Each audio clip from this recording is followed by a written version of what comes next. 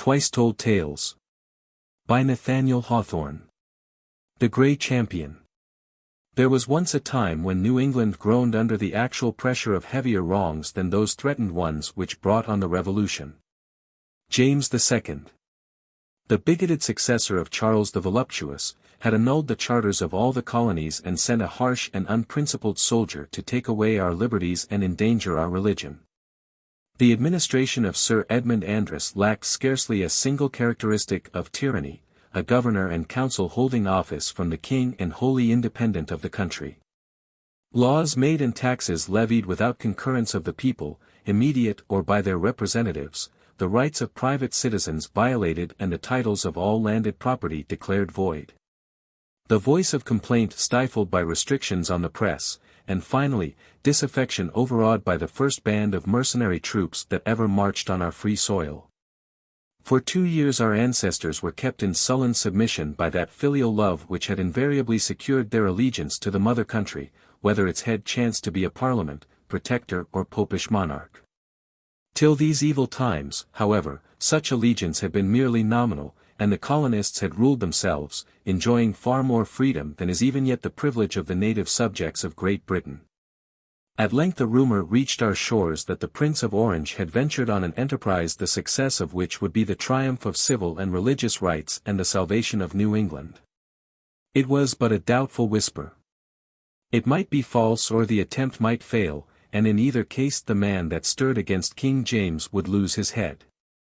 Still, the intelligence produced a marked effect. The people smiled mysteriously in the streets and threw bold glances at their oppressors, while far and wide there was a subdued and silent agitation, as if the slightest signal would rouse the whole land from its sluggish despondency. Aware of their danger, the rulers resolved to avert it by an imposing display of strength, and perhaps to confirm their despotism by yet harsher measures. One afternoon in April, 1689, Sir Edmund Andros and his favourite councillors, being warm with wine, assembled the redcoats of the governor's guard and made their appearance in the streets of Boston. The sun was near setting when the march commenced.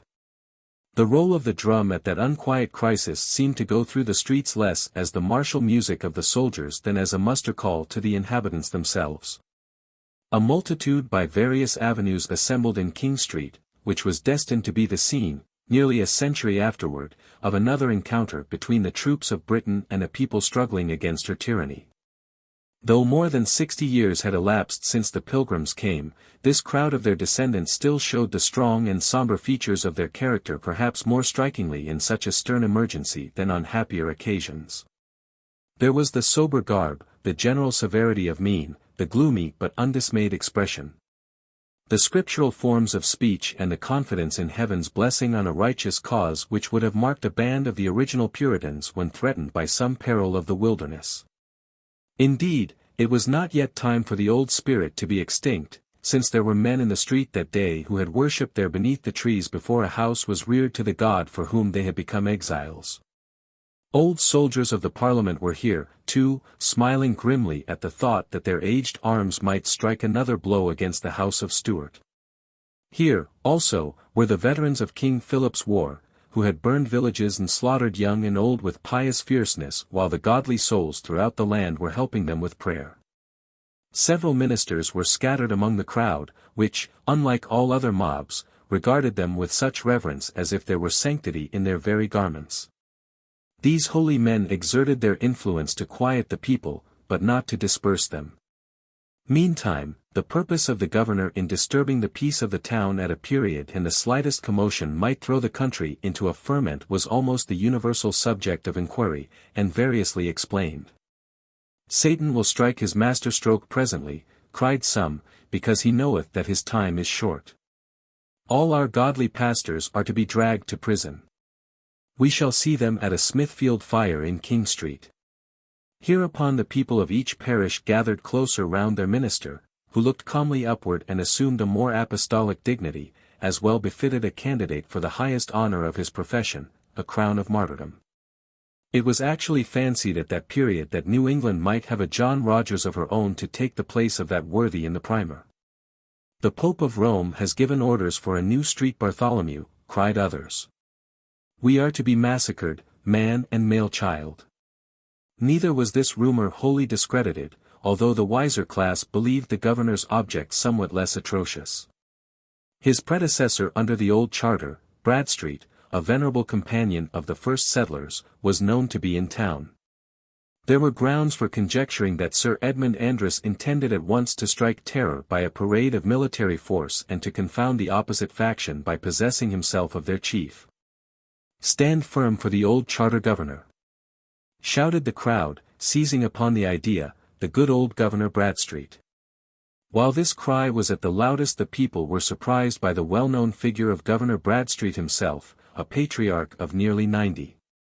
Who appeared on the elevated steps of a door and with characteristic mildness besought them to submit to the constituted authorities. "My children," concluded this venerable person, "do nothing rashly. Cry not aloud, but pray for the welfare of New England and expect patiently what the Lord will do in this matter." The event was soon to be decided. All this time the roll of the drum had been approaching through Cornhill, louder and deeper, till with reverberations from house to house and the regular tramp of martial footsteps it burst into the street. A double rank of soldiers made their appearance, occupying the whole breadth of the passage, with shouldered matchlocks and matches burning, so as to present a row of fires in the dusk. Their steady march was like the progress of a machine that would roll irresistibly over everything in its way. Next, moving slowly, with a confused clatter of hoofs on the pavement, rode a party of mounted gentlemen, the central figure being Sir Edmund Andros, elderly, but erect and soldier-like. Those around him were his favorite counsellors and the bitterest foes of New England. At his right hand rode Edward Randolph, our archenemy, that blasted wretch, as Cotton Mather calls him, who achieved the downfall of our ancient government and was followed with a sensible curse through life and to his grave. On the other side was Bullivant, scattering jests and mockery as he rode along. Dudley came behind with a downcast look, dreading, as well he might, to meet the indignant gaze of the people, who beheld him, their only countryman by birth, among the oppressors of his native land. The captain of a frigate in the harbour and 2 or 3 civil officers under the crown were also there. But the figure which most attracted the public eye and stirred up the deepest feeling was the episcopal clergyman of King's Chapel riding haughtily among the magistrates in his priestly vestments. The fitting representative of prelacy and persecution, the union of church and state, and all those abominations which had driven the Puritans to the wilderness. Another guard of soldiers, in double rank, brought up the rear. The whole scene was a picture of the condition of New England, and its moral. The deformity of any government that does not grow out of the nature of things and the character of the people, on one side the religious multitude with their sad visages and dark attire. And on the other the group of despotic rulers with the high churchmen in the midst and here and there a crucifix at their bosoms, all magnificently clad, flushed with wine, proud of unjust authority and scoffing at the universal groan. And the mercenary soldiers, waiting but the word to deluge the street with blood, showed the only means by which obedience could be secured. "O Lord of hosts," cried a voice among the crowd, "provide a champion for thy people." This ejaculation was loudly uttered, and served as a herald's cry to introduce a remarkable personage. The crowd had rolled back, and were now huddled together nearly at the extremity of the street, while the soldiers had advanced no more than a third of its length. The intervening space was empty, a paved solitude between lofty edifices which threw almost a twilight shadow over it. Suddenly there was seen the figure of an ancient man who seemed to have emerged from among the people and was walking by himself along the center of the street to confront the armed band.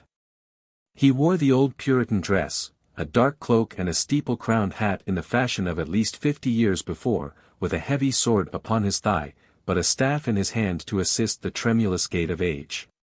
When at some distance from the multitude, the old man turned slowly round, displaying a face of antique majesty rendered doubly venerable by the hoary beard that descended on his breast. He made a gesture at once of encouragement and warning, then turned again and resumed his way. "Who is this grey patriarch?" asked the young men of their sires. "Who is this venerable brother?" asked the old men among themselves. But none could make reply.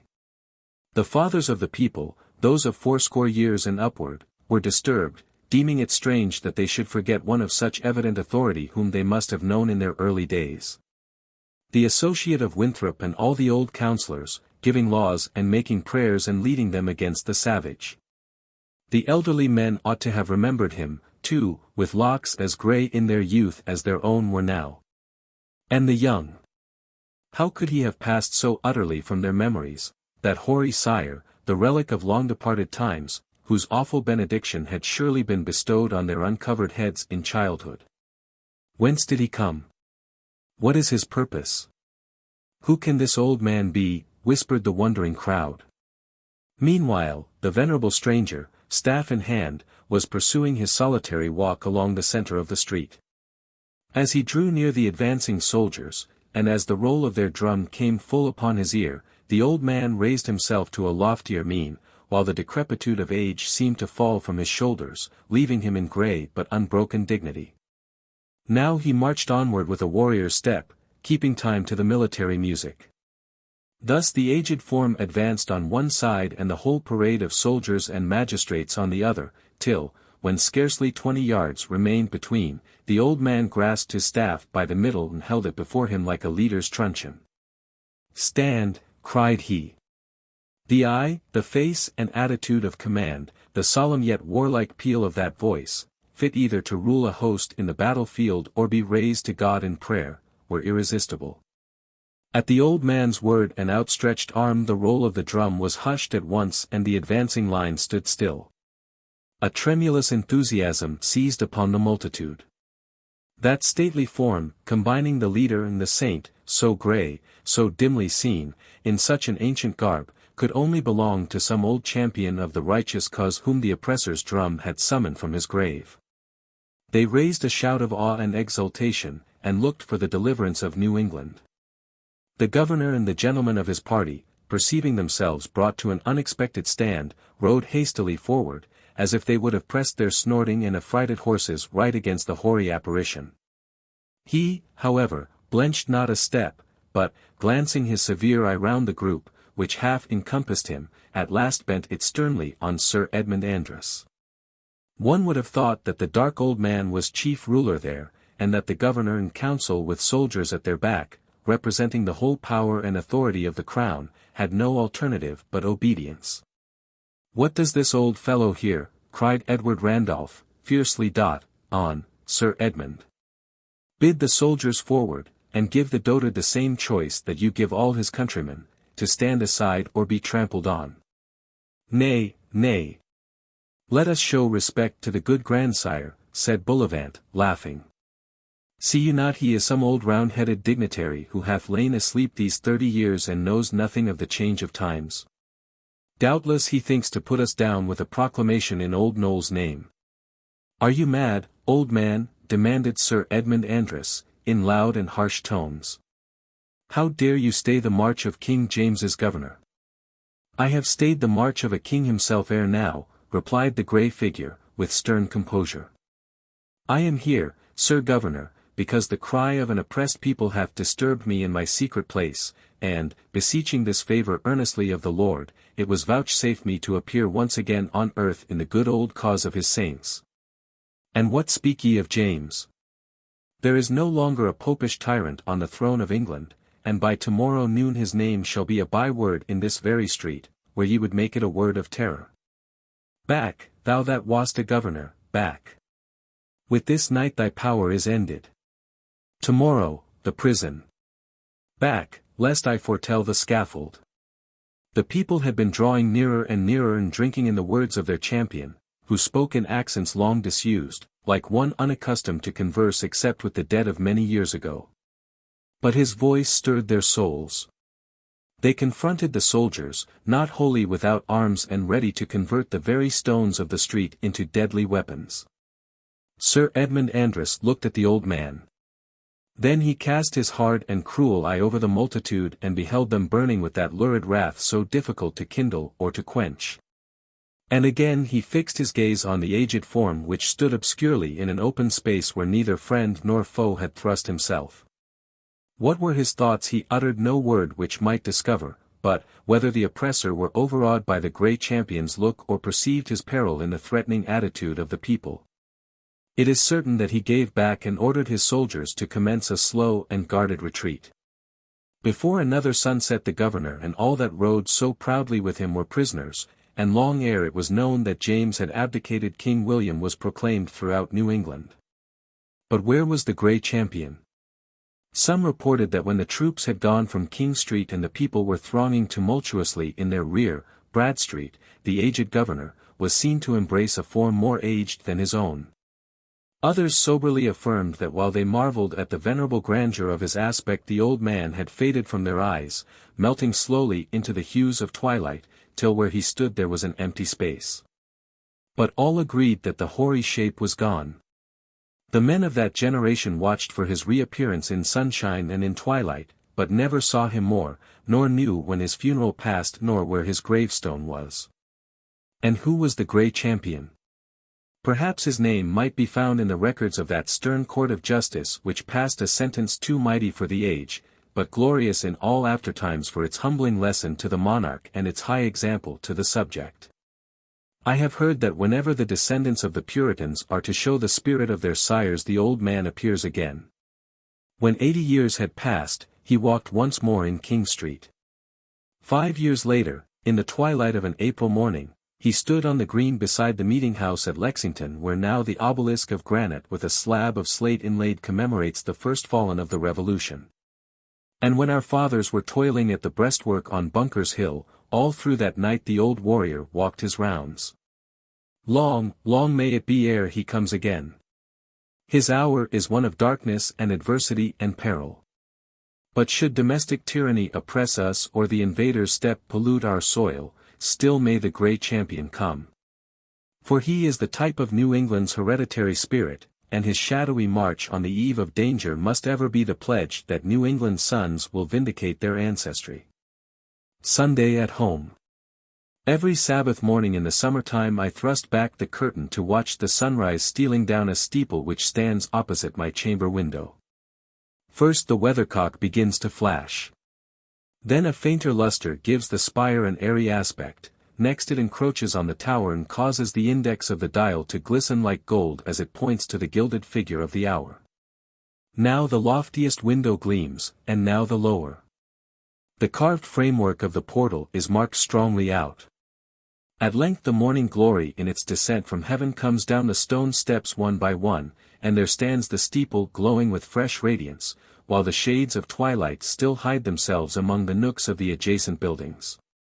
Methinks though the same sun brightens it every fair morning, yet the steeple has a peculiar robe of brightness for the Sabbath. By dwelling near a church a person soon contracts an attachment for the edifice. We naturally personify it, and conceive its massy walls and its dim emptiness to be instinct with a calm and meditative and somewhat melancholy spirit. But the steeple stands foremost in our thoughts, as well as locally. It impresses us as a giant with a mind comprehensive and discriminating enough to care for the great and small concerns of all the town. Hourly, while it speaks a moral to the few that think, it reminds thousands of busy individuals of their separate and most secret affairs. It is the steeple, too, that flings abroad the hurried and irregular accents of general alarm. Neither have gladness and festivity found a better utterance than by its tongue, and when the dead are slowly passing to their home, the steeple has a melancholy voice to bid them welcome. Yet, in spite of this connection with human interests, what a moral loneliness on weekdays broods round about its stately height. It has no kindred with the houses above which it towers. It looks down into the narrow thoroughfare, the lonelier because the crowd are elbowing their passage at its base. A glance at the body of the church deepens this impression. Within, by the light of distant windows, amid refracted shadows we discern the vacant pews and empty galleries, the silent organ, the voiceless pulpit and the clock which tells to solitude how time is passing. Time, where man lives not, what is it but eternity? And in the church, we might suppose, are garnered up throughout the week all thoughts and feelings that have reference to eternity, until the holy day comes round again to let them forth. Might not, then, its more appropriate site be in the outskirts of the town, with space for old trees to wave around it and throw their solemn shadows over a quiet green. We will say more of this hereafter.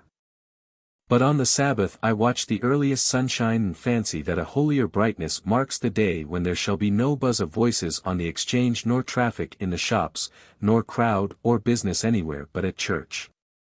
Many have fancied so. For my own part, whether I see it scattered down among tangled woods, or beaming broad across the fields, or hemmed in between brick buildings, or tracing out the figure of the casement on my chamber floor, still I recognize the Sabbath sunshine. And ever let me recognize it. Some illusions, and this among them, are the shadows of great truths. Doubts may flit around me or seem to close their evil wings and settle down. But so long as I imagine that the earth is hallowed and the light of heaven retains its sanctity on the Sabbath, while that blessed sunshine lives within me, never can my soul have lost the instinct of its faith. If it have gone astray, it will return again. I love to spend such pleasant Sabbaths from morning till night behind the curtain of my open window. Are they spent amiss? Every spot so near the church as to be visited by the circling shadow of the steeple should be deemed consecrated ground today. With stronger truth be it said that a devout heart may consecrate a den of thieves, as an evil one may convert a temple to the same. My heart, perhaps, has no such holy, nor, would fain trust, such impious, potency. It must suffice that, though my form be absent, my inner man goes constantly to church, while many whose bodily presence fills the accustomed seats have left their souls at home. But I am there even before my friend the sexton. At length he comes, a man of kindly but somber aspect, in dark grey clothes, and hair of the same mixture. He comes and applies his key to the wide portal. Now my thoughts may go in among the dusty pews or ascend the pulpit without sacrilege, but soon come forth again to enjoy the music of the bell. How glad, yet solemn too! All the steeples in town are talking together aloft in the sunny air and rejoicing among themselves while their spires point heavenward. Meantime, here are the children assembling to the Sabbath school, which is kept somewhere within the church. Often, while looking at the arched portal, I have been gladdened by the sight of a score of these little girls and boys in pink, blue, yellow and crimson frocks bursting suddenly forth into the sunshine like a swarm of gay butterflies that had been shut up in the solemn gloom. Or I might compare them to cherubs haunting that holy place. About a quarter of an hour before the second ringing of the bell individuals of the congregation begin to appear. The earliest is invariably an old woman in black whose bent frame and rounded shoulders are evidently laden with some heavy affliction which she is eager to rest upon the altar. Would that the Sabbath came twice as often, for the sake of that sorrowful old soul. There is an elderly man, also, who arrives in good season and leans against the corner of the tower, just within the line of its shadow, looking downward with a darksome brow. I sometimes fancy that the old woman is the happier of the two. After these, others drop in singly and by twos and threes, either disappearing through the doorway or taking their stand in its vicinity. At last, and always with an unexpected sensation, the bell turns in the steeple overhead and throws out an irregular clangor, jarring the tower to its foundation. As if there were magic in the sound, the sidewalks of the street, both up and down along, are immediately thronged with two long lines of people, all converging hitherward and streaming into the church. Perhaps the far-off roar of a coach draws nearer, a deeper thunder by its contrast with the surrounding stillness, until it sets down the wealthy worshippers at the portal among their humblest brethren. Beyond that entrance, in theory, at least, there are no distinctions of earthly rank, nor, indeed, by the goodly apparel which is flaunting in the sun would there seem to be such on the hither side. Those pretty girls! Why will they disturb my pious meditations? Of all days in the week, they should strive to look least fascinating on the Sabbath, instead of heightening their mortal loveliness, as if to rival the blessed angels and keep our thoughts from heaven. Were I the minister himself, I must needs look. One girl is white muslin from the waist upward and black silk downward to her slippers, a second blushes from top knot to shoe tie, one universal scarlet. Another shines of a pervading yellow, as if she had made a garment of the sunshine. The greater part, however, have adopted a milder cheerfulness of hue. Their veils, especially when the wind raises them, give a lightness to the general effect and make them appear like airy phantoms as they flit up the steps and vanish into the somber doorway. Nearly all, though it is very strange that I should know it, wear white stockings, white as snow, and neat slippers laced crosswise with black ribbon pretty high above the ankles. A white stocking is infinitely more effective than a black one. Here comes the clergyman, slow and solemn, in severe simplicity, needing no black silk gown to denote his office. His aspect claims my reverence, but cannot win my love. Were I to picture St. Peter keeping fast the gate of heaven and frowning, more stern than pitiful, on the wretched applicants, that face should be my study. By middle age, or sooner, the creed has generally wrought upon the heart or been attempered by it. As the minister passes into the church, the bell holds its iron tongue and all the low murmur of the congregation dies away. The grey sexton looks up and down the street and then at my window curtain, where through the small peephole I half fancy that he has caught my eye. Now every loiterer has gone in and the street lies asleep in the quiet sun, while a feeling of loneliness comes over me, and brings also an uneasy sense of neglected privileges and duties. Oh, I ought to have gone to church. The bustle of the rising congregation reaches my ears. They are standing up to pray. Could I bring my heart into unison with those who are praying in yonder church and lift it heavenward with a fervor of supplication, but no distinct request, would not that be the safest kind of prayer? Lord, look down upon me in mercy. With that sentiment gushing from my soul, might I not leave all the rest to him? Hark! The hymn. This, at least, is a portion of the service which I can enjoy better than if I sat within the walls, where the full choir and the massive melody of the organ would fall with a weight upon me.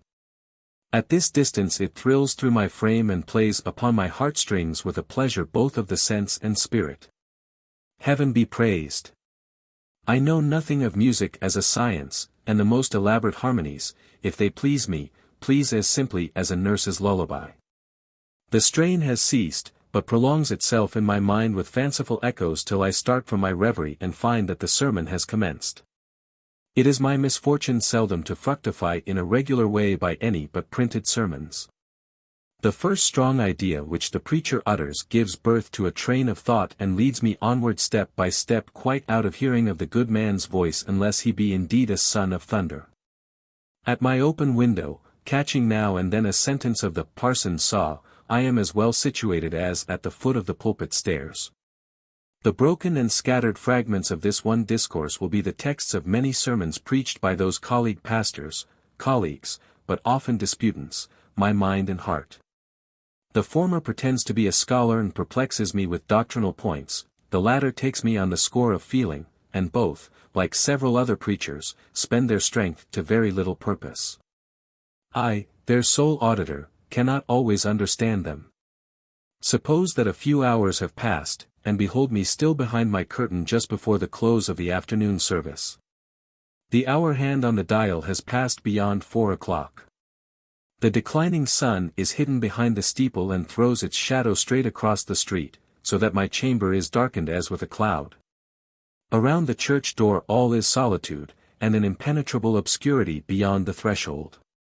A commotion is heard. The seats are slammed down and the pew doors thrown back, a multitude of feet are trampling along the unseen aisles, and the congregation bursts suddenly through the portal.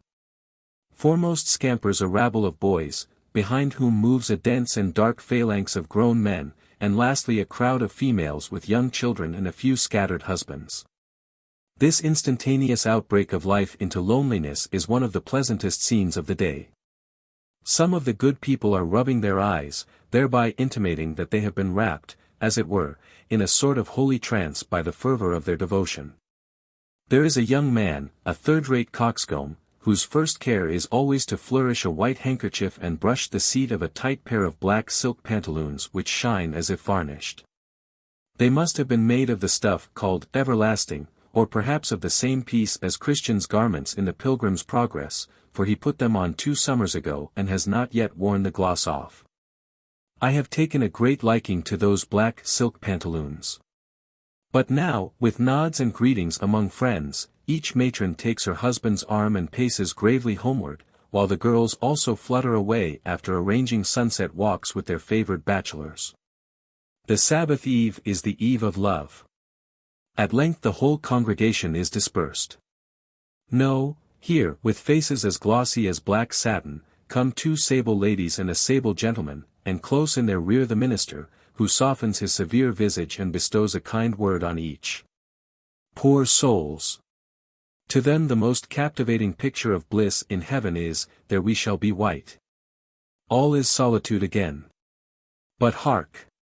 A broken warbling of voices, and now, attuning its grandeur to their sweetness, a stately peal of the organ. Who are the choristers? Let me dream that the angels who came down from heaven this blessed morn to blend themselves with the worship of the truly good are playing and singing their farewell to the earth. On the wings of that rich melody they were borne upward. This, gentle reader, is merely a flight of poetry. A few of the singing men and singing women had lingered behind their fellows and raised their voices fitfully and blew a careless note upon the organ. Yet it lifted my soul higher than all their former strains. They are gone, the sons and daughters of music, and the grey sexton is just closing the portal. For 6 days more there will be no face of man in the pews and aisles and galleries, nor a voice in the pulpit, nor music in the choir. Was it worth while to rear this massive edifice to be a desert in the heart of the town and populous only for a few hours of each seventh day? Oh, but the church is a symbol of religion. May its site, which was consecrated on the day when the first tree was felled, be kept holy forever, a spot of solitude and peace amid the trouble and vanity of our weekday world. There is a moral, and a religion too, even in the silent walls. And may the steeple still point heavenward and be decked with the hallowed sunshine of the Sabbath morn. The wedding knell. There is a certain church, in the city of New York which I have always regarded with peculiar interest on account of a marriage there solemnized under very singular circumstances in my grandmother's girlhood. That venerable lady chanced to be a spectator of the scene, and ever after made it her favorite narrative. Whether the edifice now standing on the same site be the identical one to which she referred I am not antiquarian enough to know, nor would it be worth while to correct myself, perhaps, of an agreeable error by reading the date of its erection on the tablet over the door. It is a stately church surrounded by an enclosure of the loveliest green, within which appear urns, pillars, obelisks, and other forms of monumental marble, the tributes of private affection or more splendid memorials of historic dust. With such a place, though the tumult of the city rolls beneath its tower, one would be willing to connect some legendary interest. The marriage might be considered as the result of an early engagement, though there had been 2 intermediate weddings on the lady's part and 40 years of celibacy on that of the gentleman. At 65 Mr. Ellenwood was a shy but not quite a secluded man, selfish, like all men who brood over their own hearts, yet manifesting on rare occasions a vein of generous sentiment. A scholar throughout life, though always an indolent one, because his studies had no definite object either of public advantage or personal ambition. A gentleman, high-bred and fastidiously delicate, yet sometimes requiring a considerable relaxation in his behalf of the common rules of society. In truth, there were so many anomalies in his character, and, though shrinking with diseased sensibility from public notice, it had been his fatality so often to become the topic of the day by some wild eccentricity of conduct, that people searched his lineage for a hereditary taint of insanity. But there was no need of this. His caprices had their origin in a mind that lacked the support of an engrossing purpose, and in feelings that preyed upon themselves for want of other food. If he were mad, it was the consequence, and not the cause, of an aimless and abortive life. The widow was as complete a contrast to her third bridegroom in everything but age as can well be conceived. Compelled to relinquish her first engagement, she had been united to a man of twice her own years, to whom she became an exemplary wife, and by whose death she was left in possession of a splendid fortune. A Southern gentleman considerably younger than herself succeeded to her hand and carried her to Charleston, where after many uncomfortable years she found herself again a widow. It would have been singular if any uncommon delicacy of feeling had survived through such a life as Mrs. Dabney's. It could not but be crushed and killed by her early disappointment, the cold duty of her first marriage, the dislocation of the heart's principles consequent on a second union, and the unkindness of her Southern husband, which had inevitably driven her to connect the idea of his death with that of her comfort. To be brief, she was that wisest but unloveliest variety of woman, a philosopher, bearing troubles of the heart with equanimity, dispensing with all that should have been her happiness and making the best of what remained. Sage in most matters, the widow was perhaps the more amiable for the one frailty that made her ridiculous. Being childless, she could not remain beautiful by proxy in the person of a daughter. She therefore refused to grow old and ugly on any consideration. She struggled with time, and held fast her roses in spite of him, till the venerable thief appeared to have relinquished the spoil as not worth the trouble of acquiring it. The approaching marriage of this woman of the world with such an unworldly man as Mr. Ellenwood was announced soon after Mrs. Dabney's return to her native city. Superficial observers, and deeper ones, seem to concur in supposing that the lady must have borne no inactive part in arranging the affair. There were considerations of expediency which she would be far more likely to appreciate than Mr. Ellenwood, and there was just the specious phantom of sentiment and romance in this late union of two early lovers which sometimes makes a fool of a woman who has lost her true feelings among the accidents of life. All the wonder was how the gentleman, with his lack of worldly wisdom and agonizing consciousness of ridicule, could have been induced to take a measure at once so prudent and so laughable. But while people talked, the wedding day arrived. The ceremony was to be solemnized according to the Episcopalian forms and in open church, with a degree of publicity that attracted many spectators, who occupied the front seats of the galleries and the pews near the altar and along the broad aisle. It had been arranged, or possibly it was the custom of the day, that the parties should proceed separately to church. By some accident the bridegroom was a little less punctual than the widow and her bridal attendants, with whose arrival, after this tedious but necessary preface, the action of our tale may be said to commence. The clumsy wheels of several old-fashioned coaches were heard, and the gentlemen and ladies composing the bridal party came through the church door with the sudden and gladsome effect of a burst of sunshine. The whole group, except the principal figure, was made up of youth and gaiety.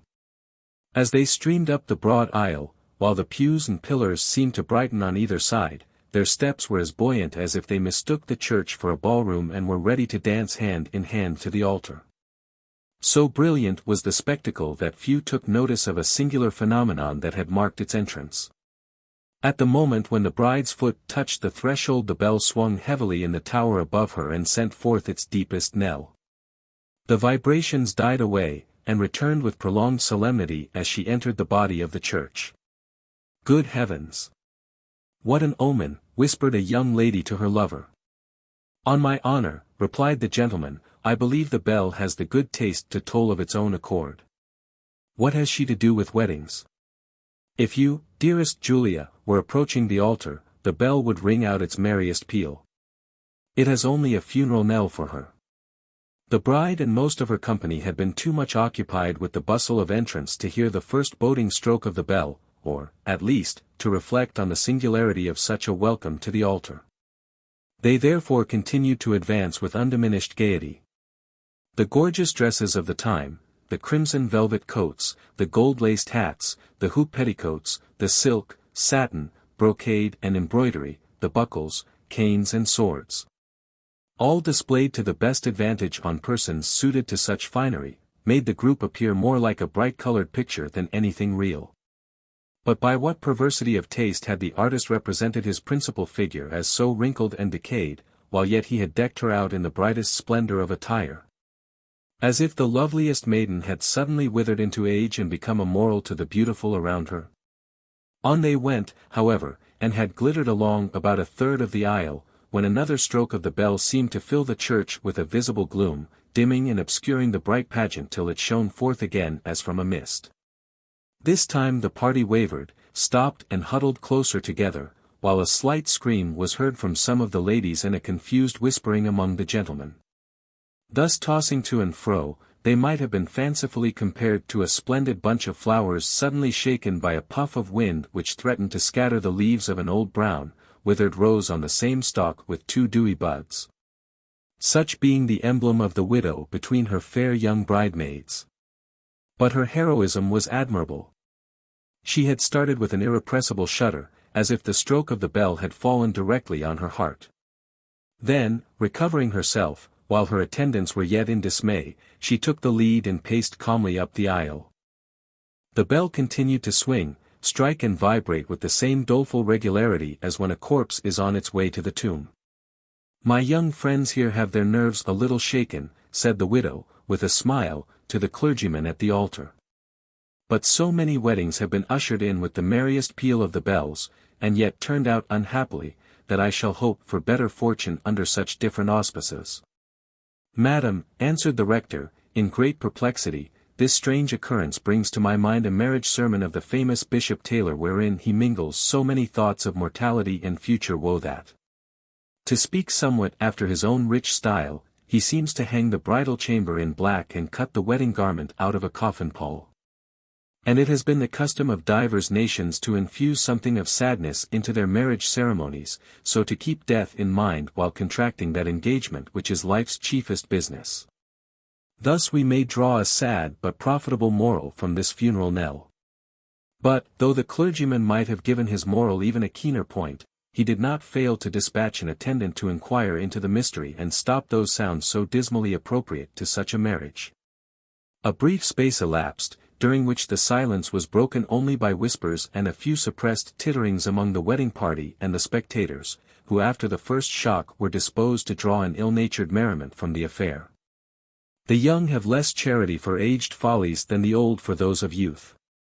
The widow's glance was observed to wander for an instant toward a window of the church, as if searching for the time-worn marble that she had dedicated to her first husband.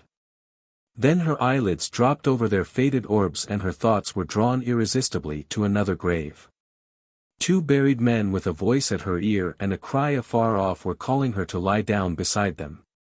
Perhaps, with momentary truth of feeling, she thought how much happier had been her fate if, after years of bliss, the bell were now tolling for her funeral and she were followed to the grave by the old affection of her earliest lover.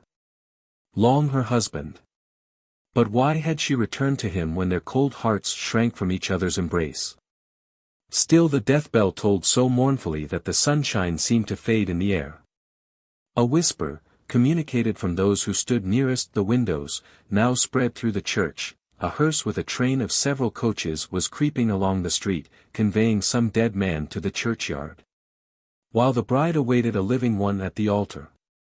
Immediately after, the footsteps of the bridegroom and his friends were heard at the door. The widow looked down the aisle and clenched the arm of one of her bridesmaids in her bony hand with such unconscious violence that the fair girl trembled. "You frighten me, my dear madam," cried she. "For heaven's sake, what is the matter?" "Nothing, my dear, nothing," said the widow, then, whispering close to her ear, "there is a foolish fancy that I cannot get rid of. I am expecting my bridegroom to come into the church with my two first husbands for groomsmen." "Look! Look!" screamed the bridemaid. "What is here?" "The funeral." As she spoke a dark procession paced into the church. First came an old man and woman, like chief mourners at a funeral, attired from head to foot in the deepest black, all but their pale features and hoary hair, he leaning on a staff and supporting her decrepit form with his nerveless arm. Behind appeared another and another pair, as aged, as black and mournful as the first. As they drew near, the widow recognized in every face some trait of former friends long forgotten, but now returning as if from their old graves to warn her to prepare a shroud, or, with purpose almost as unwelcome, to exhibit their wrinkles and infirmity and claim her as their companion by the tokens of her own decay. Many a merry night had she danced with them in youth, and now in joyless age she felt that some withered partner should request her hand and all unite in a dance of death to the music of the funeral bell. While these aged mourners were passing up the aisle, it was observed that from pew to pew the spectators shuddered with irrepressible awe as some object hitherto concealed by the intervening figures came full in sight. Many turned away their faces. Others kept a fixed and rigid stare, and a young girl giggled hysterically and fainted with the laughter on her lips. When the spectral procession approached the altar, each couple separated and slowly diverged, till in the center appeared a form that had been worthily ushered in with all this gloomy pomp, the death knell and the funeral. It was the bridegroom in his shroud. No garb but that of the grave could have befitted such a death-like aspect. The eyes, indeed, had the wild gleam of a sepulchral lamp, all else was fixed in the stern calmness which old men wear in the coffin. The corpse stood motionless, but addressed the widow in accents that seemed to melt into the clang of the bell, which fell heavily on the air while he spoke. "Come, my bride," said those pale lips. "The hearse is ready. The sexton stands waiting for us at the door of the tomb. Let us be married, and then to our coffins." How shall the widow's horror be represented? It gave her the ghastliness of a dead man's bride. Her youthful friends stood apart, shuddering at the mourners, the shrouded bridegroom and herself.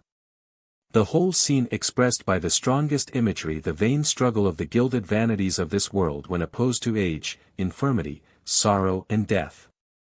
The awestruck silence was first broken by the clergyman. "Mr. Ellenwood," said he, soothingly, yet with somewhat of authority, "you are not well. Your mind has been agitated by the unusual circumstances in which you are placed. The ceremony must be deferred. As an old friend, let me entreat you to return home." "Home, yes, but not without my bride," answered he, in the same hollow accents. "You deem this mockery, perhaps madness. Had I bedizened my aged and broken frame with scarlet and embroidery, had I forced my withered lips to smile at my dead heart, that might have been mockery or madness. But now let young and old declare which of us has come hither without a wedding garment, the bridegroom or the bride." He stepped forward at a ghostly pace and stood beside the widow, contrasting the awful simplicity of his shroud with the glare and glitter in which she had arrayed herself for this unhappy scene. None that beheld them could deny the terrible strength of the moral which his disordered intellect had contrived to draw. "Cruel! Cruel!" groaned the heart-stricken bride. "Cruel," repeated he. Then, losing his death-like composure in a wild bitterness, "Heaven judge which of us has been cruel to the other. In youth you deprived me of my happiness, my hopes, my aims. You took away all the substance of my life and made it a dream without reality enough even to grieve at, with only a pervading gloom, through which I walked wearily and cared not whither. But after 40 years, when I have built my tomb and would not give up the thought of resting there, no, not for such a life as we once pictured, you call me to the altar. At your summons I am here. But other husbands have enjoyed your youth, your beauty, your warmth of heart and all that could be termed your life. What is there for me but your decay and death? And therefore I have bidden these funeral friends, and bespoken the sexton's deepest knell, and am come in my shroud to wed you as with a burial service, that we may join our hands at the door of the sepulchre and enter it together. It was not frenzy, it was not merely the drunkenness of strong emotion in a heart unused to it, that now wrought upon the bride. The stern lesson of the day had done its work, her worldliness was gone. She seized the bridegroom's hand. "Yes," cried she, "let us wed even at the door of the sepulchre. My life is gone in vanity and emptiness, but at its close there is one true feeling. It has made me what I was in youth, it makes me worthy of you. Time is no more for both of us. Let us wed for eternity." With a long and deep regard the bridegroom looked into her eyes, while a tear was gathering in his own. How strange that gush of human feeling from the frozen bosom of a corpse. He wiped away the tear, even with his shroud. "Beloved of my youth," said he, "I have been wild. The despair of my whole lifetime had returned at once and maddened me. Forgive and be forgiven. Yes, it is evening with us now, and we have realized none of our morning dreams of happiness. But let us join our hands before the altar as lovers whom adverse circumstances have separated through life, yet who meet again as they are leaving it and find their earthly affection changed into something holy as religion. And what is time to the married of eternity? Amid the tears of many and a swell of exalted sentiment in those who felt aright was solemnized the union of two immortal souls. The train of withered mourners, the hoary bridegroom in his shroud, the pale features of the aged bride and the death bell tolling through the whole till its deep voice overpowered the marriage words, all marked the funeral of earthly hopes. But as the ceremony proceeded, the organ, as if stirred by the sympathies of this impressive scene, poured forth an anthem, first mingling with the dismal knell, then rising to a loftier strain, till the soul looked down upon its woe. And when the awful rite was finished and with cold hand in cold hand the married of eternity withdrew, the organ's peal of solemn triumph drowned the wedding knell. The minister's black veil. A parable. The sexton stood in the porch of Milford Meeting House pulling lustily at the bell rope.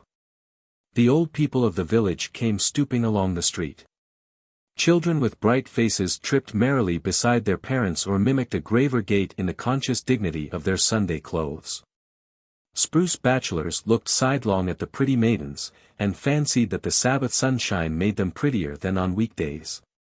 When the throng had mostly streamed into the porch, the sexton began to toll the bell, keeping his eye on the Reverend Mr. Hooper's door. The first glimpse of the clergyman's figure was the signal for the bell to cease its summons. "But what has good Parson Hooper got upon his face?" cried the sexton, in astonishment. All within hearing immediately turned about and beheld the semblance of Mr. Hooper pacing slowly his meditative way toward the meeting-house. With one accord they started, expressing more wonder than if some strange minister were coming to dust the cushions of Mr. Hooper's pulpit. "Are you sure it is our parson?" inquired Goodman Gray of the sexton. "Of a certainty it is good Mr. Hooper," replied the sexton. He was to have exchanged pulpits with Parson Shute of Westbury, but Parson Shute sent to excuse himself yesterday, being to preach a funeral sermon. The cause of so much amazement may appear sufficiently slight. Mr. Hooper, a gentlemanly person of about 30, though still a bachelor, was dressed with due clerical neatness, as if a careful wife had starched his band and brushed the weekly dust from his Sunday's garb. There was but one thing remarkable in his appearance. Swathed about his forehead and hanging down over his face, so low as to be shaken by his breath, Mr. Hooper had on a black veil. On a nearer view it seemed to consist of 2 folds of crape, which entirely concealed his features except the mouth and chin, but probably did not intercept his sight further than to give a darkened aspect to all living and inanimate things. With this gloomy shade before him good Mr. Hooper walked onward at a slow and quiet pace, stooping somewhat and looking on the ground, as is customary with abstracted men, yet nodding kindly to those of his parishioners who still waited on the meeting-house steps. But so wonderstruck were they that his greeting hardly met with a return. "I can't really feel as if good Mr. Hooper's face was behind that piece of crape," said the sexton. "I don't like it," muttered an old woman as she hobbled into the meeting-house. "He has changed himself into something awful only by hiding his face." "Our parson has gone mad," cried Goodman Gray, following him across the threshold. A rumor of some unaccountable phenomenon had preceded Mr. Hooper into the meeting-house and set all the congregation astir. Few could refrain from twisting their heads toward the door, many stood upright and turned directly about. While several little boys clambered upon the seats, and came down again with a terrible racket.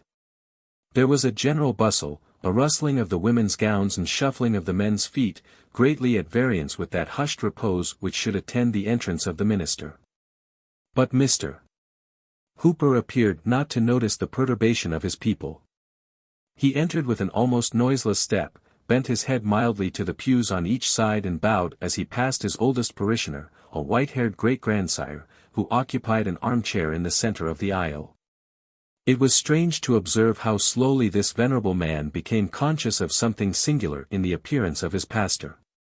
He seemed not fully to partake of the prevailing wonder till Mr.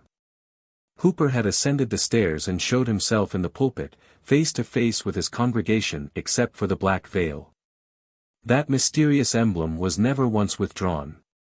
It shook with his measured breath as he gave out the psalm, it threw its obscurity between him and the holy page as he read the scriptures, and while he prayed the veil lay heavily on his uplifted countenance. Did he seek to hide it from the dread being whom he was addressing? Such was the effect of this simple piece of crape that more than one woman of delicate nerves was forced to leave the meeting-house. Yet perhaps the pale-faced congregation was almost as fearful a sight to the minister as his black veil to them. Mr. Hooper had the reputation of a good preacher, but not an energetic one. He strove to win his people heavenward by mild, persuasive influences rather than to drive them thither by the thunders of the word. The sermon which he now delivered was marked by the same characteristics of style and manner as the general series of his pulpit oratory. But there was something either in the sentiment of the discourse itself or in the imagination of the auditors which made it greatly the most powerful effort that they had ever heard from their pastor's lips. It was tinged rather more darkly than usual with the gentle gloom of Mr. Hooper's temperament. The subject had reference to secret sin and those sad mysteries which we hide from our nearest and dearest, and would fain conceal from our own consciousness, even forgetting that the Omniscient can detect them. A subtle power was breathed into his words. Each member of the congregation, the most innocent girl and the man of hardened breast, felt as if the preacher had crept upon them behind his awful veil and discovered their hoarded iniquity of deed or thought. Many spread their clasped hands on their bosoms. There was nothing terrible in what Mr. Hooper said, at least, no violence, and yet with every tremor of his melancholy voice the hearers quaked. An unsought pathos came hand in hand with awe. So sensible were the audience of some unwanted attribute in their minister that they longed for a breath of wind to blow aside the veil, almost believing that a stranger's visage would be discovered, though the form, gesture and voice were those of Mr. Hooper. At the close of the services the people hurried out with indecorous confusion, eager to communicate their pent-up amazement, and conscious of lighter spirits the moment they lost sight of the black veil. Some gathered in little circles, huddled closely together, with their mouths all whispering in the center. Some went homeward alone, wrapped in silent meditation. Some talked loudly and profaned the Sabbath day with ostentatious laughter. A few shook their sagacious heads, intimating that they could penetrate the mystery, while one or two affirmed that there was no mystery at all, but only that Mr. Hooper's eyes were so weakened by the midnight lamp as to require a shade. After a brief interval forth came good Mr. Hooper also, in the rear of his flock. Turning his veiled face from one group to another, he paid due reverence to the hoary heads, saluted the middle-aged with kind dignity as their friend and spiritual guide, greeted the young with mingled authority and love, and laid his hands on the little children's heads to bless them. Such was always his custom on the Sabbath day. Strange and bewildered looks repaid him for his courtesy. None, as on former occasions, aspired to the honor of walking by their pastor's side. Old Squire Saunders, doubtless by an accidental lapse of memory, neglected to invite Mr. Hooper to his table, where the good clergyman had been wont to bless the food almost every Sunday since his settlement. He returned, therefore, to the parsonage, and at the moment of closing the door was observed to look back upon the people, all of whom had their eyes fixed upon the minister. A sad smile gleamed faintly from beneath the black veil and flickered about his mouth, glimmering as he disappeared. "How strange," said a lady, "that a simple black veil, such as any woman might wear on her bonnet, should become such a terrible thing on Mr. Hooper's face. Something must surely be amiss with Mr. Hooper's intellects," observed her husband, the physician of the village. But the strangest part of the affair is the effect of this vagary even on a sober-minded man like myself. The black veil, though it covers only our pastor's face, throws its influence over his whole person and makes him ghost-like from head to foot. Do you not feel it so? Truly do I, replied the lady, and I would not be alone with him for the world. I wonder he is not afraid to be alone with himself. Men sometimes are so, said her husband. The afternoon service was attended with similar circumstances. At its conclusion the bell tolled for the funeral of a young lady. The relatives and friends were assembled in the house and the more distant acquaintances stood about the door, speaking of the good qualities of the deceased, when their talk was interrupted by the appearance of Mr. Hooper, still covered with his black veil. It was now an appropriate emblem. The clergyman stepped into the room where the corpse was laid, and bent over the coffin to take a last farewell of his deceased parishioner. As he stooped the veil hung straight down from his forehead, so that, if her eyelids had not been closed for ever, the dead maiden might have seen his face. Could Mr. Hooper be fearful of her glance, that he so hastily caught back the black veil? A person who watched the interview between the dead and living scrupled not to affirm that at the instant when the clergyman's features were disclosed the corpse had slightly shuddered, rustling the shroud and muslin cap, though the countenance retained the composure of death. A superstitious old woman was the only witness of this prodigy. From the coffin Mr. Hooper passed into the chamber of the mourners, and thence to the head of the staircase, to make the funeral prayer. It was a tender and heart-dissolving prayer, full of sorrow, yet so imbued with celestial hopes that the music of a heavenly harp swept by the fingers of the dead seemed faintly to be heard among the saddest accents of the minister. The people trembled, though they but darkly understood him, when he prayed that they and himself, and all of mortal race, might be ready, as he trusted this young maiden had been, for the dreadful hour that should snatch the veil from their faces.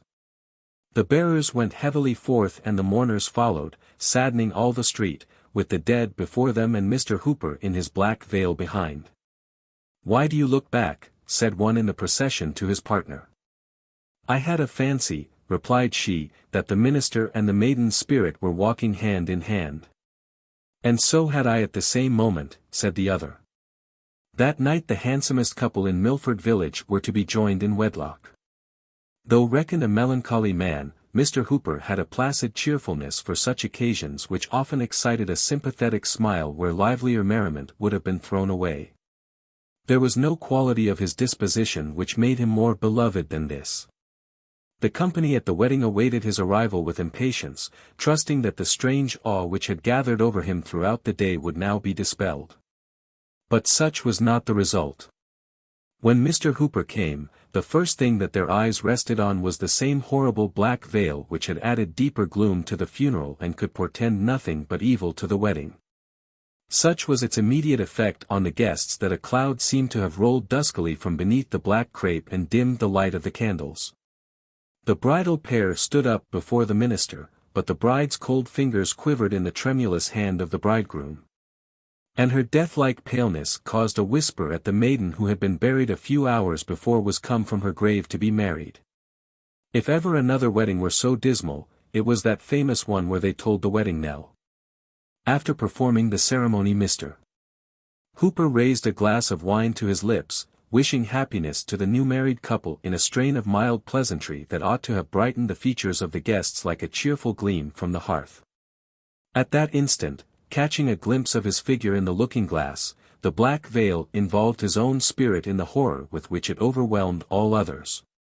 His frame shuddered, his lips grew white, he spilt the untasted wine upon the carpet and rushed forth into the darkness, for the earth too had on her black veil. The next day the whole village of Milford talked of little else than Parson Hooper's black veil. That, and the mystery concealed behind it, supplied a topic for discussion between acquaintances meeting in the street and good women gossiping at their open windows. It was the first item of news that the tavern keeper told to his guests. The children babbled of it on their way to school. One imitative little imp covered his face with an old black handkerchief, thereby so affrighting his playmates that the panic seized himself and he well-nigh lost his wits by his own waggery. It was remarkable that, of all the busybodies and impertinent people in the parish, not one ventured to put the plain question to Mr. Hooper wherefore he did this thing. Hitherto, whenever there appeared the slightest call for such interference, he had never lacked advisers nor shown himself averse to be guided by their judgment. If he erred at all, it was by so painful a degree of self-distrust that even the mildest censure would lead him to consider an indifferent action as a crime. Yet, though so well acquainted with this amiable weakness, no individual among his parishioners chose to make the black veil a subject of friendly remonstrance. There was a feeling of dread, neither plainly confessed nor carefully concealed, which caused each to shift the responsibility upon another, till at length it was found expedient to send a deputation of the church, in order to deal with Mr. Hooper about the mystery before it should grow into a scandal. Never did an embassy so ill discharge its duties. The minister received them with friendly courtesy, but became silent after they were seated, leaving to his visitors the whole burden of introducing their important business. The topic, it might be supposed, was obvious enough. There was the black veil swathed round Mr. Hooper's forehead and concealing every feature above his placid mouth, on which, at times, they could perceive the glimmering of a melancholy smile. But that piece of crape, to their imagination, seemed to hang down before his heart, the symbol of a fearful secret between him and them. Were the veil but cast aside, they might speak freely of it, but not till then. Thus they sat a considerable time, speechless, confused and shrinking uneasily from Mr. Hooper's eye, which they felt to be fixed upon them with an invisible glance. Finally, the deputies returned abashed to their constituents, pronouncing the matter too weighty to be handled except by a council of the churches, if, indeed, it might not require a general synod. But there was one person in the village unappalled by the awe with which the black veil had impressed all besides herself.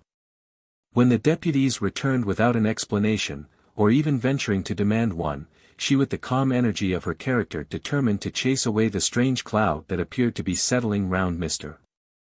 Hooper every moment more darkly than before. As his plighted wife it should be her privilege to know what the black veil concealed. At the minister's first visit, therefore, she entered upon the subject with a direct simplicity which made the task easier both for him and her. After he had seated himself she fixed her eyes steadfastly upon the veil, but could discern nothing of the dreadful gloom that had so overawed the multitude. It was but a double fold of crape hanging down from his forehead to his mouth and slightly stirring with his breath.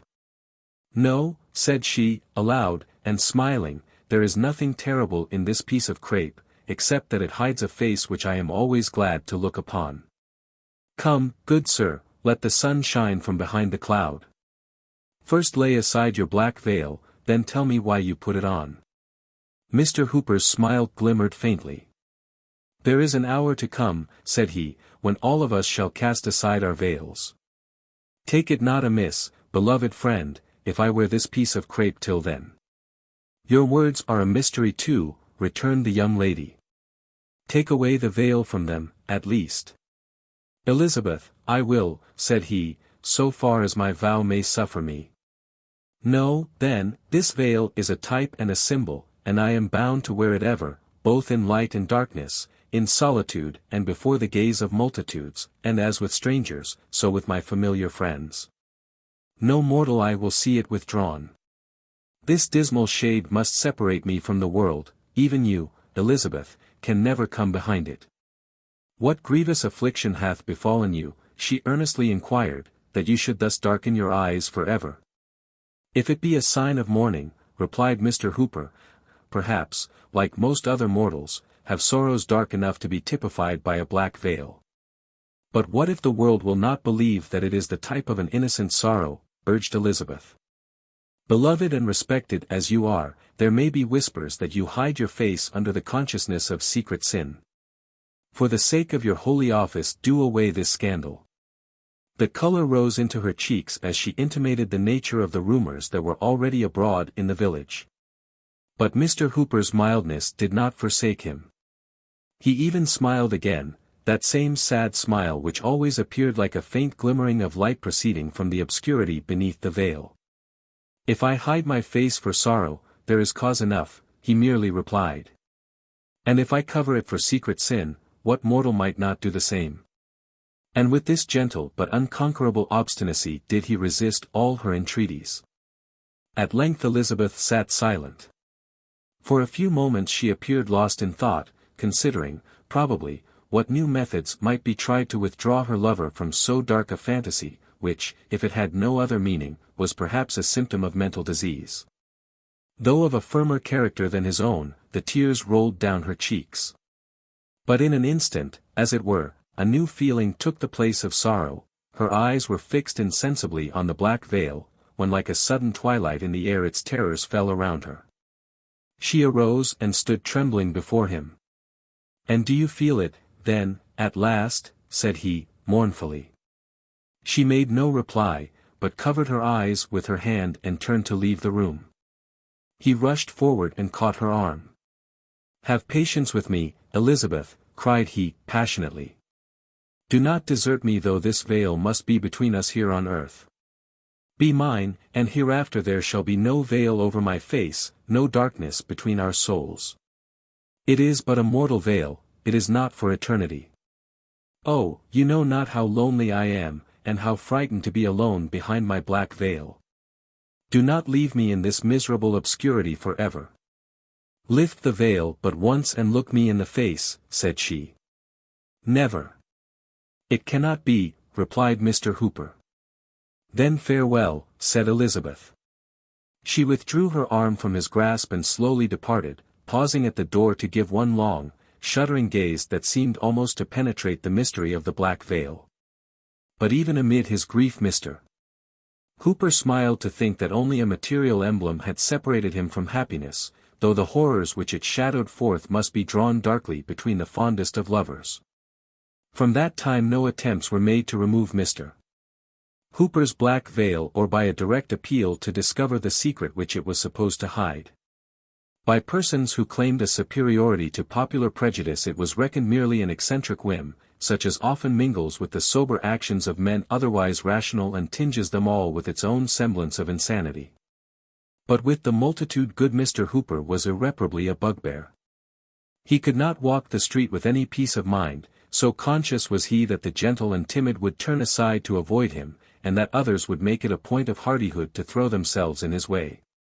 The impertinence of the latter class compelled him to give up his customary walk at sunset to the burial ground, for when he leaned pensively over the gate, there would always be faces behind the gravestones peeping at his black veil.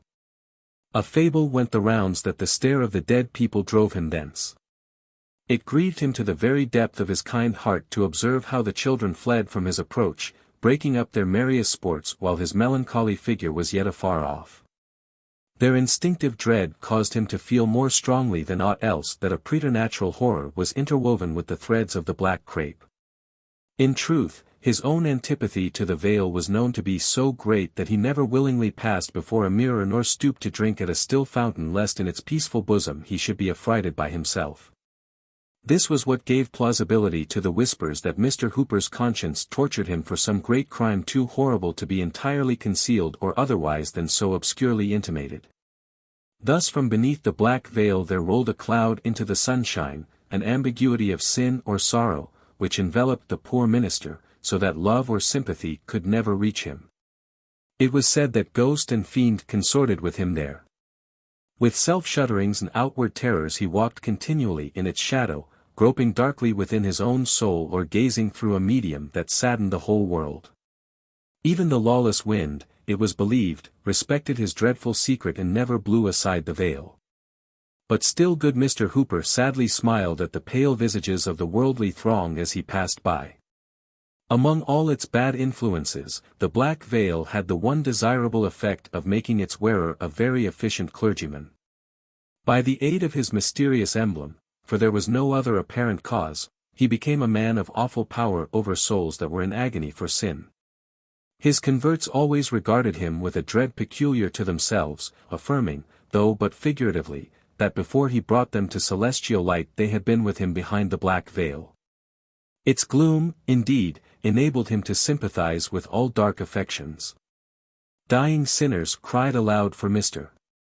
Hooper and would not yield their breath till he appeared, though ever, as he stooped to whisper consolation, they shuddered at the veiled face so near their own. Such were the terrors of the black veil even when death had bared his visage. Strangers came long distances to attend service at his church with the mere idle purpose of gazing at his figure because it was forbidden them to behold his face. But many were made to quake ere they departed. Once, during Governor Belcher's administration, Mr. Hooper was appointed to preach the election sermon. Covered with his black veil, he stood before the chief magistrate, the council and the representatives. And wrought so deep an impression that the legislative measures of that year were characterized by all the gloom and piety of our earliest ancestral sway. In this manner Mr. Hooper spent a long life, irreproachable in outward act, yet shrouded in dismal suspicions, kind and loving, though unloved and dimly feared. A man apart from men, shunned in their health and joy, but ever summoned to their aid in mortal anguish. As years wore on, shedding their snows above his sable veil, he acquired a name throughout the New England churches, and they called him Father Hooper. Nearly all his parishioners who were of mature age when he was settled had been borne away by many a funeral. He had one congregation in the church and a more crowded one in the churchyard. And, having wrought so late into the evening and done his work so well, it was now good Father Hooper's turn to rest. Several persons were visible by the shaded candlelight in the death chamber of the old clergyman. Natural connections he had none. But there was the decorously grave though unmoved physician, seeking only to mitigate the last pangs of the patient whom he could not save. There were the deacons and other eminently pious members of his church. There, also, was the Reverend Mr. Clark of Westbury, a young and zealous divine who had ridden in haste to pray by the bedside of the expiring minister. There was the nurse, no hired handmaiden of death, but one whose calm affection had endured thus long in secrecy, in solitude, amid the chill of age, and would not perish even at the dying hour. Who but Elizabeth? And there lay the hoary head of good Father Hooper upon the death-pillow with the black veil still swathed about his brow and reaching down over his face, so that each more difficult gasp of his faint breath caused it to stir. All through life that piece of crape had hung between him and the world, it had separated him from cheerful brotherhood and woman's love and kept him in that saddest of all prisons, his own heart. And still it lay upon his face, as if to deepen the gloom of his darksome chamber and shade him from the sunshine of eternity. For some time previous his mind had been confused, wavering doubtfully between the past and the present, and hovering forward, as it were, at intervals, into the indistinctness of the world to come. There had been feverish turns which tossed him from side to side and wore away what little strength he had. But in his most convulsive struggles and in the wildest vagaries of his intellect, when no other thought retained its sober influence, he still showed an awful solicitude lest the black veil should slip aside. Even if his bewildered soul could have forgotten, there was a faithful woman at his pillow who with averted eyes would have covered that aged face which she had last beheld in the comeliness of manhood. At length the death-stricken old man lay quietly in the torpor of mental and bodily exhaustion, with an imperceptible pulse and breath that grew fainter and fainter except when a long, deep and irregular inspiration seemed to prelude the flight of his spirit. The minister of Westbury approached the bedside. "Venerable Father Hooper," said he, "the moment of your release is at hand. Are you ready for the lifting of the veil that shuts in time from eternity?" Father Hooper at first replied merely by a feeble motion of his head, then, apprehensive, perhaps, that his meaning might be doubtful, he exerted himself to speak. "Yea," said he, in faint accents. "My soul hath a patient weariness until that veil be lifted." "And is it fitting," resumed the Reverend Mr. Clark, "that a man so given to prayer, of such a blameless example, holy in deed and thought, so far as mortal judgment may pronounce? Is it fitting that a father in the church should leave a shadow on his memory that may seem to blacken a life so pure? I pray you, my venerable brother, let not this thing be. Suffer us to be gladdened by your triumphant aspect as you go to your reward. Before the veil of eternity be lifted, let me cast aside this black veil from your face." And, thus speaking, the Reverend Mr. Clark bent forward to reveal the mystery of so many years. But, exerting a sudden energy that made all the beholders stand aghast, Father Hooper snatched both his hands from beneath the bedclothes and pressed them strongly on the black veil. Resolute to struggle if the minister of Westbury would contend with a dying man. "Never," cried the veiled clergyman. "On earth, never." "Dark old man," exclaimed the affrighted minister, "with what horrible crime upon your soul are you now passing to the judgment?" Father Hooper's breath heaved, it rattled in his throat. But, with a mighty effort grasping forward with his hands, he caught hold of life and held it back till he should speak. He even raised himself in bed, and there he sat shivering with the arms of death around him, while the black veil hung down, awful at that last moment in the gathered terrors of a lifetime. And yet the faint, sad smile so often there now seemed to glimmer from its obscurity and linger on Father Hooper's lips. "Why do you tremble at me alone?" cried he, turning his veiled face round the circle of pale spectators. "Tremble also at each other. Have men avoided me and women shown no pity and children screamed and fled only for my black veil? What but the mystery which it obscurely typifies has made this piece of crape so awful? When the friend shows his inmost heart to his friend, the lover to his best beloved. When man does not vainly shrink from the eye of his Creator, loathsomely treasuring up the secret of his sin, then deem me a monster for the symbol beneath which I have lived and die. I look around me, and, lo! On every visage a black veil. While his auditors shrank from one another in mutual affright, Father Hooper fell back upon his pillow, a veiled corpse with a faint smile lingering on the lips.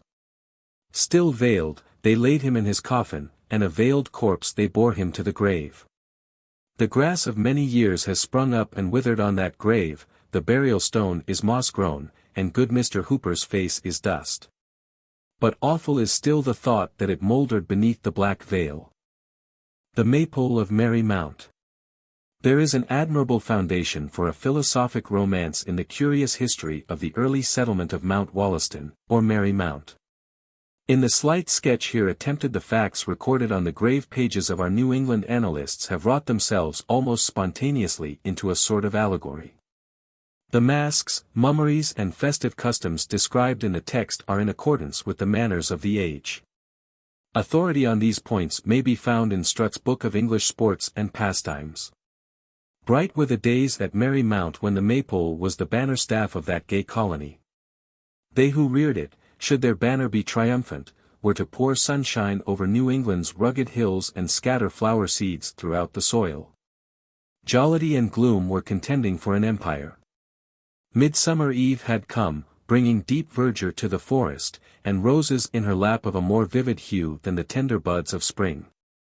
But May, or her mirthful spirit, dwelt all the year round at Mary Mount, sporting with the summer months and reveling with autumn and basking in the glow of winter's fireside. Through a world of toil and care she flitted with a dreamlike smile, and came hither to find a home among the lightsome hearts of Mary Mount. Never had the Maypole been so gaily decked as at sunset on Midsummer Eve. This venerated emblem was a pine tree which had preserved the slender grace of youth, while it equaled the loftiest height of the old wood monarchs. From its top streamed a silken banner colored like the rainbow. Down nearly to the ground the pole was dressed with birchen boughs, and others of the liveliest green, and some with silvery leaves fastened by ribbons that fluttered in fantastic knots of 20 different colors, but no sad ones. Garden flowers and blossoms of the wilderness laughed gladly forth amid the verdure, so fresh and dewy that they must have grown by magic on that happy pine tree. Where this green and flowery splendor terminated, the shaft of the Maypole was stained with the 7 brilliant hues of the banner at its top. On the lowest green bough hung an abundant wreath of roses, some that had been gathered in the sunniest spots of the forest, and others, of still richer blush, which the colonists had reared from English seed. O people of the Golden Age, the chief of your husbandry was to raise flowers. But what was the wild throng that stood hand in hand about the Maypole? It could not be that the fauns and nymphs, when driven from their classic groves and homes of ancient fable, had sought refuge, as all the persecuted did, in the fresh woods of the West. These were Gothic monsters, though perhaps of Grecian ancestry. On the shoulders of a comely youth uprose the head and branching antlers of a stag, a second, human in all other points, had the grim visage of a wolf. A third, still with the trunk and limbs of a mortal man, showed the beard and horns of a venerable he-goat. There was the likeness of a bear erect, brute in all but his hind legs, which were adorned with pink silk stockings. And here, again, almost as wondrous, stood a real bear of the dark forest, lending each of his forepaws to the grasp of a human hand and as ready for the dance as any in that circle. His inferior nature rose halfway to meet his companions as they stooped. Other faces wore the similitude of man or woman, but distorted or extravagant, with red noses pendulous before their mouths, which seemed of awful depth and stretched from ear to ear in an eternal fit of laughter. Here might be seen the salvage man, well known in heraldry, hairy as a baboon and girdled with green leaves. By his side, a nobler figure, but still a counterfeit, appeared an Indian hunter with feathery crest and wampum belt. Many of this strange company wore fool's caps and had little bells appended to their garments, tinkling with a silvery sound responsive to the inaudible music of their gleesome spirits. Some youths and maidens were of sober garb, yet well maintained their places in the irregular throng by the expression of wild revelry upon their features. Such were the colonists of Merry Mount as they stood in the broad smile of sunset round their venerated Maypole. Had a wanderer bewildered in the melancholy forest heard their mirth and stolen a half-affrighted glance, he might have fancied them the crew of Comus, some already transformed to brutes, some midway between man and beast, and the others rioting in the flow of tipsy jollity that foreran the change. But a band of Puritans who watched the scene, invisible themselves, compared the masks to those devils and ruined souls with whom their superstition peopled the black wilderness. Within the ring of monsters appeared the two airiest forms that had ever trodden on any more solid footing than a purple and golden cloud. One was a youth in glistening apparel with a scarf of the rainbow pattern crosswise on his breast. His right hand held a gilded staff, the ensign of high dignity among the revellers, and his left grasped the slender fingers of a fair maiden not less gaily decorated than himself. Bright roses glowed in contrast with the dark and glossy curls of each, and were scattered round their feet or had sprung up spontaneously there. Behind this lightsome couple, so close to the Maypole that its boughs shaded his jovial face, stood the figure of an English priest, canonically dressed, yet decked with flowers, in heathen fashion, and wearing a chaplet of the native vine leaves. By the riot of his rolling eye and the pagan decorations of his holy garb, he seemed the wildest monster there, and the very Comus of the crew. "Votaries of the Maypole," cried the flower-decked priest, "merrily all day long have the woods echoed to your mirth. But be this your merriest hour, my hearts. Lo! Here stand the Lord and Lady of the May, whom I, a clerk of Oxford and high priest of Merry Mount, am presently to join in holy matrimony. Up with your nimble spirits, ye Morris dancers, green men and glee maidens, bears and wolves and horned gentlemen. Come!" A chorus now rich with the old mirth of merry England and the wilder glee of this fresh forest, and then a dance, to show the youthful pair what life is made of and how airily they should go through it. All ye that love the Maypole, lend your voices to the nuptial song of the Lord and Lady of the May. This wedlock was more serious than most affairs of Merry Mount, where jest and delusion, trick and fantasy, kept up a continual carnival. The Lord and Lady of the May, though their titles must be laid down at sunset, were really and truly to be partners for the dance of life, beginning the measure that same bright eve. The wreath of roses that hung from the lowest green bough of the Maypole had been twined for them, and would be thrown over both their heads in symbol of their flowery union. When the priest had spoken, therefore, a riotous uproar burst from the rout of monstrous figures. "Begin you the stave, reverend sir," cried they all, and never did the woods ring to such a merry peal as we of the Maypole shall send up. Immediately a prelude of pipe, cittern and viol, touched with practised minstrelsy, began to play from a neighbouring thicket in such a mirthful cadence that the boughs of the Maypole quivered to the sound. But the Maylord, he of the gilded staff, chancing to look into his lady's eyes, was wonder-struck at the almost pensive glance that met his own. "Edith, sweet Lady of the May," whispered he, reproachfully, "is yon wreath of roses a garland to hang above our graves that you look so sad? Oh, Edith, this is our golden time. Tarnish it not by any pensive shadow of the mind, for it may be that nothing of futurity will be brighter than the mere remembrance of what is now passing." "That was the very thought that saddened me." "How came it in your mind too?"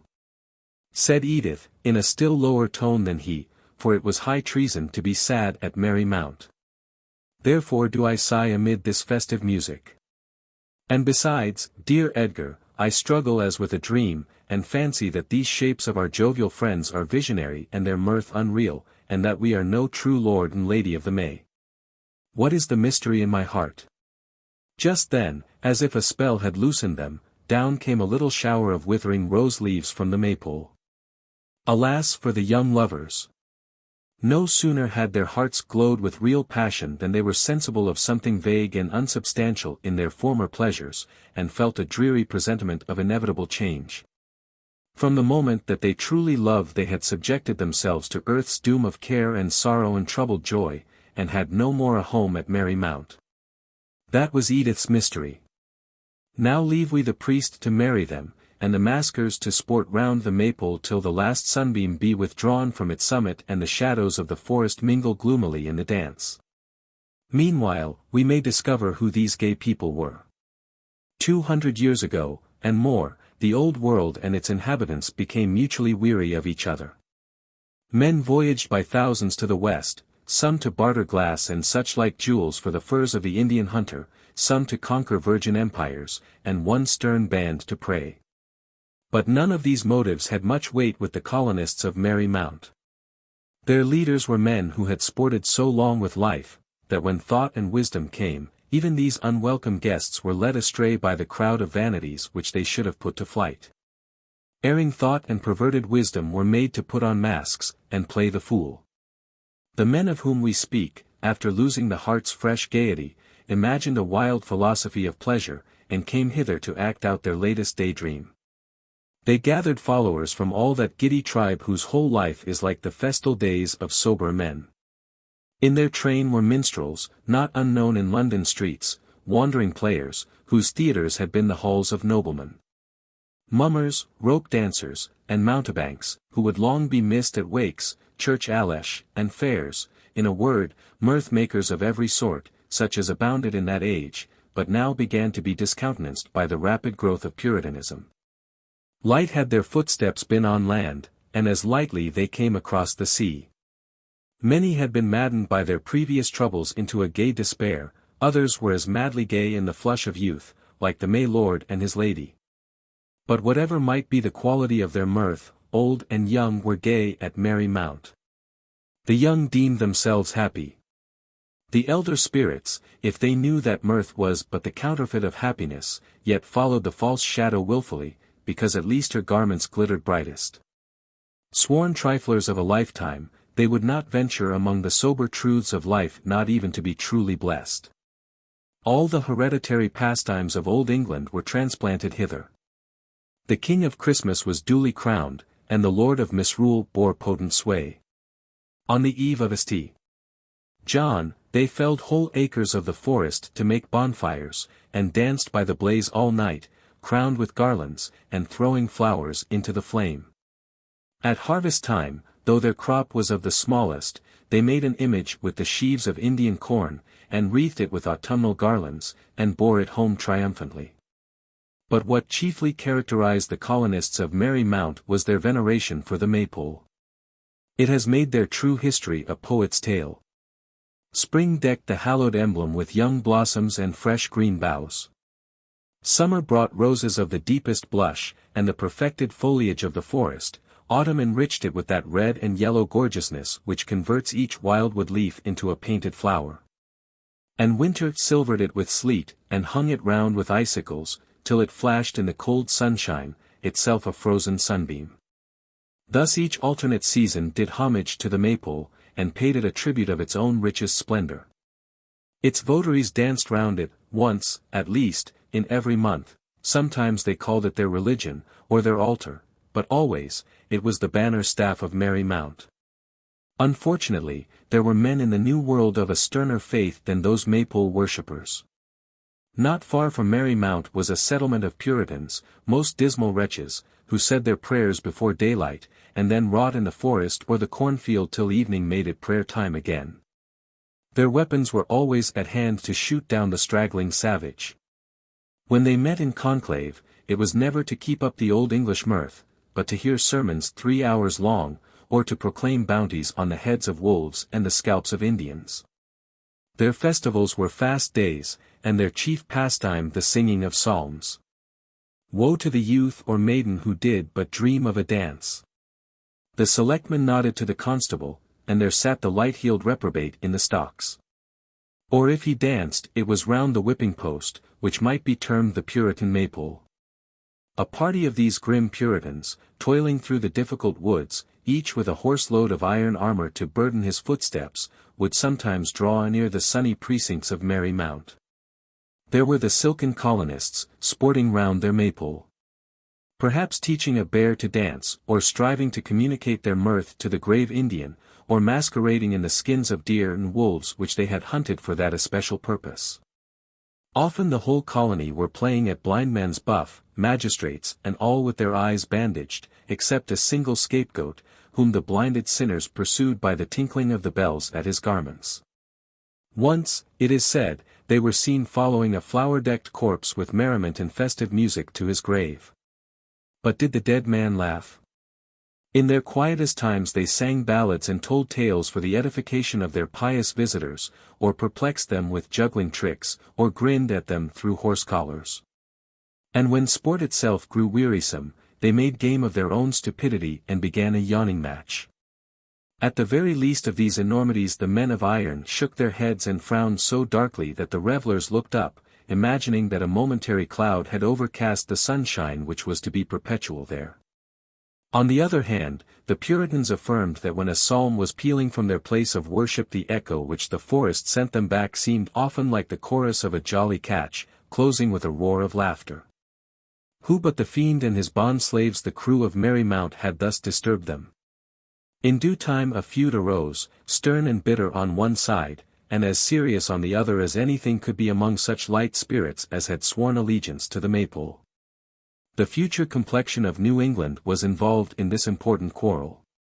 Should the grisly saints establish their jurisdiction over the gay sinners, then would their spirits darken all the clime and make it a land of clouded visages, of hard toil, of sermon and psalm forever.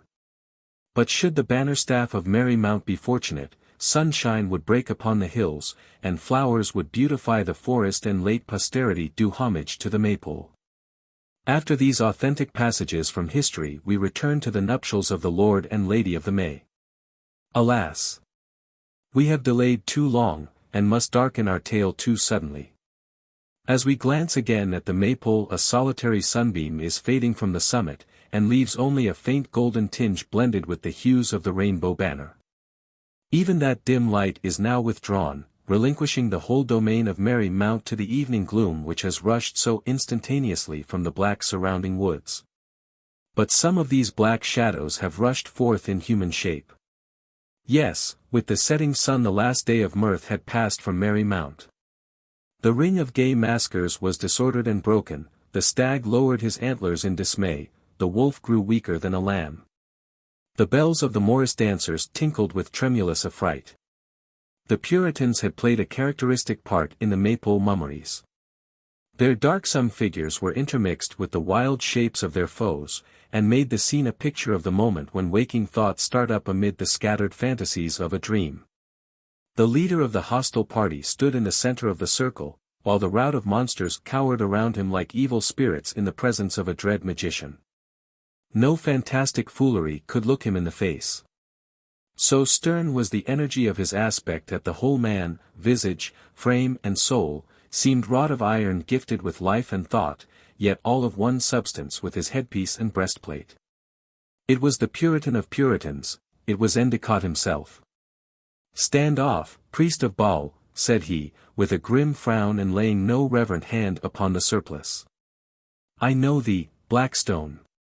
Thou art the man who couldst not abide the rule even of thine own corrupted church, and hast come hither to preach iniquity and to give example of it in thy life. But now shall it be seen that the Lord hath sanctified this wilderness for his peculiar people. Woe unto them that would defile it. And first for this flower-decked abomination, the altar of thy worship." And with his keen sword Endicott assaulted the hallowed Maypole. Nor long did it resist his arm. It groaned with a dismal sound, it showered leaves and rosebuds upon the remorseless enthusiast, and finally, with all its green boughs and ribbons and flowers, symbolic of departed pleasures, down fell the banner-staff of Merry Mount. As it sank, tradition says, the evening sky grew darker and the woods threw forth a more somber shadow. "There," cried Endicott, looking triumphantly on his work, "there lies the only Maypole in New England. The thought is strong within me that by its fall is shadowed forth the fate of light and idle mirth-makers amongst us and our posterity." "Amen," saith John Endicott. "Amen," echoed his followers. But the votaries of the Maypole gave one groan for their idol. At the sound the Puritan leader glanced at the crew of Comus, each a figure of broad mirth, yet at this moment strangely expressive of sorrow and dismay. "Valiant captain," quoth Peter Palfrey, the ancient of the band, what order shall be taken with the prisoners? I thought not to repent me of cutting down a maypole, replied Endicott, yet now I could find in my heart to plant it again and give each of these bestial pagans one other dance round their idol. It would have served rarely for a whipping post. But there are pine trees enow, suggested the lieutenant. True, good ancient, said the leader. Wherefore bind the heathen crew and bestow on them a small matter of stripes apiece as earnest of our future justice. Set some of the rogues in the stocks to rest themselves so soon as Providence shall bring us to one of our own well-ordered settlements where such accommodations may be found. Further penalties, such as branding and cropping of ears, shall be thought of hereafter. How many stripes for the priest? Inquired ancient Palfrey. None as yet, answered Endicott, bending his iron frown upon the culprit. It must be for the great and general court to determine whether stripes and long imprisonment, and other grievous penalty, may atone for his transgressions. Let him look to himself. For such as violate our civil order it may be permitted us to show mercy, but woe to the wretch that troubleth our religion. And this dancing bear, resumed the officer. Must he share the stripes of his fellows? Shoot him through the head, said the energetic Puritan. I suspect witchcraft in the beast. Here be a couple of shining ones, continued Peter Palfrey, pointing his weapon at the Lord and Lady of the May. They seem to be of high station among these misdoers. Methinks their dignity will not be fitted with less than a double share of stripes. Endicott rested on his sword and closely surveyed the dress and aspect of the hapless pair. There they stood, pale, downcast and apprehensive, yet there was an air of mutual support and of pure affection seeking aid and giving it that showed them to be man and wife with the sanction of a priest upon their love. The youth in the peril of the moment, had dropped his gilded staff and thrown his arm about the Lady of the May, who leaned against his breast too lightly to burden him, but with weight enough to express that their destinies were linked together for good or evil. They looked first at each other and then into the grim captain's face. There they stood in the first hour of wedlock, while the idle pleasures of which their companions were the emblems had given place to the sternest cares of life, personified by the dark Puritans. But never had their youthful beauty seemed so pure and high as when its glow was chastened by adversity. Youth, said Endicott, ye stand in an evil case, thou and thy maiden wife. Make ready presently, for I am minded that ye shall both have a token to remember your wedding day. Stern man, cried the Maylord, how can I move thee? Were the means at hand, I would resist to the death, being powerless, I entreat. Do with me as thou wilt, but let Edith go untouched. Not so, replied the immitigable zealot. We are not wont to show an idle courtesy to that sex which requireth the stricter discipline. What sayest thou, maid? Shall thy silken bridegroom suffer thy share of the penalty besides his own? Be it death, said Edith, and lay it all on me. Truly, as Endicott had said, the poor lovers stood in a woeful case. Their foes were triumphant, their friends captive and abased, their home desolate, the benighted wilderness around them, and a rigorous destiny in the shape of the Puritan leader their only guide. Yet the deepening twilight could not altogether conceal that the Iron Man was softened. He smiled at the fair spectacle of early love, he almost sighed for the inevitable blight of early hopes. The troubles of life have come hastily on this young couple, observed Endicott. We will see how they comport themselves under their present trials ere we burden them with greater. If among the spoil there be any garments of a more decent fashion, let them be put upon this Maylord and his lady instead of their glistening vanities. Look to it, some of you. And shall not the youth's hair be cut? Asked Peter Palfrey, looking with abhorrence at the lovelock and long glossy curls of the young man. Crop it forthwith, and that in the true pumpkin-shell fashion, answered the captain. Then bring them along with us, but more gently than their fellows.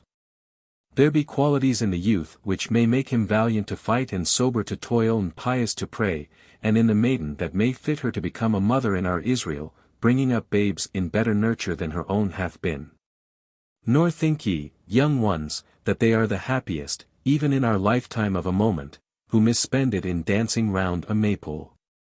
And Endicott, the severest Puritan of all who laid the rock foundation of New England, lifted the wreath of roses from the ruin of the Maypole and threw it with his own gauntlet hand over the heads of the Lord and Lady of the May. It was a deed of prophecy. As the moral gloom of the world overpowers all systematic gaiety, even so was their home of wild mirth made desolate amid the sad forest. They returned to it no more. But as their flowery garland was wreathed of the brightest roses that had grown there, so in the tie that united them were intertwined all the purest and best of their early joys. They went heavenward supporting each other along the difficult path which it was their lot to tread, and never wasted one regretful thought on the vanities of Mary Mount. The Gentle Boy. In the course of the year 1656 several of the people called Quakers, led, as they professed, by the inward movement of the Spirit, made their appearance in New England. Their reputation as holders of mystic and pernicious principles having spread before them, the Puritans early endeavored to banish and to prevent the further intrusion of the rising sect. But the measures by which it was intended to purge the land of heresy, though more than sufficiently vigorous, were entirely unsuccessful. The Quakers, esteeming persecution as a divine call to the post of danger, laid claim to a holy courage unknown to the Puritans themselves, who had shunned the cross by providing for the peaceable exercise of their religion in a distant wilderness. Though it was the singular fact that every nation of the earth rejected the wandering enthusiasts who practiced peace toward all men, the place of greatest uneasiness and peril, and therefore in their eyes the most eligible, was the province of Massachusetts Bay. The fines, imprisonments and stripes liberally distributed by our pious forefathers, the popular antipathy, so strong that it endured nearly 100 years after actual persecution had ceased, were attractions as powerful for the Quakers as peace, honor and reward would have been for the worldly minded. Every European vessel brought new cargoes of the sect, eager to testify against the oppression which they hoped to share. And when shipmasters were restrained by heavy fines from affording them passage, they made long and circuitous journeys through the Indian country, and appeared in the province as if conveyed by a supernatural power. Their enthusiasm, heightened almost to madness by the treatment which they received, produced actions contrary to the rules of decency as well as of rational religion, and presented a singular contrast to the calm and staid deportment of their sectarian successors of the present day. The command of the Spirit, inaudible except to the soul and not to be controverted on grounds of human wisdom, was made a plea for most indecorous exhibitions which, abstractedly considered, well deserved the moderate chastisement of the rod. These extravagances, and the persecution which was at once their cause and consequence, continued to increase, till in the year 1659 the government of Massachusetts Bay indulged 2 members of the Quaker sect with the crown of martyrdom. An indelible stain of blood is upon the hands of all who consented to this act, but a large share of the awful responsibility must rest upon the person then at the head of the government. He was a man of narrow mind and imperfect education, and his uncompromising bigotry was made hot and mischievous by violent and hasty passions. He exerted his influence indecorously and unjustifiably to compass the death of the enthusiasts, and his whole conduct in respect to them was marked by brutal cruelty. The Quakers, whose revengeful feelings were not less deep because they were inactive, remembered this man and his associates in aftertimes. The historian of the sect affirms that by the wrath of heaven a blight fell upon the land in the vicinity of the bloody town of Boston, so that no wheat would grow there. And he takes his stand, as it were, among the graves of the ancient persecutors, and triumphantly recounts the judgments that overtook them in old age or at the parting hour. He tells us that they died suddenly and violently and in madness, but nothing can exceed the bitter mockery with which he records the loathsome disease and death by rottenness of the fierce and cruel governor. On the evening of the autumn day that had witnessed the martyrdom of 2 men of the Quaker persuasion, a Puritan settler was returning from the metropolis to the neighboring country town in which he resided. The air was cool, the sky clear, and the lingering twilight was made brighter by the rays of a young moon which had now nearly reached the verge of the horizon. The traveler, a man of middle age, wrapped in a grey frieze cloak, quickened his pace when he had reached the outskirts of the town, for a gloomy extent of nearly 4 miles lay between him and his home. The low straw-thatched houses were scattered at considerable intervals along the road, and, the country having been settled but about 30 years, the tracts of original forest still bore no small proportion to the cultivated ground.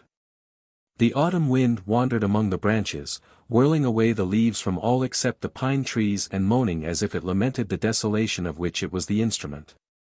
The road had penetrated the mass of woods that lay nearest to the town, and was just emerging into an open space, when the traveller's ears were saluted by a sound more mournful than even that of the wind. It was like the wailing of some one in distress, and it seemed to proceed from beneath a tall and lonely fir tree in the centre of a cleared but unenclosed and uncultivated field. The Puritan could not but remember that this was the very spot which had been made accursed a few hours before by the execution of the Quakers, whose bodies had been thrown together into one hasty grave beneath the tree on which they suffered. He struggled, however, against the superstitious fears which belonged to the age, and compelled himself to pause and listen. The voice is most likely mortal, nor have I cause to tremble if it be otherwise, thought he, straining his eyes through the dim moonlight.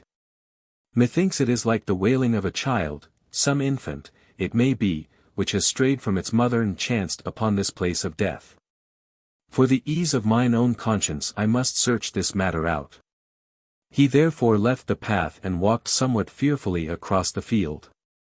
Though now so desolate, its soil was pressed down and trampled by the 1,000 footsteps of those who had witnessed the spectacle of that day, all of whom had now retired, leaving the dead to their loneliness. The traveller at length reached the fir tree, which from the middle upward was covered with living branches, although a scaffold had been erected beneath, and other preparations made for the work of death. Under this unhappy tree, which in aftertimes was believed to drop poison with its dew, sat the one solitary mourner for innocent blood. It was a slender and light-clad little boy who leaned his face upon a hillock of fresh-turned and half-frozen earth and wailed bitterly, yet in a suppressed tone, as if his grief might receive the punishment of crime. The Puritan, whose approach had been unperceived, laid his hand upon the child's shoulder and addressed him compassionately. "You have chosen a dreary lodging, my poor boy, and no wonder that you weep," said he. "But dry your eyes and tell me where your mother dwells. I promise you, if the journey be not too far, I will leave you in her arms tonight." The boy had hushed his wailing at once, and turned his face upward to the stranger. It was a pale, bright-eyed countenance, certainly not more than 6 years old, but sorrow, fear and want had destroyed much of its infantile expression. The Puritan, seeing the boy's frightened gaze and feeling that he trembled under his hand, endeavored to reassure him. "Nay, if I intended to do you harm, little lad, the readiest way were to leave you here." "What? You do not fear to sit beneath the gallows on a new-made grave, and yet you tremble at a friend's touch. Take heart, child, and tell me what is your name and where is your home." "Friend," replied the little boy, in a sweet though faltering voice, "they call me Ilbrahim, and my home is here." The pale, spiritual face, the eyes that seemed to mingle with the moonlight, the sweet, airy voice and the outlandish name almost made the Puritan believe that the boy was in truth a being which had sprung up out of the grave on which he sat. But perceiving that the apparition stood the test of a short mental prayer, and remembering that the arm which he had touched was lifelike, he adopted a more rational supposition. "The poor child is stricken in his intellect," thought he, "but verily his words are fearful in a place like this." He then spoke soothingly, intending to humor the boy's fantasy. "Your home will scarce be comfortable, Ilbrahim, this cold autumn night, and I fear you are ill provided with food. I am hastening to a warm supper and bed. And if you will go with me, you shall share them." "I thank thee, friend, but, though I be hungry and shivering with cold, thou wilt not give me food nor lodging," replied the boy, in the quiet tone which despair had taught him even so young. "My father was of the people whom all men hate, they have laid him under this heap of earth, and here is my home." The Puritan, who had laid hold of little Ilbrahim's hand, relinquished it as if he were touching a loathsome reptile. But he possessed a compassionate heart which not even religious prejudice could harden into stone. "God forbid that I should leave this child to perish, though he comes of the accursed sect," said he to himself. "Do we not all spring from an evil root? Are we not all in darkness till the light doth shine upon us? He shall not perish, neither in body nor, if prayer and instruction may avail for him, in soul. He then spoke aloud and kindly to Ilbrahim, who had again hid his face in the cold earth of the grave. Was every door in the land shut against you, my child, that you have wandered to this unhallowed spot? They drove me forth from the prison when they took my father thence, said the boy, and I stood afar off watching the crowd of people, and when they were gone, I came hither, and found only this grave. I knew that my father was sleeping here, and I said, This shall be my home. No, child, no, not while I have a roof over my head or a morsel to share with you, exclaimed the Puritan, whose sympathies were now fully excited. Rise up and come with me, and fear not any harm. The boy wept afresh, and clung to the heap of earth as if the cold heart beneath it were warmer to him than any in a living breast. The traveller, however, continued to entreat him tenderly, and, seeming to acquire some degree of confidence, he at length arose.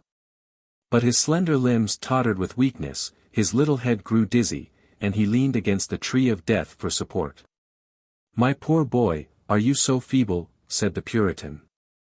When did you taste food last? I ate of bread and water with my father in the prison, replied Ilbrahim, but they brought him none neither yesterday nor today, saying that he had eaten enough to bear him to his journey's end.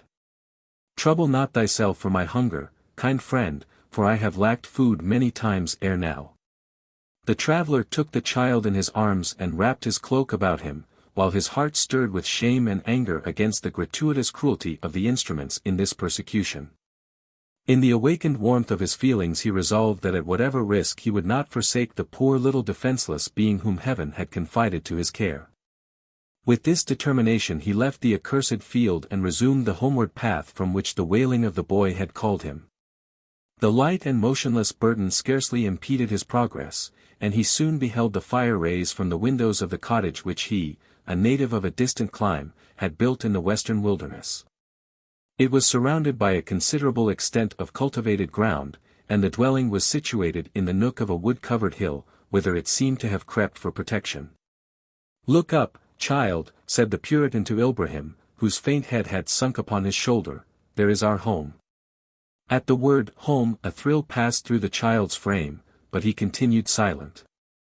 A few moments brought them to the cottage door, at which the owner knocked, for at that early period, when savages were wandering everywhere among the settlers, bolt and bar were indispensable to the security of a dwelling.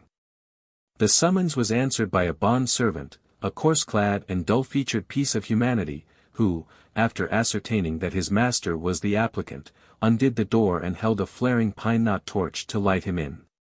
Farther back in the passageway the red blaze discovered a matronly woman, but no little crowd of children came bounding forth to greet their father's return. As the Puritan entered he thrust aside his cloak and displayed Ilbrahim's face to the female. Dorothy, here is a little outcast whom Providence hath put into our hands, observed he. Be kind to him, even as if he were of those dear ones who have departed from us. What pale and bright-eyed little boy is this, Tobias? She inquired. Is he one whom the wilderness folk have ravished from some Christian mother? No, Dorothy. This poor child is no captive from the wilderness, he replied. The heathen savage would have given him to eat of his scanty morsel and to drink of his birchen cup, but Christian men, alas, had cast him out to die. Then he told her how he had found him beneath the gallows, upon his father's grave, and how his heart had prompted him like the speaking of an inward voice to take the little outcast home and be kind unto him. He acknowledged his resolution to feed and clothe him as if he were his own child, and to afford him the instruction which should counteract the pernicious errors hitherto instilled into his infant mind. Dorothy was gifted with even a quicker tenderness than her husband, and she approved of all his doings and intentions. Have you a mother, dear child? She inquired. The tears burst forth from his full heart as he attempted to reply, but Dorothy at length understood that he had a mother, who like the rest of her sect was a persecuted wanderer. She had been taken from the prison a short time before, carried into the uninhabited wilderness and left to perish there by hunger or wild beasts. This was no uncommon method of disposing of the Quakers, and they were accustomed to boast that the inhabitants of the desert were more hospitable to them than civilized man. "Fear not, little boy. You shall not need a mother, and a kind one," said Dorothy, when she had gathered this information.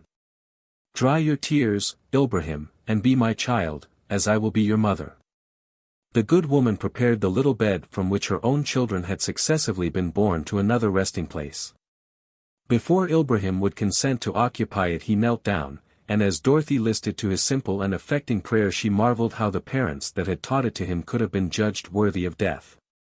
When the boy had fallen asleep, she bent over his pale and spiritual countenance, pressed a kiss upon his white brow, drew the bedclothes up about his neck, and went away with a pensive gladness in her heart. Tobias Pearson was not among the earliest emigrants from the old country. He had remained in England during the first years of the Civil War, in which he had borne some share as a cornet of dragoons under Cromwell. But when the ambitious designs of his leader began to develop themselves, he quitted the army of the Parliament and sought a refuge from the strife which was no longer wholly among the people of his persuasion in the colony of Massachusetts. A more worldly consideration had perhaps an influence in drawing him thither, for New England offered advantages to men of unprosperous fortunes as well as to dissatisfied religionists. And Pearson had hitherto found it difficult to provide for a wife and increasing family. To this supposed impurity of motive the more bigoted Puritans were inclined to impute the removal by death of all the children for whose earthly good the father had been overthoughtful. They had left their native country blooming like roses, and like roses they had perished in a foreign soil. Those expounders of the ways of Providence, who had thus judged their brother and attributed his domestic sorrows to his sin, were not more charitable when they saw him and Dorothy endeavoring to fill up the void in their hearts by the adoption of an infant of the accursed sect. Nor did they fail to communicate their disapprobation to Tobias, but the latter in reply merely pointed at the little quiet, lovely boy, whose appearance and deportment were indeed as powerful arguments as could possibly have been adduced in his own favor. Even his beauty, however, and his winning manners sometimes produced an effect ultimately unfavorable. For the bigots, when the outer surfaces of their iron hearts had been softened and again grew hard, affirmed that no merely natural cause could have so worked upon them. Their antipathy to the poor infant was also increased by the ill success of diverse theological discussions in which it was attempted to convince him of the errors of his sect. Ilbrahim, it is true, was not a skillful controversialist, but the feeling of his religion was strong as instinct in him, and he could neither be enticed nor driven from the faith which his father had died for.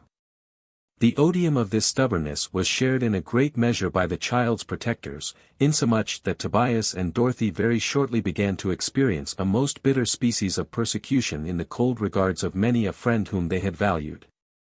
The common people manifested their opinions more openly. Pearson was a man of some consideration, being a representative to the General Court and an approved lieutenant in the train bands, yet within a week after his adoption of Ilbrahim he had been both hissed and hooted. Once, also, when walking through a solitary piece of woods, he heard a loud voice from some invisible speaker, and it cried, "What shall be done to the backslider? Lo! The scourge is knotted for him, even the whip of 9 cords, and every cord 3 knots." These insults irritated Pearson's temper for the moment. They entered also into his heart, and became imperceptible but powerful workers toward an end which his most secret thought had not yet whispered. On the second Sabbath after Ilbrahim became a member of their family, Pearson and his wife deemed it proper that he should appear with them at public worship. They had anticipated some opposition to this measure from the boy, but he prepared himself in silence, and at the appointed hour was clad in the new morning suit which Dorothy had wrought for him. As the parish was then, and during many subsequent years, unprovided with a bell, the signal for the commencement of religious exercises was the beat of a drum. At the first sound of that martial call to the place of holy and quiet thoughts Tobias and Dorothy set forth, each holding a hand of little Ilbrahim, like two parents linked together by the infant of their love. On their path through the leafless woods they were overtaken by many persons of their acquaintance, all of whom avoided them and passed by on the other side. But a severer trial awaited their constancy when they had descended the hill and drew near the pine-built and undecorated house of prayer. Around the door, from which the drummer still sent forth his thundering summons, was drawn up a formidable phalanx, including several of the oldest members of the congregation, many of the middle-aged and nearly all the younger males. Pearson found it difficult to sustain their united and disapproving gaze, but Dorothy, whose mind was differently circumstanced, merely drew the boy closer to her and faltered not in her approach. As they entered the door they overheard the muttered sentiments of the assemblage, and when the reviling voices of the little children smote Ilbrahim's ear, he wept. The interior aspect of the meeting-house was rude. The low ceiling, the unplastered walls, the naked woodwork and the undrapered pulpit offered nothing to excite the devotion which without such external aids often remains latent in the heart. The floor of the building was occupied by rows of long cushionless benches, supplying the place of pews, and the broad aisle formed a sexual division impassable except by children beneath a certain age. Pearson and Dorothy separated at the door of the meeting-house, and Ilbrahim, being within the years of infancy, was retained under the care of the latter. The wrinkled beldams involved themselves in their rusty cloaks as he passed by. Even the mild-featured maidens seemed to dread contamination, and many a stern old man arose and turned his repulsive and unheavenly countenance upon the gentle boy, as if the sanctuary were polluted by his presence. He was a sweet infant of the skies that had strayed away from his home, and all the inhabitants of this miserable world closed up their impure hearts against him, drew back their earth-soiled garments from his touch and said, "We are holier than thou." Ilbrahim, seated by the side of his adopted mother and retaining fast hold of her hand, assumed a grave and decorous demeanor such as might befit a person of matured taste and understanding who should find himself in a temple dedicated to some worship which he did not recognize, but felt himself bound to respect. The exercises had not yet commenced, however, when the boy's attention was arrested by an event apparently of trifling interest. A woman having her face muffled in a hood and a cloak drawn completely about her form advanced slowly up the broad aisle and took place upon the foremost bench. Ilbrahim's faint color varied, his nerves fluttered. He was unable to turn his eyes from the muffled female. When the preliminary prayer and hymn were over, the minister arose, and, having turned the hourglass which stood by the great Bible, commenced his discourse. He was now well stricken in years, a man of pale, thin countenance, and his grey hairs were closely covered by a black velvet skullcap. In his younger days he had practically learned the meaning of persecution from Archbishop Laud, and he was not now disposed to forget the lesson against which he had murmured then. Introducing the often discussed subject of the Quakers, he gave a history of that sect and a description of their tenets in which error predominated and prejudice distorted the aspect of what was true. He adverted to the recent measures in the province, and cautioned his hearers of weaker parts against calling in question the just severity which God-fearing magistrates had at length been compelled to exercise. He spoke of the danger of pity, in some cases a commendable and Christian virtue, but inapplicable to this pernicious sect. He observed that such was their devilish obstinacy in error that even the little children, the sucking babes, were hardened and desperate heretics. He affirmed that no man without heaven's especial warrant should attempt their conversion lest while he lent his hand to draw them from the slough he should himself be precipitated into its lowest depths. The sands of the second hour were principally in the lower half of the glass when the sermon concluded. An approving murmur followed, and the clergyman, having given out a hymn, took his seat with much self-congratulation, and endeavored to read the effect of his eloquence in the visages of the people. But while voices from all parts of the house were tuning themselves to sing, a scene occurred which, though not very unusual at that period in the province, happened to be without precedent in this parish. The muffled female, who had hitherto sat motionless in the front rank of the audience, now arose and with slow, stately, and unwavering step ascended the pulpit stairs. The quaverings of incipient harmony were hushed and the divine sat in speechless and almost terrified astonishment while she undid the door and stood up in the sacred desk from which his maledictions had just been thundered. She then divested herself of the cloak and hood, and appeared in a most singular array. A shapeless robe of sackcloth was girded about her waist with a knotted cord. Her raven hair fell down upon her shoulders, and its blackness was defiled by pale streaks of ashes, which she had strewn upon her head. Her eyebrows, dark and strongly defined, added to the deathly whiteness of a countenance which, emaciated with want and wild with enthusiasm and strange sorrows, retained no trace of earlier beauty. This figure stood gazing earnestly on the audience, and there was no sound nor any movement except a faint shuddering which every man observed in his neighbor, but was scarcely conscious of in himself. At length, when her fit of inspiration came, she spoke for the first few moments in a low voice and not invariably distinct utterance. Her discourse gave evidence of an imagination hopelessly entangled with her reason. It was a vague and incomprehensible rhapsody, which, however, seemed to spread its own atmosphere round the hearer's soul, and to move his feelings by some influence unconnected with the words. As she proceeded, beautiful but shadowy images would sometimes be seen like bright things moving in a turbid river, or a strong and singularly shaped idea leapt forth and seized at once on the understanding or the heart. But the course of her unearthly eloquence soon led her to the persecutions of her sect, and from thence the step was short to her own peculiar sorrows.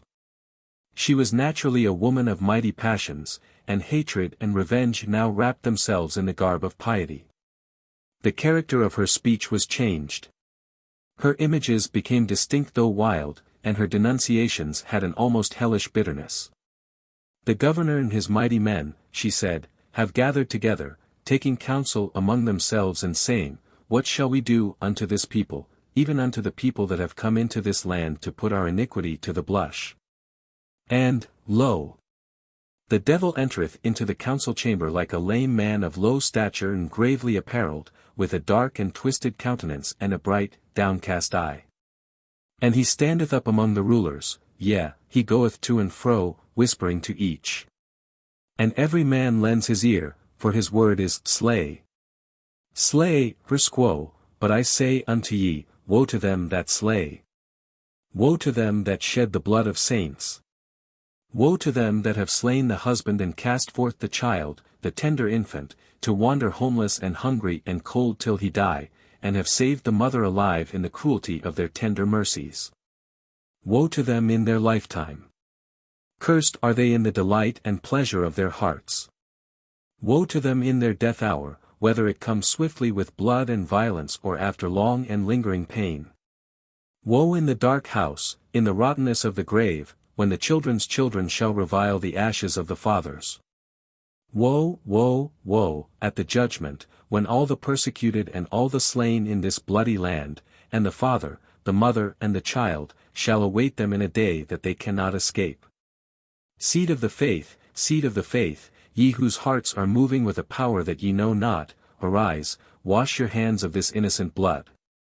Lift your voices, chosen ones, cry aloud, and call down a woe and a judgment with me. Having thus given vent to the flood of malignity which she mistook for inspiration, the speaker was silent. Her voice was succeeded by the hysteric shrieks of several women, but the feelings of the audience generally had not been drawn onward in the current with her own. They remained stupefied, stranded, as it were, in the midst of a torrent which deafened them by its roaring, but might not move them by its violence. The clergyman, who could not hitherto have ejected the usurper of his pulpit otherwise than by bodily force, now addressed her in the tone of just indignation and legitimate authority. Get you down, woman, from the holy place which you profane, he said. Is it to the Lord's house that you come to pour forth the foulness of your heart and the inspiration of the devil? Get you down, and remember that the sentence of death is on you, yea, and shall be executed, were it but for this day's work. I go, friend, I go, for the voice hath had its utterance, replied she, in a depressed, and even mild, tone. I have done my mission unto thee and to thy people, reward me with stripes, imprisonment or death, as ye shall be permitted. The weakness of exhausted passion caused her steps to totter as she descended the pulpit stairs. The people, in the meanwhile, were stirring to and fro on the floor of the house, whispering among themselves and glancing toward the intruder. Many of them now recognized her as the woman who had assaulted the governor with frightful language as he passed by the window of her prison. They knew, also, that she was adjudged to suffer death, and had been preserved only by an involuntary banishment into the wilderness. The new outrage by which she had provoked her fate seemed to render further lenity impossible, and a gentleman in military dress, with a stout man of inferior rank, drew toward the door of the meeting-house and awaited her approach. Scarcely did her feet press the floor, however, when an unexpected scene occurred.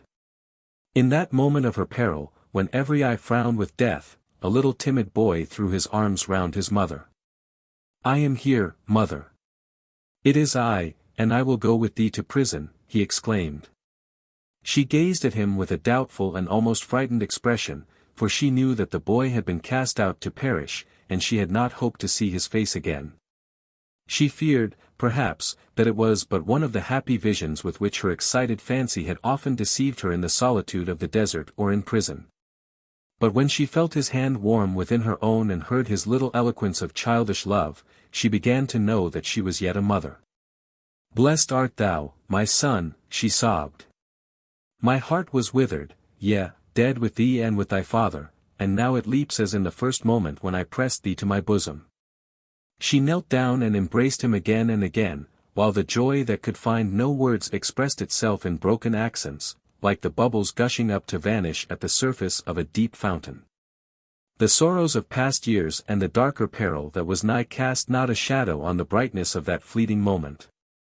Soon, however, the spectators saw a change upon her face as the consciousness of her sad estate returned, and grief supplied the fount of tears which joy had opened. By the words she uttered it would seem that the indulgence of natural love had given her mind a momentary sense of its errors, and made her know how far she had strayed from duty in following the dictates of a wild fanaticism. "In a doleful hour art thou returned to me, poor boy," she said, "for thy mother's path has gone darkening onward, till now the end is death. Son, son, I have borne thee in my arms when my limbs were tottering, and I have fed thee with the food that I was fainting for, yet I have ill-performed a mother's part by thee in life, and now I leave thee no inheritance but woe and shame. Thou wilt go seeking through the world, and find all hearts closed against thee and their sweet affections turned to bitterness for my sake. My child, how many a pang awaits thy gentle spirit, and I the cause of all." She hid her face on Ilbrahim's head, and her long raven hair, discolored with the ashes of her mourning, fell down about him like a veil. A low and interrupted moan was the voice of her heart's anguish, and it did not fail to move the sympathies of many who mistook their involuntary virtue for a sin. Sobs were audible in the female section of the house, and every man who was a father drew his hand across his eyes. Tobias Pearson was agitated and uneasy, but a certain feeling like the consciousness of guilt oppressed him, so that he could not go forth and offer himself as the protector of the child. Dorothy, however, had watched her husband's eye. Her mind was free from the influence that had begun to work on his, and she drew near the Quaker woman and addressed her in the hearing of all the congregation. "Stranger, trust this boy to me, and I will be his mother," she said, taking Ilbrahim's hand. "Providence has signally marked out my husband to protect him, and he has fed at our table and lodged under our roof now many days, till our hearts have grown very strongly unto him. Leave the tender child with us, and be at ease concerning his welfare." The Quaker rose from the ground, but drew the boy closer to her, while she gazed earnestly in Dorothy's face. Her mild but saddened features and neat matronly attire harmonized together and were like a verse of fireside poetry. Her very aspect proved that she was blameless, so far as mortal could be so, in respect to God and man, while the enthusiast, in her robe of sackcloth and girdle of knotted cord, had as evidently violated the duties of the present life and the future by fixing her attention wholly on the latter. The two females, as they held each a hand of Ilbrahim, formed a practical allegory. It was rational piety in unbridled fanaticism contending for the empire of a young heart. "Thou art not of our people," said the Quaker, mournfully. "No, we are not of your people," replied Dorothy, with mildness, "but we are Christians looking upward to the same heaven with you.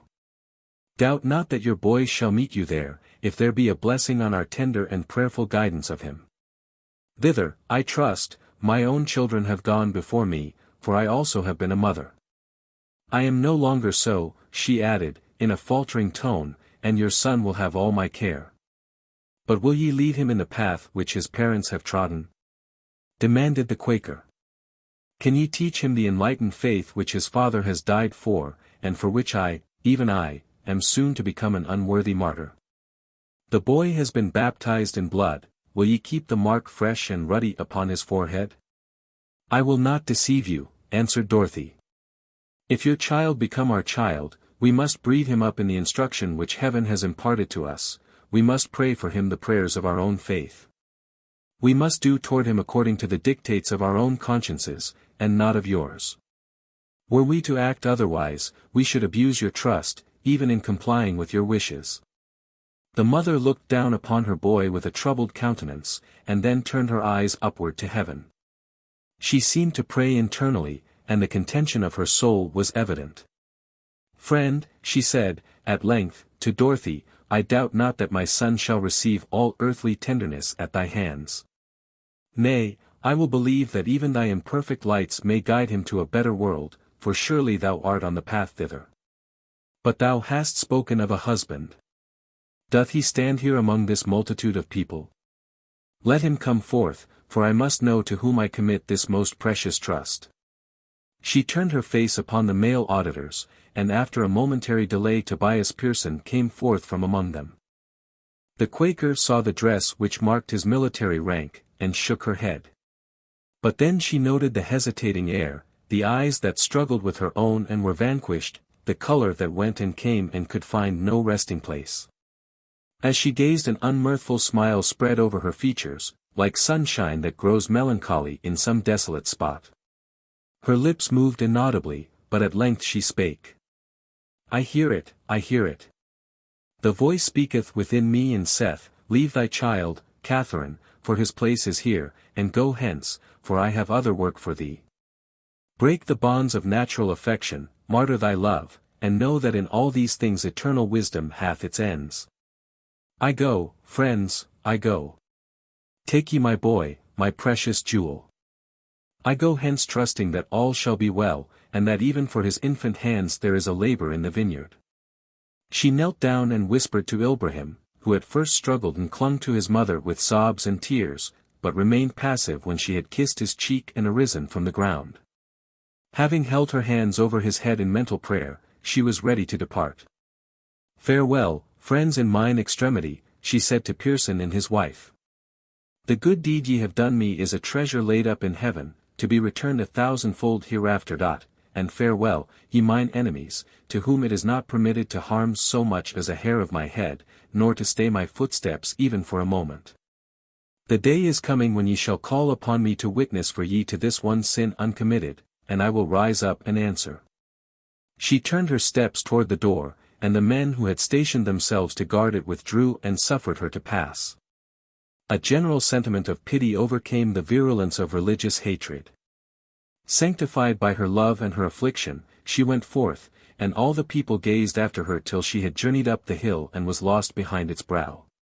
She went, the apostle of her own unquiet heart, to renew the wanderings of past years. For her voice had been already heard in many lands of Christendom, and she had pined in the cells of a Catholic Inquisition before she felt the lash and lay in the dungeons of the Puritans. Her mission had extended also to the followers of the Prophet, and from them she had received the courtesy and kindness which all the contending sects of our purer religion united to deny her. Her husband and herself had resided many months in Turkey, where even the Sultan's countenance was gracious to them. In that pagan land, too, was Ilbrahim's birthplace, and his oriental name was a mark of gratitude for the good deeds of an unbeliever. When Pearson and his wife had thus acquired all the rights over Ilbrahim that could be delegated, their affection for him became, like the memory of their native land or their mild sorrow for the dead, a piece of the immovable furniture of their hearts. The boy, also, after a week or two of mental disquiet, began to gratify his protectors by many inadvertent proofs that he considered them as parents and their house as home. Before the winter snows were melted, the persecuted infant, the little wanderer from a remote and heathen country, seemed native in the New England cottage and inseparable from the warmth and security of its hearth. Under the influence of kind treatment, and in the consciousness that he was loved, Ilbrahim's demeanor lost a premature manliness which had resulted from his earlier situation. He became more childlike and his natural character displayed itself with freedom. It was in many respects a beautiful one, yet the disordered imaginations of both his father and mother had perhaps propagated a certain unhealthiness in the mind of the boy. In his general state Ilbrahim would derive enjoyment from the most trifling events and from every object about him.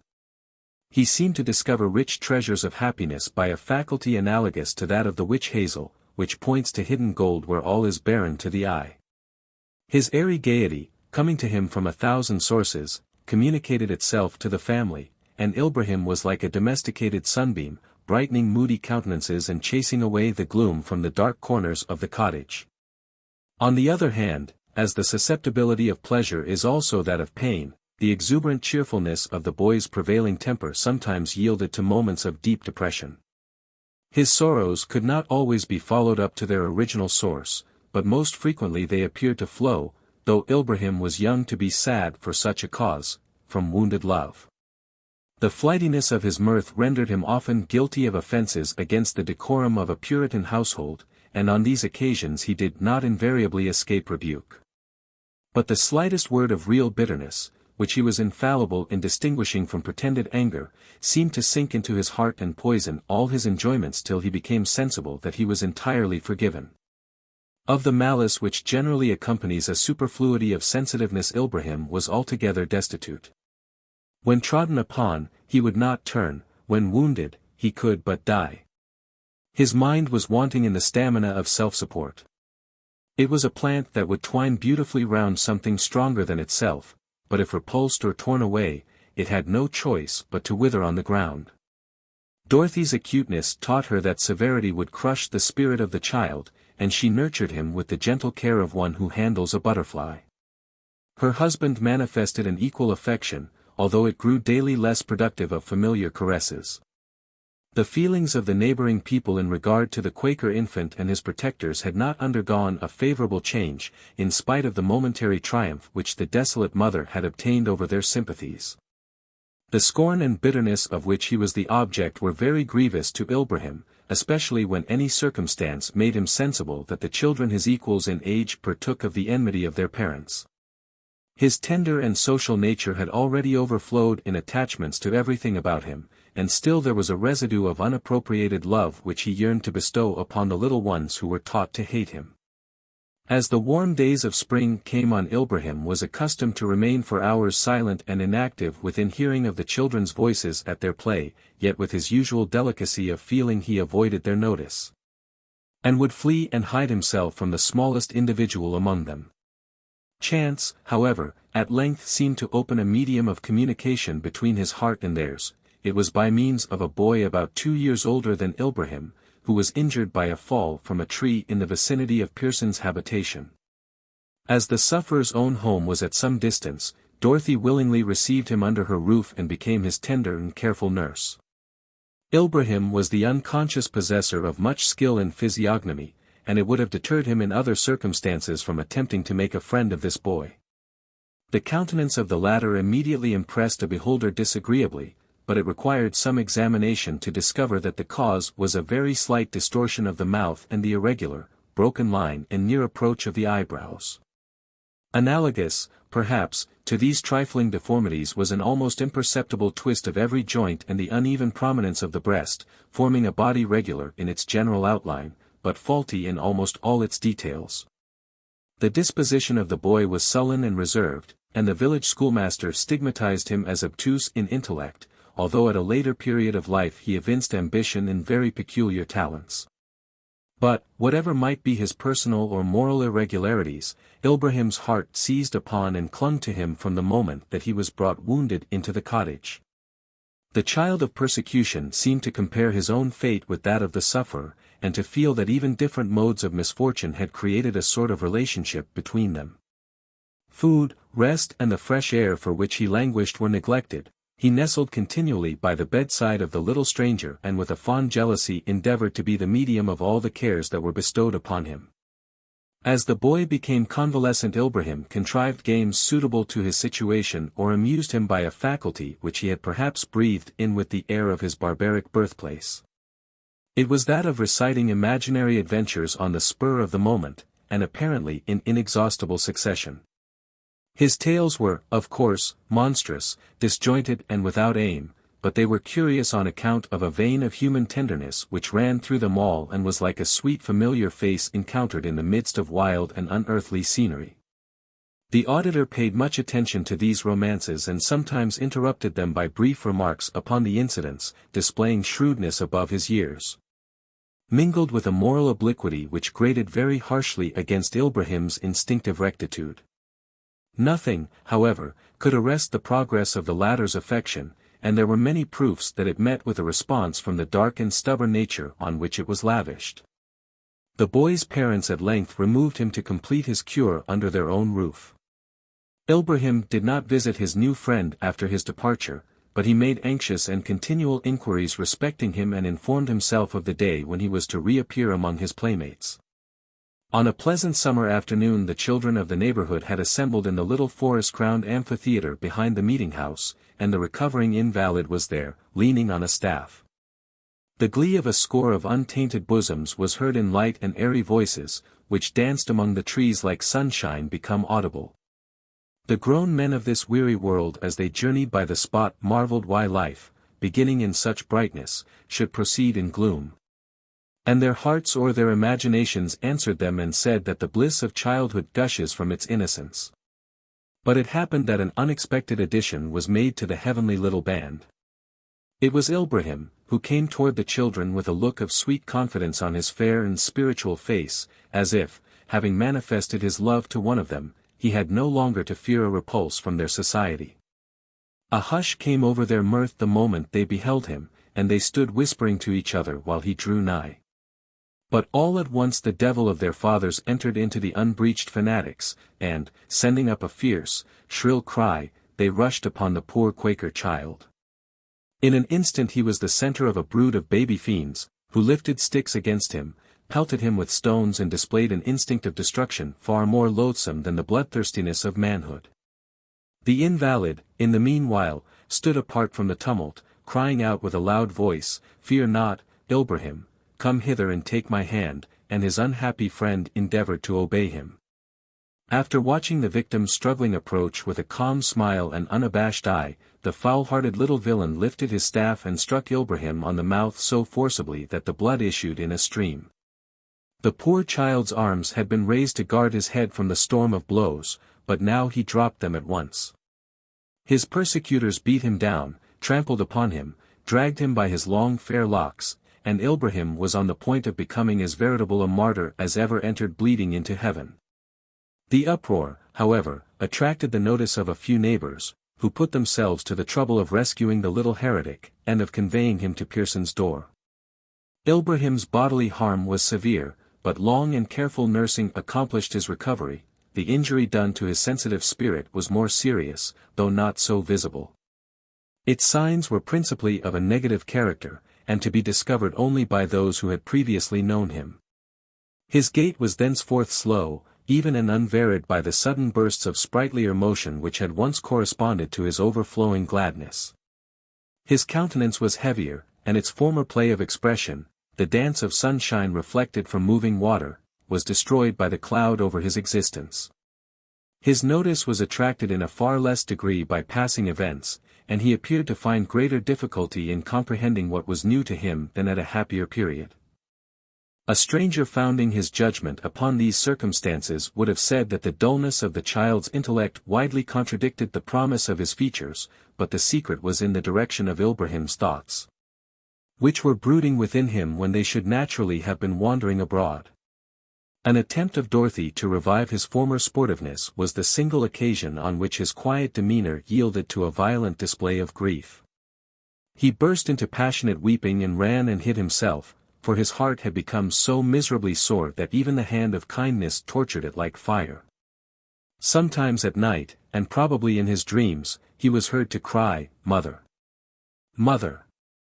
as if her place, which a stranger had supplied while Ilbrahim was happy, admitted of no substitute in his extreme affliction. Perhaps among the many life-weary wretches then upon the earth there was not one who combined innocence and misery like this poor broken-hearted infant so soon the victim of his own heavenly nature. While this melancholy change had taken place in Ilbrahim, one of an earlier origin and of different character had come to its perfection in his adopted father. The incident with which this tale commences found Pearson in a state of religious dullness, yet mentally disquieted and longing for a more fervid faith than he possessed. The first effect of his kindness to Ilbrahim was to produce a softened feeling, an incipient love for the child's whole sect, but joined to this, and resulting, perhaps, from self-suspicion, was a proud and ostentatious contempt of their tenets and practical extravagances. In the course of much thought, however, for the subject struggled irresistibly into his mind, the foolishness of the doctrine began to be less evident. And the points which had particularly offended his reason assumed another aspect or vanished entirely away. The work within him appeared to go on even while he slept, and that which had been a doubt when he laid down to rest would often hold the place of a truth confirmed by some forgotten demonstration when he recalled his thoughts in the morning. But, while he was thus becoming assimilated to the enthusiasts, his contempt, in no wise decreasing toward them, grew very fierce against himself. He imagined, also, that every face of his acquaintance wore a sneer, and that every word addressed to him was a jibe. Such was his state of mind at the period of Ilbrahim's misfortune, and the emotions consequent upon that event completed the change of which the child had been the original instrument. In the meantime, neither the fierceness of the persecutors nor the infatuation of their victims had decreased. The dungeons were never empty, the streets of almost every village echoed daily with the lash. The life of a woman whose mild and Christian spirit no cruelty could embitter had been sacrificed, and more innocent blood was yet to pollute the hands that were so often raised in prayer. Early after the Restoration the English Quakers represented to Charles II that a vein of blood was open in his dominions, but, though the displeasure of the voluptuous king was roused, his interference was not prompt. And now the tale must stride forward over many months, leaving Pearson to encounter ignominy and misfortune, his wife, to a firm endurance of 1,000 sorrows, poor Ilbrahim, to pine and droop like a cankered rosebud. His mother, to wander on a mistaken errand, neglectful of the holiest trust which can be committed to a woman. A winter evening, a night of storm, had darkened over Pearson's habitation, and there were no cheerful faces to drive the gloom from his broad hearth. The fire, it is true, sent forth a glowing heat and a ruddy light, and large logs dripping with half-melted snow lay ready to cast upon the embers. But the apartment was saddened in its aspect by the absence of much of the homely wealth which had once adorned it, for the exaction of repeated fines and his own neglect of temporal affairs had greatly impoverished the owner. And with the furniture of peace the implements of war had likewise disappeared, the sword was broken, the helm and cuirass were cast away for ever, the soldier had done with battles, and might not lift so much as his naked hand to guard his head. But the holy book remained, and the table on which it rested was drawn before the fire, while two of the persecuted sect sought comfort from its pages. He who listened while the other read was the master of the house, now emaciated in form and altered as to the expression and healthiness of his countenance. For his mind had dwelt too long among visionary thoughts and his body had been worn by imprisonment and stripes. The hale and weather-beaten old man who sat beside him had sustained less injury from a far longer course of the same mode of life. In person he was tall and dignified, and, which alone would have made him hateful to the Puritans, his grey locks fell from beneath the broad-brimmed hat and rested on his shoulders. As the old man read the sacred page the snow drifted against the windows or eddied in at the crevices of the door, while a blast kept laughing in the chimney and the blaze leaped fiercely up to seek it. And sometimes, when the wind struck the hill at a certain angle and swept down by the cottage across the wintry plain, its voice was the most doleful that can be conceived. It came as if the past were speaking, as if the dead had contributed each a whisper, as if the desolation of ages were breathed in that one lamenting sound. The Quaker at length closed the book, retaining, however, his hand between the pages which he had been reading, while he looked steadfastly at Pearson.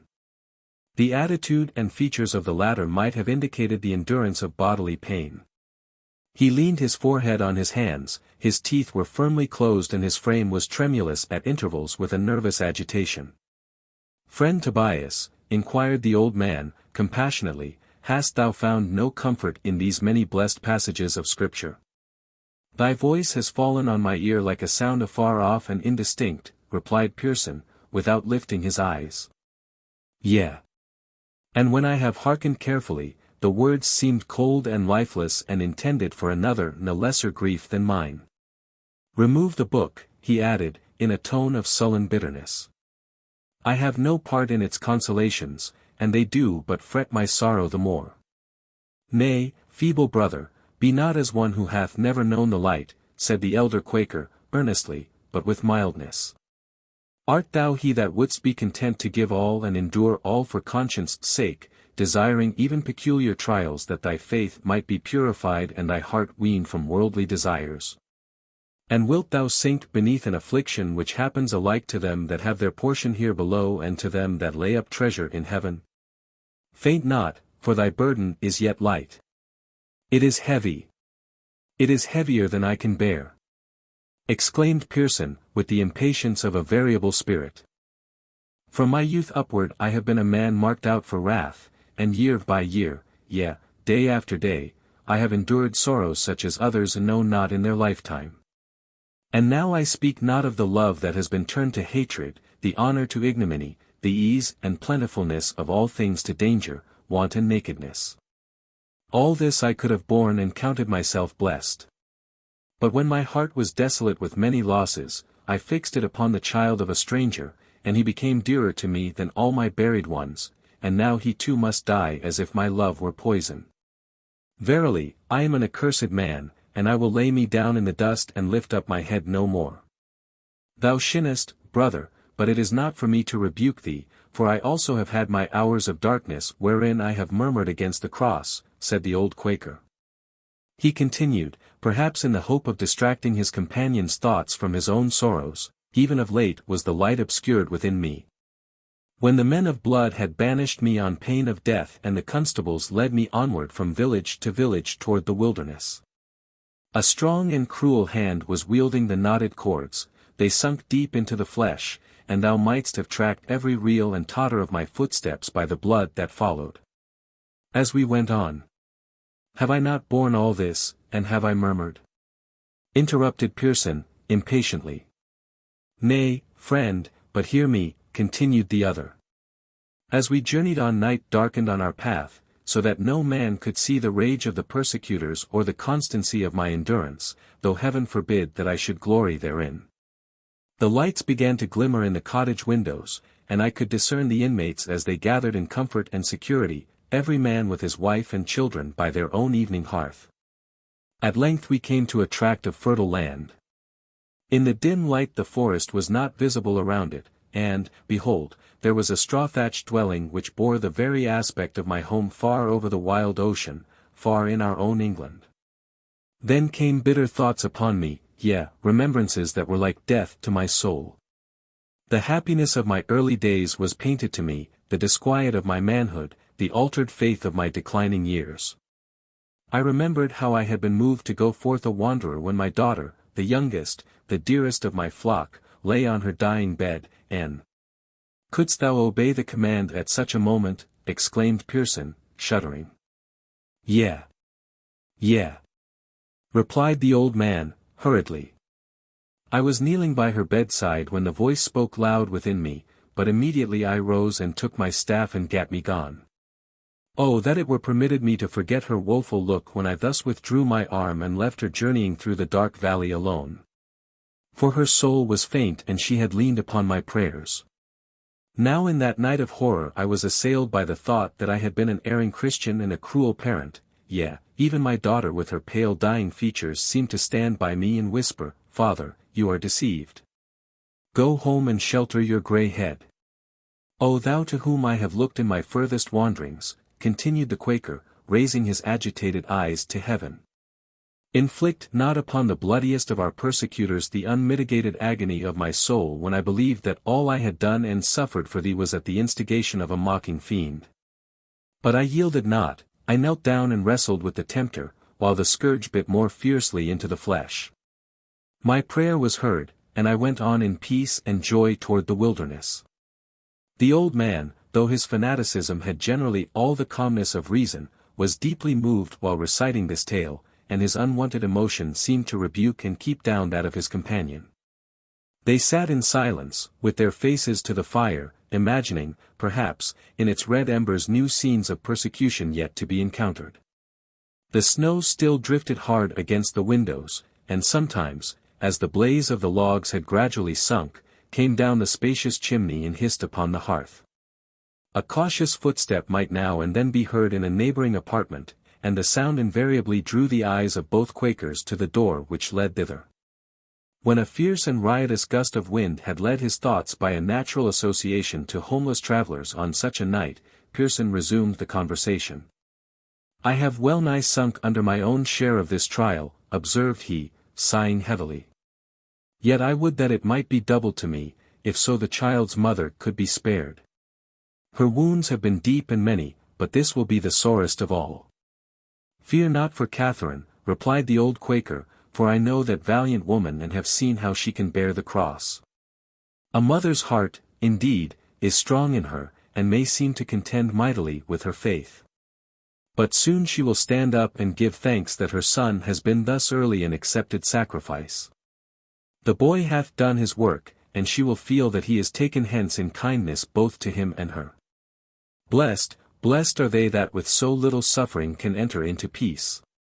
The fitful rush of the wind was now disturbed by a portentous sound. It was a quick and heavy knocking at the outer door. Pearson's wan countenance grew paler, for many a visit of persecution had taught him what to dread. The old man, on the other hand, stood up erect, and his glance was firm as that of the tried soldier who awaits his enemy. "The men of blood have come to seek me," he observed, with calmness. "They have heard how I was moved to return from banishment, and now am I to be led to prison, and thence to death. It is an end I have long looked for. I will open unto them lest they say, Lo, he feareth, or squo. Nay, I will present myself before them," said Pearson, with recovered fortitude. "It may be that they seek me alone and know not that thou abidest with me." "Let us go boldly, both one and the other," rejoined his companion. "It is not fitting that thou or I should shrink."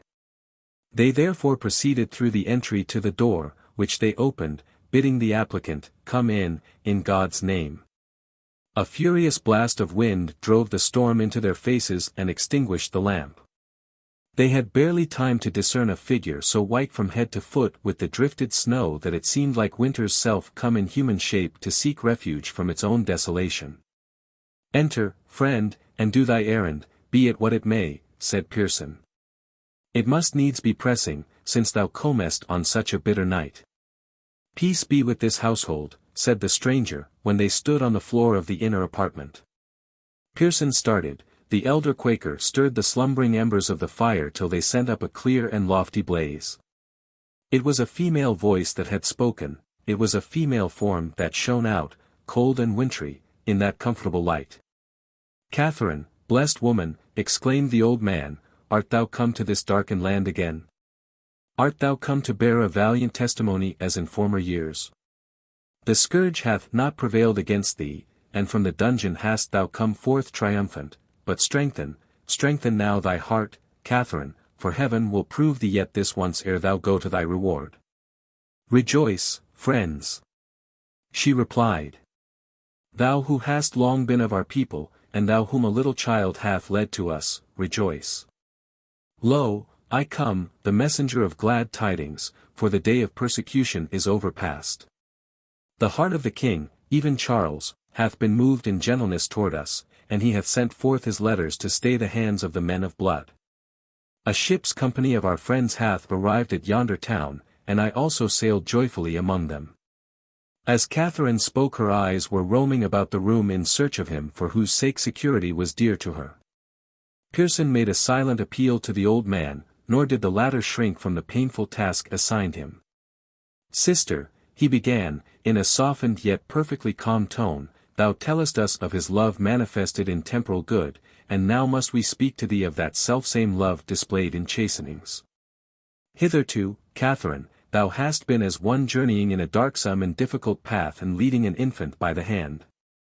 Fain wouldst thou have looked heavenward continually, but still the cares of that little child have drawn thine eyes and thy affections to the earth. Sister, go on rejoicing, for his tottering footsteps shall impede thine own no more. But the unhappy mother was not thus to be consoled. She shook like a leaf, she turned white as the very snow that hung drifted into her hair. The firm old man extended his hand and held her up, keeping his eye upon hers as if to repress any outbreak of passion. "I am a woman, I am but a woman, will he try me above my strength?" said Catherine, very quickly and almost in a whisper. "I have been wounded sore, I have suffered much, many things in the body, many in the mind, crucified in myself and in them that were dearest to me. Surely," added she, with a long shudder, "he hath spared me in this one thing." She broke forth with sudden and irrepressible violence, "Tell me, man of cold heart, what has God done to me? Hath he cast me down never to rise again? Hath he crushed my very heart in his hand? And thou to whom I committed my child, how hast thou fulfilled thy trust? Give me back the boy well, sound, alive, alive, or earth and heaven shall avenge me." The agonized shriek of Catherine was answered by the faint, the very faint, voice of a child. On this day it had become evident to Pearson, to his aged guest and to Dorothy that Ilbrahim's brief and troubled pilgrimage drew near its close.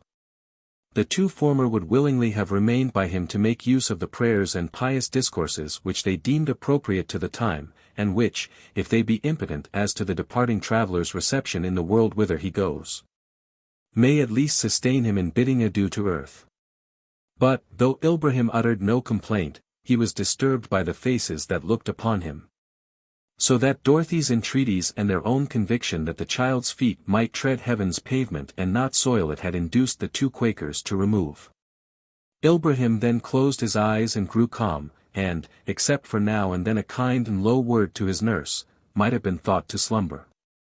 As nightfall came on, however, and the storm began to rise, something seemed to trouble the repose of the boy's mind and to render his sense of hearing active and acute. If a passing wind lingered to shake the casement, he strove to turn his head toward it; if the door jarred to and fro upon its hinges, he looked long and anxiously thitherward. If the heavy voice of the old man as he read the scriptures rose but a little higher, the child almost held his dying breath to listen. If a snowdrift swept by the cottage with a sound like the trailing of a garment, Ilbrahim seemed to watch that some visitant should enter. But after a little time he relinquished whatever secret hope had agitated him and with one low complaining whisper turned his cheek upon the pillow. He then addressed Dorothy with his usual sweetness and besought her to draw near him. She did so, and Ilbrahim took her hand in both of his, grasping it with a gentle pressure, as if to assure himself that he retained it. At intervals, and without disturbing the repose of his countenance, a very faint trembling passed over him from head to foot, as if a mild but somewhat cool wind had breathed upon him and made him shiver. As the boy thus led her by the hand in his quiet progress over the borders of eternity, Dorothy almost imagined that she could discern the near though dim delightfulness of the home he was about to reach. She would not have enticed the little wanderer back, though she bemoaned herself that she must leave him and return.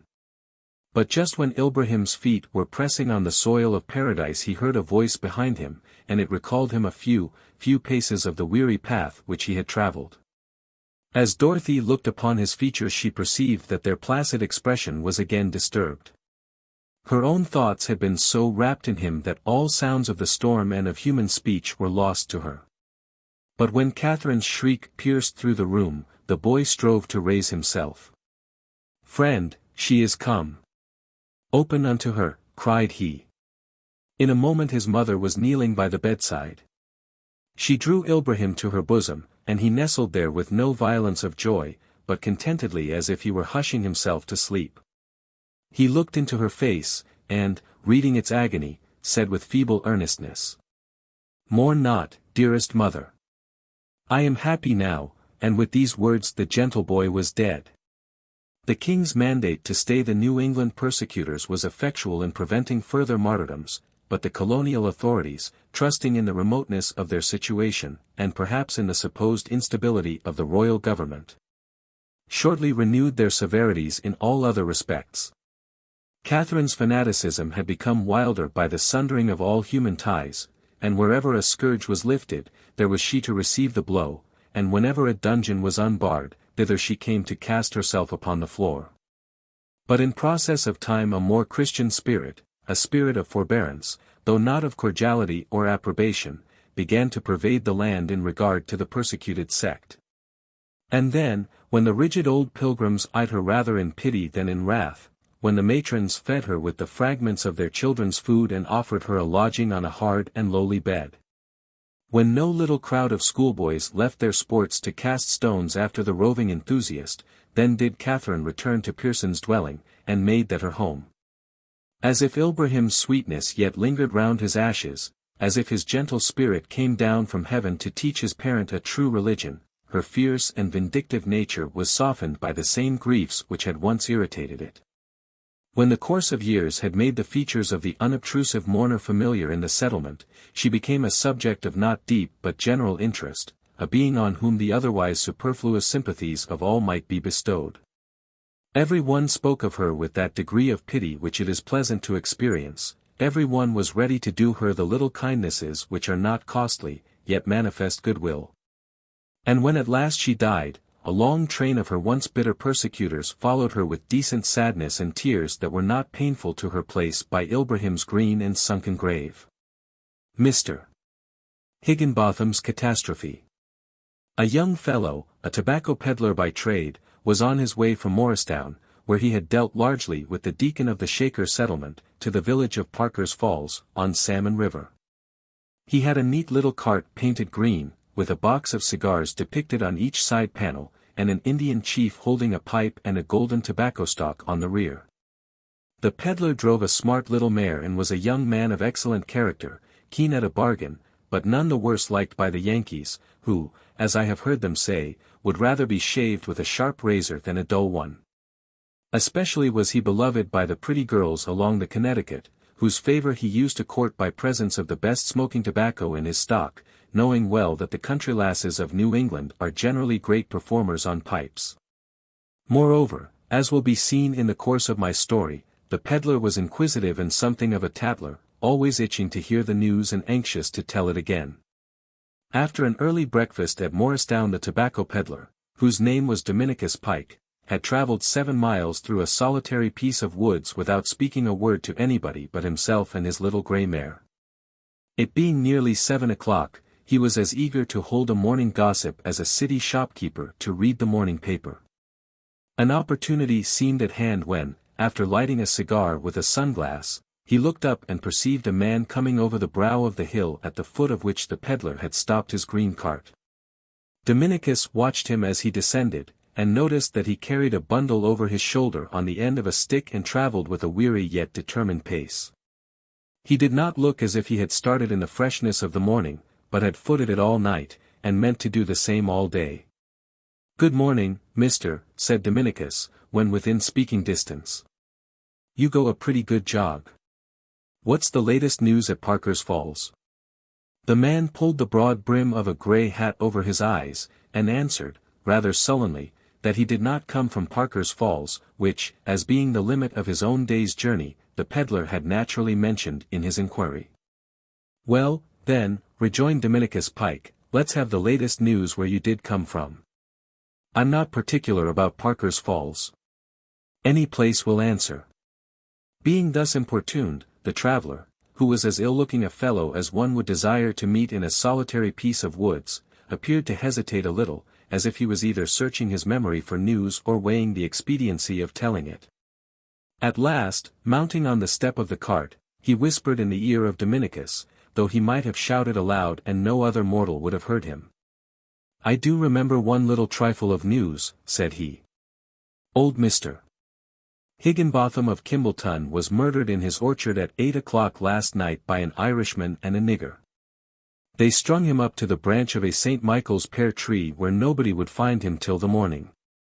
As soon as this horrible intelligence was communicated, the stranger betook himself to his journey again with more speed than ever, not even turning his head when Dominicus invited him to smoke a Spanish cigar and relate all the particulars. The peddler whistled to his mare and went up the hill, pondering on the doleful fate of Mr. Higginbotham, whom he had known in the way of trade, having sold him many a bunch of long nines and a great deal of pigtail, ladies' twist and fig tobacco. He was rather astonished at the rapidity with which the news had spread. Kimbolton was nearly 60 miles distant in a straight line. The murder had been perpetrated only at 8 o'clock the preceding night, yet Dominicus had heard of it at 7 in the morning, when, in all probability, poor Mr. Higginbotham's own family had but just discovered his corpse hanging on the St. Michael's pear tree. The stranger on foot must have worn 7-league boots, to travel at such a rate. Ill news flies fast, they say, thought Dominicus Pike, but this beats railroads. The fellow ought to be hired to go express with the president's message. The difficulty was solved by supposing that the narrator had made a mistake of one day in the date of the occurrence. So that our friend did not hesitate to introduce the story at every tavern and country store along the road, expending a whole bunch of Spanish wrappers among at least 20 horrified audiences. He found himself invariably the first bearer of the intelligence, and was so pestered with questions that he could not avoid filling up the outline till it became quite a respectable narrative. He met with one piece of corroborative evidence. Mr. Higginbotham was a trader. And a former clerk of his to whom Dominicus related the facts testified that the old gentleman was accustomed to return home through the orchard about nightfall with the money and valuable papers of the store in his pocket.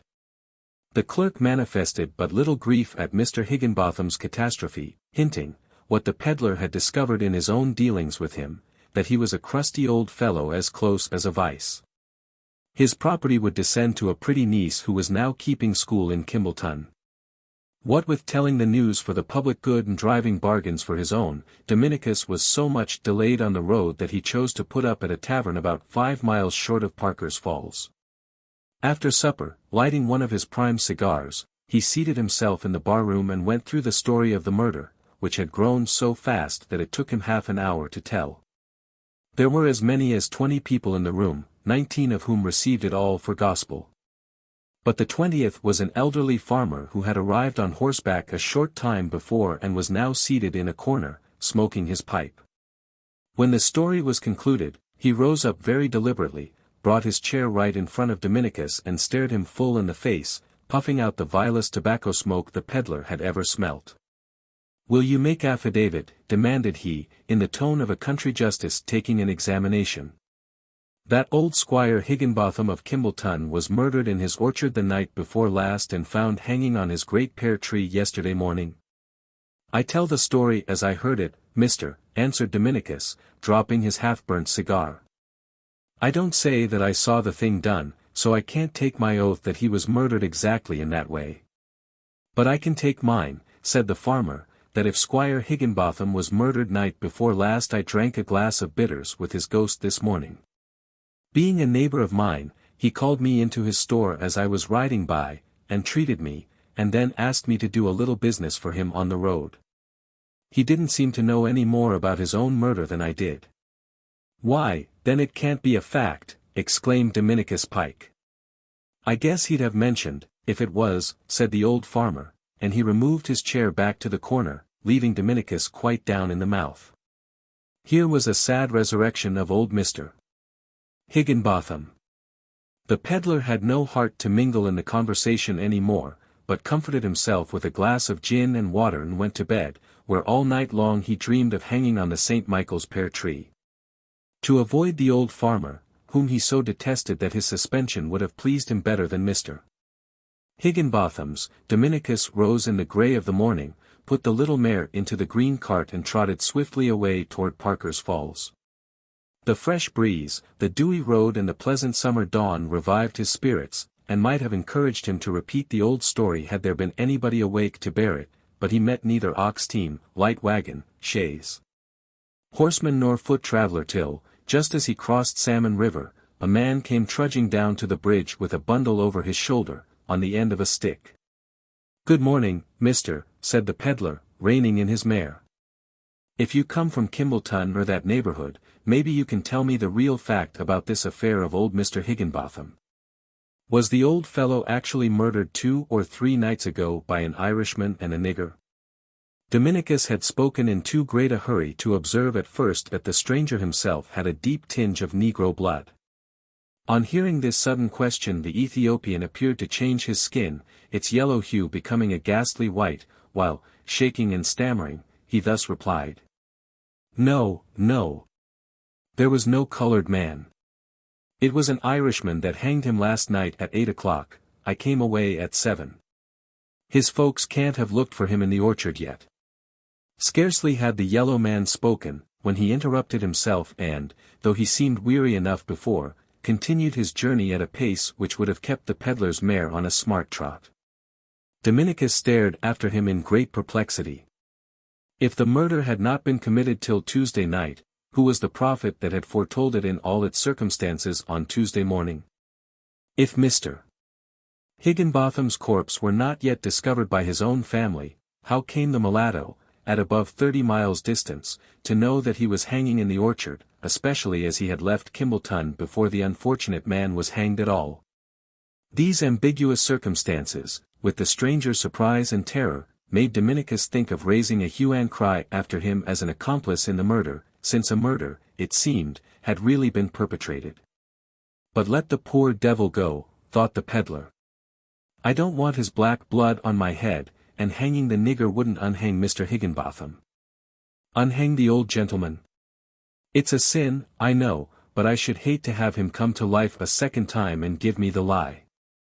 With these meditations Dominicus Pike drove into the street of Parker's Falls, which, as everybody knows, is as thriving a village as 3 cotton factories and a slitting mill can make it. The machinery was not in motion and but a few of the shop doors unbarred when he alighted in the stable-yard of the tavern and made it his first business to order the mare 4 quarts of oats. His second duty, of course, was to impart Mr. Higginbotham's catastrophe to the hostler. He deemed it advisable, however, not to be too positive as to the date of the direful fact, and also to be uncertain whether it were perpetrated by an Irishman and a mulatto or by the son of Erin alone. Neither did he profess to relate it on his own authority or that of any one person, but mentioned it as a report generally diffused. The story ran through the town like fire among girdle trees, and became so much the universal talk that nobody could tell whence it had originated. Mr. Higginbotham was as well known at Parker's Falls as any citizen of the place, being part owner of the slitting mill and a considerable stockholder in the cotton factories. The inhabitants felt their own prosperity interested in his fate. Such was the excitement that the Parker's Falls Gazette anticipated its regular day of publication, and came out with half a form of blank paper and a column of double pica emphasized with capitals and headed, "Horrid Murder of Mark Higginbotham." Among other dreadful details, the printed account described the mark of the cord round the dead man's neck and stated the number of $1,000 of which he had been robbed. There was much pathos, also, about the affliction of his niece, who had gone from one fainting fit to another ever since her uncle was found hanging on the St. Michael's pear tree with his pockets inside out. The village poet likewise commemorated the young lady's grief in 17 stanzas of a ballad. The selectmen held a meeting, and in consideration of Mr. Higginbotham's claims on the town determined to issue handbills offering a reward of $500 for the apprehension of his murderers and the recovery of the stolen property. Meanwhile, the whole population of Parker's Falls, consisting of shopkeepers, mistresses of boarding houses, factory girls, millmen and schoolboys, rushed into the street and kept up such a terrible loquacity as more than compensated for the silence of the cotton machines, which refrained from their usual din out of respect to the deceased. Had Mr. Higginbotham cared about posthumous renown, his untimely ghost would have exulted in this tumult. Our friend Dominicus in his vanity of heart forgot his intended precautions, and, mounting on the town pump, announced himself as the bearer of the authentic intelligence which had caused so wonderful a sensation. He immediately became the great man of the moment, and had just begun a new edition of the narrative with a voice like a field preacher when the mail stage drove into the village street. It had traveled all night, and must have shifted horses at Kimbleton at 3 in the morning. "Now we shall hear all the particulars," shouted the crowd. The coach rumbled up to the piazza of the tavern followed by 1,000 people. For if any man had been minding his own business till then, he now left it at 6s and 7s to hear the news. The peddler, foremost in the race, discovered 2 passengers, both of whom had been startled from a comfortable nap to find themselves in the center of a mob. Every man assailing them with separate questions, all propounded at once, the couple were struck speechless, though one was a lawyer and the other a young lady. Mr. Higginbotham. Mr. Higginbotham. Tell us the particulars about old Mr. Higginbotham, bawled the mob. What is the coroner's verdict? Are the murderers apprehended? Is Mr. Higginbotham's niece come out of her fainting fits? Mr. Higginbotham. Mr. Higginbotham. The coachman said not a word except to swear awfully at the hostler for not bringing him a fresh team of horses. The lawyer inside had generally his wits about him even when asleep. The first thing he did after learning the cause of the excitement was to produce a large red pocketbook. Meantime, Dominicus Pike, being an extremely polite young man, and also suspecting that a female tongue would tell the story as glibly as a lawyer's, had handed the lady out of the coach. She was a fine, smart girl, now wide awake and bright as a button, and had such a sweet, pretty mouth that Dominicus would almost as lief have heard a love tale from it as a tale of murder. Gentlemen and ladies, said the lawyer to the shopkeepers, the millmen and the factory girls, I can assure you that some unaccountable mistake, or, more probably, a wilful falsehood maliciously contrived to injure Mr. Higginbotham's credit, has excited this singular uproar. We passed through Kimbleton at 3 o'clock this morning, and most certainly should have been informed of the murder had any been perpetrated. But I have proof nearly as strong as Mr. Higginbotham's own oral testimony in the negative. Here is a note relating to a suit of his in the Connecticut courts which was delivered me from that gentleman himself. I find it dated at 10 o'clock last evening. So saying, the lawyer exhibited the date and signature of the note, which irrefragably proved either that this perverse Mr. Higginbotham was alive when he wrote it, or, as some deemed the more probable case of two doubtful ones, that he was so absorbed in worldly business as to continue to transact it even after his death. But unexpected evidence was forthcoming. The young lady, after listening to the peddler's explanation, merely seized a moment to smooth her gown and put her curls in order, and then appeared at the tavern door, making a modest signal to be heard. Good people, said she, I am Mr. Higginbotham's niece. A wondering murmur passed through the crowd on beholding her so rosy and bright, that same unhappy niece whom they had supposed, on the authority of the Parker's Falls Gazette, to be lying at death's door in a fainting fit. But some shrewd fellows had doubted all along whether a young lady would be quite so desperate at the hanging of a rich old uncle. You see, continued Miss Higginbotham, with a smile, that this strange story is quite unfounded as to myself, and I believe I may affirm it to be equally so in regard to my dear Uncle Higginbotham. He has the kindness to give me a home in his house, though I contribute to my own support by teaching a school. I left Kimbleton this morning to spend the vacation of commencement week with a friend about 5 miles from Parker's Falls. My generous uncle, when he heard me on the stairs, called me to his bedside and gave me $2.50 to pay my stage fare, and another $1 for my extra expenses. He then laid his pocketbook under his pillow, shook hands with me, and advised me to take some biscuit in my bag instead of breakfasting on the road. I feel confident, therefore, that I left my beloved relative alive, and trust that I shall find him so on my return. The young lady courtesied at the close of her speech, which was so sensible and well worded, and delivered with such grace and propriety, that everybody thought her fit to be preceptress of the best academy in the state. But a stranger would have supposed that Mr. Higginbotham was an object of abhorrence at Parker's Falls and that a thanksgiving had been proclaimed for his murder, so excessive was the wrath of the inhabitants on learning their mistake. The millmen resolved to bestow public honors on Dominicus Pike, only hesitating whether to tar and feather him, ride him on a rail or refresh him with an ablution at the town pump, on the top of which he had declared himself the bearer of the news. The selectmen, by advice of the lawyer, spoke of prosecuting him for a misdemeanor in circulating unfounded reports, to the great disturbance of the peace of the Commonwealth. Nothing saved Dominicus either from mob law or a court of justice but an eloquent appeal made by the young lady in his behalf. Addressing a few words of heartfelt gratitude to his benefactress, he mounted the green cart and rode out of town under a discharge of artillery from the schoolboys, who found plenty of ammunition in the neighboring clay pits and mud holes. As he turned his head to exchange a farewell glance with Mr. Higginbotham's niece, a ball of the consistence of hasty pudding hit him slap in the mouth, giving him a most grim aspect. His whole person was so bespattered with the like filthy missiles that he had almost a mind to ride back and supplicate for the threatened ablution at the town pump, for, though not meant in kindness, it would now have been a deed of charity. However, the sun shone bright on poor Dominicus, and the mud, an emblem of all stains of undeserved opprobrium, was easily brushed off when dry. Being a funny rogue, his heart soon cheered up. Nor could he refrain from a hearty laugh at the uproar which his story had excited. The handbills of the selectmen would cause the commitment of all the vagabonds in the state, the paragraph in the Parker's Falls Gazette would be reprinted from Maine to Florida, and perhaps form an item in the London newspapers.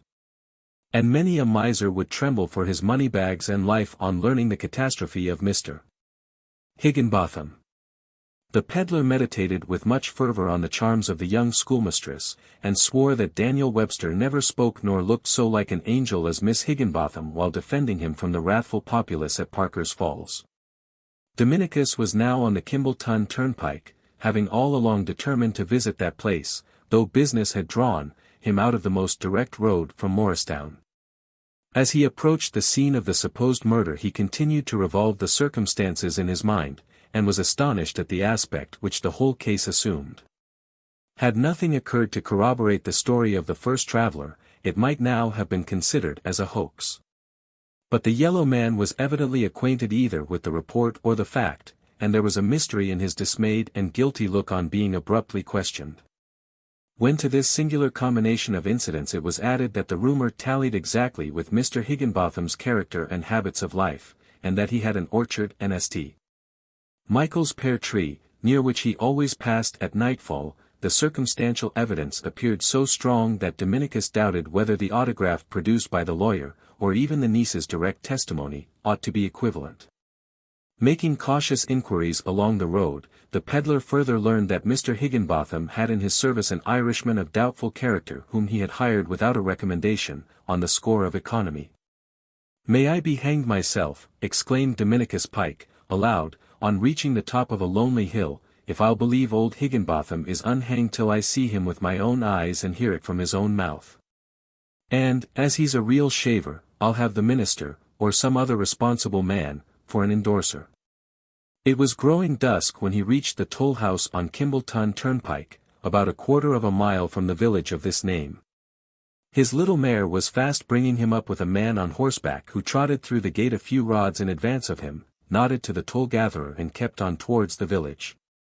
Dominicus was acquainted with the toll-man, and while making change the usual remarks on the weather passed between them. "I suppose," said the peddler, throwing back his whiplash to bring it down like a feather on the mare's flank, "you have not seen anything of old Mr. Higginbotham within a day or two?" "Yes," answered the toll-gatherer. "He passed the gate just before you drove up, and yonder he rides now, if you can see him through the dusk. He's been to Woodfield this afternoon, attending a sheriff's sale there. The old man generally shakes hands and has a little chat with me, but tonight he nodded, as if to say, 'Charge my toll,' and jogged on, for, wherever he goes, he must always be at home by 8 o'clock. "So they tell me," said Dominicus. "I never saw a man look so yellow and thin as the squire does," continued the toll-gatherer. "Says I to myself tonight, he's more like a ghost or an old mummy than good flesh and blood." The peddler strained his eyes through the twilight, and could just discern the horseman now far ahead on the village road. He seemed to recognize the rear of Mr. Higginbotham, but through the evening shadows and amid the dust from the horse's feet the figure appeared dim and unsubstantial, as if the shape of the mysterious old man were faintly molded of darkness and grey light. Dominicus shivered. "Mr. Higginbotham has come back from the other world by way of the Kimballton Turnpike," thought he. He shook the reins and rode forward, keeping about the same distance in the rear of the grey old shadow till the latter was concealed by a bend of the road. On reaching this point the peddler no longer saw the man on horseback, but found himself at the head of the village street, not far from a number of stores and 2 taverns clustered round the meeting-house steeple. On his left was a stone wall and a gate, the boundary of a woodlot beyond which lay an orchard, farther still a mowing field, and last of all a house. These were the premises of Mr. Higginbotham, whose dwelling stood beside the old highway, but had been left in the background by the Kimballton turnpike. Dominicus knew the place, and the little mare stopped short by instinct, for he was not conscious of tightening the reins. "For the soul of me, I cannot get by this gate," said he, trembling. "I never shall be my own man again till I see whether Mr. Higginbotham is hanging on the St. Michael's pear tree." He leaped from the cart, gave the rein a turn round the gate-post, and ran along the green path of the woodlot as if old Nick were chasing behind. Just then the village clock tolled 8, and as each deep stroke fell Dominicus gave a fresh bound and flew faster than before, till, dim in the solitary center of the orchard, he saw the faded pear tree. One great branch stretched from the old contorted trunk across the path and threw the darkest shadow on that one spot. But something seemed to struggle beneath the branch. The peddler had never pretended to more courage than befits a man of peaceable occupation, nor could he account for his valor on this awful emergency. Certain it is, however, that he rushed forward, prostrated a sturdy Irishman with the butt end of his whip, and found, not, indeed, hanging on the St. Michael's pear tree, but trembling beneath it with a halter round his neck, the old identical Mr. Higginbotham. "Mr. Higginbotham," said Dominicus, tremulously, "you're an honest man, and I'll take your word for it. Have you been hanged, or not? If the riddle be not already guessed, a few words will explain the simple machinery by which this coming event was made to cast its shadow before. 3 men had plotted the robbery and murder of Mr. Higginbotham. 2 of them successively lost courage and fled, each delaying the crime one night by their disappearance.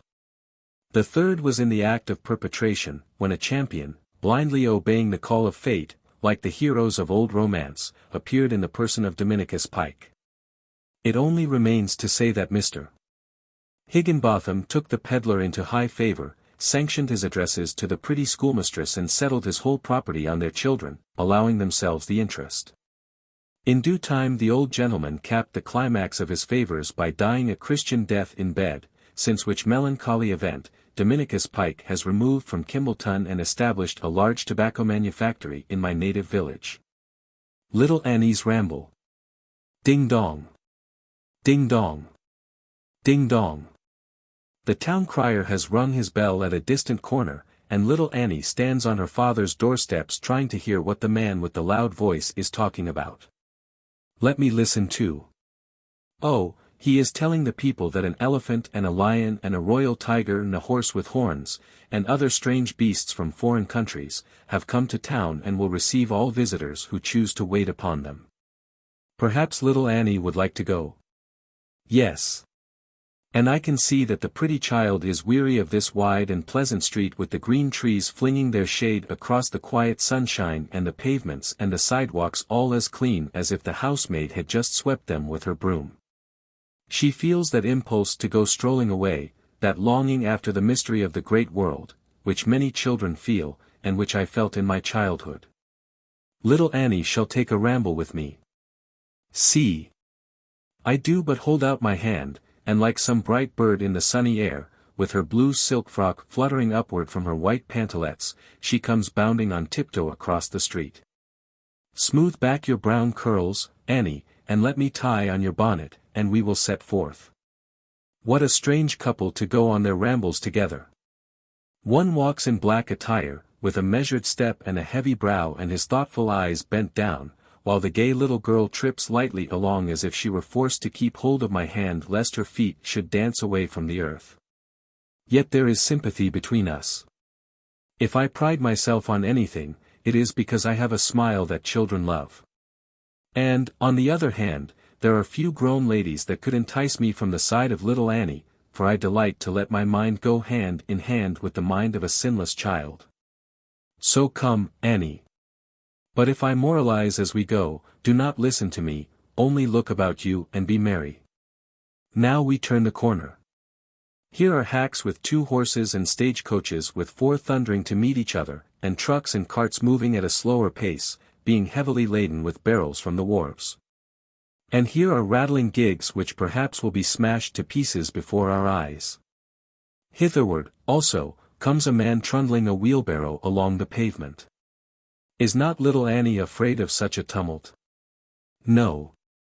She does not even shrink closer to my side, but passes on with fearless confidence, a happy child amidst a great throng of grown people who pay the same reverence to her infancy that they would to extreme old age. Nobody jostles her, all turn aside to make way for little Annie, and, what is most singular, she appears conscious of her claim to such respect. Now her eyes brighten with pleasure. A street musician has seated himself on the steps of yonder church and pours forth his strains to the busy town, a melody that has gone astray among the tramp of footsteps, the buzz of voices and the whir of passing wheels. Who heeds the poor organ grinder? None but myself and little Annie, whose feet begin to move in unison with the lively tune, as if she were loath that music should be wasted without a dance. But where would Annie find a partner? Some have the gout in their toes or the rheumatism in their joints, some are stiff with age, some feeble with disease, some are so lean that their bones would rattle, and others of such ponderous size that their agility would crack the flagstones. But many, many have leaden feet because their hearts are far heavier than lead. It is a sad thought that I have chanced upon. What a company of dancers should we be! For I too am a gentleman of sober footsteps, and therefore, little Annie, let us walk sedately on. It is a question with me whether this giddy child or my sage self have most pleasure in looking at the shop windows. We love the silks of sunny hue that glow within the darkened premises of the spruce dry goods men. We are pleasantly dazzled by the burnished silver and the chased gold, the rings of wedlock and the costly love ornaments, glistening at the window of the jeweler. But Annie, more than I, seeks for a glimpse of her passing figure in the dusty looking-glasses at the hardware stores. All that is bright and gay attracts us both. Here is a shop to which the recollections of my boyhood as well as present partialities give a peculiar magic. How delightful to let the fancy revel on the dainties of a confectioner, those pies with such white and flaky paste, their contents being a mystery, whether rich mince with whole plums intermixed, or piquant apple delicately rose-flavored.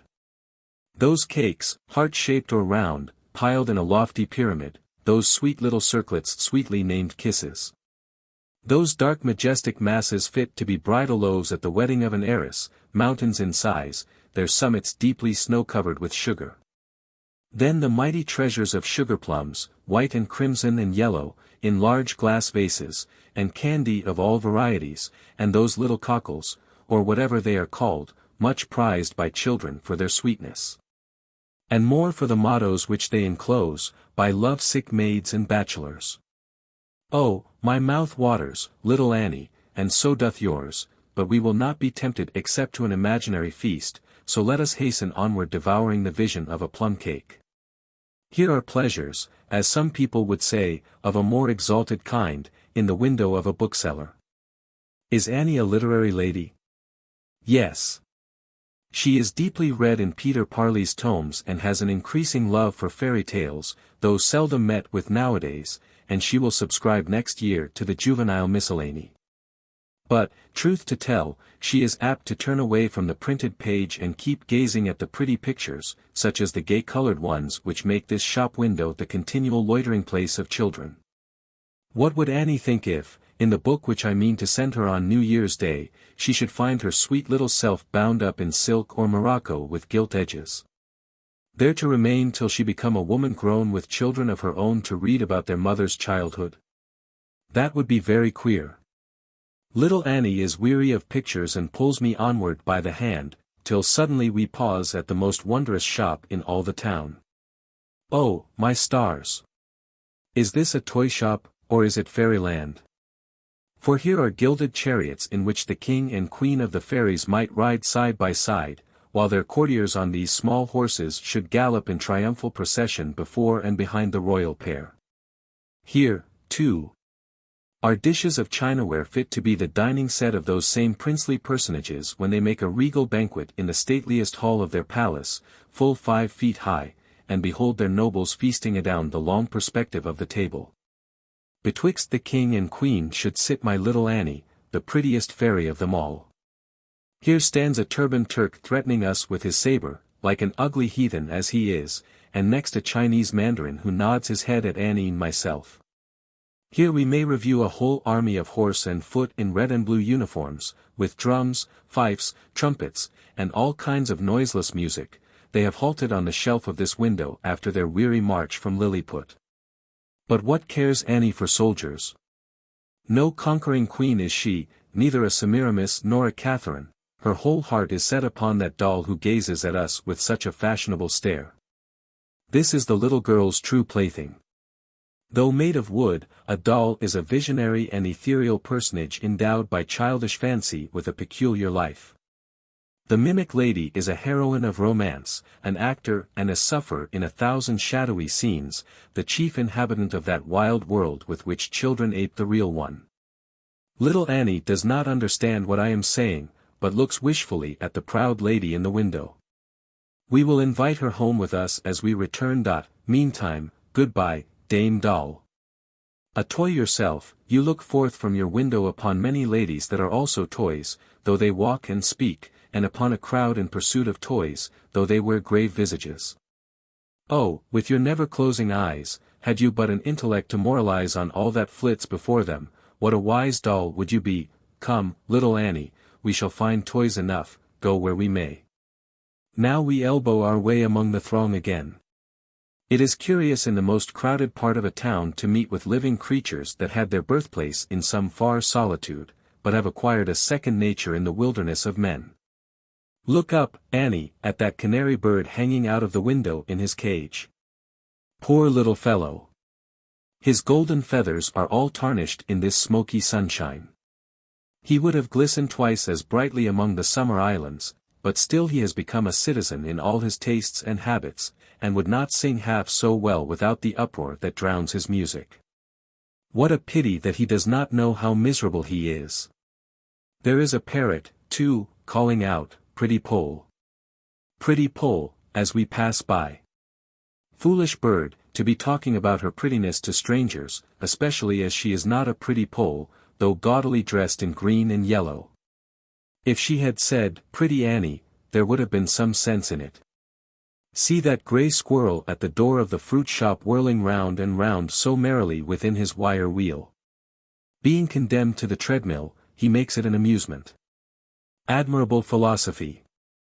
Here comes a big, rough dog, a countryman's dog, in search of his master, smelling at everybody's heels and touching little Annie's hand with his cold nose, but hurrying away, though she would fain have patted him. Success to your search, Fidelity. And there sits a great yellow cat upon a window-sill, a very corpulent and comfortable cat, gazing at this transitory world with owl's eyes, and making pithy comments, doubtless, or what appears such, to the silly beast. Oh, sage puss, make room for me beside you, and we will be a pair of philosophers. Here we see something to remind us of the town crier and his ding-dong bell. Look! Look at that great cloth spread out in the air, pictured all over with wild beasts, as if they had met together to choose a king, according to their custom in the days of Aesop. But they are choosing neither a king nor a president, else we should hear a most horrible snarling. They have come from the deep woods and the wild mountains and the desert sands and the polar snows only to do homage to my little Annie. As we enter among them, the great elephant makes us a bow in the best style of elephantine courtesy, bending lowly down his mountain bulk, with trunk abased and leg thrust out behind. Annie returns the salute, much to the gratification of the elephant, who is certainly the best-bred monster in the caravan. The lion and the lioness are busy with 2 beef bones.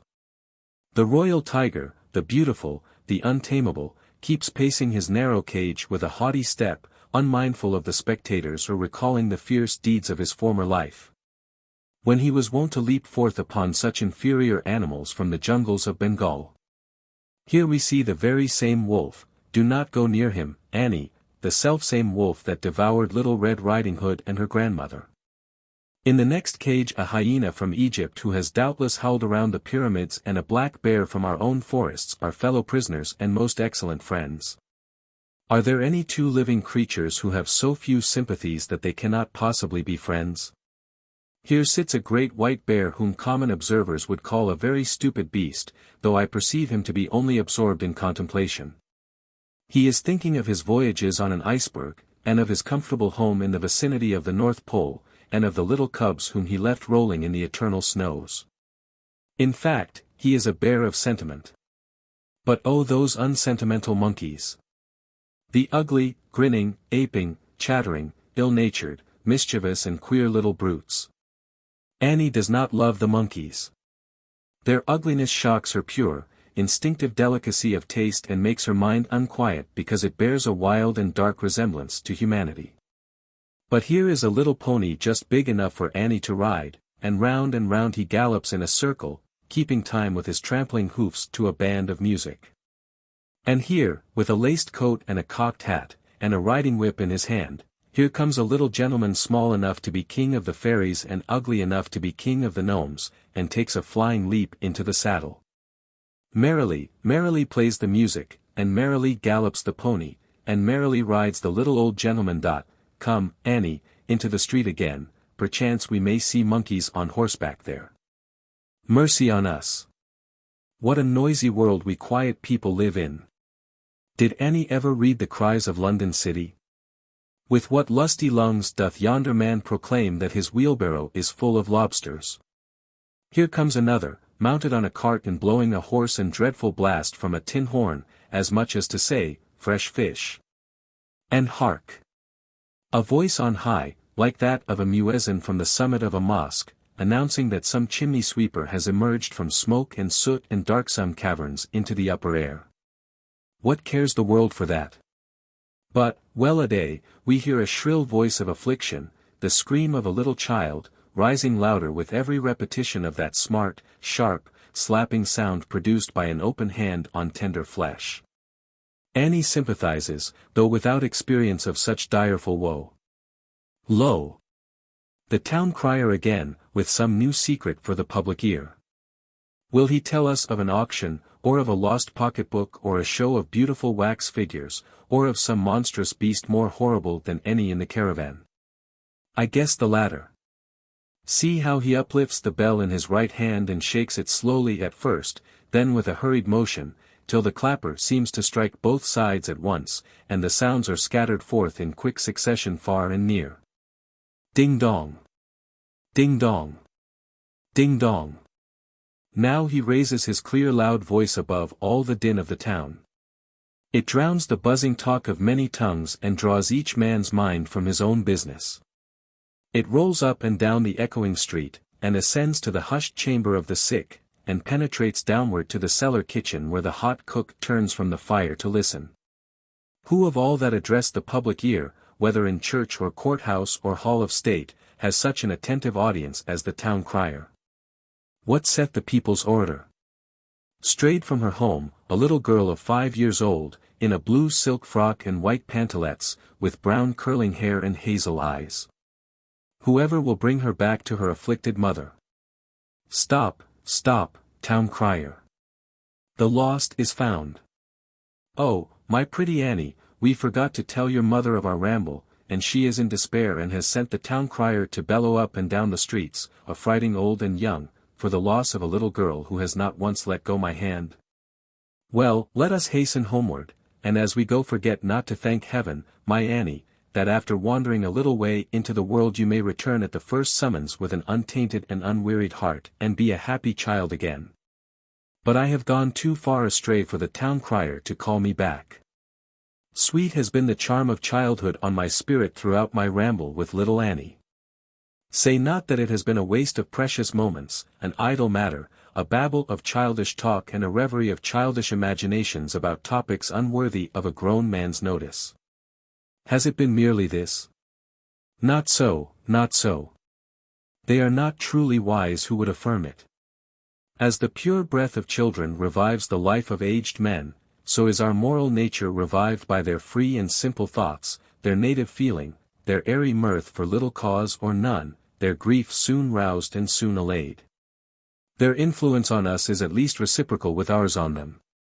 When our infancy is almost forgotten and our boyhood long departed, though it seems but as yesterday, when life settles darkly down upon us and we doubt whether to call ourselves young any more. Then it is good to steal away from the society of bearded men, and even of gentler women, and spend an hour or two with children. After drinking from those fountains of still fresh existence we shall return into the crowd, as I do now, to struggle onward and do our part in life, perhaps as fervently as ever. But for a time with a kinder and purer heart and a spirit more lightly wise. All this by thy sweet magic, dear little Annie. Wakefield. In some old magazine or newspaper I recollect a story, told as truth, of a man, let us call him Wakefield, who absented himself for a long time from his wife. The fact, thus abstractedly stated, is not very uncommon, nor, without a proper distinction of circumstances, to be condemned either as naughty or nonsensical.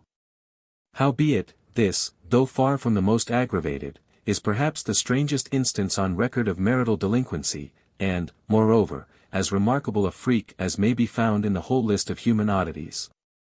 The wedded couple lived in London. The man, under pretence of going a journey, took lodgings in the next street to his own house, and there, unheard of by his wife or friends and without the shadow of a reason for such self-banishment, dwelt upward of 20 years. During that period he beheld his home every day, and frequently the forlorn Mrs. Wakefield. And after so great a gap in his matrimonial felicity, when his death was reckoned certain, his estate settled, his name dismissed from memory and his wife long ago resigned to her autumnal widowhood, he entered the door one evening quietly as from a day's absence, and became a loving spouse till death. This outline is all that I remember. But the incident, though of the purest originality, unexampled, and probably never to be repeated, is one, I think, which appeals to the general sympathies of mankind. We know, each for himself, that none of us would perpetrate such a folly, yet feel as if some other might. To my own contemplations, at least, it has often recurred, always exciting wonder, but with a sense that the story must be true in a conception of its hero's character. Whenever any subject so forcibly affects the mind, time is well spent in thinking of it. If the reader choose, let him do his own meditation. Or if he prefer to ramble with me through the 20 years of Wakefield's vagary, I bid him welcome, trusting that there will be a pervading spirit and a moral, even should we fail to find them, done up neatly and condensed into the final sentence. Thought has always its efficacy and every striking incident its moral. What sort of a man was Wakefield? We are free to shape out our own idea and call it by his name. He was now in the meridian of life. His matrimonial affections, never violent, were sobered into a calm, habitual sentiment. Of all husbands, he was likely to be the most constant, because a certain sluggishness would keep his heart at rest wherever it might be placed. He was intellectual, but not actively so, his mind occupied itself in long and lazy musings that tended to no purpose or had not vigor to attain it, his thoughts were seldom so energetic as to seize hold of words. Imagination, in the proper meaning of the term, made no part of Wakefield's gifts. With a cold but not depraved nor wandering heart, and a mind never feverish with riotous thoughts nor perplexed with originality. Who could have anticipated that our friend would entitle himself to a foremost place among the doers of eccentric deeds? Had his acquaintances been asked who was the man in London the surest to perform nothing today which should be remembered on the morrow, they would have thought of Wakefield. Only the wife of his bosom might have hesitated. She, without having analyzed his character, was partly aware of a quiet selfishness that had rusted into his inactive mind, of a peculiar sort of vanity, the most uneasy attribute about him. Of a disposition to craft which had seldom produced more positive effects than the keeping of petty secrets hardly worth revealing, and, lastly, of what she called a little strangeness sometimes in the good man. This latter quality is indefinable, and perhaps non-existent. Let us now imagine Wakefield bidding adieu to his wife. It is the dusk of an October evening. His equipment is a drab greatcoat, a hat covered with an oilcloth, top boots, an umbrella in one hand and a small portmanteau in the other. He has informed Mrs. Wakefield that he is to take the night coach into the country. She would fain inquire the length of his journey, its object and the probable time of his return, but, indulgent to his harmless love of mystery, interrogates him only by a look. He tells her not to expect him positively by the return coach nor to be alarmed should he tarry 3 or 4 days, but, at all events, to look for him at supper on Friday evening. Wakefield, himself, be it considered, has no suspicion of what is before him. He holds out his hand, she gives her own and meets his parting kiss in the matter-of-course way of a 10 years' matrimony, and forth goes the middle-aged Mr. Wakefield, almost resolved to perplex his good lady by a whole week's absence. After the door has closed behind him, she perceives it thrust partly open and a vision of her husband's face through the aperture, smiling on her and gone in a moment. For the time this little incident is dismissed without a thought, but long afterward, when she has been more years a widow than a wife, that smile recurs and flickers across all her reminiscences of Wakefield's visage. In her many musings she surrounds the original smile with a multitude of fantasies which make it strange and awful, as, for instance, if she imagines him in a coffin, that parting look is frozen on his pale features. Or if she dreams of him in heaven, still his blessed spirit wears a quiet and crafty smile. Yet for its sake, when all others have given him up for dead, she sometimes doubts whether she is a widow.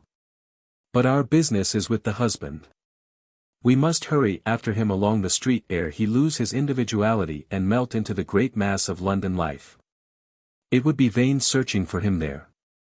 Let us follow close at his heels, therefore, until, after several superfluous turns and doublings, we find him comfortably established by the fireside of a small apartment previously bespoken.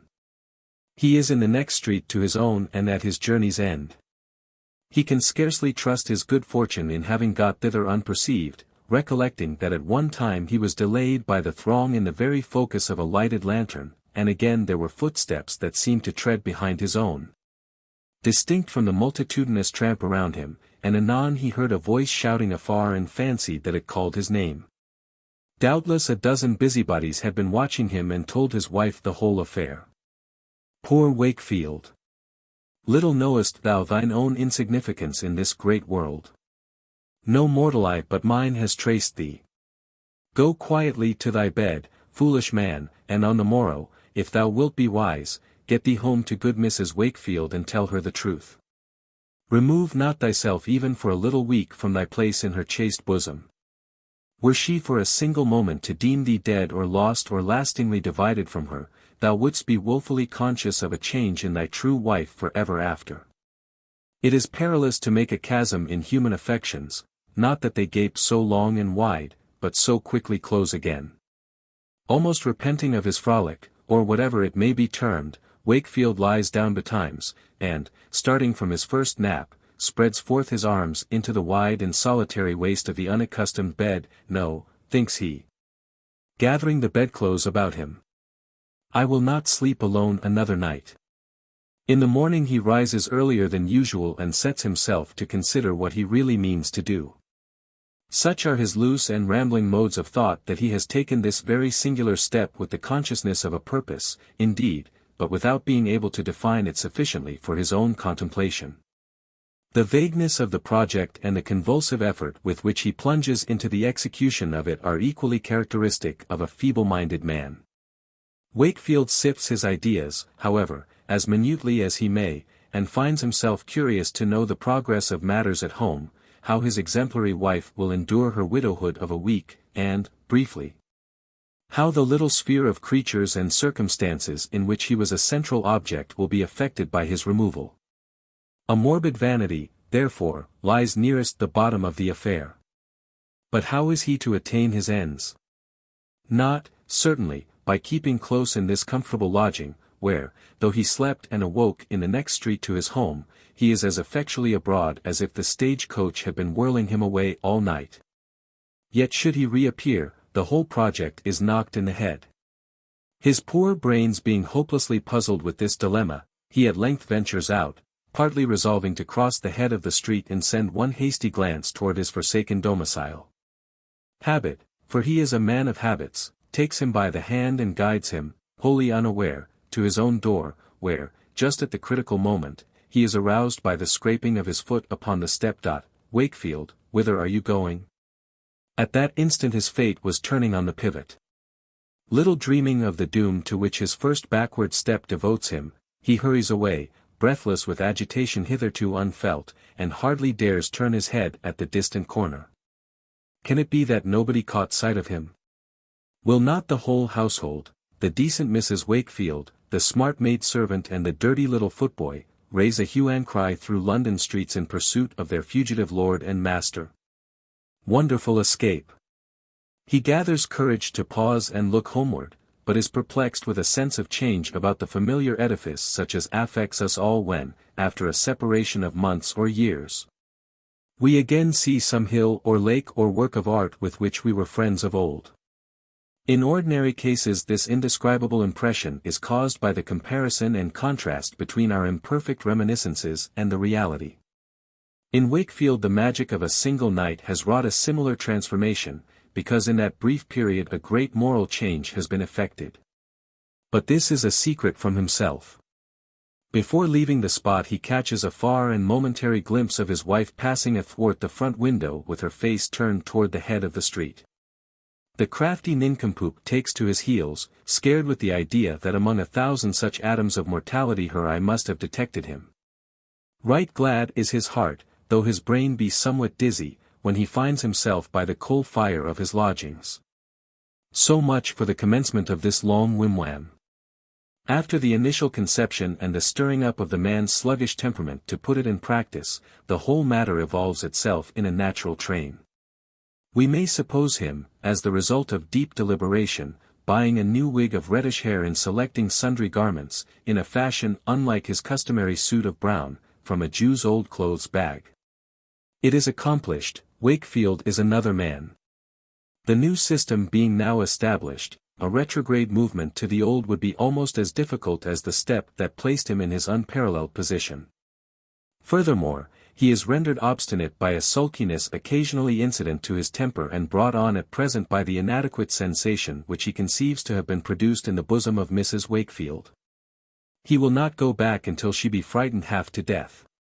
Well, twice or thrice has she passed before his sight, each time with a heavier step, a paler cheek and more anxious brow, and in the third week of his non-appearance he detects a portent of evil entering the house in the guise of an apothecary. Next day the knocker is muffled. Toward nightfall comes the chariot of a physician and deposits its big-wigged and solemn burden at Wakefield's door, whence after a quarter of an hour's visit he emerges, perchance the herald of a funeral. Dear woman! Will she die? By this time Wakefield is excited to something like energy of feeling, but still lingers away from his wife's bedside, pleading with his conscience that she must not be disturbed at such a juncture. If aught else restrains him, he does not know it. In the course of a few weeks she gradually recovers. The crisis is over, her heart is sad, perhaps, but quiet, and, let him return soon or late, it will never be feverish for him again. Such ideas glimmer through the mist of Wakefield's mind and render him indistinctly conscious that an almost impassable gulf divides his hired apartment from his former home. It is but in the next street, he sometimes says. Fool! It is in another world.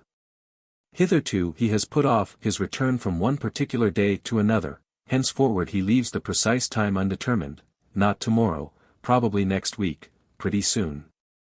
Poor man! The dead have nearly as much chance of revisiting their earthly homes as the self-banished Wakefield. Would that I had a folio to write, instead of an article of a dozen pages. Then might I exemplify how an influence beyond our control lays its strong hand on every deed which we do and weaves its consequences into an iron tissue of necessity. Wakefield is spellbound. We must leave him for 10 years or so to haunt around his house without once crossing the threshold, and to be faithful to his wife with all the affection of which his heart is capable, while he is slowly fading out of hers. Long since, it must be remarked, he has lost the perception of singularity in his conduct. Now for a scene. Amid the throng of a London street we distinguish a man, now waxing elderly, with few characteristics to attract careless observers, yet bearing in his whole aspect the handwriting of no common fate for such as have the skill to read it. He is meagre, His low and narrow forehead is deeply wrinkled, his eyes, small and lustreless, sometimes wander apprehensively about him, but oftener seem to look inward. He bends his head and moves with an indescribable obliquity of gait, as if unwilling to display his full front to the world. Watch him long enough to see what we have described, and you will allow that circumstances, which often produce remarkable men from nature's ordinary handiwork, have produced one such here. Next, leaving him to sidle along the footwalk, cast your eyes in the opposite direction, where a portly female considerably in the wane of life, with a prayer book in her hand, is proceeding to yonder church. She has the placid mien of settled widowhood. Her regrets have either died away or have become so essential to her heart that they would be poorly exchanged for joy. Just as the lean man and well-conditioned woman are passing, a slight obstruction occurs and brings these two figures directly in contact. Their hands touch, the pressure of the crowd forces her bosom against his shoulder. They stand face to face, staring into each other's eyes. After a 10 years' separation, thus Wakefield meets his wife. The throng eddies away and carries them asunder. The sober widow, resuming her former pace, proceeds to church, but pauses in the portal and throws a perplexed glance along the street. She passes in, however, opening her prayer book as she goes. And the man? With so wild a face that busy and selfish London stands to gaze after him, he hurries to his lodgings, bolts the door and throws himself upon the bed. The latent feelings of years break out. His feeble mind acquires a brief energy from their strength, all the miserable strangeness of his life is revealed to him at a glance, and he cries out passionately, "Wakefield, Wakefield! You are mad!" Perhaps he was so. The singularity of his situation must have so molded him to itself that, considered in regard to his fellow creatures and the business of life, he could not be said to possess his right mind. He had contrived, or, rather, he had happened, to dissever himself from the world, to vanish, to give up his place and privileges with living men without being admitted among the dead. The life of a hermit is nowise parallel to his. He was in the bustle of the city as of old, but the crowd swept by and saw him not. He was, we may figuratively say, always beside his wife and at his hearth, yet must never feel the warmth of the one nor the affection of the other. It was Wakefield's unprecedented fate to retain his original share of human sympathies and to be still involved in human interests, while he had lost his reciprocal influence on them. It would be a most curious speculation to trace out the effect of such circumstances on his heart and intellect separately and in unison. Yet, changed as he was, he would seldom be conscious of it, but deem himself the same man as ever. Glimpses of the truth, indeed, would come, but only for the moment, and still he would keep saying, "I shall soon go back," nor reflect that he had been saying so for 20 years. I conceive, also, that these 20 years would appear in the retrospect scarcely longer than the week to which Wakefield had at first limited his absence. He would look on the affair as no more than an interlude in the main business of his life. When, after a little while more, he should deem it time to re-enter his parlour, his wife would clap her hands for joy on beholding the middle-aged Mr. Wakefield. Alas, what a mistake! Would time but await the close of our favourite follies, we should be young men, all of us, until doomsday. One evening, in the 20th year since he vanished, Wakefield is taking his customary walk toward the dwelling which he still calls his own. It is a gusty night of autumn, with frequent showers that patter down upon the pavement and are gone before a man can put up his umbrella. Pausing near the house, Wakefield discerns through the parlour windows of the second floor the red glow and the glimmer and fitful flash of a comfortable fire. On the ceiling appears a grotesque shadow of good Mrs. Wakefield. The cap, the nose and chin and the broad waist form an admirable caricature, which dances, moreover, with the up-flickering and down-sinking blaze almost too merrily for the shade of an elderly widow. At this instant a shower chances to fall, and is driven by the unmannerly gust full into Wakefield's face and bosom. He is quite penetrated with its autumnal chill. Shall he stand wet and shivering here, when his own hearth has a good fire to warm him and his own wife will run to fetch the grey coat and small clothes which doubtless she has kept carefully in the closet of their bedchamber? No. Wakefield is no such fool. He ascends the steps, heavily, for 20 years have stiffened his legs since he came down, but he knows it not. Stay, Wakefield. Would you go to the sole home that is left you? Then step into your grave. The door opens. As he passes in we have a parting glimpse of his visage, and recognize the crafty smile which was the precursor of the little joke that he has ever since been playing off at his wife's expense. How unmercifully has he quizzed the poor woman. Well, a good night's rest to Wakefield. This happy event, supposing it to be such, could only have occurred at an unpremeditated moment. We will not follow our friend across the threshold. He has left us much food for thought, a portion of which shall lend its wisdom to a moral and be shaped into a figure. Amid the seeming confusion of our mysterious world, individuals are so nicely adjusted to a system, and systems to one another and to a whole, that by stepping aside for a moment a man exposes himself to a fearful risk of losing his place forever. Like Wakefield, he may become, as it were, the outcast of the universe. A rill from the town pump. Scene, the corner of two principal streets, the town pump talking through its nose. Noon by the north clock. Noon by the east. High noon, too, by these hot sunbeams, which full, scarcely aslope, upon my head and almost make the water bubble and smoke in the trough under my nose. Truly, we public characters have a tough time of it. And among all the town officers chosen at March meeting, where is he that sustains for a single year the burden of such manifold duties as are imposed in perpetuity upon the town pump? The title of Town Treasurer is rightfully mine, as guardian of the best treasure that the town has. The overseers of the poor ought to make me their chairman, since I provide bountifully for the pauper without expense to him that pays taxes. I am at the head of the fire department and one of the physicians to the board of health. As a keeper of the peace all water drinkers will confess me equal to the constable. I perform some of the duties of the town clerk by promulgating public notices when they are posted on my front. To speak within bounds, I am the chief person of the municipality, and exhibit, moreover, an admirable pattern to my brother officers by the cool, steady, upright, downright and impartial discharge of my business and the constancy with which I stand to my post. Summer or winter, nobody seeks me in vain, for all day long I am seen at the busiest corner, just above the market, stretching out my arms to rich and poor alike. And at night I hold a lantern over my head both to show where I am and keep people out of the gutters.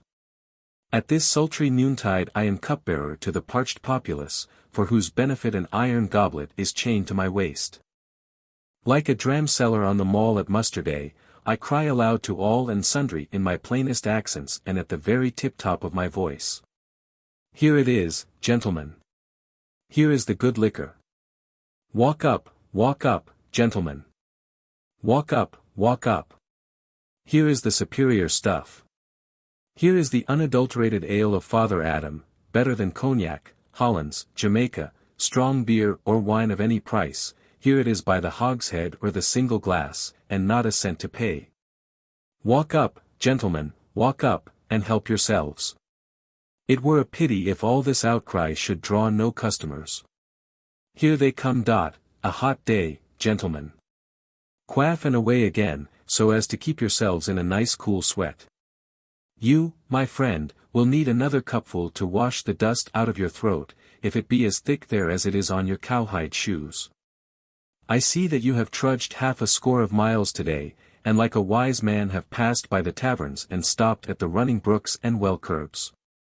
Otherwise, betwixt heat without and fire within, you would have been burnt to a cinder or melted down to nothing at all, in the fashion of a jellyfish. Drink and make room for that other fellow, who seeks my aid to quench the fiery fever of last night's potations, which he drained from no cup of mine.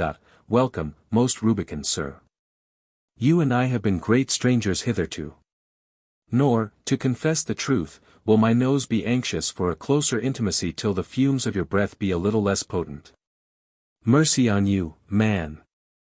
The water absolutely hisses down your red-hot gullet and is converted quite to steam in the miniature tophet which you mistake for a stomach.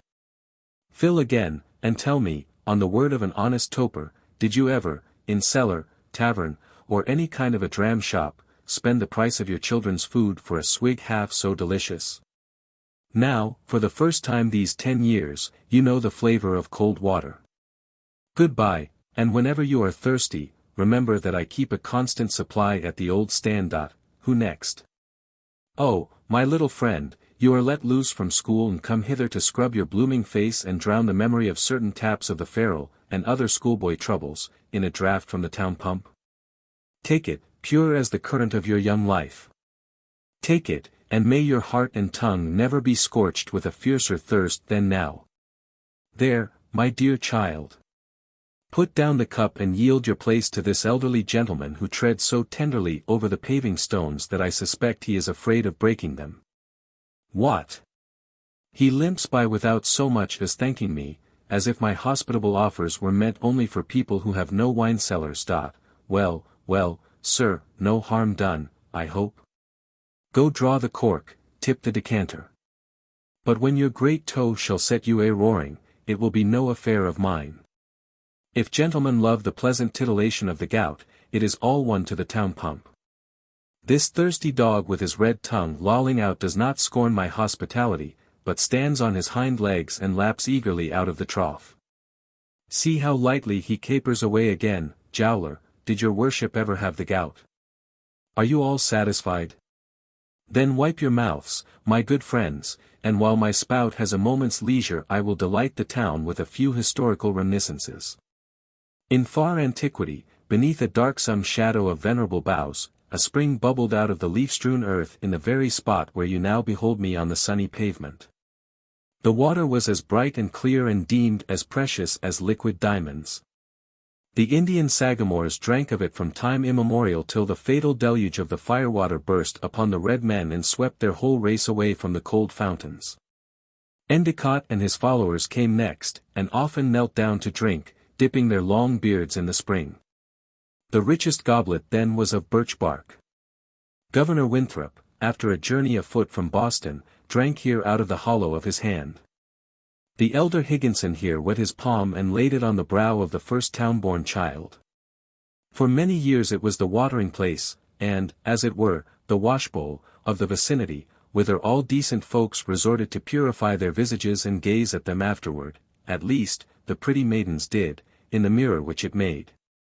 On Sabbath days, whenever a babe was to be baptized, the sexton filled his basin here and placed it on the communion table of the humble meeting-house, which partly covered the site of yonder stately brick one. Thus one generation after another was consecrated to heaven by its waters, and cast their waxing and waning shadows into its glassy bosom, and vanished from the earth, as if mortal life were but a flitting image in a fountain. Finally the fountain vanished also. Cellars were dug on all sides and cartloads of gravel flung upon its source, whence oozed a turbid stream, forming a mud puddle at the corner of two streets. In the hot months, when its refreshment was most needed, the dust flew in clouds over the forgotten birthplace of the waters, now their grave. But in the course of time a town pump was sunk into the source of the ancient spring. And when the first decayed, another took its place, and then another, and still another, till here stand I, gentlemen and ladies, to serve you with my iron goblet. Drink and be refreshed. The water is as pure and cold as that which slaked the thirst of the red sagamore beneath the aged boughs, though now the gem of the wilderness is treasured under these hot stones, where no shadow falls but from the brick buildings.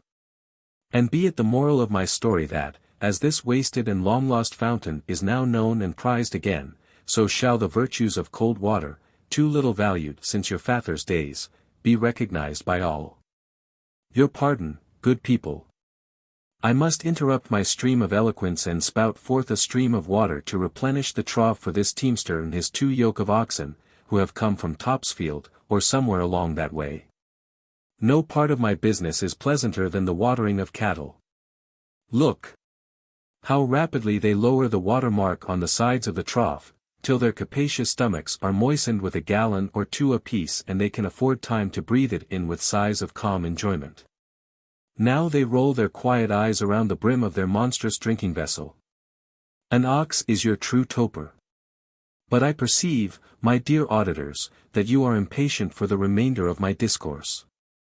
Impute it, I beseech you, to no defect of modesty if I insist a little longer on so fruitful a topic as my own multifarious merits. It is altogether for your good.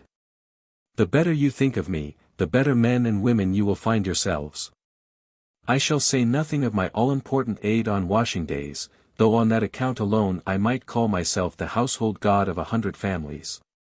Far be it from me, also, to hint, my respectable friends, at the show of dirty faces which you would present without my pains to keep you clean. Nor will I remind you how often, when the midnight bells make you tremble for your combustible town, you have fled to the town pump and found me always at my post firm amid the confusion and ready to drain my vital current in your behalf. Neither is it worth while to lay much stress on my claims to a medical diploma as the physician whose simple rule of practice is preferable to all the nauseous lore which has found men sick, or left them so, since the days of Hippocrates. Let us take a broader view of my beneficial influence on mankind. No, these are trifles, compared with the merits which wise men concede to me, if not in my single self, yet as the representative of a class, of being the grand reformer of the age. From my spout, and such spouts as mine, must flow the stream that shall cleanse our earth of the vast portion of its crime and anguish which has gushed from the fiery fountains of the still. In this mighty enterprise the cow shall be my great confederate. Milk and water, the town pump and the cow. Such is the glorious copartnership that shall tear down the distilleries and brewhouses, uproot the vineyards, shatter the cider presses, ruin the tea and coffee trade, and finally monopolize the whole business of quenching thirst. Blessed consummation! Then poverty shall pass away from the land, finding no hovel so wretched where her squalid form may shelter herself. Then disease, for lack of other victims, shall gnaw its own heart and die. Then sin, if she do not die, shall lose half her strength. Until now the frenzy of hereditary fever has raged in the human blood, transmitted from sire to son and rekindled in every generation by fresh draughts of liquid flame. When that inward fire shall be extinguished, the heat of passion cannot but grow cool, and war, the drunkenness of nations, perhaps will cease. At least, there will be no war of households. The husband and wife, drinking deep of peaceful joy, a calm bliss of tempered affections, shall pass hand in hand through life and lie down not reluctantly at its protracted close. To them the past will be no turmoil of mad dreams, nor the future an eternity of such moments as follow the delirium of the drunkard. Their dead faces shall express what their spirits were and are to be by a lingering smile of memory and hope. Ahem! Dry work, this speechifying, especially to an unpracticed orator. I never conceived till now what toil the temperance lecturers undergo for my sake, hereafter they shall have the business to themselves. Do, some kind Christian, pump a stroke or two, just to wet my whistle. Thank you, sir. My dear hearers, when the world shall have been regenerated by my instrumentality, you will collect your useless vats and liquor casks into one great pile and make a bonfire in honor of the town pump. And when I shall have decayed like my predecessors, then, if you revere my memory, let a marble fountain richly sculptured take my place upon this spot. Such monuments should be erected everywhere and inscribed with the names of the distinguished champions of my cause. Now, listen, for something very important is to come next. There are 2 or 3 honest friends of mine, and true friends I know they are, who nevertheless by their fiery pugnacity in my behalf do put me in fearful hazard of a broken nose, or even a total overthrow upon the pavement and the loss of the treasure which I guard. I pray you, gentlemen, let this fault be amended. Is it decent, think you, to get tipsy with zeal for temperance and take up the honorable cause of the town pump in the style of a toper fighting for his brandy bottle? Or can the excellent qualities of cold water be no otherwise exemplified than by plunging slapdash into hot water and woefully scalding yourselves and other people? Trust me, they may. In the moral warfare which you are to wage, and, indeed, in the whole conduct of your lives, you cannot choose a better example than myself, who have never permitted the dust and sultry atmosphere, the turbulence and manifold disquietudes of the world around me to reach that deep, calm well of purity which may be called my soul. And whenever I pour out that soul, it is to cool earth's fever or cleanse its stains. 1 o'clock. Nay, then, if the dinner bell begins to speak, I may as well hold my peace. Here comes a pretty young girl of my acquaintance with a large stone pitcher for me to fill. May she draw a husband while drawing her water, as Rachel did of old. Hold out your vessel, my dear. There it is, full to the brim. So now run home, peeping at your sweet image in the pitcher as you go, and forget not in a glass of my own liquor to drink success to the town pump. The Great Carbuncle. A mystery of the White Mountains. At nightfall once in the olden time, on the rugged side of one of the crystal hills, a party of adventurers were refreshing themselves after a toilsome and fruitless quest for the Great Carbuncle. They had come thither, not as friends nor partners in the enterprise, but each, save one youthful pair, impelled by his own selfish and solitary longing for this wondrous gem. Their feeling of brotherhood, however, was strong enough to induce them to contribute a mutual aid in building a rude hut of branches and kindling a great fire of shattered pines that had drifted down the headlong current of the Amonosuc, on the lower bank of which they were to pass the night. There was but one of their number, perhaps, who had become so estranged from natural sympathies by the absorbing spell of the pursuit as to acknowledge no satisfaction at the sight of human faces in the remote and solitary region whither they had ascended. A vast extent of wilderness lay between them and the nearest settlement, while scant a mile above their heads was that bleak verge where the hills throw off their shaggy mantle of forest trees and either robe themselves in clouds or tower naked into the sky. The roar of the Amonosuc would have been too awful for endurance if only a solitary man had listened while the mountain stream talked with the wind. The adventurers, therefore, exchanged hospitable greetings and welcomed one another to the hut where each man was the host and all were the guests of the whole company. They spread their individual supplies of food on the flat surface of a rock and partook of a general repast, at the close of which a sentiment of good fellowship was perceptible among the party, though repressed by the idea that the renewed search for the Great Carbuncle must make them strangers again in the morning. 7 men and 1 young woman, they warmed themselves together at the fire, which extended its bright wall along the whole front of their wigwam.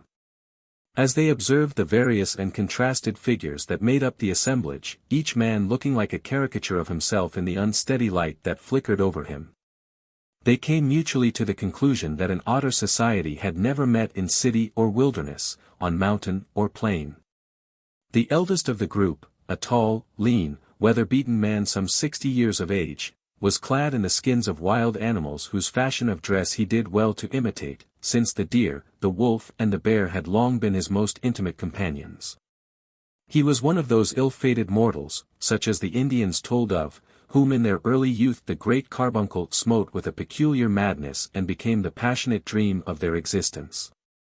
All who visited that region knew him as the Seeker, and by no other name. As none could remember when he first took up the search, there went a fable in the valley of the Saco that for his inordinate lust after the Great Carbuncle he had been condemned to wander among the mountains till the end of time. Still with the same feverish hopes at sunrise, the same despair at eve. Near this miserable seeker sat a little elderly personage wearing a high-crowned hat shaped somewhat like a crucible. He was from beyond the sea, a Dr. Cacophodal, who had wilted and dried himself into a mummy by continually stooping over charcoal furnaces and inhaling unwholesome fumes during his researches in chemistry and alchemy. It was told of him, whether truly or not, that at the commencement of his studies he had drained his body of all its richest blood and wasted it, with other inestimable ingredients, in an unsuccessful experiment, and had never been a well man since. Another of the adventurers was Master Ichabod Pigsnort, a weighty merchant and selectman of Boston, and an elder of the famous Mr. Norton's church. His enemies had a ridiculous story that Master Pigsnort was accustomed to spend a whole hour after prayer time every morning and evening in wallowing naked among an immense quantity of pine tree shillings, which were the earliest silver coinage of Massachusetts. The fourth whom we shall notice had no name that his companions knew of, and was chiefly distinguished by a sneer that always contorted his thin visage, and by a prodigious pair of spectacles which were supposed to deform and discolor the whole face of nature to this gentleman's perception. The fifth adventurer likewise lacked a name, which was the greater pity, as he appeared to be a poet.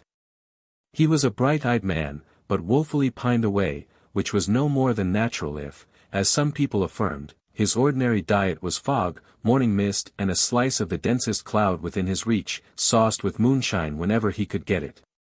Certain it is that the poetry which flowed from him had a smack of all these dainties. The sixth of the party was a young man of haughty mien and sat somewhat apart from the rest, wearing his plumed hat loftily among his elders. While the fire glittered on the rich embroidery of his dress and gleamed intensely on the jeweled pommel of his sword. This was the Lord de Vere, who when at home was said to spend much of his time in the burial vault of his dead progenitors rummaging their mouldy coffins in search of all the earthly pride and vainglory that was hidden among bones and dust. So that, besides his own share, he had the collected haughtiness of his whole line of ancestry. Lastly, there was a handsome youth in rustic garb, and by his side a blooming little person in whom a delicate shade of maiden reserve was just melting into the rich glow of a young wife's affection. Her name was Hannah, and her husband's Matthew, two homely names, yet well enough adapted to the simple pair who seemed strangely out of place among the whimsical fraternity whose wits had been set agog by the great carbuncle. Beneath the shelter of one hut, in the bright blaze of the same fire, sat this varied group of adventurers. All so intent upon a single object that of whatever else they began to speak their closing words were sure to be illuminated with the great carbuncle. Several related the circumstances that brought them thither. One had listened to a traveller's tale of this marvellous stone in his own distant country, and had immediately been seized with such a thirst for beholding it as could only be quenched in its intensest lustre. Another, so long ago as when the famous Captain Smith visited these coasts, had seen it blazing far at sea, and had felt no rest in all the intervening years till now that he took up the search. A third, being encamped on a hunting expedition full 40 miles south of the White Mountains, awoke at midnight and beheld the great carbuncle gleaming like a meteor, so that the shadows of the trees fell backward from it.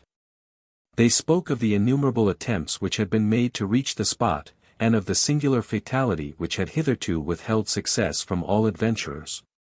Though it might seem so easy to follow to its source a light that overpowered the moon and almost matched the sun. It was observable that each smiled scornfully at the madness of every other in anticipating better fortune than the past, yet nourished a scarcely hidden conviction that he would himself be the favoured one. As if to allay their too sanguine hopes, they recurred to the Indian traditions that a spirit kept watch about the gem and bewildered those who sought it either by removing it from peak to peak of the higher hills or by calling up a mist from the enchanted lake over which it hung. But these tales were deemed unworthy of credit, all professing to believe that the search had been baffled by want of sagacity or perseverance in the adventurers, or such other causes as might naturally obstruct the passage to any given point among the intricacies of forest, valley and mountain. In a pause of the conversation the wearer of the prodigious spectacles looked round upon the party, making each individual in turn the object of the sneer which invariably dwelt upon his countenance. "So, fellow pilgrims," said he, "here we are, 7 wise men and 1 fair damsel, who doubtless is as wise as any greybeard of the company. Here we are, I say, all bound on the same goodly enterprise. Methinks, now, it were not amiss that each of us declare what he proposes to do with the great carbuncle, provided he have the good hap to clutch it. What says our friend in the bearskin? How mean you, good sir, to enjoy the prize which you have been seeking the Lord knows how long among the crystal hills?" "How enjoy it?" exclaimed the aged seeker, bitterly. "I hope for no enjoyment from it. That folly has passed, long ago. I keep up the search for this accursed stone, because the vain ambition of my youth has become a fate upon me, in old age. The pursuit alone is my strength, the energy of my soul, the warmth of my blood, and the pith and marrow of my bones. Were I to turn my back upon it, I should fall down dead, on the hither side of the notch, which is the gateway of this mountain region. Yet, not to have my wasted lifetime back again, would I give up my hopes of the great carbuncle. Having found it, I shall bear it to a certain cavern that I wot of, and there, grasping it in my arms, lie down and die, and keep it buried with me forever. Oh, wretch, regardless of the interests of science!" cried Dr. Cacaphodel, with philosophic indignation. Thou art not worthy to behold, even from afar off, the luster of this most precious gem that ever was concocted in the laboratory of nature. Mine is the sole purpose for which a wise man may desire the possession of the great carbuncle. Immediately on obtaining it, for I have a presentiment, good people, that the prize is reserved to crown my scientific reputation, I shall return to Europe, and employ my remaining years in reducing it to its first elements. A portion of the stone will I grind to impalpable powder, other parts shall be dissolved in acids, or whatever solvents will act upon so admirable a composition, and the remainder I design to melt in the crucible, or set on fire with the blowpipe. By these various methods, I shall gain an accurate analysis, and finally bestow the result of my labors upon the world, in a folio volume. Excellent, quoth the man with the spectacles. Nor need you hesitate, learned sir, on account of the necessary destruction of the gem, since the perusal of your folio may teach every mother's son of us to concoct a great carbuncle of his own. But, verily, said Master Ichabod Pigsnort, for mine own part, I object to the making of these counterfeits, as being calculated to reduce the marketable value of the true gem. I tell ye frankly, sirs, I have an interest in keeping up the price.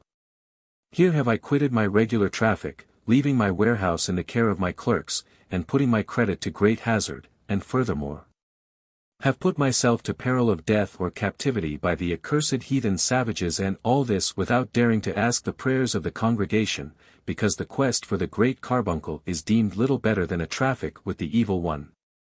Now think ye that I would have done this grievous wrong to my soul, body, reputation and estate, without a reasonable chance of profit?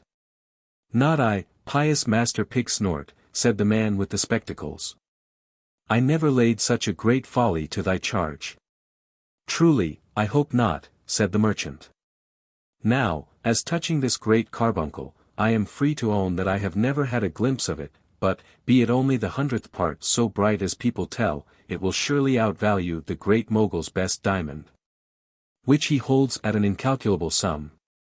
Wherefore I am minded to put the great carbuncle on shipboard and voyage with it to England, France, Spain, Italy, or into heathendom if Providence should send me thither, and, in a word, dispose of the gem to the best bidder among the potentates of the earth, that he may place it among his crown jewels.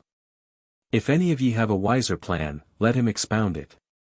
That have I, thou sordid man, exclaimed the poet. Dost thou desire nothing brighter than gold, that thou wouldst transmute all this ethereal luster into such dross as thou wallowest in already? For myself, hiding the jewel under my cloak, I shall hie me back to my attic chamber in one of the darksome alleys of London. There night and day will I gaze upon it. My soul shall drink its radiance. It shall be diffused throughout my intellectual powers and gleam brightly in every line of poesy that I indite. Thus long ages after I am gone the splendor of the great carbuncle will blaze around my name. Well said, Master Poet, cried he of the spectacles. Hide it under thy cloak, sayest thou? Why, it will gleam through the holes and make thee look like a jack-o'-lantern. To think, ejaculated the Lord de Vere, rather to himself than his companions, the best of whom he held utterly unworthy of his intercourse, to think that a fellow in a tattered cloak should talk of conveying the great carbuncle to a garret in Grub Street. Have not I resolved within myself that the whole earth contains no fitter ornament for the great hall of my ancestral castle? There shall it flame for ages, making a noonday of midnight, glittering on the suits of armor, the banners and escutcheons, that hang around the wall, and keeping bright the memory of heroes. Wherefore have all other adventurers sought the prize in vain but that I might win it and make it a symbol of the glories of our lofty line? And never on the diadem of the White Mountains did the great carbuncle hold a place half so honored as is reserved for it in the hall of the WEDDING-KNELL. It is a noble thought, said the cynic, with an obsequious sneer. Yet, might I presume to say so, the gem would make a rare sepulchral lamp, and would display the glories of your lordship's progenitors more truly in the ancestral vault than in the castle hall. Nay, forsooth, observed Matthew, the young rustic, who sat hand in hand with his bride, the gentleman has bethought himself of a profitable use for this bright stone.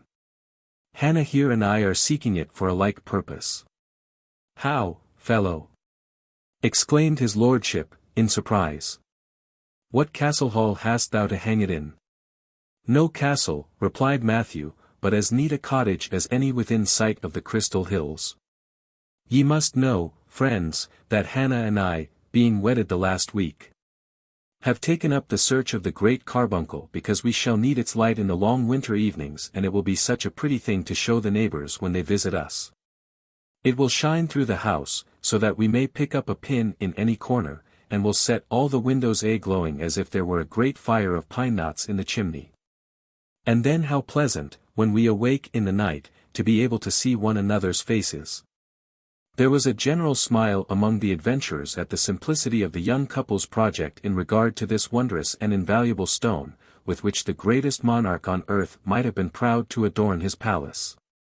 Especially the man with spectacles, who had sneered at all the company in turn, now twisted his visage into such an expression of ill-natured mirth that Matthew asked him rather peevishly what he himself meant to do with the great carbuncle. The great carbuncle, answered the cynic, with ineffable scorn. Why, you blockhead, there is no such thing in rerum natura. I have come 3,000 miles. And am resolved to set my foot on every peak of these mountains and poke my head into every chasm for the sole purpose of demonstrating to the satisfaction of any man one with less an ass than thyself that the great carbuncle is all a humbug. Vain and foolish were the motives that had brought most of the adventurers to the Crystal Hills, but none so vain, so foolish, and so impious too, as that of the scoffer with the prodigious spectacles. He was one of those wretched and evil men whose yearnings are downward to the darkness instead of heavenward, and who, could they but extinguish the lights which God hath kindled for us, would count the midnight gloom their chiefest glory. As the cynic spoke, several of the party were startled by a gleam of red splendor that showed the huge shapes of the surrounding mountains and the rock-bestrewn bed of the turbulent river, with an illumination unlike that of their fire. On the trunks and black boughs of the forest trees, they listened for the roll of thunder, but heard nothing, and were glad that the tempest came not near them. The stars, those dial points of heaven, now warned the adventurers to close their eyes on the blazing logs and open them in dreams to the glow of the great carbuncle. The young married couple had taken their lodgings in the farthest corner of the wigwam, and were separated from the rest of the party by a curtain of curiously woven twigs such as might have hung in deep festoons around the bridal bower of Eve. The modest little wife had wrought this piece of tapestry while the other guests were talking. She and her husband fell asleep with hands tenderly clasped, and awoke from visions of unearthly radiance to meet the more blessed light of one another's eyes. They awoke at the same instant and with one happy smile beaming over their two faces, which grew brighter with their consciousness of the reality of life and love. But no sooner did she recollect where they were than the bride peeped through the interstices of the leafy curtain and saw that the outer room of the hut was deserted. "Up, dear Matthew," cried she, in haste. "The strange folk are all gone. Up this very minute, or we shall lose the great carbuncle." In truth, so little did these poor young people deserve the mighty prize which had lured them thither that they had slept peacefully all night until the summits of the hills were glittering with sunshine. While the other adventurers had tossed their limbs in feverish wakefulness or dreamed of climbing precipices, and set off to realize their dreams with the coolest peep of dawn. But Matthew and Hannah after their calm rest were as light as two young deer, and merely stopped to say their prayers and wash themselves in a cold pool of the Amonosuk. And then to taste a morsel of food ere they turned their faces to the mountainside.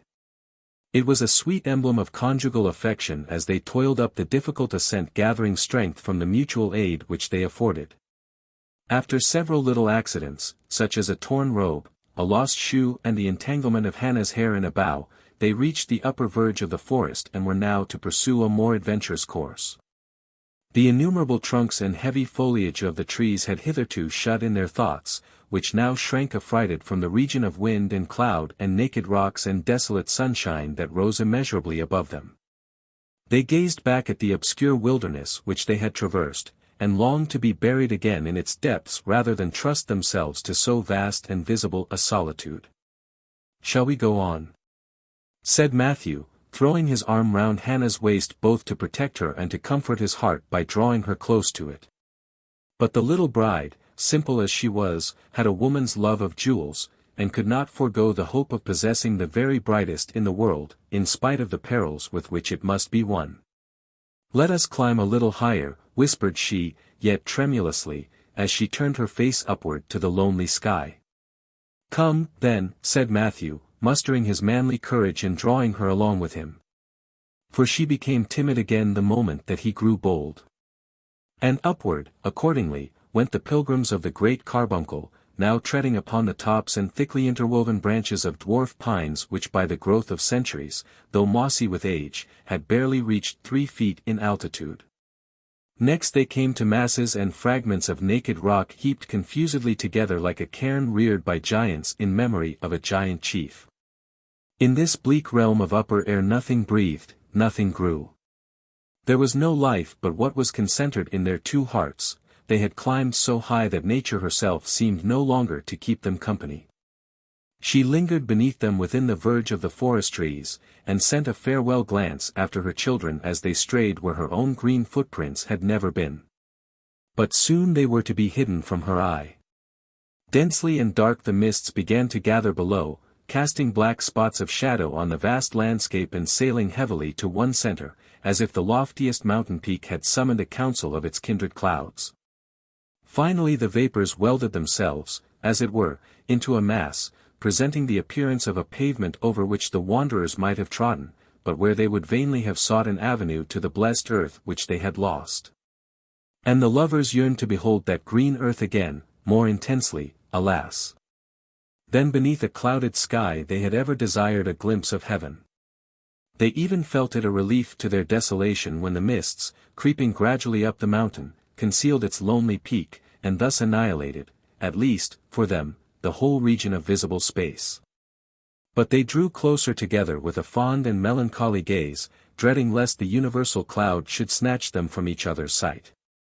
Still, perhaps, they would have been resolute to climb as far and as high between earth and heaven as they could find foothold if Hannah's strength had not begun to fail, and with that her courage also. Her breath grew short. She refused to burden her husband with her weight, but often tottered against his side, and recovered herself each time by a feebler effort. At last she sank down on one of the rocky steps of the acclivity. "We are lost, dear Matthew," said she, mournfully, "we shall never find our way to the earth again. And oh how happy we might have been in our cottage." "Dear heart, we will yet be happy there," answered Matthew. "Look. In this direction the sunshine penetrates the dismal mist, by its aid I can direct our course to the passage of the Notch. Let us go back, love, and dream no more of the great carbuncle." "The sun cannot be yonder," said Hannah, with despondence. "By this time it must be noon. If there could ever be any sunshine here, it would come from above our heads." "But look," repeated Matthew, in a somewhat altered tone. "It is brightening every moment. If not sunshine, what can it be?" Nor could the young bride any longer deny that a radiance was breaking through the mist and changing its dim hue to a dusky red, which continually grew more vivid, as if brilliant particles were interfused with the gloom. Now, also, the cloud began to roll away from the mountain, while, as it heavily withdrew, one object after another started out of its impenetrable obscurity into sight with precisely the effect of a new creation before the indistinctness of the old chaos had been completely swallowed up. As the process went on they saw the gleaming of water close at their feet, and found themselves on the very border of a mountain lake, deep, bright, clear and calmly beautiful, spreading from brim to brim of a basin that had been scooped out of the solid rock. A ray of glory flashed across its surface. The pilgrims looked whence it should proceed, but closed their eyes, with a thrill of awful admiration, to exclude the fervid splendor that glowed from the brow of a cliff impending over the enchanted lake. For the simple pair had reached that lake of mystery and found the long-sought shrine of the great carbuncle. They threw their arms around each other and trembled at their own success, for as the legends of this wondrous gem rushed thick upon their memory they felt themselves marked out by fate, and the consciousness was fearful. Often from childhood upward they had seen it shining like a distant star, and now that star was throwing its intensest luster on their hearts. They seemed changed to one another's eyes in the red brilliancy that flamed upon their cheeks, while it lent the same fire to the lake, the rocks and sky, and to the mists which had rolled back before its power.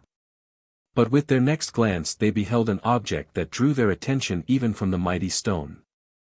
At the base of the cliff, directly beneath the great carbuncle, appeared the figure of a man with his arms extended in the act of climbing and his face turned upward as if to drink the full gush of splendor. But he stirred not, no more than if changed to marble. "It is the seeker," whispered Hannah, convulsively grasping her husband's arm. "Matthew, he is dead." "The joy of success has killed him," replied Matthew, trembling violently. "Or perhaps the very light of the great carbuncle was death." "The great carbuncle," cried a peevish voice behind them. "The great humbug. If you have found it, prithee point it out to me." They turned their heads, and there was the cynic with his prodigious spectacles set carefully on his nose, staring now at the lake, now at the rocks, now at the distant masses of vapor, now right at the great carbuncle itself. Yet seemingly as unconscious of its light as if all the scattered clouds were condensed about his person. Though its radiance actually threw the shadow of the unbeliever at his own feet as he turned his back upon the glorious jewel, he would not be convinced that there was the least glimmer there. "Where is your great humbug?" he repeated. "I challenge you to make me see it." "There," said Matthew, incensed at such perverse blindness, and turning the cynic round toward the illuminated cliff. "Take off those abominable spectacles, and you cannot help seeing it." Now, these colored spectacles probably darkened the cynic's sight in at least as great a degree as the smoked glasses through which people gaze at an eclipse. With resolute bravado, however, he snatched them from his nose and fixed a bold stare full upon the ruddy blaze of the great carbuncle. But scarcely had he encountered it when, with a deep, shuddering groan, he dropped his head and pressed both hands across his miserable eyes. Thenceforth there was in very truth no light of the great carbuncle, nor any other light on earth, nor light of heaven itself, for the poor cynic. So long accustomed to view all objects through a medium that deprived them of every glimpse of brightness, a single flash of so glorious a phenomenon, striking upon his naked vision, had blinded him for ever. "Matthew," said Hannah, clinging to him, "let us go hence." Matthew saw that she was faint, and, kneeling down, supported her in his arms while he threw some of the thrillingly cold water of the enchanted lake upon her face and bosom. It revived her, but could not renovate her courage. "Yes, dearest," cried Matthew, pressing her tremulous form to his breast, "we will go hence and return to our humble cottage. The blessed sunshine and the quiet moonlight shall come through our window. We will kindle the cheerful glow of our hearth at eventide and be happy in its light. But never again will we desire more light than all the world may share with us." "No," said his bride, "for how could we live by day or sleep by night in this awful blaze of the great carbuncle?" Out of the hollow of their hands they drank each a draught from the lake, which presented them its waters uncontaminated by an earthly lip. Then, lending their guidance to the blinded cynic, who uttered not a word, and even stifled his groans in his own most wretched heart, they began to descend the mountain.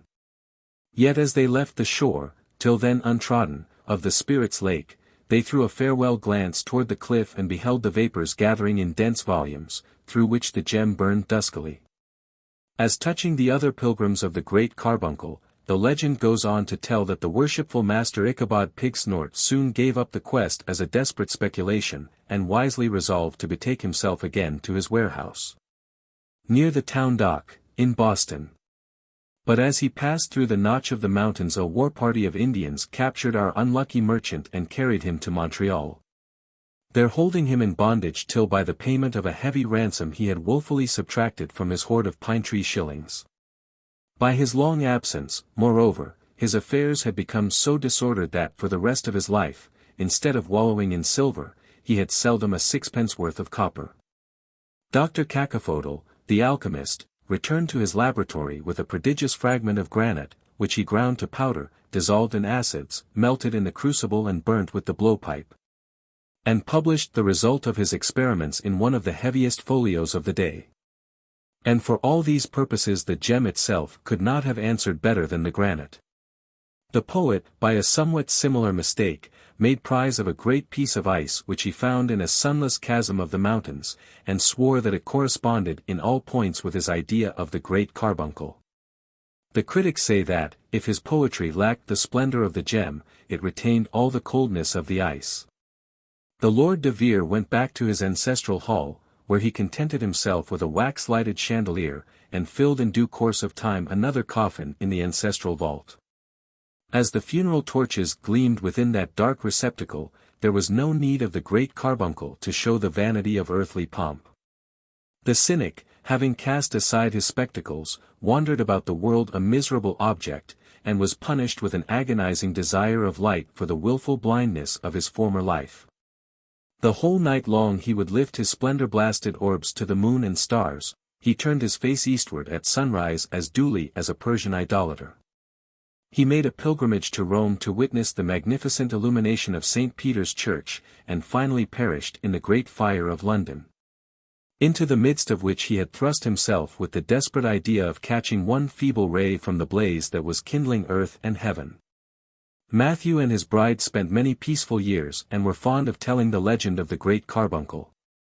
The tale, however, toward the close of their lengthened lives, did not meet with the full credence that had been accorded to it by those who remembered the ancient luster of the gem. For it is affirmed that from the hour when two mortals had shown themselves so simply wise as to reject a jewel which would have dimmed all earthly things, its splendor waned. When our pilgrims reached the cliff, they found only an opaque stone with particles of mica glittering on its surface. There is also a tradition that as the youthful pair departed the gem was loosened from the forehead of the cliff and fell into the enchanted lake, and that at noontide the seeker's form may still be seen to bend over its quenchless gleam. Some few believe that this inestimable stone is blazing as of old, and say that they have caught its radiance, like a flash of summer lightning, far down the valley of the Saco. And be it owned that many a mile from the crystal hills I saw a wondrous light around their summits, and was lured by the faith of poesy to be the latest pilgrim of the great carbuncle. The prophetic pictures. But this painter! Cried Walter Ludlow, with animation. He not only excels in his peculiar art, but possesses vast acquirements in all other learning and science. He talks Hebrew with Dr. Mather and gives lectures in anatomy to Dr. Boylston. In a word, he will meet the best instructed man among us on his own ground. Moreover, he is a polished gentleman, a citizen of the world, yes, a true cosmopolite. For he will speak like a native of each clime and country on the globe, except our own forests, whither he is now going. Nor is all this what I most admire in him. Indeed, said Eleanor, who had listened with a woman's interest to the description of such a man. Yet this is admirable enough. Surely it is, replied her lover, but far less so than his natural gift of adapting himself to every variety of character, insomuch that all men, and all women too, Eleanor, shall find a mirror of themselves in this wonderful painter.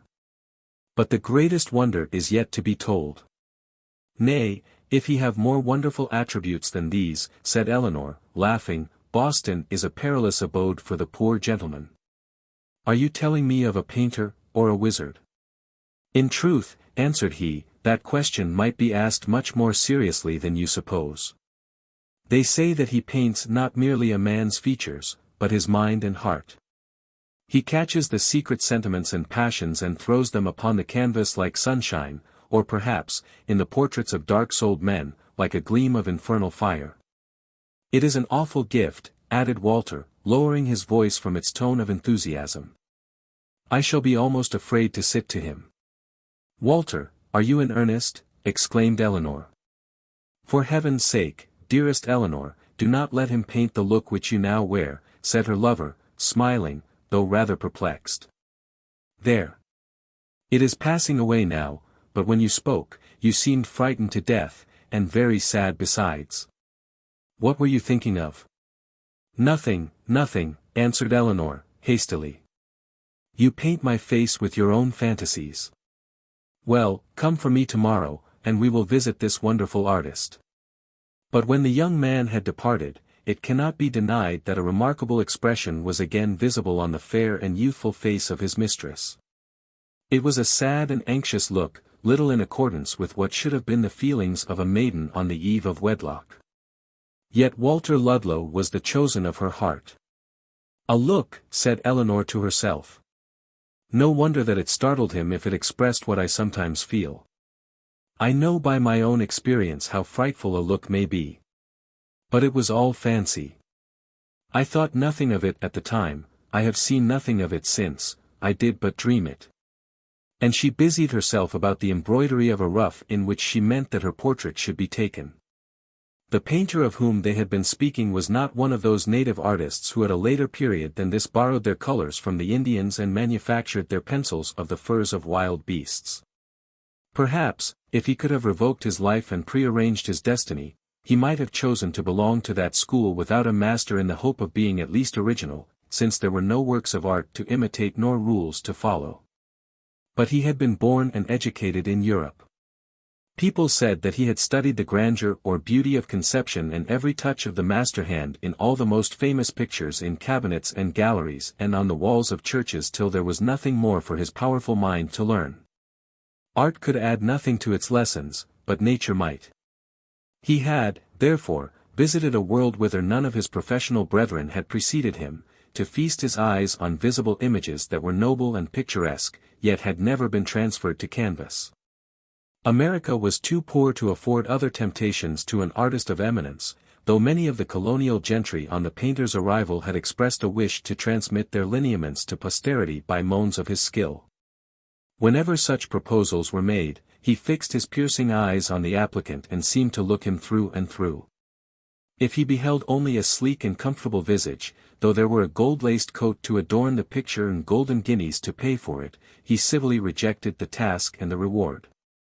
But if the face were the index of anything uncommon in thought, sentiment or experience, or if he met a beggar in the street with a white beard and a furrowed brow, or if sometimes a child happened to look up and smile, he would exhaust all the art on them that he denied to wealth. Pictorial skill being so rare in the colonies, the painter became an object of general curiosity.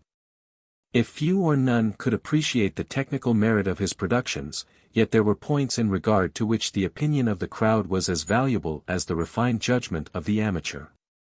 He watched the effect that each picture produced on such untutored beholders, and derived profit from their remarks, while they would as soon have thought of instructing nature herself as him who seemed to rival her.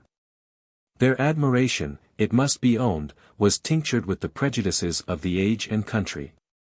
Some deemed it an offense against the Mosaic law, and even a presumptuous mockery of the Creator, to bring into existence such lively images of his creatures. Others, frightened at the art which could raise phantoms at will and keep the form of the dead among the living, were inclined to consider the painter as a magician. Or perhaps the famous black man of old witch times plotting mischief in a new guise. These foolish fancies were more than half believed among the mob. Even in superior circles his character was invested with a vague awe, partly rising like smoke wreaths from the popular superstitions, but chiefly caused by the varied knowledge and talents which he made subservient to his profession. Being on the eve of marriage, Walter Ludlow and Eleanor were eager to obtain their portraits as the first of what, they doubtless hoped, would be a long series of family pictures. The day after the conversation above recorded they visited the painter's rooms. A servant ushered them into an apartment where, though the artist himself was not visible, there were personages whom they could hardly forbear greeting with reverence. They knew, indeed, that the whole assembly were but pictures, yet felt it impossible to separate the idea of life and intellect from such striking counterfeits. Several of the portraits were known to them either as distinguished characters of the day or their private acquaintances. There was Governor Burnet, looking as if he had just received an undutiful communication from the House of Representatives and were inditing a most sharp response. Mr. Cook hung beside the ruler whom he opposed, sturdy and somewhat puritanical, as befitted a popular leader. The ancient lady of Sir William Phipps eyed them from the wall in ruff and farthingale, an imperious old dame not unsuspected of witchcraft. John Winslow, then a very young man, wore the expression of warlike enterprise which long afterward made him a distinguished general. Their personal friends were recognized at a glance. In most of the pictures the whole mind and character were brought out on the countenance and concentrated into a single look, so that, to speak paradoxically, the originals hardly resembled themselves so strikingly as the portraits did. Among these modern worthies there were two old bearded saints who had almost vanished into the darkening canvas. There was also a pale but unfaded Madonna who had perhaps been worshipped in Rome, and now regarded the lovers with such a mild and holy look that they longed to worship too. How singular a thought, observed Walter Ludlow, that this beautiful face has been beautiful for above 200 years. Oh, if all beauty would endure so well! Do you not envy her, Eleanor? If earth were heaven, I might, she replied. But, where all things fade, how miserable to be the one that could not fade. This dark old St. Peter has a fierce and ugly scowl, saint though he be, continued Walter, he troubles me. But the Virgin looks kindly at us. Yes, but very sorrowfully, methinks, said Eleanor. The easel stood beneath these three old pictures, sustaining one that had been recently commenced. After a little inspection they began to recognize the features of their own minister, the Reverend Dr. Coleman, growing into shape and life, as it were, out of a cloud. Kind old man, exclaimed Eleanor. He gazes at me as if he were about to utter a word of paternal advice. And at me, said Walter, as if he were about to shake his head and rebuke me for some suspected iniquity. But so does the original. I shall never feel quite comfortable under his eye till we stand before him to be married. They now heard a footstep on the floor, and, turning, beheld the painter, who had been some moments in the room and had listened to a few of their remarks. He was a middle-aged man with a countenance well worthy of his own pencil. Indeed, by the picturesque though careless arrangement of his rich dress, and perhaps because his soul dwelt always among painted shapes, he looked somewhat like a portrait himself. His visitors were sensible of a kindred between the artist and his works, and felt as if one of the pictures had stepped from the canvas to salute them. Walter Ludlow, who was slightly known to the painter, explained the object of their visit. While he spoke a sunbeam was falling athwart his figure and Eleanor's with so happy an effect that they also seemed living pictures of youth and beauty gladdened by bright fortune. The artist was evidently struck. My easel is occupied for several ensuing days, and my stay in Boston must be brief, said he, thoughtfully, then, after an observant glance, he added, but your wishes shall be gratified though I disappoint the Chief Justice and Madame Oliver. I must not lose this opportunity for the sake of painting a few ells of broadcloth and brocade. The painter expressed a desire to introduce both their portraits into one picture and represent them engaged in some appropriate action. This plan would have delighted the lovers, but was necessarily rejected because so large a space of canvas would have been unfit for the room which it was intended to decorate. Two half-length portraits were therefore fixed upon. After they had taken leave, Walter Ludlow asked Eleanor, with a smile, whether she knew what an influence over their fates the painter was about to acquire. The old women of Boston affirm, continued he, that after he has once got possession of a person's face and figure he may paint him in any act or situation whatever, and the picture will be prophetic. Do you believe it? Not quite, said Eleanor, smiling. Yet if he has such magic, there is something so gentle in his manner that I am sure he will use it well. It was the painter's choice to proceed with both the portraits at the same time, assigning as a reason, in the mystical language which he sometimes used, that the faces threw light upon each other. Accordingly, he gave now a touch to Walter and now to Eleanor, and the features of one and the other began to start forth so vividly that it appeared as if his triumphant art would actually disengage them from the canvas. Amid the rich light and deep shade they beheld their phantom selves, but, though the likeness promised to be perfect, they were not quite satisfied with the expression, it seemed more vague than in most of the painter's works. He, however, was satisfied with the prospect of success, and, being much interested in the lovers, employed his leisure moments, unknown to them, in making a crayon sketch of their two figures. During their sittings he engaged them in conversation and kindled up their faces with characteristic traits, which, though continually varying, it was his purpose to combine and fix. At length he announced that at their next visit both the portraits would be ready for delivery. If my pencil will but be true to my conception in the few last touches which I meditate, observed he, these two pictures will be my very best performances. Seldom indeed has an artist such subjects. While speaking he still bent his penetrative eye upon them, nor withdrew it till they had reached the bottom of the stairs. Nothing in the whole circle of human vanities takes stronger hold of the imagination than this affair of having a portrait painted. Yet why should it be so? The looking-glass, the polished globes of the andirons, the mirror-like water, and all other reflecting surfaces, continually present us with portraits, or, rather, ghosts, of ourselves which we glance at and straightway forget them. But we forget them only because they vanish. It is the idea of duration, of earthly immortality, that gives such a mysterious interest to our own portraits. Walter and Eleanor were not insensible to this feeling, and hastened to the painter's room punctually at the appointed hour to meet those pictured shapes which were to be their representatives with posterity. The sunshine flashed after them into the apartment, but left it somewhat gloomy as they closed the door.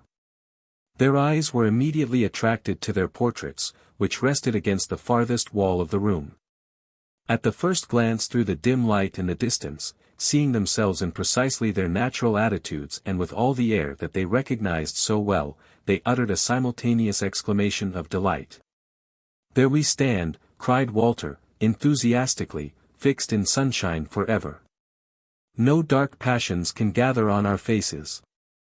"No," said Eleanor, more calmly, "no dreary change can sadden us." This was said while they were approaching and had yet gained only an imperfect view of the pictures. The painter, after saluting them, busied himself at a table in completing a crayon sketch, leaving his visitors to form their own judgment as to his perfected labors. At intervals he sent a glance from beneath his deep eyebrows, watching their countenances in profile with his pencil suspended over the sketch. They had now stood some moments, each in front of the other's picture, contemplating it with entranced attention, but without uttering a word. At length Walter stepped forward, then back, viewing Eleanor's portrait in various lights, and finally spoke. "Is there not a change?" said he, in a doubtful and meditative tone. "Yes, the perception of it grows more vivid the longer I look. It is certainly the same picture that I saw yesterday, the dress, the features, all are the same, and yet something is altered." "Is, then, the picture less like than it was yesterday?"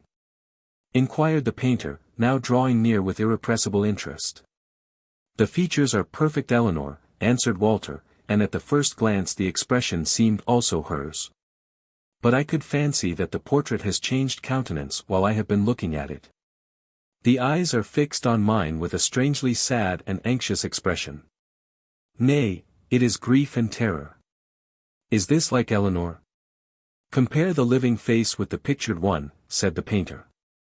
Walter glanced sidelong at his mistress, and started.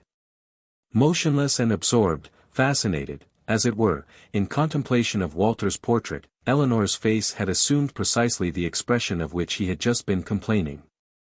Had she practiced for whole hours before a mirror, she could not have caught the look so successfully. Had the picture itself been a mirror, it could not have thrown back her present aspect with stronger and more melancholy truth. She appeared quite unconscious of the dialogue between the artist and her lover. "Eleanor," exclaimed Walter, in amazement, "what change has come over you?" She did not hear him nor desist from her fixed gaze till he seized her hand, and thus attracted her notice. Then with a sudden tremor she looked from the picture to the face of the original. "Do you see no change in your portrait?" asked she. "In mine?" "None," replied Walter, examining it. "But let me see. Yes, there is a slight change, an improvement, I think, in the picture, though none in the likeness. It has a livelier expression than yesterday, as if some bright thought were flashing from the eyes and about to be uttered from the lips. Now that I have caught the look, it becomes very decided." While he was intent on these observations Eleanor turned to the painter. She regarded him with grief and awe, and felt that he repaid her with sympathy and commiseration, though wherefore she could but vaguely guess. "That look," whispered she, and shuddered. "How came it there?" "Madam," said the painter, sadly, taking her hand and leading her apart. In both these pictures I have painted what I saw. The artist, the true artist, must look beneath the exterior. It is his gift, his proudest, but often a melancholy one, to see the inmost soul, and by a power indefinable even to himself to make it glow or darken upon the canvas in glances that express the thought and sentiment of years. Would that I might convince myself of error in the present instance. They had now approached the table, on which were heads in chalk, hands almost as expressive as ordinary faces, ivied church towers, thatched cottages, old thunder-stricken trees, oriental and antique costume. And all such picturesque vagaries of an artist's idle moments. Turning them over with seeming carelessness, a crayon sketch of 2 figures was disclosed. If I have failed, continued he, if your heart does not see itself reflected in your own portrait, if you have no secret cause to trust my delineation of the other, it is not yet too late to alter them. I might change the action of these figures too. But would it influence the event? He directed her notice to the sketch. A thrill ran through Eleanor's frame. A shriek was upon her lips, but she stifled it with the self-command that becomes habitual to all who hide thoughts of fear and anguish within their bosoms. Turning from the table, she perceived that Walter had advanced near enough to have seen the sketch, though she could not determine whether it had caught his eye. "We will not have the pictures altered," said she, hastily. "If mine is sad, I shall but look the gayer for the contrast." "Be it so," answered the painter, bowing. "May your griefs be such fanciful ones that only your pictures may mourn for them. For your joys, may they be true and deep, and paint themselves upon this lovely face till it quite belie my art." After the marriage of Walter and Eleanor the pictures formed the 2 most splendid ornaments of their abode. They hung side by side, separated by a narrow panel, appearing to eye each other constantly, yet always returning the gaze of the spectator. Travelled gentlemen who professed a knowledge of such subjects reckoned these among the most admirable specimens of modern portraiture, while common observers compared them with the originals, feature by feature, and were rapturous in praise of the likeness.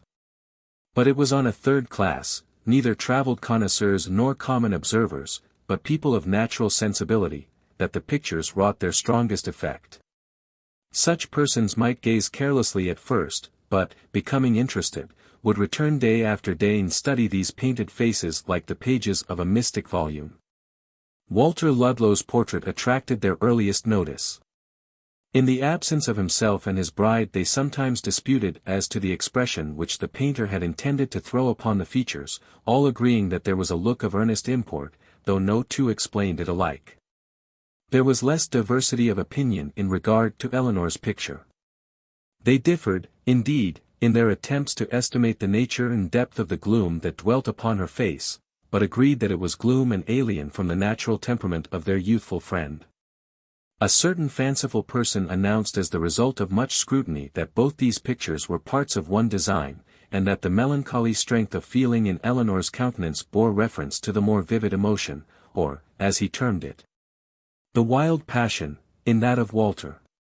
Though unskilled in the art, he even began a sketch in which the action of the 2 figures was to correspond with their mutual expression. It was whispered among friends that day by day Eleanor's face was assuming a deeper shade of pensiveness which threatened soon to render her too true a counterpart of her melancholy picture. Walter, on the other hand, instead of acquiring the vivid look which the painter had given him on the canvas, became reserved and downcast, with no outward flashes of emotion, however it might be smouldering within. In course of time Eleanor hung a gorgeous curtain of purple silk wrought with flowers and fringed with heavy golden tassels before the pictures, under pretence that the dust would tarnish their hues or the light dim them. It was enough. Her visitors felt that the massive folds of the silk must never be withdrawn nor the portraits mentioned in her presence. Time wore on, and the painter came again. He had been far enough to the north to see the silver cascade of the Crystal Hills, and to look over the vast round of cloud and forest from the summit of New England's loftiest mountain. But he did not profane that scene by the mockery of his art. He had also lain in a canoe on the bosom of Lake George, making his soul the mirror of its loveliness and grandeur till not a picture in the Vatican was more vivid than his recollection. He had gone with the Indian hunters to Niagara, and there, again, had flung his hopeless pencil down the precipice, feeling that he could as soon paint the roar as aught else that goes to make up the wondrous cataract. In truth, it was seldom his impulse to copy natural scenery except as a framework for the delineations of the human form and face, instinct with thought, passion or suffering. With store of such his adventurous ramble had enriched him. The stern dignity of Indian chiefs, the dusky loveliness of Indian girls, the domestic life of wigwams, the stealthy march, the battle beneath gloomy pine trees, the frontier fortress with its garrison. The anomaly of the old French partisan bred in courts, but grown grey in shaggy deserts, such were the scenes and portraits that he had sketched. The glow of perilous moments, flashes of wild feeling, struggles of fierce power, love, hate, grief, frenzy, in a word, all the worn-out heart of the old earth, had been revealed to him under a new form. His portfolio was filled with graphic illustrations of the volume of his memory which genius would transmute into its own substance and imbue with immortality. He felt that the deep wisdom in his art which he had sought so far was found. But amid stern or lovely nature, in the perils of the forest or its overwhelming peacefulness, still there had been two phantoms, the companions of his way. Like all other men around whom an engrossing purpose wreathes itself, he was insulated from the mass of humankind. He had no aim, no pleasure, no sympathies, but what were ultimately connected with his art. Though gentle in manner and upright in intent and action, he did not possess kindly feelings, his heart was cold, no living creature could be brought near enough to keep him warm. For these two beings, however, he had felt in its greatest intensity the sort of interest which always allied him to the subjects of his pencil. He had pried into their souls with his keenest insight and pictured the result upon their features with his utmost skill, so as barely to fall short of that standard which no genius ever reached, his own severe conception. He had caught from the duskiness of the future, at least, so he fancied, a fearful secret, and had obscurely revealed it on the portraits. So much of himself, of his imagination and all other powers, had been lavished on the study of Walter and Eleanor that he almost regarded them as creations of his own, like the thousands with which he had peopled the realms of picture. Therefore did they flit through the twilight of the woods, hover on the mist of waterfalls, look forth from the mirror of the lake, nor melt away in the noontide sun. They haunted his pictorial fancy, not as mockeries of life nor pale goblins of the dead, but in the guise of portraits, each with an unalterable expression which his magic had evoked from the caverns of the soul. He could not recross the Atlantic till he had again beheld the originals of those airy pictures. O glorious art! Thus mused the enthusiastic painter as he trod the street. Thou art the image of the Creator's own. The innumerable forms that wander in nothingness start into being at thy beck. The dead live again. Thou recallest them to their old scenes and givest their grey shadows the lustre of a better life, at once earthly and immortal. Thou snatchest back the fleeting moments of history. With thee there is no past, for at thy touch all that is great becomes for ever present, and illustrious men live through long ages in the visible performance of the very deeds which made them what they are. O potent art! As thou bringest the faintly revealed past to stand in that narrow strip of sunlight which we call now, canst thou summon the shrouded future to meet her there? Have I not achieved it? Am I not thy prophet? Thus with a proud yet melancholy fervor did he almost cry aloud as he passed through the toilsome street among people that knew not of his reveries nor could understand nor care for them. It is not good for man to cherish a solitary ambition.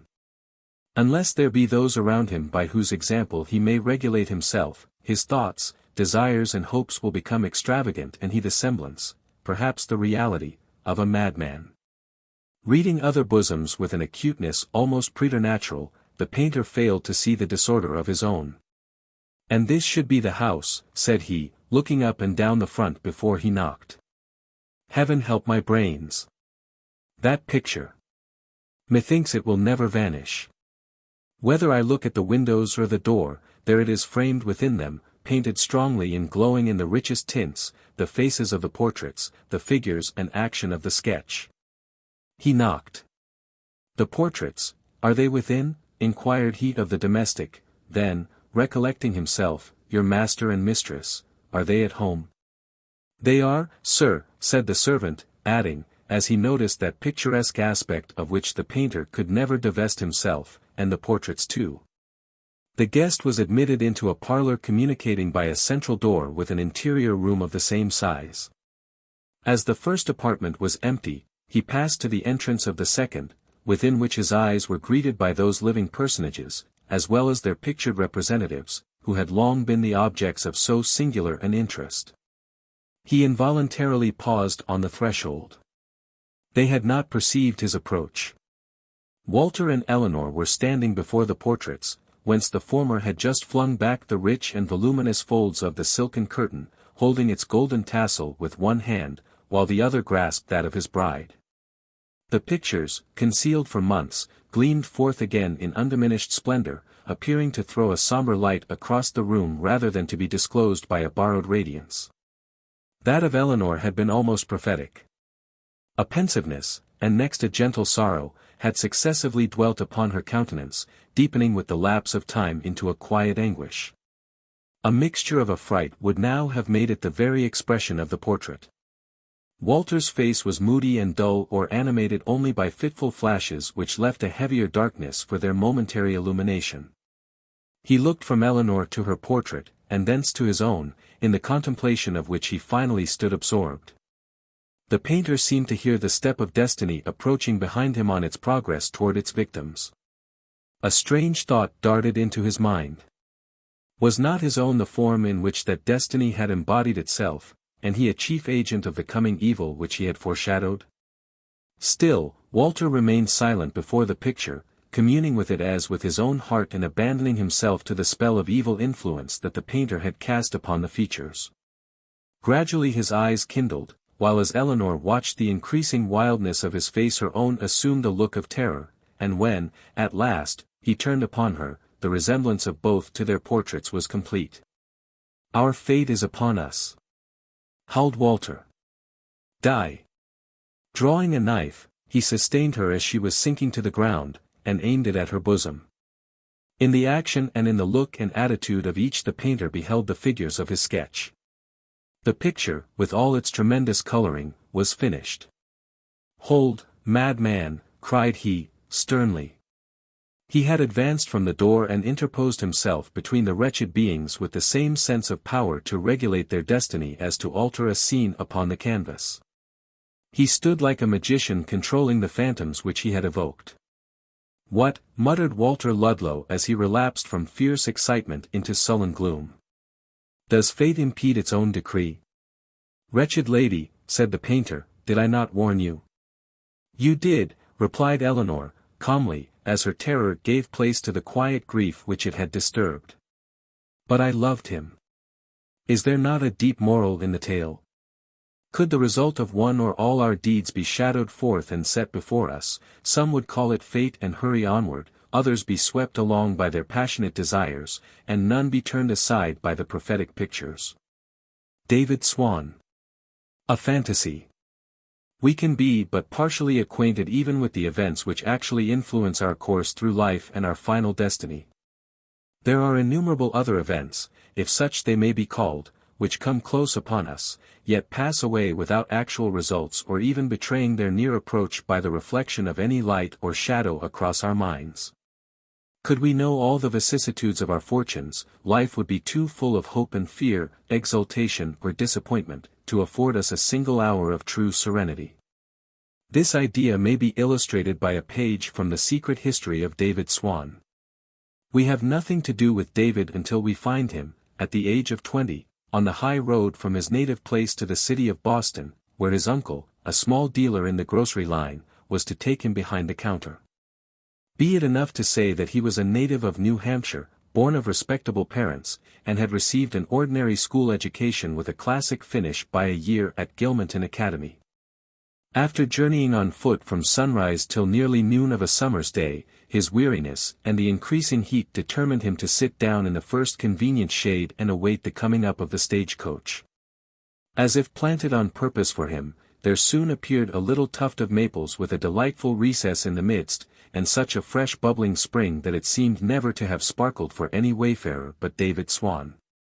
Virgin or not, he kissed it with his thirsty lips and then flung himself along the brink, pillowing his head upon some shirts and a pair of pantaloons tied up in a striped cotton handkerchief. The sunbeams could not reach him. The dust did not yet rise from the road after the heavy rain of yesterday, and his grassy lair suited the young man better than a bed of down. The spring murmured drowsily beside him. The branches waved dreamily across the blue sky overhead, and a deep sleep, perchance hiding dreams within its depths, fell upon David Swan. But we are to relate events which he did not dream of. While he lay sound asleep in the shade, other people were wide awake, and passed to and fro, afoot, on horseback and in all sorts of vehicles, along the sunny road by his bedchamber. Some looked neither to the right hand nor the left and knew not that he was there, some merely glanced that way without admitting the slumberer among their busy thoughts. Some laughed to see how soundly he slept, and several whose hearts were brimming full of scorn ejected their venomous superfluity on David Swan. A middle-aged widow, when nobody else was near, thrust her head a little way into the recess, and vowed that the young fellow looked charming in his sleep. A temperance lecturer saw him, and wrought poor David into the texture of his evening's discourse as an awful instance of dead drunkenness by the roadside. But censure, praise, merriment, scorn and indifference were all one, or, rather, all nothing, to David Swan. He had slept only a few moments when a brown carriage drawn by a handsome pair of horses bowled easily along and was brought to a standstill nearly in front of David's resting place. A linchpin had fallen out and permitted one of the wheels to slide off. The damage was slight and occasioned merely a momentary alarm to an elderly merchant and his wife, who were returning to Boston in the carriage. While the coachman and a servant were replacing the wheel, the lady and gentleman sheltered themselves beneath the maple trees, and there espied the bubbling fountain and David Swan asleep beside it. Impressed with the awe which the humblest sleeper usually sheds around him, the merchant trod as lightly as the gout would allow, and his spouse took good heed not to rustle her silk gown lest David should start up all of a sudden. "How soundly he sleeps," whispered the old gentleman. "From what a depth he draws that easy breath. Such sleep as that, brought on without an opiate, would be worth more to me than half my income, for it would suppose health and an untroubled mind." "And youth besides," said the lady. "Healthy and quiet age does not sleep thus. Our slumber is no more like his than our wakefulness." The longer they looked, the more did this elderly couple feel interested in the unknown youth to whom the wayside and the maple shade were as a secret chamber with the rich gloom of damask curtains brooding over him. Perceiving that a stray sunbeam glimmered down upon his face, the lady contrived to twist a branch aside so as to intercept it, and, having done this little act of kindness, she began to feel like a mother to him. "Providence seems to have laid him here," whispered she to her husband, "and to have brought us hither to find him, after our disappointment in our cousin's son. Methinks I can see a likeness to our departed Henry. Shall we waken him?" "To what purpose?" said the merchant, hesitating. "We know nothing of the youth's character." "That open countenance," replied his wife, in the same hushed voice, yet earnestly. "This innocent sleep." While these whispers were passing, the sleeper's heart did not throb, nor his breath become agitated, nor his features betray the least token of interest. Yet fortune was bending over him, just ready to let fall a burden of gold. The old merchant had lost his only son, and had no heir to his wealth except a distant relative with whose conduct he was dissatisfied. In such cases people sometimes do stranger things than to act the magician and awaken a young man to splendor who fell asleep in poverty. "Shall we not waken him?" repeated the lady, persuasively. "The coach is ready, sir," said the servant, behind. The old couple started, reddened and hurried away, mutually wondering that they should ever have dreamed of doing anything so very ridiculous.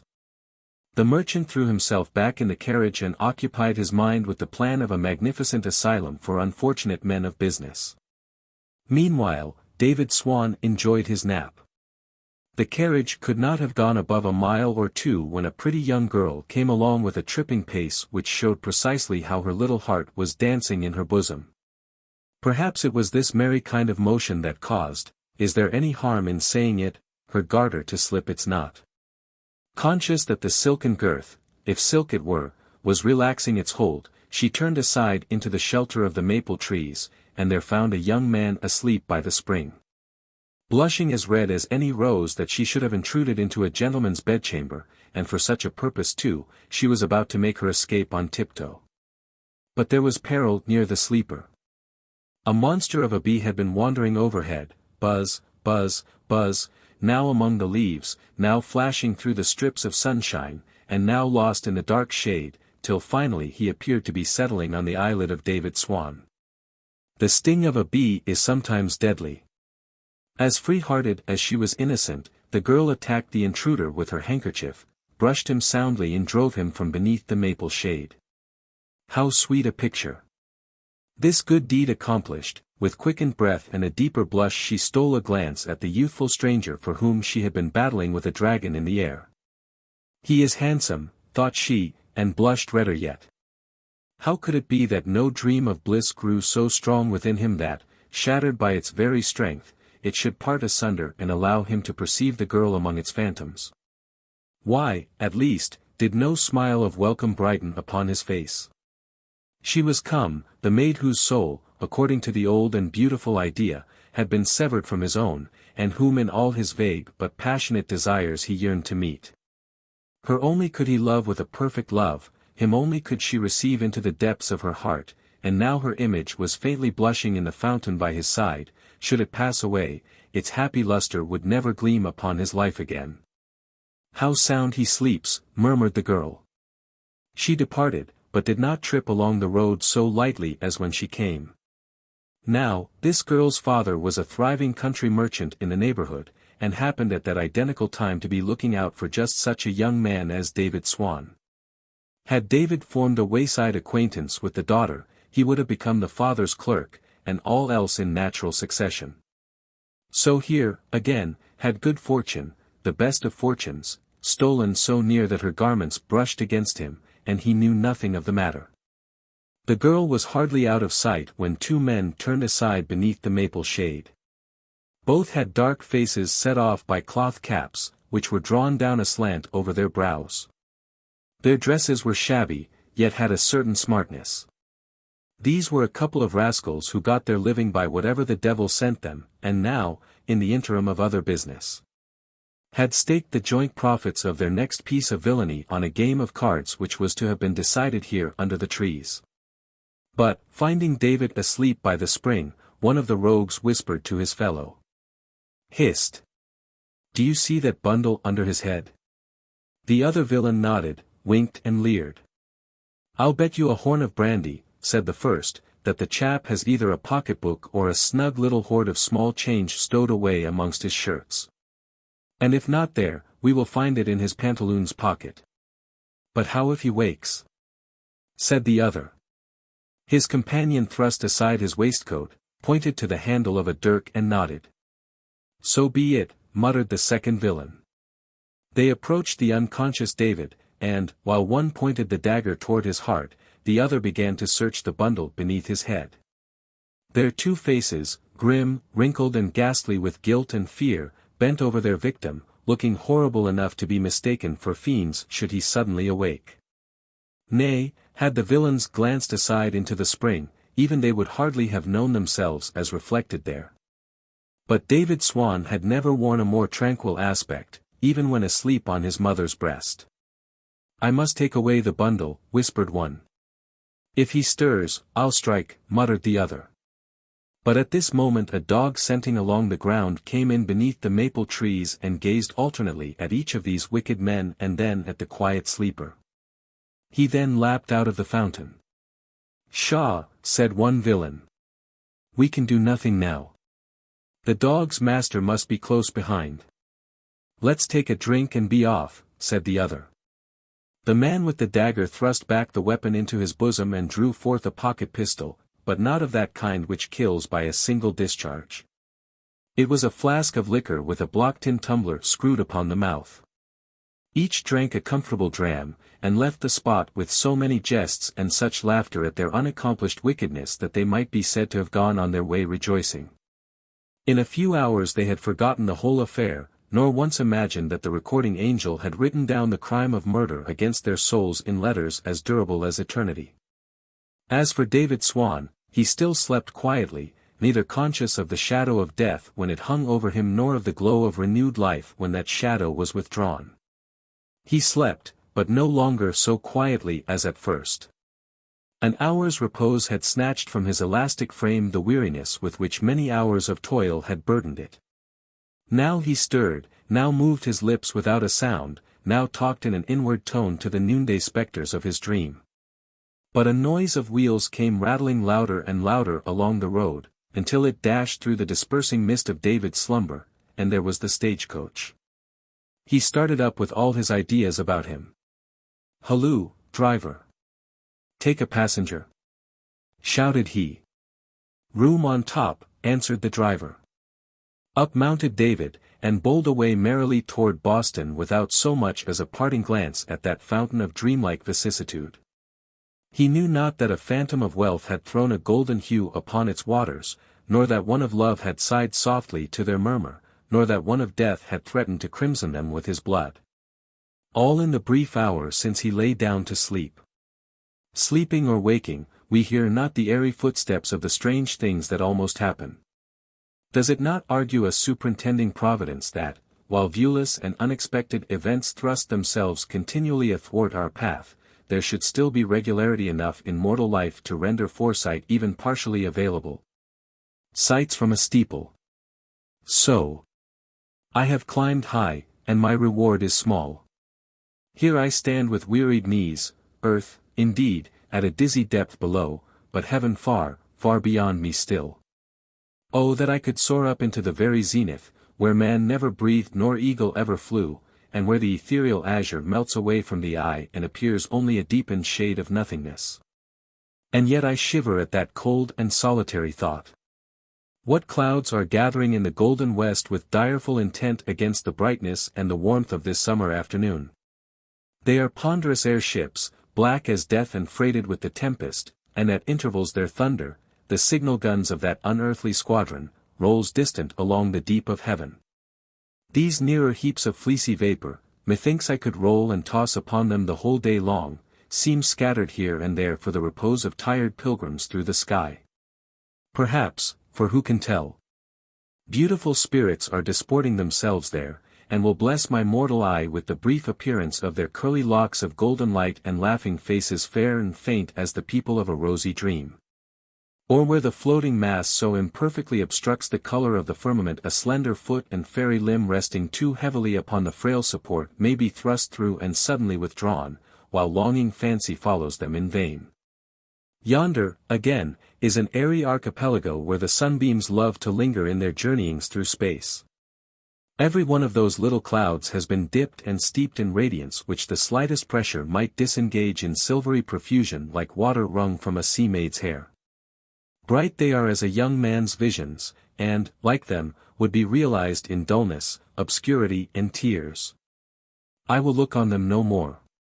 In 3 parts of the visible circle whose center is this spire I discern cultivated fields, villages, white country seats, the waving lines of rivulets, little placid lakes, and here and there a rising ground that would fain be termed a hill. On the 4th side is the sea, stretching away toward a viewless boundary, blue and calm except where the passing anger of a shadow flits across its surface and is gone. Hitherward a broad inlet penetrates far into the land. On the verge of the harbor formed by its extremity is a town, and over it am I, a watchman, all heeding and unheeded. Oh that the multitude of chimneys could speak, like those of Madrid, and betray in smoky whispers the secrets of all who since their first foundation have assembled at the hearths within. Oh that the limping devil of Lesage would perch beside me here, extend his wand over this contiguity of roofs, uncover every chamber and make me familiar with their inhabitants. The most desirable mode of existence might be that of a spiritualized Paul Pry hovering invisible round man and woman, witnessing their deeds, searching into their hearts, borrowing brightness from their felicity and shade from their sorrow, and retaining no emotion peculiar to himself. But none of these things are possible, and if I would know the interior of brick walls or the mystery of human bosoms, I can but guess. Yonder is a fair street extending north and south. The stately mansions are placed each on its carpet of verdant grass, and a long flight of steps descends from every door to the pavement. Ornamental trees, the broad-leafed horse-chestnut, the elm so lofty and bending, the graceful but infrequent willow, and others whereof I know not the names, grow thrivingly among brick and stone. The oblique rays of the sun are intercepted by these green citizens and by the houses, so that one side of the street is a shaded and pleasant walk. On its whole extent there is now but a single passenger, advancing from the upper end, and he, unless distance and the medium of a pocket spyglass do him more than justice, is a fine young man of 20. He saunters slowly forward, slapping his left hand with his folded gloves, bending his eyes upon the pavement, and sometimes raising them to throw a glance before him. Certainly he has a pensive air. Is he in doubt or in debt? Is he, if the question be allowable, in love? Does he strive to be melancholy and gentlemanlike, or is he merely overcome by the heat? But I bid him farewell for the present. The door of one of the houses, an aristocratic edifice with curtains of purple and gold waving from the windows, is now opened, and down the steps come two ladies swinging their parasols and lightly arrayed for a summer ramble. Both are young, both are pretty, but methinks the left-hand lass is the fairer of the twain, and, though she be so serious at this moment, I could swear that there is a treasure of gentle fun within her. They stand talking a little while upon the steps, and finally proceed up the street. Meantime, as their faces are now turned from me, I may look elsewhere. Upon that wharf and down the corresponding street is a busy contrast to the quiet scene which I have just noticed. Business evidently has its center there, and many a man is wasting the summer afternoon in labor and anxiety, in losing riches or in gaining them, when he would be wiser to flee away to some pleasant country village or shaded lake in the forest or wild and cool sea beach. I see vessels unlading at the wharf and precious merchandise strewn upon the ground abundantly as at the bottom of the sea, that market whence no goods return, and where there is no captain nor supercargo to render an account of sales. Here the clerks are diligent with their paper and pencils, and sailors ply the block and tackle that hang over the hold, accompanying their toil with cries long drawn and roughly melodious till the bales and puncheons ascend to upper air. At a little distance a group of gentlemen are assembled round the door of a warehouse.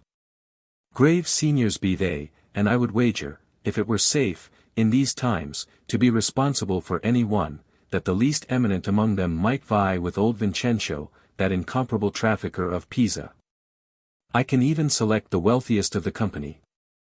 It is the elderly personage in somewhat rusty black, with powdered hair the superfluous whiteness of which is visible upon the cape of his coat. His 20 ships are wafted on some of their many courses by every breeze that blows, and his name, I will venture to say, though I know it not, is a familiar sound among the far-separated merchants of Europe and the Indies. But I bestow too much of my attention in this quarter. On looking again to the long and shady walk I perceive that the two fair girls have encountered the young man. After a sort of shyness in the recognition, he turns back with them. Moreover, he has sanctioned my taste in regard to his companions by placing himself on the inner side of the pavement, nearest the Venus, to whom I, enacting on a steeple-top the part of Paris on the top of Ida, adjudged the golden apple. In two streets converging at right angles toward my watchtower I distinguish three different processions. One is a proud array of voluntary soldiers in bright uniform, resembling, from the height whence I look down, the painted veterans that garrison the windows of a toy shop. And yet it stirs my heart. Their regular advance, their nodding plumes, the sun-flash on their bayonets and musket barrels, the roll of their drums ascending past me, and the fife ever and anon piercing through, these things have wakened a warlike fire, peaceful though I be. Close to their rear marches a battalion of schoolboys ranged in crooked and irregular platoons, shouldering sticks, thumping a harsh and unripe clatter from an instrument of tin and ridiculously aping the intricate maneuvers of the foremost band. Nevertheless, as slight differences are scarcely perceptible from a church spire, one might be tempted to ask, which are the boys, or, rather, which the men? But, leaving these, let us turn to the third procession, which, though sadder in outward show, may excite identical reflections in the thoughtful mind. It is a funeral, a hearse drawn by a black and bony steed and covered by a dusty pall, 2 or 3 coaches rumbling over the stones, their drivers half asleep, a dozen couple of careless mourners in their everyday attire. Such was not the fashion of our fathers when they carried a friend to his grave. There is now no doleful clang of the bell to proclaim sorrow to the town. Was the King of Terrors more awful in those days than in our own, that wisdom and philosophy have been able to produce this change? Not so. Here is a proof that he retains his proper majesty. The military men and the military boys are wheeling round the corner, and meet the funeral full in the face. Immediately the drum is silent, all but the tap that regulates each simultaneous footfall. The soldiers yield the path to the dusty hearse and unpretending train, and the children quit their ranks and cluster on the sidewalks with timorous and instinctive curiosity. The mourners enter the churchyard at the base of the steeple and pause by an open grave among the burial stones. The lightning glimmers on them as they lower down the coffin, and the thunder rattles heavily while they throw the earth upon its lid. Verily, the shower is near, and I tremble for the young man and the girls, who have now disappeared from the long and shady street. How various are the situations of the people covered by the roofs beneath me, and how diversified are the events at this moment befalling them. The newborn, the aged, the dying, the strong in life and the recent dead are in the chambers of these many mansions. The full of hope, the happy, the miserable and the desperate dwell together within the circle of my glance. In some of the houses over which my eyes roam so coldly guilt is entering into hearts that are still tenanted by a debased and trodden virtue, guilt is on the very edge of commission, and the impending deed might be averted. Guilt is done, and the criminal wonders if it be irrevocable. There are broad thoughts struggling in my mind, and, were I able to give them distinctness, they would make their way in eloquence. Lo! The raindrops are descending. The clouds within a little time have gathered over all the sky, hanging heavily, as if about to drop in one unbroken mass upon the earth. At intervals the lightning flashes from their brooding hearts, quivers, disappears, and then comes the thunder, traveling slowly after its twin-born flame. A strong wind has sprung up, howls through the darkened streets, and raises the dust in dense bodies to rebel against the approaching storm. The disbanded soldiers fly, the funeral has already vanished like its dead, and all people hurry homeward, all that have a home, while a few lounge by the corners or trudge on desperately at their leisure. In a narrow lane which communicates with the shady street I discern the rich old merchant putting himself to the top of his speed lest the rain should convert his hair powder to a paste. Unhappy gentleman! By the slow vehemence and painful moderation wherewith he journeys, it is but too evident that podagra has left its thrilling tenderness in his great toe. But yonder, at a far more rapid pace, come 3 other of my acquaintance, the 2 pretty girls and the young man unseasonably interrupted in their walk. Their footsteps are supported by the risen dust, the wind lends them its velocity, they fly like 3 sea-birds driven landward by the tempestuous breeze. The ladies would not thus rival Atlanta if they but knew that any one were at leisure to observe them. Ah! As they hasten onward, laughing in the angry face of nature, a sudden catastrophe has chanced. At the corner where the narrow lane enters into the street they come plump against the old merchant, whose tortoise motion has just brought him to that point. He likes not the sweet encounter. The darkness of the whole air gathers speedily upon his visage, and there is a pause on both sides. Finally he thrusts aside the youth with little courtesy, seizes an arm of each of the 2 girls, and plods onward like a magician with a prize of captive fairies. All this is easy to be understood. How disconsolate the poor lover stands, regardless of the rain that threatens an exceeding damage to his well-fashioned habiliments, till he catches a backward glance of mirth from a bright eye, and turns away with whatever comfort it conveys. The old man and his daughters are safely housed, and now the storm lets loose its fury. In every dwelling I perceive the faces of the chambermaids as they shut down the windows, excluding the impetuous shower and shrinking away from the quick fiery glare. The large drops descend with force upon the slated roofs and rise again in smoke. There is a rush and roar as of a river through the air, and muddy streams bubble majestically along the pavement, whirl their dusky foam into the kennel, and disappear beneath iron grates. Thus did Arethusa sink. I love not my station here aloft in the midst of the tumult which I am powerless to direct or quell, with the blue lightning wrinkling on my brow and the thunder muttering its first awful syllables in my ear. I will descend. Yet let me give another glance to the sea, where the foam breaks out in long white lines upon a broad expanse of blackness or boils up in far distant points like snowy mountain-tops in the eddies of a flood.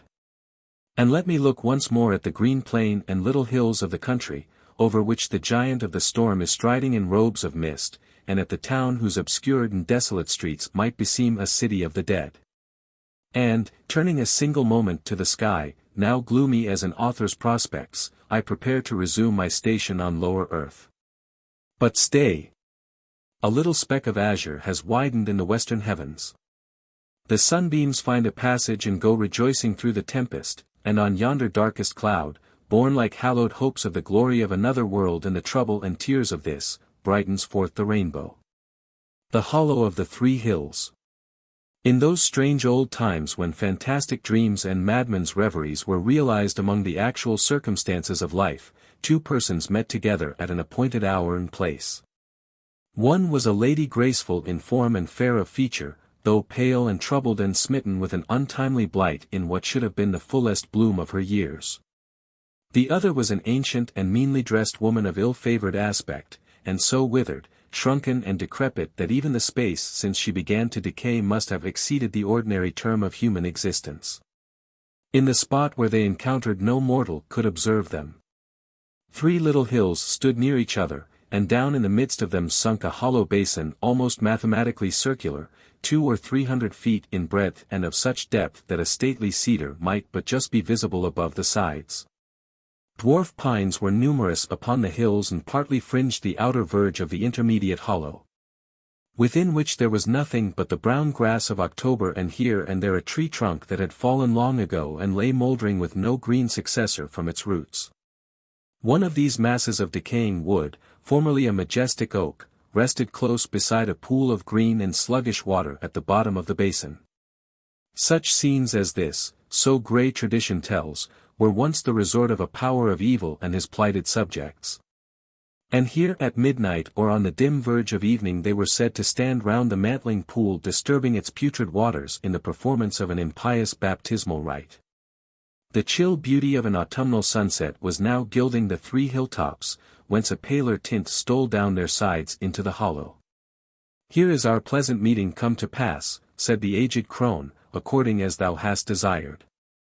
Say quickly what thou wouldst have of me, for there is but a short hour that we may tarry here.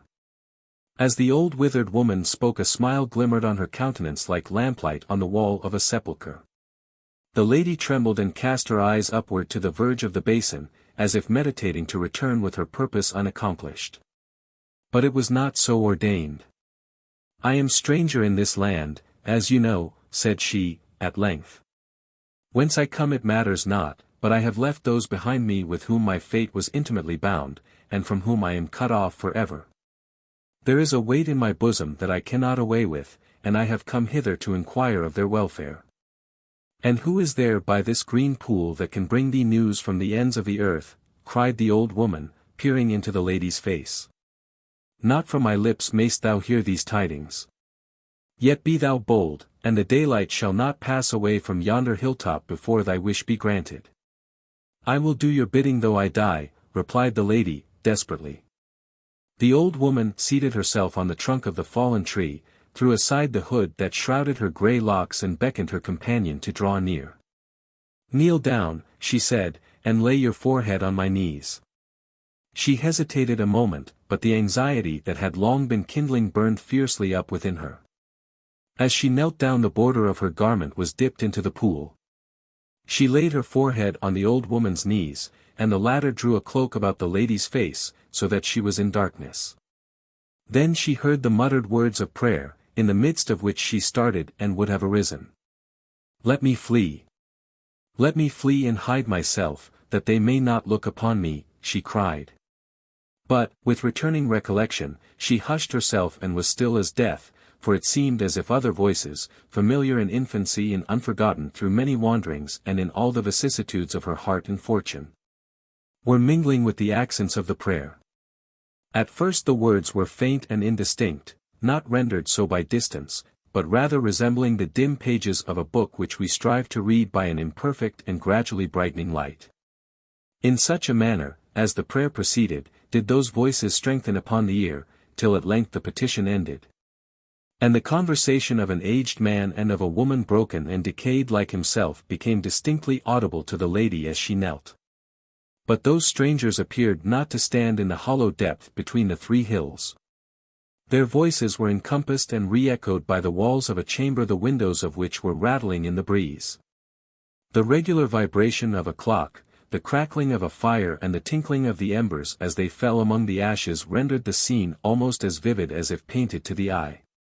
By a melancholy hearth sat these two old people, the man calmly despondent, the woman querulous and tearful, and their words were all of sorrow. They spoke of a daughter, a wanderer they knew not where, bearing dishonor along with her and leaving shame and affliction to bring their grey heads to the grave. They alluded also to other and more recent woe, but in the midst of their talk their voices seemed to melt into the sound of the wind sweeping mournfully among the autumn leaves. And when the lady lifted her eyes, there was she kneeling in the hollow between three hills. "A weary and lonesome time yonder old couple have of it," remarked the old woman, smiling in the lady's face. "And did you also hear them?" exclaimed she, a sense of intolerable humiliation triumphing over her agony and fear. "Yea, and we have yet more to hear," replied the old woman, "wherefore cover thy face quickly." Again the withered hag poured forth the monotonous words of a prayer that was not meant to be acceptable in heaven, and soon in the pauses of her breath strange murmurings began to thicken, gradually increasing, so as to drown and overpower the charm by which they grew. Shrieks pierced through the obscurity of sound and were succeeded by the singing of sweet female voices, which in their turn gave way to a wild roar of laughter broken suddenly by groanings and sobs, forming altogether a ghastly confusion of terror and mourning and mirth. Chains were rattling, fierce and stern voices uttered threats and the scourge resounded at their command. All these noises deepened and became substantial to the listener's ear, till she could distinguish every soft and dreamy accent of the love songs that died causelessly into funeral hymns. She shuddered at the unprovoked wrath which blazed up like the spontaneous kindling of flume, and she grew faint at the fearful merriment raging miserably around her.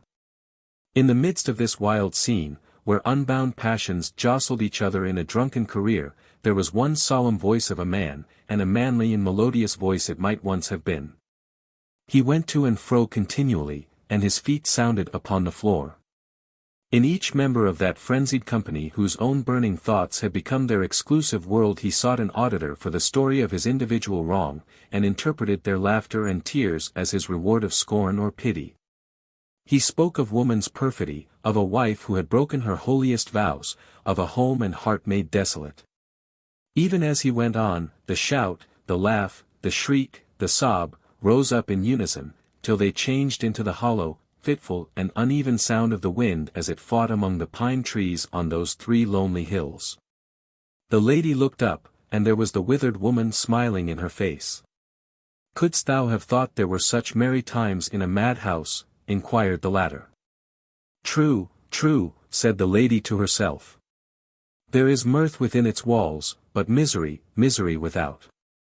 "Wouldst thou hear more?" demanded the old woman. "There is one other voice I would fain listen to again," replied the lady, faintly. "Then lay down thy head speedily upon my knees, that thou mayst get thee hence before the hour be past." The golden skirts of day were yet lingering upon the hills, but deep shades obscured the hollow and the pool, as if sombre night were rising thence to overspread the world. Again that evil woman began to weave her spell. Long did it proceed unanswered, till the knolling of a bell stole in among the intervals of her words like a clang that had travelled far over valley and rising ground and was just ready to die in the air. The lady shook upon her companion's knees as she heard that boding sound. Stronger it grew, and sadder, and deepened into the tone of a death bell, knolling dolefully from some ivy-mantled tower and bearing tidings of mortality in woe to the cottage, to the hall and to the solitary wayfarer. That all might weep for the doom appointed in turn to them. Then came a measured tread, passing slowly, slowly on, as of mourners with a coffin, their garments trailing on the ground, so that the ear could measure the length of their melancholy array. Before them went the priest, reading the burial service, while the leaves of his book were rustling in the breeze. And though no voice but his was heard to speak aloud, still there were revilings and anathemas, whispered but distinct, from women and from men, breathed against the daughter who had wrung the aged hearts of her parents. The wife who had betrayed the trusting fondness of her husband, the mother who had sinned against natural affection and left her child to die. The sweeping sound of the funeral train faded away like a thin vapor, and the wind, that just before had seemed to shake the coffin pall, moaned sadly round the verge of the hollow between three hills. But when the old woman stirred the kneeling lady, she lifted not her head. "Here has been a sweet hour's sport," said the withered crone, chuckling to herself. The Toll-Gatherer's Day. A sketch of transitory life. Methinks, for a person whose instinct bids him rather to pore over the current of life than to plunge into its tumultuous waves. No undesirable retreat were a toll-house beside some thronged thoroughfare of the land. In youth, perhaps, it is good for the observer to run about the earth, to leave the track of his footsteps far and wide, to mingle himself with the action of numberless vicissitudes, and, finally, in some calm solitude to feed a musing spirit on all that he has seen and felt. But there are natures too indolent or too sensitive to endure the dust, the sunshine or the rain, the turmoil of moral and physical elements, to which all the wayfarers of the world expose themselves. For such a man how pleasant a miracle could life be made to roll its variegated length by the threshold of his own hermitage, and the great globe, as it were, perform its revolutions and shift its thousand scenes before his eyes without whirling him onward in its course. If any mortal be favored with a lot analogous to this, it is the toll-gatherer. So, at least, have I often fancied while lounging on a bench at the door of a small square edifice which stands between shore and shore in the midst of a long bridge. Beneath the timbers ebbs and flows an arm of the sea, while above, like the life-blood through a great artery, the travel of the north and east is continually throbbing. Sitting on the aforesaid bench, I amuse myself with a conception, illustrated by numerous pencil sketches in the air, of the toll-gatherer's day. In the morning, dim, grey, dewy summer's morn, the distant roll of ponderous wheels begins to mingle with my old friend's slumbers, creaking more and more harshly through the midst of his dream and gradually replacing it with realities. Hardly conscious of the change from sleep to wakefulness, he finds himself partly clad and throwing wide the toll gates for the passage of a fragrant load of hay. The timbers groan beneath the slow-revolving wheels. One sturdy yeoman stalks beside the oxen, and, peering from the summit of the hay, by the glimmer of the half-extinguished lantern over the toll-house is seen the drowsy visage of his comrade, who has enjoyed a nap some 10 miles long. The toll is paid, creak, creak, again go the wheels, and the huge haymow vanishes into the morning mist. As yet nature is but half awake, and familiar objects appear visionary. But yonder, dashing from the shore with a rattling thunder of the wheels and a confused clatter of hoofs, comes the never-tiring mail, which has hurried onward at the same headlong, restless rate all through the quiet night. The bridge resounds in one continued peal as the coach rolls on without a pause, merely affording the toll-gatherer a glimpse at the sleepy passengers, who now bestir their torpid limbs and snuff a cordial in the briny air. The morn breathes upon them and blushes, and they forget how wearily the darkness toiled away. And behold now the fervid day in his bright chariot, glittering aslant over the waves, nor scorning to throw a tribute of his golden beams on the toll-gatherer's little hermitage. The old man looks eastward, and, for he is a moralizer, frames a simile of the stage-coach and the sun. While the world is rousing itself we may glance slightly at the scene of our sketch. It sits above the bosom of the broad flood, a spot not of earth, but in the midst of waters which rush with a murmuring sound among the massive beams beneath. Over the door is a weather-beaten board inscribed with the rates of toll in letters so nearly effaced that the gilding of the sunshine can hardly make them legible. Beneath the window is a wooden bench on which a long succession of weary wayfarers have reposed themselves. Peeping within doors, we perceive the whitewashed walls bedecked with sundry lithographic prints and advertisements of various import and the immense show bill of a wandering caravan. And there sits our good old toll-gatherer, glorified by the early sunbeams. He is a man, as his aspect may announce, of quiet soul and thoughtful, shrewd, yet simple mind, who of the wisdom which the passing world scatters along the wayside has gathered a reasonable store.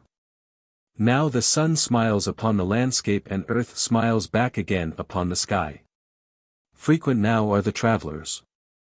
The toll-gatherer's practiced ear can distinguish the weight of every vehicle, the number of its wheels and how many horses beat the resounding timbers with their iron tramp.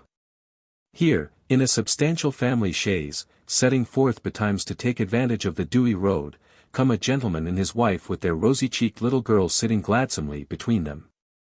The bottom of the chaise is heaped with multifarious bandboxes and carpet-bags, and beneath the axle swings a leathern trunk dusty with yesterday's journey.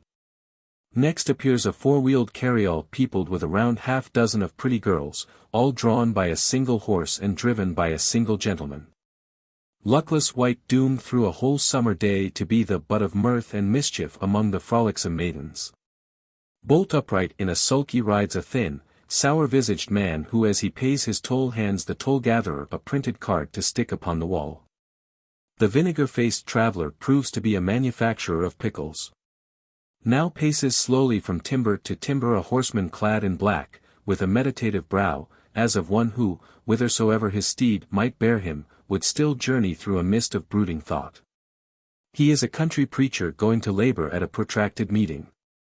The next object passing townward is a butcher's cart canopied with its arch of snow-white cotton. Behind comes a sauceman driving a wagon full of new potatoes, green ears of corn, beets, carrots, turnips and summer squashes, and next two wrinkled, withered witch-looking old gossips in an antediluvian chaise drawn by a horse of former generations and going to peddle out a lot of huckleberries. See, there, a man trundling a wheelbarrow load of lobsters. And now a milk cart rattles briskly onward, covered with green canvas and conveying the contributions of a whole herd of cows, in large tin canisters. But let all these pay their toll and pass. Here comes a spectacle that causes the old toll-gatherer to smile benignantly, as if the travelers brought sunshine with them and lavished its gladsome influence all along the road. It is a barouche of the newest style, the varnished panels of which reflect the whole moving panorama of the landscape, and show a picture, likewise, of our friend with his visage broadened, so that his meditative smile is transformed to grotesque merriment. Within sits a youth fresh as the summer morn, and beside him a young lady in white with white gloves upon her slender hands and a white veil flowing down over her face. But methinks her blushing cheek burns through the snowy veil. Another white-robed virgin sits in front. And who are these on whom, and on all that appertains to them, the dust of earth seems never to have settled? Two lovers whom the priest has blessed this blessed morn and sent them forth, with one of the bridesmaids, on the matrimonial tour.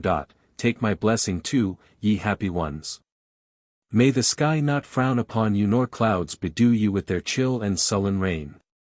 May the hot sun kindle no fever in your hearts. May your whole life's pilgrimage be as blissful as this first day's journey, and its close be gladdened with even brighter anticipations than those which hallow your bridal night. They pass, and ere the reflection of their joy has faded from his face another spectacle throws a melancholy shadow over the spirit of the observing man. In a close carriage sits a fragile figure muffled carefully and shrinking even from the mild breath of summer. She leans against a manly form, and his arm enfolds her as if to guard his treasure from some enemy. Let but a few weeks pass, and when he shall strive to embrace that loved one, he will press only desolation to his heart. And now has morning gathered up her dewy pearls and fled away. The sun rolls blazing through the sky, and cannot find a cloud to cool his face with.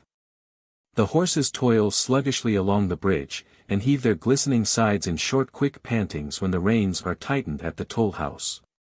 Glisten, too, the faces of the travelers. Their garments are thickly bestrewn with dust, their whiskers and hair look hoary, their throats are choked with the dusty atmosphere which they have left behind them. No air is stirring on the road. Nature dares draw no breath lest she should inhale a stifling cloud of dust. "A hot and dusty day," cry the poor pilgrims as they wipe their begrimed foreheads and woo the doubtful breeze which the river bears along with it. "Awful hot." "Dreadful dusty," answers the sympathetic toll-gatherer. They start again to pass through the fiery furnace, while he re-enters his cool hermitage and besprinkles it with a pail of briny water from the stream beneath. He thinks within himself that the sun is not so fierce here as elsewhere, and that the gentle air doth not forget him in these sultry days. Yes, old friend, and a quiet heart will make a dog-day temperate. He hears a weary footstep, and perceives a traveller with pack and staff, who sits down upon the hospitable bench and removes the hat from his wet brow. The toll-gatherer administers a cup of cold water, and, discovering his guest to be a man of homely sense, he engages him in profitable talk, uttering the maxims of a philosophy which he has found in his own soul, but knows not how it came there. And as the wayfarer makes ready to resume his journey, he tells him a sovereign remedy for blistered feet. Now comes the noontide hour, of all the hours, nearest akin to midnight, for each has its own calmness and repose. Soon, however, the world begins to turn again upon its axis, and it seems the busiest epoch of the day, when an accident impedes the march of sublunary things. The draw being lifted to permit the passage of a schooner laden with wood from the eastern forests, she sticks immovably right athwart the bridge. Meanwhile, on both sides of the chasm a throng of impatient travellers fret and fume. Here are two sailors in a gig with the top thrown back, both puffing cigars and swearing all sorts of forecastle oaths. There, in a smart chaise, a dashingly dressed gentleman and lady, he from a tailor's shop-board and she from a milliner's back room, the aristocrats of a summer afternoon. And what are the haughtiest of us but the ephemeral aristocrats of a summer's day? Here is a tin peddler whose glittering ware bedazzles all beholders like a travelling meteor or opposition sun, and on the other side a cellar of spruce beer, which brisk liquor is confined in several dozen of stone bottles. Here conic a party of ladies on horseback, in green riding's habits, and gentlemen attendant, and there a flock of sheep for the market, pattering over the bridge with a multitude news clatter of their little hoofs. Here a Frenchman with a hand organ on his shoulder, and there an itinerant Swiss jeweller.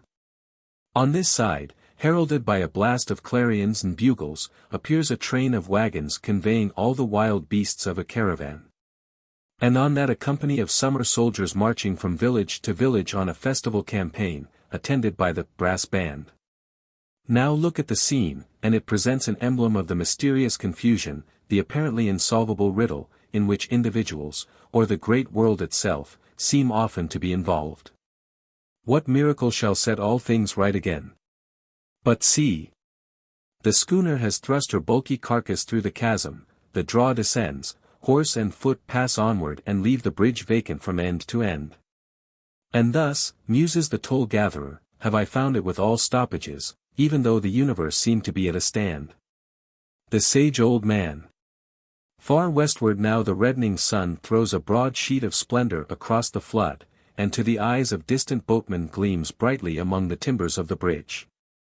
Strollers come from the town to quaff the freshening breeze. One or two let down long lines and haul up flapping flounders or cunners or small cod, or perhaps an eel. Others, and fair girls among them, with the flush of the hot day still on their cheeks, bend over the railing and watch the heaps of seaweed floating upward with the flowing tide. The horses now tramp heavily along the bridge and wistfully bethink them of their stables. Rest, rest, thou weary world. For tomorrow's round of toil and pleasure will be as wearisome as today's has been, yet both shall bear thee onward a day's march of eternity. Now the old toll-gatherer looks seaward and discerns the lighthouse kindling on a far island, and the stars, too, kindling in the sky, as if but a little way beyond. And, mingling reveries of heaven with remembrances of earth, the whole procession of mortal travellers, all the dusty pilgrimage which he has witnessed, seems like a flitting show of phantoms for his thoughtful soul to muse upon. The vision of the fountain. At 15 I became a resident in a country village more than 100 miles from home. The morning after my arrival, a September morning, but warm and bright as any in July, I rambled into a wood of oaks with a few walnut trees intermixed, forming the closest shade above my head. The ground was rocky, uneven, overgrown with bushes and clumps of young saplings and traversed only by cattle paths. The track which I chanced to follow led me to a crystal spring with a border of grass as freshly green as on May morning, and overshadowed by the limb of a great oak. One solitary sunbeam found its way down and played like a goldfish in the water. From my childhood I have loved to gaze into a spring. The water filled a circular basin, small but deep and set round with stones, some of which were covered with slimy moss, the others naked and of variegated hue, reddish, white and brown. The bottom was covered with coarse sand, which sparkled in the lonely sunbeam and seemed to illuminate the spring with an unborrowed light. In one spot the gush of the water violently agitated the sand, but without obscuring the fountain or breaking the glassiness of its surface. It appeared as if some living creature were about to emerge, the naiad of the spring, perhaps, in the shape of a beautiful young woman with a gown of filmy water moss, a belt of rainbow drops and a cold, pure, passionless countenance. How would the beholder shiver, pleasantly yet fearfully, to see her sitting on one of the stones, paddling her white feet in the ripples and throwing up water to sparkle in the sun. Wherever she laid her hands on grass and flowers, they would immediately be moist, as with morning dew. Then would she set about her labors, like a careful housewife, to clear the fountain of withered leaves, and bits of slimy wood, and old acorns from the oaks above, and grains of corn left by cattle in drinking. Till the bright sand in the bright water were like a treasury of diamonds. But, should the intruder approach too near, he would find only the drops of a summer shower glistening about the spot where he had seen her. Reclining on the border of grass where the dewy goddess should have been, I bent forward, and a pair of eyes met mine within the watery mirror. They were the reflection of my own. I looked again, and, lo! Another face, deeper in the fountain than my own image, more distinct in all the features, yet faint as thought. The vision had the aspect of a fair young girl with locks of poly gold. A mirthful expression laughed in the eyes and dimpled over the whole shadowy countenance, till it seemed just what a fountain would be if, while dancing merrily into the sunshine, it should assume the shape of woman. Through the dim rosiness of the cheeks I could see the brown leaves, the slimy twigs, the acorns and the sparkling sand.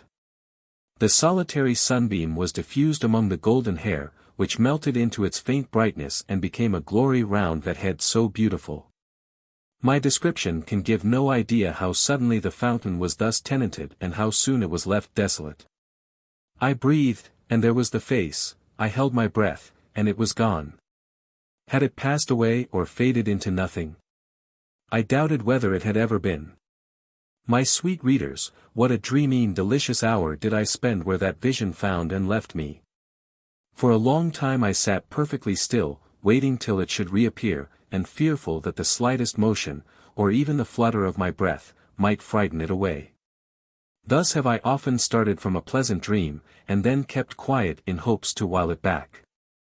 Deep were my musings as to the race and attributes of that ethereal being. Had I created her? Was she the daughter of my fancy, akin to those strange shapes which peep under the lids of children's eyes? And did her beauty gladden me for that one moment and then die? Or was she a water nymph within the fountain, or fairy or woodland goddess peeping over my shoulder, or the ghost of some forsaken maid who had drowned herself for love? Or, in good truth, had a lovely girl with a warm heart and lips that would bear pressure stolen softly behind me and thrown her image into the spring? I watched and waited, but no vision came again. I departed, but with a spell upon me which drew me back that same afternoon to the haunted spring. There was the water gushing, the sand sparkling and the sunbeam glimmering. There the vision was not, but only a great frog, the hermit of that solitude, who immediately withdrew his speckled snout and made himself invisible, all except a pair of long legs, beneath a stone. Methought he had a devilish look. I could have slain him as an enchanter who kept the mysterious beauty imprisoned in the fountain. Sad and heavy, I was returning to the village. Between me and the church spire rose a little hill, and on its summit a group of trees insulated from all the rest of the wood, with their own share of radiance hovering on them from the west and their own solitary shadow falling to the east. The afternoon being far declined, the sunshine was almost pensive and the shade almost cheerful. Glory and gloom were mingled in the placid light, as if the spirits of the day and evening had met in friendship under those trees and found themselves akin. I was admiring the picture when the shape of a young girl emerged from behind the clump of oaks. My heart knew her, it was the vision, but so distant and ethereal did she seem, so unmixed with earth, so imbued with the pensive glory of the spot where she was standing, that my spirit sunk within me, sadder than before. How could I ever reach her? While I gazed a sudden shower came pattering down upon the leaves. In a moment the air was full of brightness, each raindrop catching a portion of sunlight as it fell, and the whole gentle shower appearing like a mist, just substantial enough to bear the burden of radiance. A rainbow vivid as Niagara's was painted in the air. Its southern limb came down before the group of trees and enveloped the fair vision as if the hues of heaven were the only garment for her beauty. When the rainbow vanished, she who had seemed a part of it was no longer there. Was her existence absorbed in nature's loveliest phenomenon, and did her pure frame dissolve away in the varied light? Yet I would not despair of her return, for, robed in the rainbow, she was the emblem of hope. Thus did the vision leave me, and many a doleful day succeeded to the parting moment. By the spring and in the wood and on the hill and through the village, at dewy sunrise, burning noon, and at that magic hour of sunset, when she had vanished from my sight, I sought her, but in vain. Weeks came and went, months rolled away, and she appeared not in them. I imparted my mystery to none, but wandered to and fro or sat in solitude like one that had caught a glimpse of heaven and could take no more joy on earth. I withdrew into an inner world where my thoughts lived and breathed, and the vision in the midst of them. Without intending it, I became at once the author and hero of a romance, conjuring up rivals, imagining events, the actions of others and my own, and experiencing every change of passion, till jealousy and despair had their end in bliss. Oh, had I the burning fancy of my early youth with manhood's colder gift, the power of expression, your hearts, sweet ladies, should flutter at my tale. In the middle of January I was summoned home. The day before my departure, visiting the spots which had been hallowed by the vision, I found that the spring had a frozen bosom, and nothing but the snow and a glare of winter sunshine on the hill of the rainbow. Let me hope, thought I, or my heart will be as icy as the fountain and the whole world as desolate as this snowy hill. Most of the day was spent in preparing for the journey, which was to commence at 4 o'clock the next morning. About an hour after supper, when all was in readiness, I descended from my chamber to the sitting room to take leave of the old clergyman and his family with whom I had been an inmate.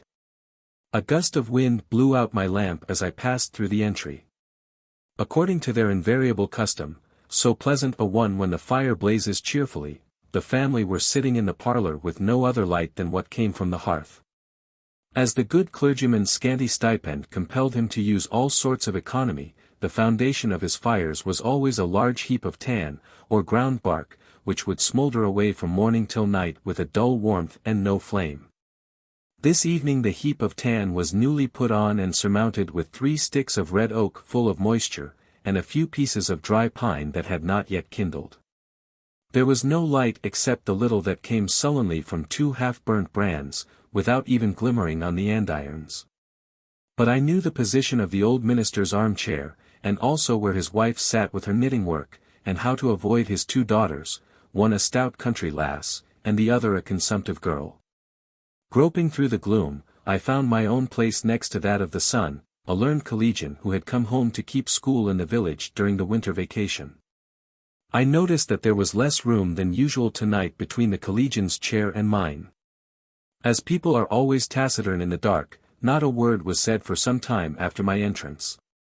Nothing broke the stillness but the regular click of the matron's knitting needles. At times the fire threw out a brief and dusky gleam which twinkled on the old man's glasses and hovered doubtfully round our circle, but was far too faint to portray the individuals who composed it. Were we not like ghosts? Dreamy as the scene was, might it not be a type of the mode in which departed people who had known and loved each other here would hold communion in eternity? We were aware of each other's presence, not by sight nor sound or touch, but by an inward consciousness. Would it not be so among the dead? The silence was interrupted by the consumptive daughter addressing a remark to someone in the circle whom she called Rachel. Her tremulous and decayed accents were answered by a single word, but in a voice that made me start and bend toward the spot whence it had proceeded. Had I ever heard that sweet, low tone? If not, why did it rouse up so many old recollections, or mockeries of such, the shadows of things familiar yet unknown, and fill my mind with confused images of her features who had spoken, though buried in the gloom of the parlor? Whom had my heart recognized, that it throbbed so? I listened to catch her gentle breathing, and strove by the intensity of my gaze to picture forth a shape where none was visible. Suddenly the dry pine caught. The fire blazed up with a ruddy glow, and where the darkness had been, there was she, the vision of the fountain. A spirit of radiance only, she had vanished with the rainbow and appeared again in the firelight, perhaps to flicker with the blaze and be gone. Yet her cheek was rosy and lifelike, and her features, in the bright warmth of the room, were even sweeter and tenderer than my recollection of them. She knew me. The mirthful expression that had laughed in her eyes and dimpled over her countenance when I beheld her faint beauty in the fountain was laughing and dimpling there now. One moment our glance mingled. The next, down rolled the heap of tan upon the kindled wood, and darkness snatched away that daughter of the light, and gave her back to me no more. Fair ladies, there is nothing more to tell. Must the simple mystery be revealed, then, that Rachel was the daughter of the village squire and had left home for a boarding school the morning after I arrived and returned the day before my departure? If I transformed her to an angel, it is what every youthful lover does for his mistress. Therein consists the essence of my story. But slight the change, sweet maids, to make angels of yourselves. Fancy's showbox. A morality. What is guilt? A stain upon the soul. And it is a point of vast interest whether the soul may contract such stains in all their depth and flagrancy from deeds which may have been plotted and resolved upon, but which physically have never had existence. Must the fleshly hand and visible frame of man set its seal to the evil designs of the soul, in order to give them their entire validity against the sinner? Or, while none but crimes perpetrated are cognizable before an earthly tribunal, will guilty thoughts, of which guilty deeds are no more than shadows, will these draw down the full weight of a condemning sentence in the supreme court of eternity? In the solitude of a midnight chamber or in a desert afar from men or in a church while the body is kneeling, the soul may pollute itself even with those crimes which we are accustomed to deem altogether carnal. If this be true, it is a fearful truth. Let us illustrate the subject by an imaginary example. A venerable gentleman, one Mr. Smith, who had long been regarded as a pattern of moral excellence, was warming his aged blood with a glass or two of generous wine. His children being gone forth about their worldly business and his grandchildren at school, he sat alone in a deep luxurious armchair with his feet beneath a richly carved mahogany table. Some old people have a dread of solitude, and when better company may not be had rejoice even to hear the quiet breathing of a babe asleep upon the carpet. But Mr.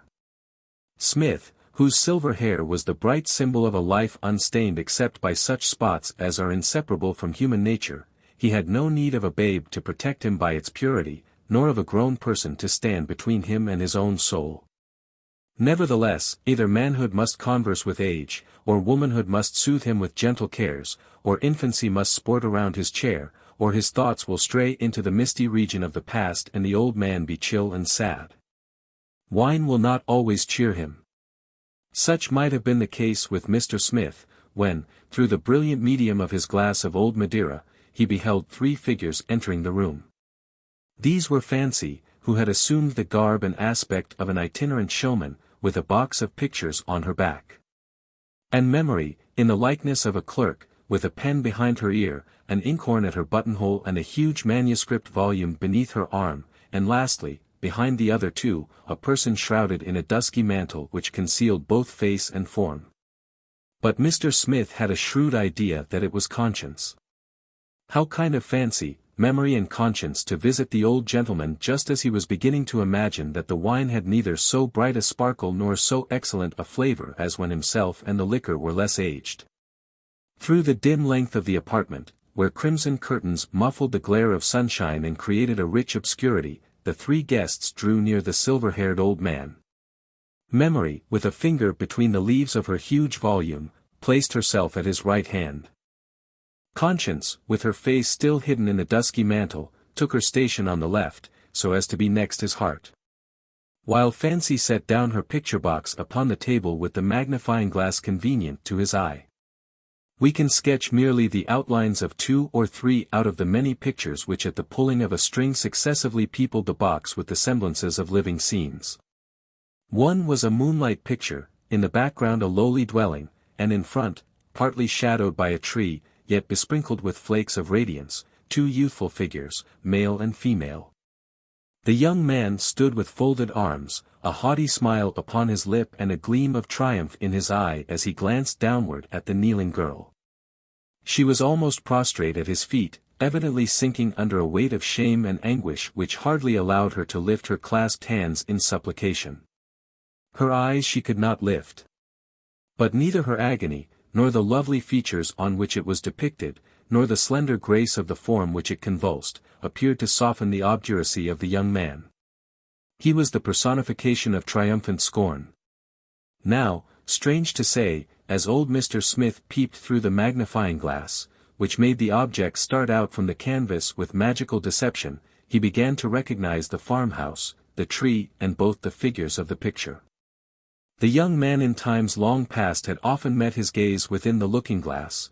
The girl was the very image of his first love, his cottage love, his Martha Burroughs. Mr. Smith was scandalized. "Oh, vile and slanderous picture," he exclaims. "When have I triumphed over ruined innocence? Was not Martha wedded in her teens to David Tompkins, who won her girlish love and long enjoyed her affection as a wife? And ever since his death she has lived a reputable widow." Meantime, memory was turning over the leaves of her volume, rustling them to and fro with uncertain fingers, until among the earlier pages she found one which had reference to this picture. She reads it close to the old gentleman's ear. It is a record merely of sinful thought which never was embodied in an act, but, while memory is reading, conscience unveils her face and strikes a dagger to the heart of Mr. Smith. Though not a death blow, the torture was extreme. The exhibition proceeded. One after another Fancy displayed her pictures, all of which appeared to have been painted by some malicious artist on purpose to vex Mr. Smith. Not a shadow of proof could have been adduced in any earthly court that he was guilty of the slightest of those sins which were thus made to stare him in the face. In one scene there was a table set out, with several bottles and glasses half filled with wine, which threw back the dull ray of an expiring lamp. There had been mirth and revelry until the hand of the clock stood just at midnight, when murder stepped between the boon companions. A young man had fallen on the floor, and lay stone dead with a ghastly wound crushed into his temple, while over him, with a delirium of mingled rage and horror in his countenance, stood the youthful likeness of Mr. Smith. The murdered youth wore the features of Edward Spencer. "What does this rascal of a painter mean?" cries Mr. Smith, provoked beyond all patience. "Edward Spencer was my earliest and dearest friend, true to me as I to him through more than half a century. Neither I nor any other ever murdered him. Was he not alive within 5 years, and did he not, in token of our long friendship, bequeath me his gold-headed cane and a mourning ring?" Again had memory been turning over her volume, and fixed at length upon so confused a page that she surely must have scribbled it when she was tipsy. The purport was, however, that while Mr. Smith and Edward Spencer were heating their young blood with wine, a quarrel had flashed up between them, and Mr. Smith, in deadly wrath, had flung a bottle at Spencer's head. True, it missed its aim and merely smashed a looking-glass. And the next morning, when the incident was imperfectly remembered, they had shaken hands with a hearty laugh. Yet, again, while memory was reading, conscience unveiled her face, struck a dagger to the heart of Mr. Smith and quelled his remonstrance with her iron frown. The pain was quite excruciating. Some of the pictures had been painted with so doubtful a touch, and in colors so faint and pale, that the subjects could barely be conjectured.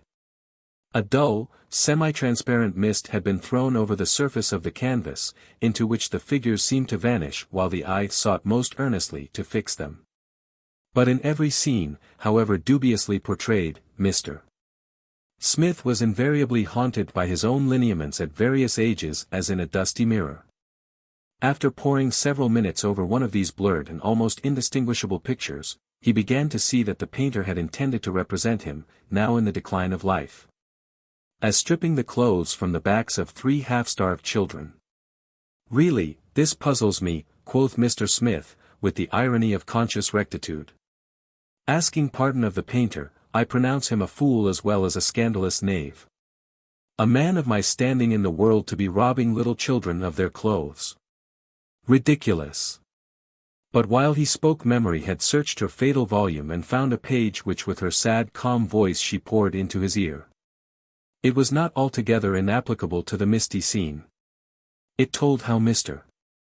Smith had been grievously tempted by many devilish sophistries, on the ground of a legal quibble, to commence a lawsuit against 3 orphan children, joint heirs to a considerable estate. Fortunately, before he was quite decided, his claims had turned out nearly as devoid of law as justice. As memory ceased to read, conscience again thrust aside her mantle, and would have struck her victim with the envenomed dagger only that he struggled and clasped his hands before his heart. Even then, however, he sustained an ugly gash. Why should we follow fancy through the whole series of those awful pictures? Painted by an artist of wondrous power and terrible acquaintance with the secret soul, they embodied the ghosts of all the never perpetrated sins that had glided through the lifetime of Mr. Smith. And could such beings of cloudy fantasy, so near akin to nothingness, give valid evidence against him at the day of judgment? Be that the case or not, there is reason to believe that one truly penitential tear would have washed away each hateful picture and left the canvas white as snow. But Mr. Smith, at a prick of conscience too keen to be endured, bellowed aloud with impatient agony, and suddenly discovered that his 3 guests were gone. There he sat alone, a silver-haired and highly venerated old man, in the rich gloom of the crimson-curtained room, with no box of pictures on the table, but only a decanter of most excellent Madeira. Yet his heart still seemed to fester with the venom of the dagger. Nevertheless, the unfortunate old gentleman might have argued the matter with conscience and alleged many reasons wherefore she should not smite him so pitilessly. Were we to take up his cause, it should be somewhat in the following fashion. A scheme of guilt, till it be put in execution, greatly resembles a train of incidents in a projected tale. The latter, in order to produce a sense of reality in the reader's mind, must be conceived with such proportionate strength by the author as to seem in the glow of fancy more like truth, past, present or to come, than purely fiction. The prospective sinner, on the other hand, weaves his plot of crime, but seldom or never feels a perfect certainty that it will be executed. There is a dreaminess diffused about his thoughts. In a dream, as it were, he strikes the death blow into his victim's heart and starts to find an indelible blood stain on his hand. Thus a novel writer or a dramatist, in creating a villain of romance and fitting him with evil deeds, and the villain of actual life in projecting crimes that will be perpetrated, may almost meet each other halfway between reality and fancy. It is not until the crime is accomplished that guilt clenches its gripe upon the guilty heart and claims it for his own. Then, and not before, sin is actually felt and acknowledged, and, if unaccompanied by repentance, grows 1,000-fold more virulent by its self-consciousness. Be it considered, also, that men often overestimate their capacity for evil. At a distance, while its attendant circumstances do not press upon their notice and its results are dimly seen, they can bear to contemplate it. They may take the steps which lead to crime, impelled by the same sort of mental action as in working out a mathematical problem, yet be powerless with compunction at the final moment.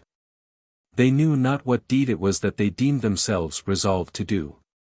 In truth, there is no such thing in man's nature as a settled and full resolve, either for good or evil, except at the very moment of execution.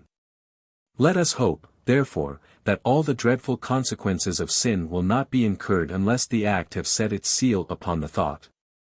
Yet, with the slight fancy work which we have framed, some sad and awful truths are interwoven. Man must not disclaim his brotherhood even with the guiltiest, since, though his hand be clean, his heart has surely been polluted by the flitting phantoms of iniquity. He must feel that when he shall knock at the gate of heaven no semblance of an unspotted life can entitle him to entrance there. Penitence must kneel and mercy come from the footstool of the throne, or that golden gate will never open. Dr. Heidegger's experiment. That very singular man old Dr. Heidegger once invited 4 venerable friends to meet him in his study. There were 3 white-bearded gentlemen, Mr. Medbourne, Colonel Killigrew and Mr. Gascoigne, and a withered gentlewoman whose name was the widow Wycherley. They were all melancholy old creatures who had been unfortunate in life, and whose greatest misfortune it was that they were not long ago in their graves. Mr. Medbourne, in the vigor of his age, had been a prosperous merchant, but had lost his all by a frantic speculation, and was now little better than a mendicant. Colonel Killigrew had wasted his best years and his health and substance in the pursuit of sinful pleasures which had given birth to a brood of pains, such as the gout and divers other torments of soul and body. Mr. Gascoigne was a ruined politician, a man of evil fame, or, at least, had been so till time had buried him from the knowledge of the present generation and made him obscure instead of infamous. As for the widow Wycherley, tradition tells us that she was a great beauty in her day, but for a long while past she had lived in deep seclusion on account of certain scandalous stories which had prejudiced the gentry of the town against her. It is a circumstance worth mentioning that each of these 3 old gentlemen, Mr. Medbourne, Colonel Killigrew and Mr. Gascoigne, were early lovers of the widow Wycherley, and had once been on the point of cutting each other's throats for her sake. And before proceeding farther I will merely hint that Dr. Heidegger and all his 4 guests were sometimes thought to be a little beside themselves, as is not infrequently the case with old people when worried either by present troubles or woeful recollections. "My dear old friends," said Dr. Heidegger, motioning them to be seated, "I am desirous of your assistance in one of those little experiments with which I amuse myself here in my study." If all stories were true, Dr. Heidegger's study must have been a very curious place. It was a dim, old-fashioned chamber festooned with cobwebs and besprinkled with antique dust. Around the walls stood several oaken bookcases, the lower shelves of which were filled with rows of gigantic folios and black-letter quartos, and the upper with little parchment-covered duodecimos. Over the central bookcase was a bronze bust of Hippocrates, with which, according to some authorities, Dr. Heidegger was accustomed to hold consultations in all difficult cases of his practice. In the obscurest corner of the room stood a tall and narrow oaken closet with its door ajar, within which doubtfully appeared a skeleton. Between 2 of the bookcases hung a looking-glass, presenting its high and dusty plate within a tarnished gilt frame. Among many wonderful stories related of this mirror, it was fabled that the spirits of all the doctor's deceased patients dwelt within its verge and would stare him in the face whenever he looked thitherward. The opposite side of the chamber was ornamented with the full-length portrait of a young lady arrayed in the faded magnificence of silk, satin and brocade, and with a visage as faded as her dress. Above half a century ago Dr. Heidegger had been on the point of marriage with this young lady, but, being affected with some slight disorder, she had swallowed one of her lover's prescriptions and died on the bridal evening. The greatest curiosity of the study remains to be mentioned. It was a ponderous folio volume bound in black leather, with massive silver clasps. There were no letters on the back, and nobody could tell the title of the book. But it was well known to be a book of magic, and once, when a chambermaid had lifted it merely to brush away the dust, the skeleton had rattled in its closet. The picture of the young lady had stepped 1 foot upon the floor and several ghastly faces had peeped forth from the mirror, while the brazen head of Hippocrates frowned and said, "Forbear." Such was Dr. Heidegger's study. On the summer afternoon of our tale a small round table as black as ebony stood in the center of the room, sustaining a cut-glass vase of beautiful form and elaborate workmanship. The sunshine came through the window between the heavy festoons of two faded damask curtains and fell directly across this vase, so that a mild splendor was reflected from it on the ashen visages of the 5 old people who sat around. 4 champagne glasses were also on the table. "My dear old friends," repeated Dr. Heidegger, "may I reckon on your aid in performing an exceedingly curious experiment? Now, Dr. Heidegger was a very strange old gentleman whose eccentricity had become the nucleus for 1,000 fantastic stories. Some of these fables, to my shame be it spoken, might possibly be traced back to mine own voracious self. And if any passages of the present tale should startle the reader's faith, I must be content to bear the stigma of a fiction-monger." When the doctor's 4 guests heard him talk of his proposed experiment, they anticipated nothing more wonderful than the murder of a mouse in an air pump or the examination of a cobweb by the microscope. Or some similar nonsense with which he was constantly in the habit of pestering his intimates. But without waiting for a reply, Dr. Heidegger hobbled across the chamber and returned with the same ponderous folio bound in black leather which common report affirmed to be a book of magic.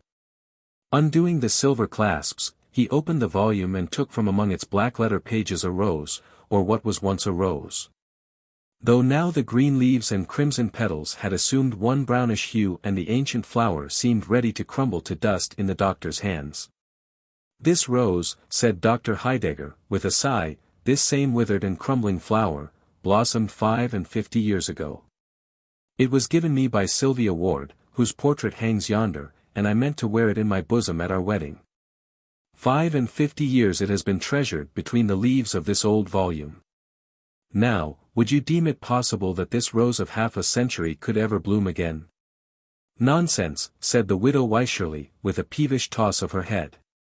"You might as well ask whether an old woman's wrinkled face could ever bloom again." "See," answered Dr. Heidegger. He uncovered the vase and threw the faded rose into the water which it contained. At first it lay lightly on the surface of the fluid, appearing to imbibe none of its moisture. Soon, however, a singular change began to be visible. The crushed and dried petals stirred and assumed a deepening tinge of crimson, as if the flower were reviving from a death-like slumber. The slender stalk and twigs of foliage became green, and there was the rose of half a century, looking as fresh as when Sylvia Ward had first given it to her lover. It was scarcely full-blown, for some of its delicate red leaves curled modestly around its moist bosom, within which 2 or 3 dewdrops were sparkling. "That is certainly a very pretty deception," said the doctor's friends, carelessly, however, for they had witnessed greater miracles at a conjurer's show. "Pray, how was it effected?" "Did you never hear of the Fountain of Youth?" asked Dr. Heidegger, which Ponce de Leon, the Spanish adventurer, went in search of 2 or 3 centuries ago. "But did Ponce de Leon ever find it?" said the widow Wycherly. "No," answered Dr. Heidegger, "for he never sought it in the right place. The famous Fountain of Youth, if I am rightly informed, is situated in the southern part of the Floridian Peninsula, not far from Lake Macaco. Its source is overshadowed by several gigantic magnolias which, though numberless centuries old, have been kept as fresh as violets by the virtues of this wonderful water. An acquaintance of mine, knowing my curiosity in such matters, has sent me what you see in the vase." "Ahem," said Colonel Killigrew, who believed not a word of the doctor's story, "and what may be the effect of this fluid on the human frame?" "You shall judge for yourself, my dear Colonel," replied Dr. Heidegger. "And all of you, my respected friends, are welcome to so much of this admirable fluid as may restore to you the bloom of youth. For my own part, having had much trouble in growing old, I am in no hurry to grow young again. With your permission, therefore, I will merely watch the progress of the experiment." While he spoke, Dr. Heidegger had been filling the 4 champagne glasses with the water of the Fountain of Youth. It was apparently impregnated with an effervescent gas, for little bubbles were continually ascending from the depths of the glasses and bursting in silvery spray at the surface. As the liquor diffused a pleasant perfume, the old people doubted not that it possessed cordial and comfortable properties, and, though utter skeptics as to its rejuvenescent power, they were inclined to swallow it at once. But Dr. Heidegger besought them to stay a moment. "Before you drink, my respectable old friends," said he, "it would be well that, with the experience of a lifetime to direct you, you should draw up a few general rules for your guidance in passing a second time through the perils of youth. Think what a sin and shame it would be if, with your peculiar advantages, you should not become patterns of virtue and wisdom to all the young people of the age." The doctor's 4 venerable friends made him no answer except by a feeble and tremulous laugh, so very ridiculous was the idea that, knowing how closely repentance treads behind the steps of error, they should ever go astray again. "Drink, then," said the doctor, bowing, "I rejoice that I have so well selected the subjects of my experiment." With palsied hands they raised the glasses to their lips. The liquor, if it really possessed such virtues as Dr. Heidegger imputed to it, could not have been bestowed on 4 human beings who needed it more woefully. They looked as if they had never known what youth or pleasure was, but had been the offspring of nature's dotage, and always the grey, decrepit, sapless, miserable creatures who now sat stooping round the doctor's table without life enough in their souls or bodies to be animated even by the prospect of growing young again. They drank off the water and replaced their glasses on the table. Assuredly, there was an almost immediate improvement in the aspect of the party, not unlike what might have been produced by a glass of generous wine, together with a sudden glow of cheerful sunshine, brightening over all their visages at once. There was a healthful suffusion on their cheeks instead of the ashen hue that had made them look so corpse-like. They gazed at one another, and fancied that some magic power had really begun to smooth away the deep and sad inscriptions which Father Time had been so long engraving on their brows. The widow Wycherley adjusted her cap, for she felt almost like a woman again. "Give us more of this wondrous water," cried they, eagerly. "We are younger, but we are still too old. Quick! Give us more." "Patience, patience," quoth Dr. Heidegger, who sat, watching the experiment with philosophic coolness. "You have been a long time growing old, surely you might be content to grow young in half an hour. But the water is at your service." Again he filled their glasses with the liquor of youth, enough of which still remained in the vase to turn half the old people in the city to the age of their own grandchildren. While the bubbles were yet sparkling on the brim, the doctor's 4 guests snatched their glasses from the table and swallowed the contents at a single gulp. Was it delusion? Even while the draught was passing down their throats it seemed to have wrought a change on their whole systems. Their eyes grew clear and bright. A dark shade deepened among their silvery locks. They sat around the table 3 gentlemen of middle age and a woman hardly beyond her buxom prime. "My dear widow, you are charming," cried Colonel Killigrew, whose eyes had been fixed upon her face while the shadows of age were flitting from it like darkness from the crimson daybreak. The fair widow knew of old that Colonel Killigrew's compliments were not always measured by sober truth, so she started up and ran to the mirror, still dreading that the ugly visage of an old woman would meet her gaze. Meanwhile, the 3 gentlemen behaved in such a manner as proved that the water of the fountain of youth possessed some intoxicating qualities, unless, indeed, their exhilaration of spirits were merely a lightsome dizziness caused by the sudden removal of the weight of years. Mr. Gascoigne's mind seemed to run on political topics, but whether relating to the past, present or future could not easily be determined, since the same ideas and phrases have been in vogue these 50 years. Now he rattled forth full-throated sentences about patriotism, national glory, and the people's right. Now he muttered some perilous stuff or other in a sly and doubtful whisper, so cautiously that even his own conscience could scarcely catch the secret. And now, again, he spoke in measured accents and a deeply deferential tone, as if a royal ear were listening to his well-turned periods. Colonel Killigrew all this time had been trolling forth a jolly bottle song and ringing his glass in symphony with the chorus, while his eyes wandered toward the buxom figure of the widow Wycherley. On the other side of the table, Mr. Medbourne was involved in a calculation of dollars and cents with which was strangely intermingled a project for supplying the East Indies with ice by harnessing a team of whales to the polar icebergs. As for the widow Wycherley, she stood before the mirror courtesying and simpering to her own image and greeting it as the friend whom she loved better than all the world besides. She thrust her face close to the glass to see whether some long-remembered wrinkle or crow's foot had indeed vanished. She examined whether the snow had so entirely melted from her hair that the venerable cap could be safely thrown aside. At last, turning briskly away, she came with a sort of dancing step to the table. "My dear old doctor," cried she, "pray favour me with another glass." "Certainly, my dear madam, certainly," replied the complaisant doctor. "See. I have already filled the glasses." There, in fact, stood the 4 glasses brimful of this wonderful water, the delicate spray of which, as it effervesced from the surface, resembled the tremulous glitter of diamonds.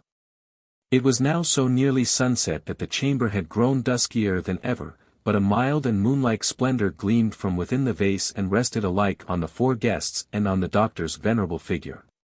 He sat in a high-backed, elaborately carved oaken armchair with a grey dignity of aspect that might have well befitted that very Father Time whose power had never been disputed save by this fortunate company.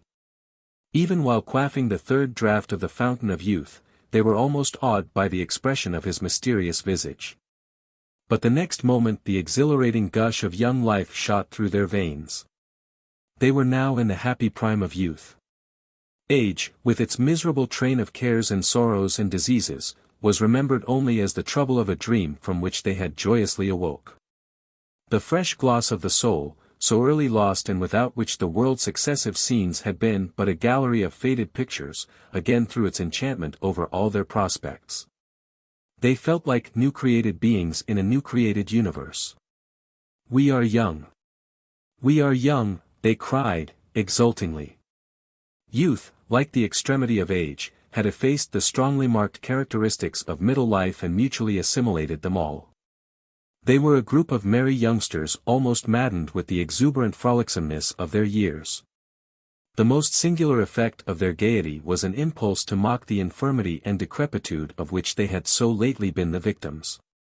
They laughed loudly at their old-fashioned attire, the wide-skirted coats and flapped waistcoats of the young men and the ancient cap and gown of the blooming girl. One limped across the floor like a gouty grandfather.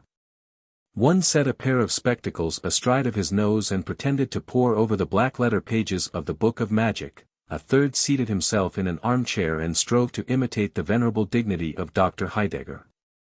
Then all shouted mirthfully and leaped about the room. The widow Wycherley, if so fresh a damsel could be called a widow, tripped up to the doctor's chair with a mischievous merriment in her rosy face. "Doctor, you dear old soul," cried she, "get up and dance with me," and then the 4 young people laughed louder than ever to think what a queer figure the poor old doctor would cut. "Pray excuse me," answered the doctor, quietly. "I am old and rheumatic, and my dancing days were over long ago. But either of these gay young gentlemen will be glad of so pretty a partner." "Dance with me, Clara," cried Colonel Killigrew. "No, no. I will be her partner," shouted Mr. Gascoigne. "She promised me her hand 50 years ago," exclaimed Mr. Medbourne. They all gathered round her. One caught both her hands in his passionate grasp, another threw his arm about her waist, the third buried his hand among the glossy curls that clustered beneath the widow's cap. Blushing, panting, struggling, chiding, laughing, her warm breath fanning each of their faces by turns, she strove to disengage herself, yet still remained in their triple embrace. Never was there a livelier picture of youthful rivalship, with bewitching beauty for the prize. Yet, by a strange deception, owing to the duskiness of the chamber and the antique dresses which they still wore, the tall mirror is said to have reflected the figures of the 3 old, grey, withered grandsires ridiculously contending for the skinny ugliness of a shriveled grandam. But they were young, their burning passions proved them so. Inflamed to madness by the coquetry of the girl widow, who neither granted nor quite withheld her favours, the 3 rivals began to interchange threatening glances. Still keeping hold of the fair prize, they grappled fiercely at one another's throats. As they struggled to and fro the table was overturned and the vase dashed into 1,000 fragments. The precious water of youth flowed in a bright stream across the floor, moistening the wings of a butterfly which, grown old in the decline of summer, had alighted there to die. The insect fluttered lightly through the chamber and settled on the snowy head of Dr. Heidegger. "Come, come, gentlemen. Come, Madam Wycherley," exclaimed the doctor. "I really must protest against this riot." They stood still and shivered, for it seemed as if grey time were calling them back from their sunny youth far down into the chill and darksome vale of years. They looked at old Dr. Heidegger, who sat in his carved armchair holding the rose of half a century, which he had rescued from among the fragments of the shattered vase.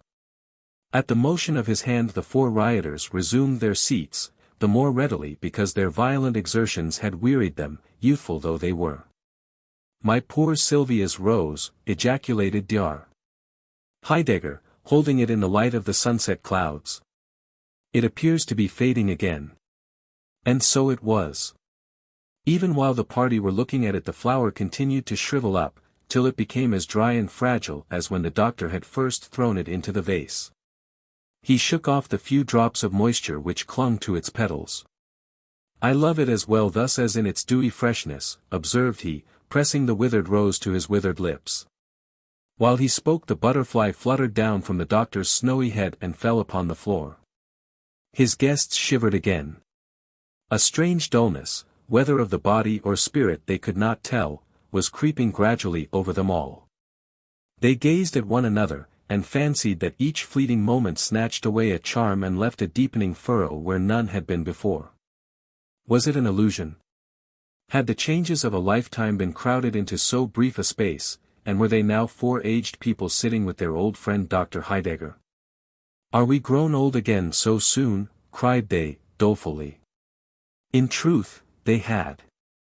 The water of youth possessed merely a virtue more transient than that of wine, the delirium which it created had effervesced away. Yes, they were old again.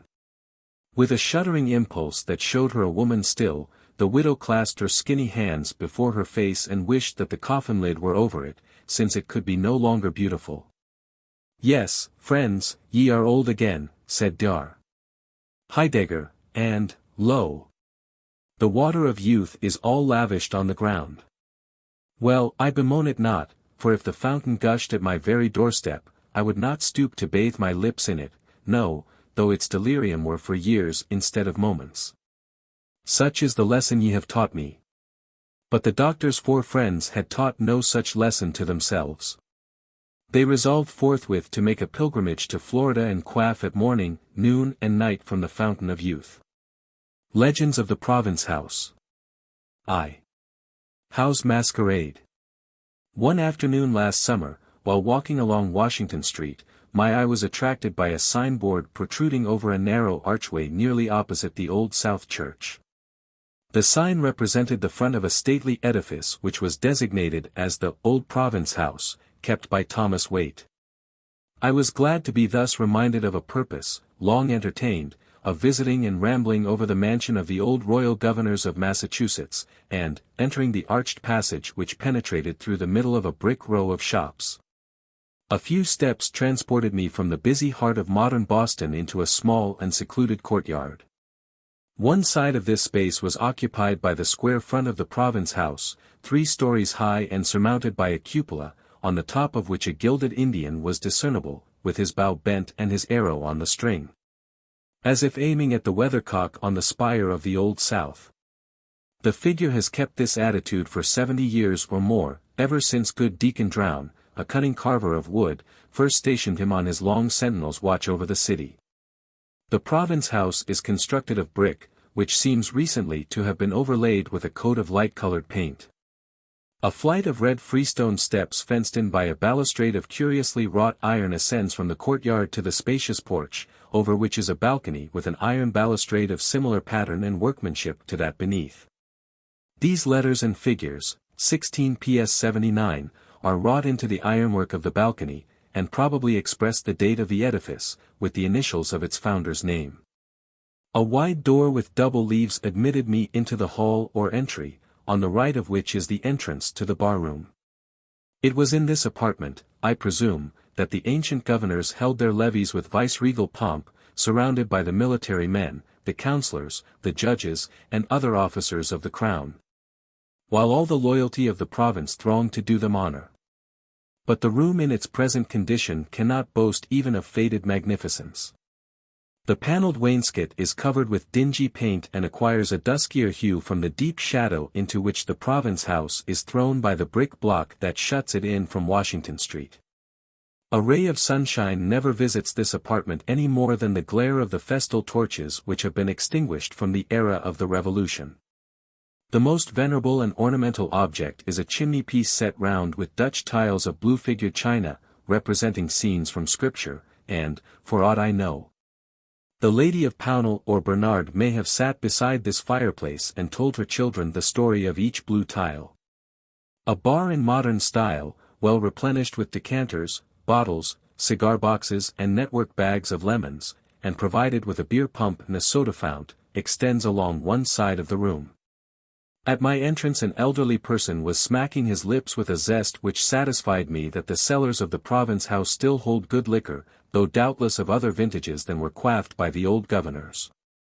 After sipping a glass of port sangaree prepared by the skilful hands of Mr. Thomas Waite, I besought that worthy successor and representative of so many historic personages to conduct me over their time-honored mansion. He readily complied, but, to confess the truth, I was forced to draw strenuously upon my imagination in order to find aught that was interesting in a house which, without its historic associations, would have seemed merely such a tavern as is usually favored by the custom of decent city boarders and old-fashioned country gentlemen. The chambers, which were probably spacious in former times, are now cut up by partitions and subdivided into little nooks, each affording scanty room for the narrow bed and chair and dressing table of a single lodger. The great staircase, however, may be termed, without much hyperbole, a feature of grandeur and magnificence. It winds through the midst of the house by flights of broad steps, each flight terminating in a square landing place, whence the ascent is continued toward the cupola.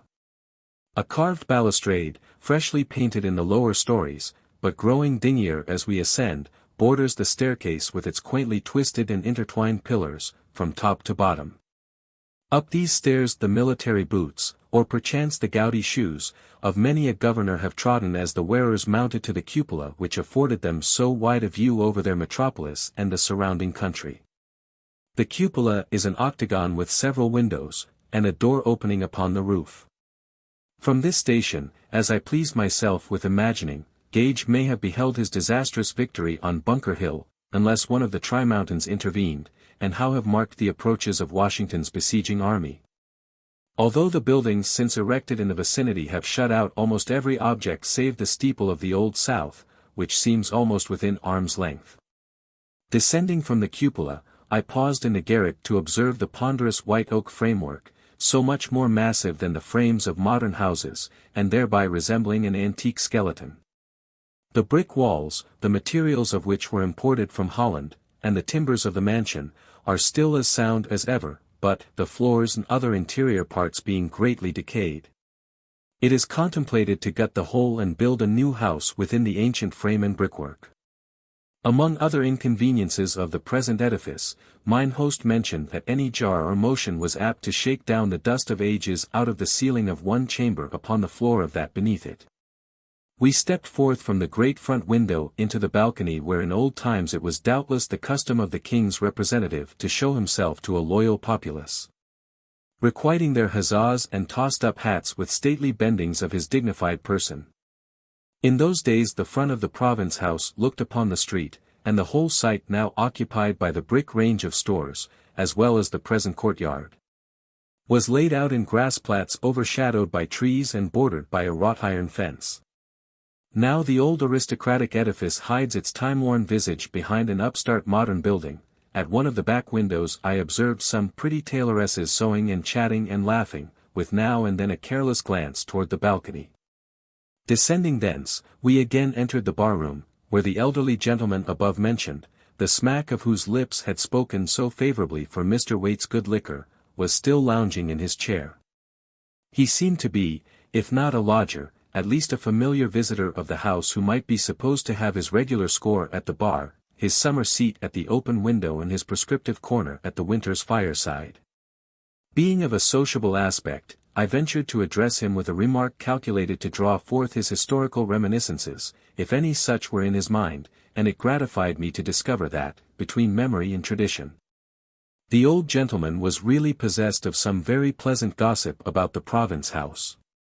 The portion of his talk which chiefly interested me was the outline of the following legend.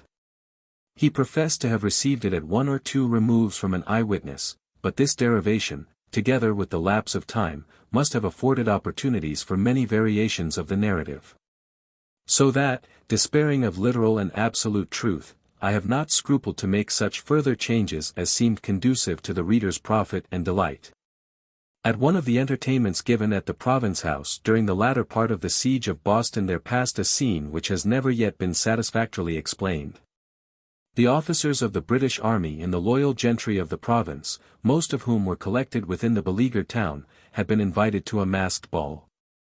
For it was the policy for Sir William Howe to hide the distress and danger of the period and the desperate aspect of the siege under an ostentation of festivity. The spectacle of this evening, if the oldest members of the provincial court circle might be believed, was the most gay and gorgeous affair that had occurred in the annals of the government. The brilliantly lighted apartments were thronged with figures that seemed to have stepped from the dark canvas of historic portraits or to have flitted forth from the magic pages of romance, or at least to have flown hither from one of the London theatres without a change of garments. Steeled knights of the Conquest, bearded statesmen of Queen Elizabeth and high-ruffed ladies of her court were mingled with characters of comedy, such as a party-coloured Merry Andrew jingling his cap and bells, a Falstaff almost as provocative of laughter as his prototype, and a Don Quixote with a bean-pole for a lance and a pot-lid for a shield. But the broadest merriment was excited by a group of figures ridiculously dressed in old regimentals which seemed to have been purchased at a military rag fair or pilfered from some receptacle of the cast-off clothes of both the French and British armies. Portions of their attire had probably been worn at the siege of Louisbourg, and the coats of most recent cut might have been rent and tattered by sword, ball or bayonet as long ago as Wolfe's victory.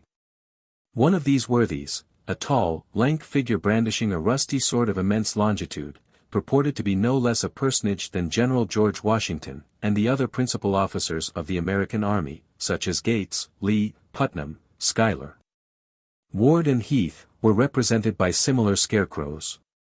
An interview in the mock-heroic style between the rebel warriors and the British commander-in-chief was received with immense applause, which came loudest of all from the loyalists of the colony. There was one of the guests, however, who stood apart, eyeing these antics sternly and scornfully at once with a frown and a bitter smile. It was an old man formerly of high station and great repute in the province, and who had been a very famous soldier in his day. Some surprise had been expressed that a person of Colonel Joliffe's known Whig principles, though now too old to take an active part in the contest, should have remained in Boston during the siege, and especially that he should consent to show himself in the mansion of Sir William Howe. But thither he had come with a fair granddaughter under his arm, and there, amid all the mirth and buffoonery, stood this stern old figure, the best sustained character in the masquerade, because so well representing the antique spirit of his native land. The other guests affirmed that Colonel Joliffe's black puritanical scowl threw a shadow round about him, although, in spite of his sombre influence, their gaiety continued to blaze higher. Like an ominous comparison, the flickering brilliancy of a lamp which has but a little while to burn. 11 strokes full half an hour ago had pealed from the clock of the Old South, when a rumor was circulated among the company that some new spectacle or pageant was about to be exhibited which should put a fitting close to the splendid festivities of the night. "What new jest has your Excellency in hand?" asked the Reverend Mather Byles, whose Presbyterian scruples had not kept him from the entertainment. "Trust me, sir, I have already laughed more than beseems my cloth at your Homeric confabulation with yonder ragamuffin general of the rebels. One other such fit of merriment, and I must throw off my clerical wig and band." "Not so, good Dar. Byles," answered Sir William Howe, "if mirth were a crime, you had never gained your doctorate in divinity. As to this new foolery, I know no more about it than yourself, perhaps not so much. Honestly, now, doctor, have you not stirred up the sober brains of some of your countrymen to enact a scene in our masquerade?" "Perhaps," slyly remarked the granddaughter of Colonel Joliffe, whose high spirit had been stung by many taunts against New England, perhaps we are to have a mask of allegorical figures, Victory with trophies from Lexington and Bunker Hill. Plenty with her overflowing horn to typify the present abundance in this good town, and Glory with a wreath for his Excellency's brow. Sir William Howe smiled at words which he would have answered with one of his darkest frowns had they been uttered by lips that wore a beard. He was spared the necessity of a retort by a singular interruption. A sound of music was heard without the house, as if proceeding from a full band of military instruments stationed in the street, playing, not such a festal strain as was suited to the occasion, but a slow funeral march. The drums appeared to be muffled, and the trumpets poured forth a wailing breath which at once hushed the merriment of the auditors, filling all with wonder and some with apprehension. The idea occurred to many that either the funeral procession of some great personage had halted in front of the province house, or that a corpse in a velvet-covered and gorgeously decorated coffin was about to be borne from the portal. After listening a moment, Sir William Howe called in a stern voice to the leader of the musicians, who had hitherto enlivened the entertainment with gay and lightsome melodies. The man was drum major to one of the British regiments. "Dighton," demanded the general, "what means this foolery? Bid your band silence that dead march, or, by my word, they shall have sufficient cause for their lugubrious strains." "Silence it, sirrah."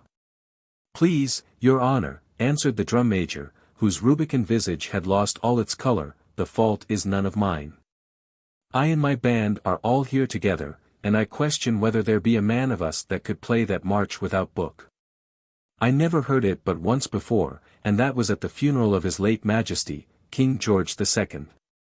"Well, well," said Sir William Howe, recovering his composure, "it is the prelude to some masquerading antic. Let it pass." A figure now presented itself, but among the many fantastic masks that were dispersed through the apartments none could tell precisely from whence it came. It was a man in an old-fashioned dress of black serge and having the aspect of a steward or principal domestic in the household of a nobleman or great English landholder. This figure advanced to the outer door of the mansion, and, throwing both its leaves wide open, withdrew a little to one side and looked back toward the grand staircase, as if expecting some person to descend. At the same time, the music in the street sounded a loud and doleful summons. The eyes of Sir William Howe and his guests being directed to the staircase, there appeared on the uppermost landing place, that was discernible from the bottom, several personages descending toward the door. The foremost was a man of stern visage, wearing a steeple-crowned hat and a skull-cap beneath it, a dark cloak and huge wrinkled boots that came halfway up his legs. Under his arm was a rolled-up banner which seemed to be the banner of England, but strangely rent and torn. He had a sword in his right hand and grasped a Bible in his left. The next figure was of milder aspect, yet full of dignity, wearing a broad ruff, over which descended a beard, a gown of wrought velvet and a doublet and hose of black satin. He carried a roll of manuscript in his hand. Close behind these two came a young man of very striking countenance and demeanor with deep thought and contemplation on his brow, and perhaps a flash of enthusiasm in his eye. His garb, like that of his predecessors, was of an antique fashion, and there was a stain of blood upon his ruff. In the same group with these were 3 or 4 others, all men of dignity in evident command, and bearing themselves like personages who were accustomed to the gaze of the multitude. It was the idea of the beholders that these figures went to join the mysterious funeral that had halted in front of the province house. Yet that supposition seemed to be contradicted by the air of triumph with which they waved their hands as they crossed the threshold and vanished through the portal. "In the devil's name, what is this?" muttered Sir William Howe to a gentleman beside him. "A procession of the regicide judges of King Charles the Martyr." "These," said Colonel Joliffe, breaking silence almost for the first time that evening, "these, if I interpret them aright, are the Puritan governors. The rulers of the old original democracy of Massachusetts, Endicott with the banner from which he had torn the symbol of subjection, and Winthrop and Sir Henry Vane and Dudley, Haynes, Bellingham and Leverett." "Why had that young man a stain of blood upon his ruff?" asked Miss Joliffe. "Because in after years," answered her grandfather, "he laid down the wisest head in England upon the block for the principles of liberty." "Will not your excellency order out the guard?" whispered Lord Percy, who, with other British officers, had now assembled round the general. "There may be a plot under this mummery." "Tush! We have nothing to fear," carelessly replied Sir William Howe. "There can be no worse treason in the matter than a jest, and that's somewhat of the dullest. Even were it a sharp and bitter one, our best policy would be to laugh it off. See! Here come more of these gentry." Another group of characters had now partly descended the staircase. The first was a venerable and white-bearded patriarch who cautiously felt his way downward with a staff. Treading hastily behind him, and stretching forth his gauntlet hand as if to grasp the old man's shoulder, came a tall soldier-like figure equipped with a plumed cap of steel, a bright breastplate and a long sword, which rattled against the stairs.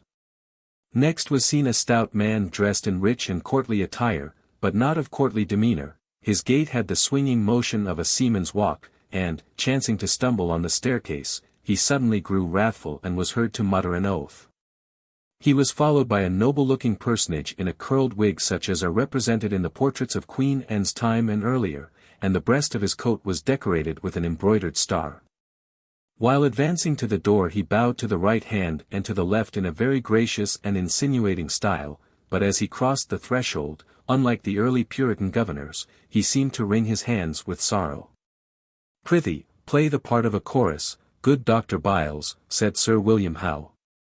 "What worthies are these?" "If it please your excellency, they lived somewhat before my day," answered the doctor. "But doubtless our friend the colonel has been hand and glove with them." "Their living faces I never looked upon," said Colonel Joliffe, gravely. "Although I have spoken face to face with many rulers of this land, and shall greet yet another with an old man's blessing ere I die.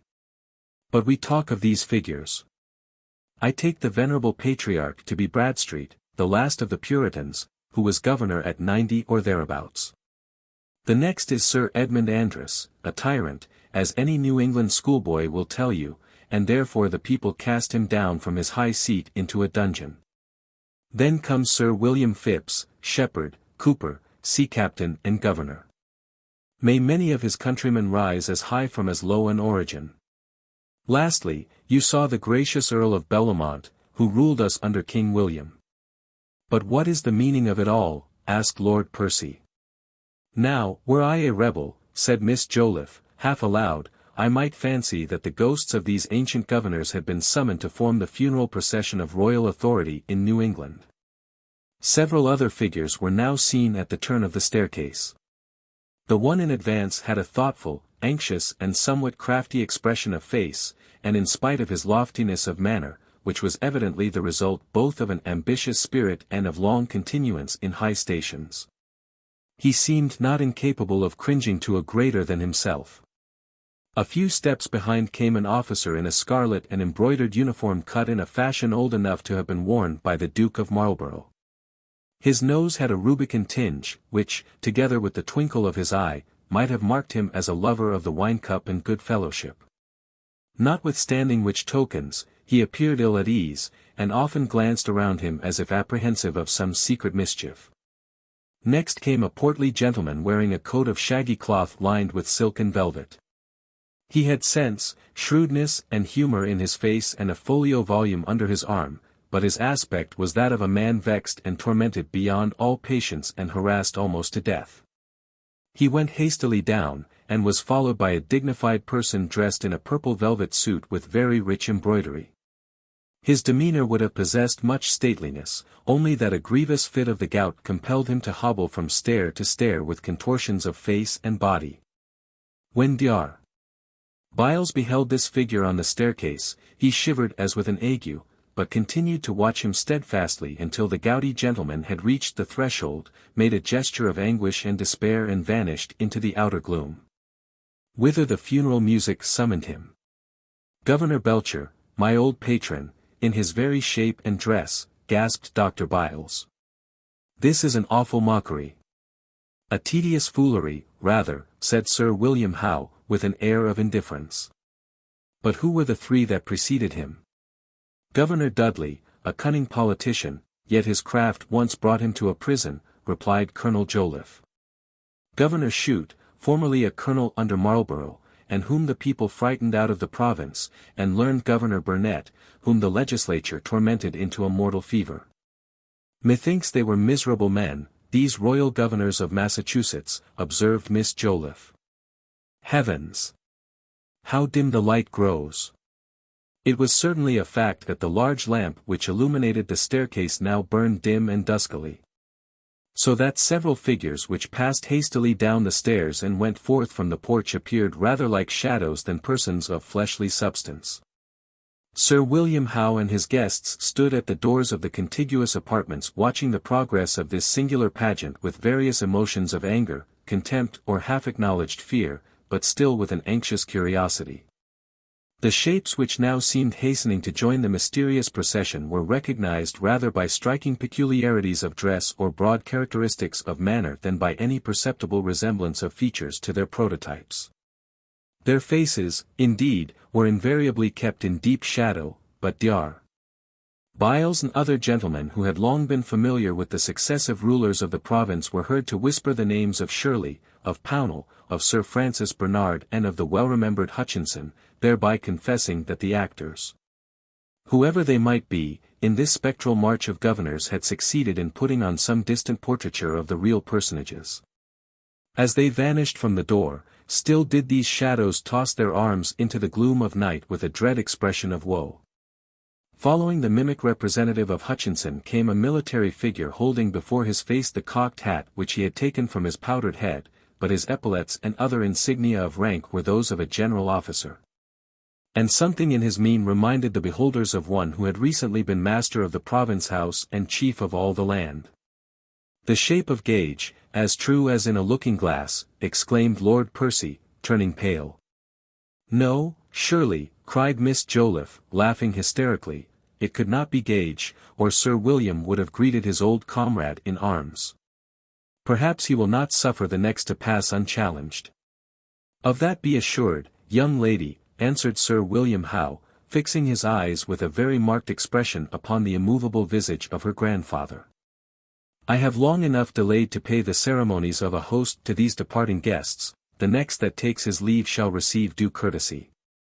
A wild and dreary burst of music came through the open door. It seemed as if the procession, which had been gradually filling up its ranks, were now about to move, and that this loud peal of the wailing trumpets and roll of the muffled drums were a call to some loiterer to make haste. Many eyes, by an irresistible impulse, were turned upon Sir William Howe, as if it were he whom the dreary music summoned to the funeral of departed power. "See! Here comes the last," whispered Miss Joliffe, pointing her tremulous finger to the staircase. A figure had come into view as if descending the stairs, although so dusky was the region whence it emerged some of the spectators fancied that they had seen this human shape suddenly moulding itself amid the gloom.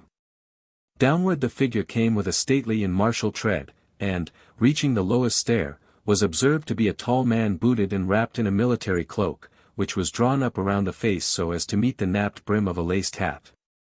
The features, therefore, were completely hidden. But the British officers deemed that they had seen that military cloak before, and even recognized the frayed embroidery on the collar, as well as the gilded scabbard of a sword which protruded from the folds of the cloak and glittered in a vivid gleam of light. Apart from these trifling particulars there were characteristics of gait and bearing which impelled the wondering guests to glance from the shrouded figure to Sir William Howe, as if to satisfy themselves that their host had not suddenly vanished from the midst of them. With a dark flush of wrath upon his brow, they saw the general draw his sword and advance to meet the figure in the cloak before the latter had stepped one pace upon the floor. "Villain, unmuffle yourself," cried he. "You pass no farther." The figure, without blenching a hair's breadth from the sword which was pointed at his breast, made a solemn pause and lowered the cape of the cloak from about his face, yet not sufficiently for the spectators to catch a glimpse of it. But Sir William Howe had evidently seen enough. The sternness of his countenance gave place to a look of wild amazement, if not horror, while he recoiled several steps from the figure and let fall his sword upon the floor. The martial shape again drew the cloak about his features and passed on, but, reaching the threshold with his back toward the spectators, he was seen to stamp his foot and shake his clenched hands in the air. It was afterward affirmed that Sir William Howe had repeated that selfsame gesture of rage and sorrow when for the last time, and as the last royal governor, he passed through the portal of the Province House. "Hark! The procession moves," said Miss Joliffe.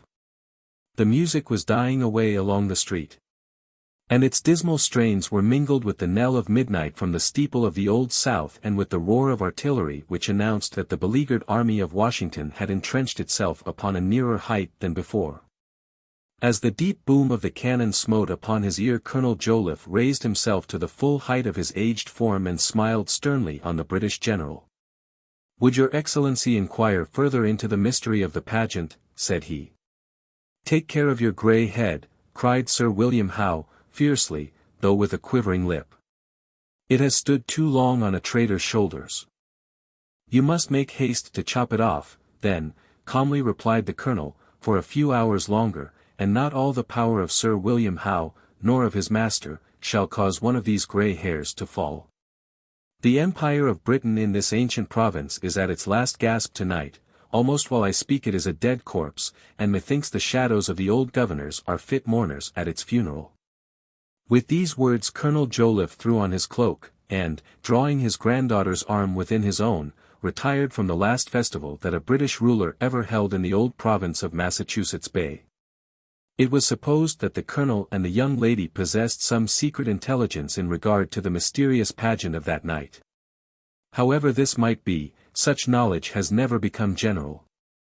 The actors in the scene have vanished into deeper obscurity than even that wild Indian hand who scattered the cargoes of the tea-ships on the waves and gained a place in history, yet left no names. But superstition, among other legends of this mansion, repeats the wondrous tale that on the anniversary night of Britain's discomfiture the ghosts of the ancient governors of Massachusetts still glide through the portal of the Province House.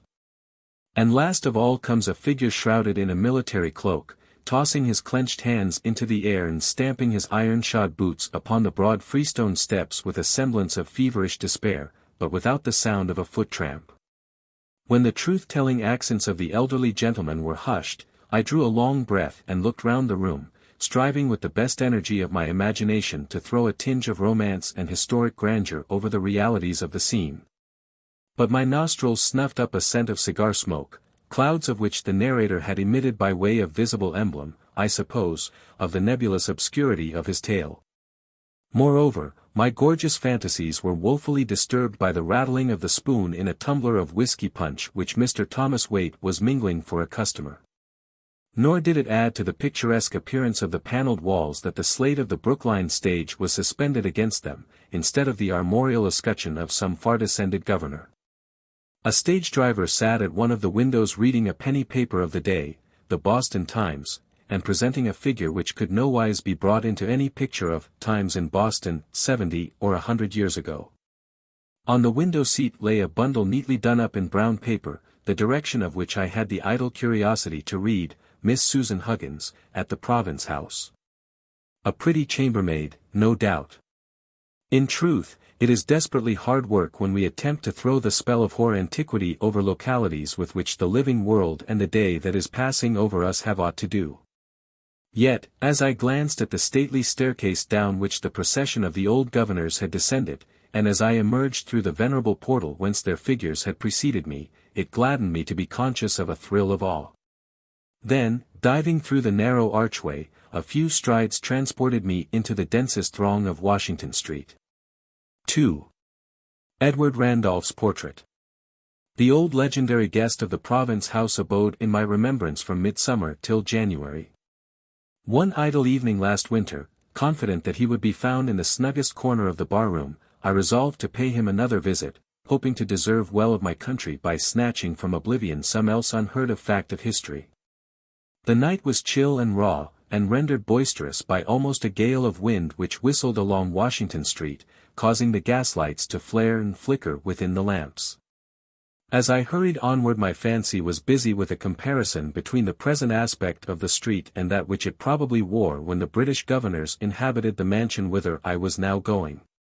Brick edifices in those times were few till a succession of destructive fires had swept, and swept again, the wooden dwellings and warehouses from the most populous quarters of the town.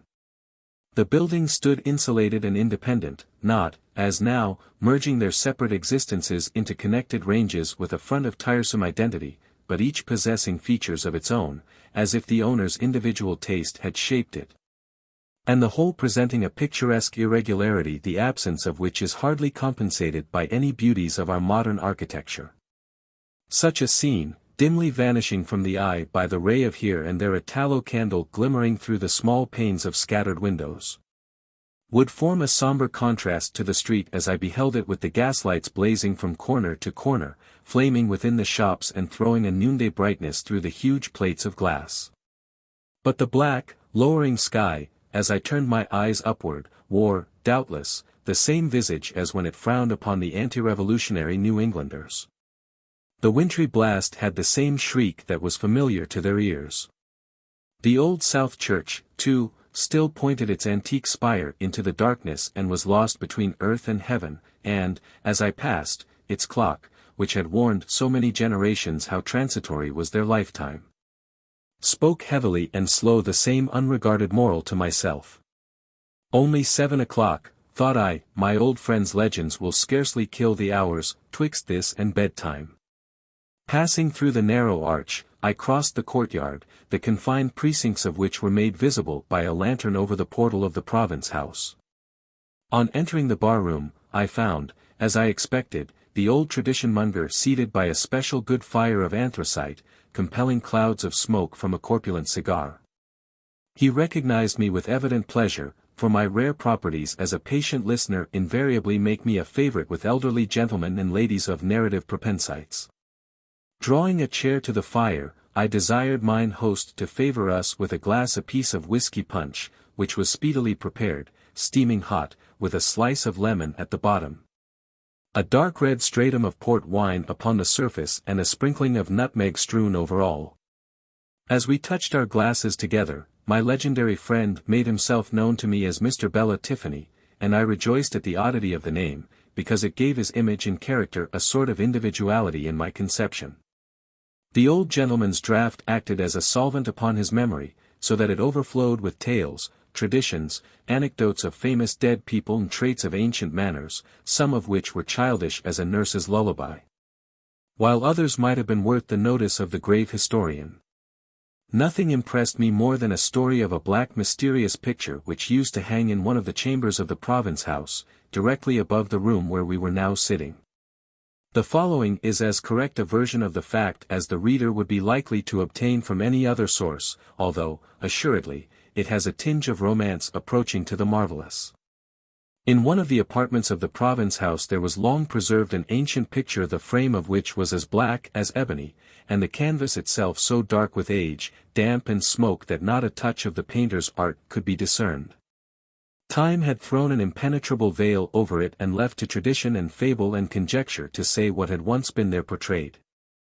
During the rule of many successive governors it had hung, by prescriptive and undisputed right, over the mantelpiece of the same chamber.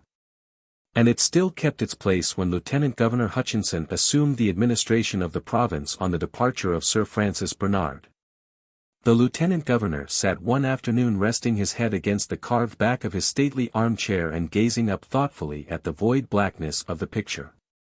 It was scarcely a time for such inactive musing, when affairs of the deepest moment required the ruler's decision. For within that very hour Hutchinson had received intelligence of the arrival of a British fleet bringing 3 regiments from Halifax to overawe the insubordination of the people. These troops awaited his permission to occupy the fortress of Castle William and the town itself, yet, instead of affixing his signature to an official order, there sat the lieutenant governor so carefully scrutinizing the black waste of canvas that his demeanor attracted the notice of 2 young persons who attended him. One, wearing a military dress of buff, was his kinsman, Francis Lincoln, the provincial captain of Castle William. The other, who sat on a low stool beside his chair, was Alice Vane, his favorite niece. She was clad entirely in white, a pale, ethereal creature who, though a native of New England, had been educated abroad and seemed not merely a stranger from another clime, but almost a being from another world. For several years, until left an orphan, she had dwelt with her father in sunny Italy. And there had acquired a taste and enthusiasm for sculpture and painting which she found few opportunities of gratifying in the undecorated dwellings of the colonial gentry. It was said that the early productions of her own pencil exhibited no inferior genius, though perhaps the rude atmosphere of New England had cramped her hand and dimmed the glowing colors of her fancy. But, observing her uncle's steadfast gaze, which appeared to search through the mist of years to discover the subject of the picture, her curiosity was excited. "Is it known, my dear uncle," inquired she, "what this old picture once represented? Possibly, could it be made visible, it might prove a masterpiece of some great artist, else why has it so long held such a conspicuous place?" As her uncle, contrary to his usual custom, for he was as attentive to all the humors and caprices of Alice as if she had been his own best beloved child, did not immediately reply, the young captain of Castle William took that office upon himself. "This dark old square of canvas, my fair cousin," said he, "has been an heirloom in the province house from time immemorial. As to the painter, I can tell you nothing.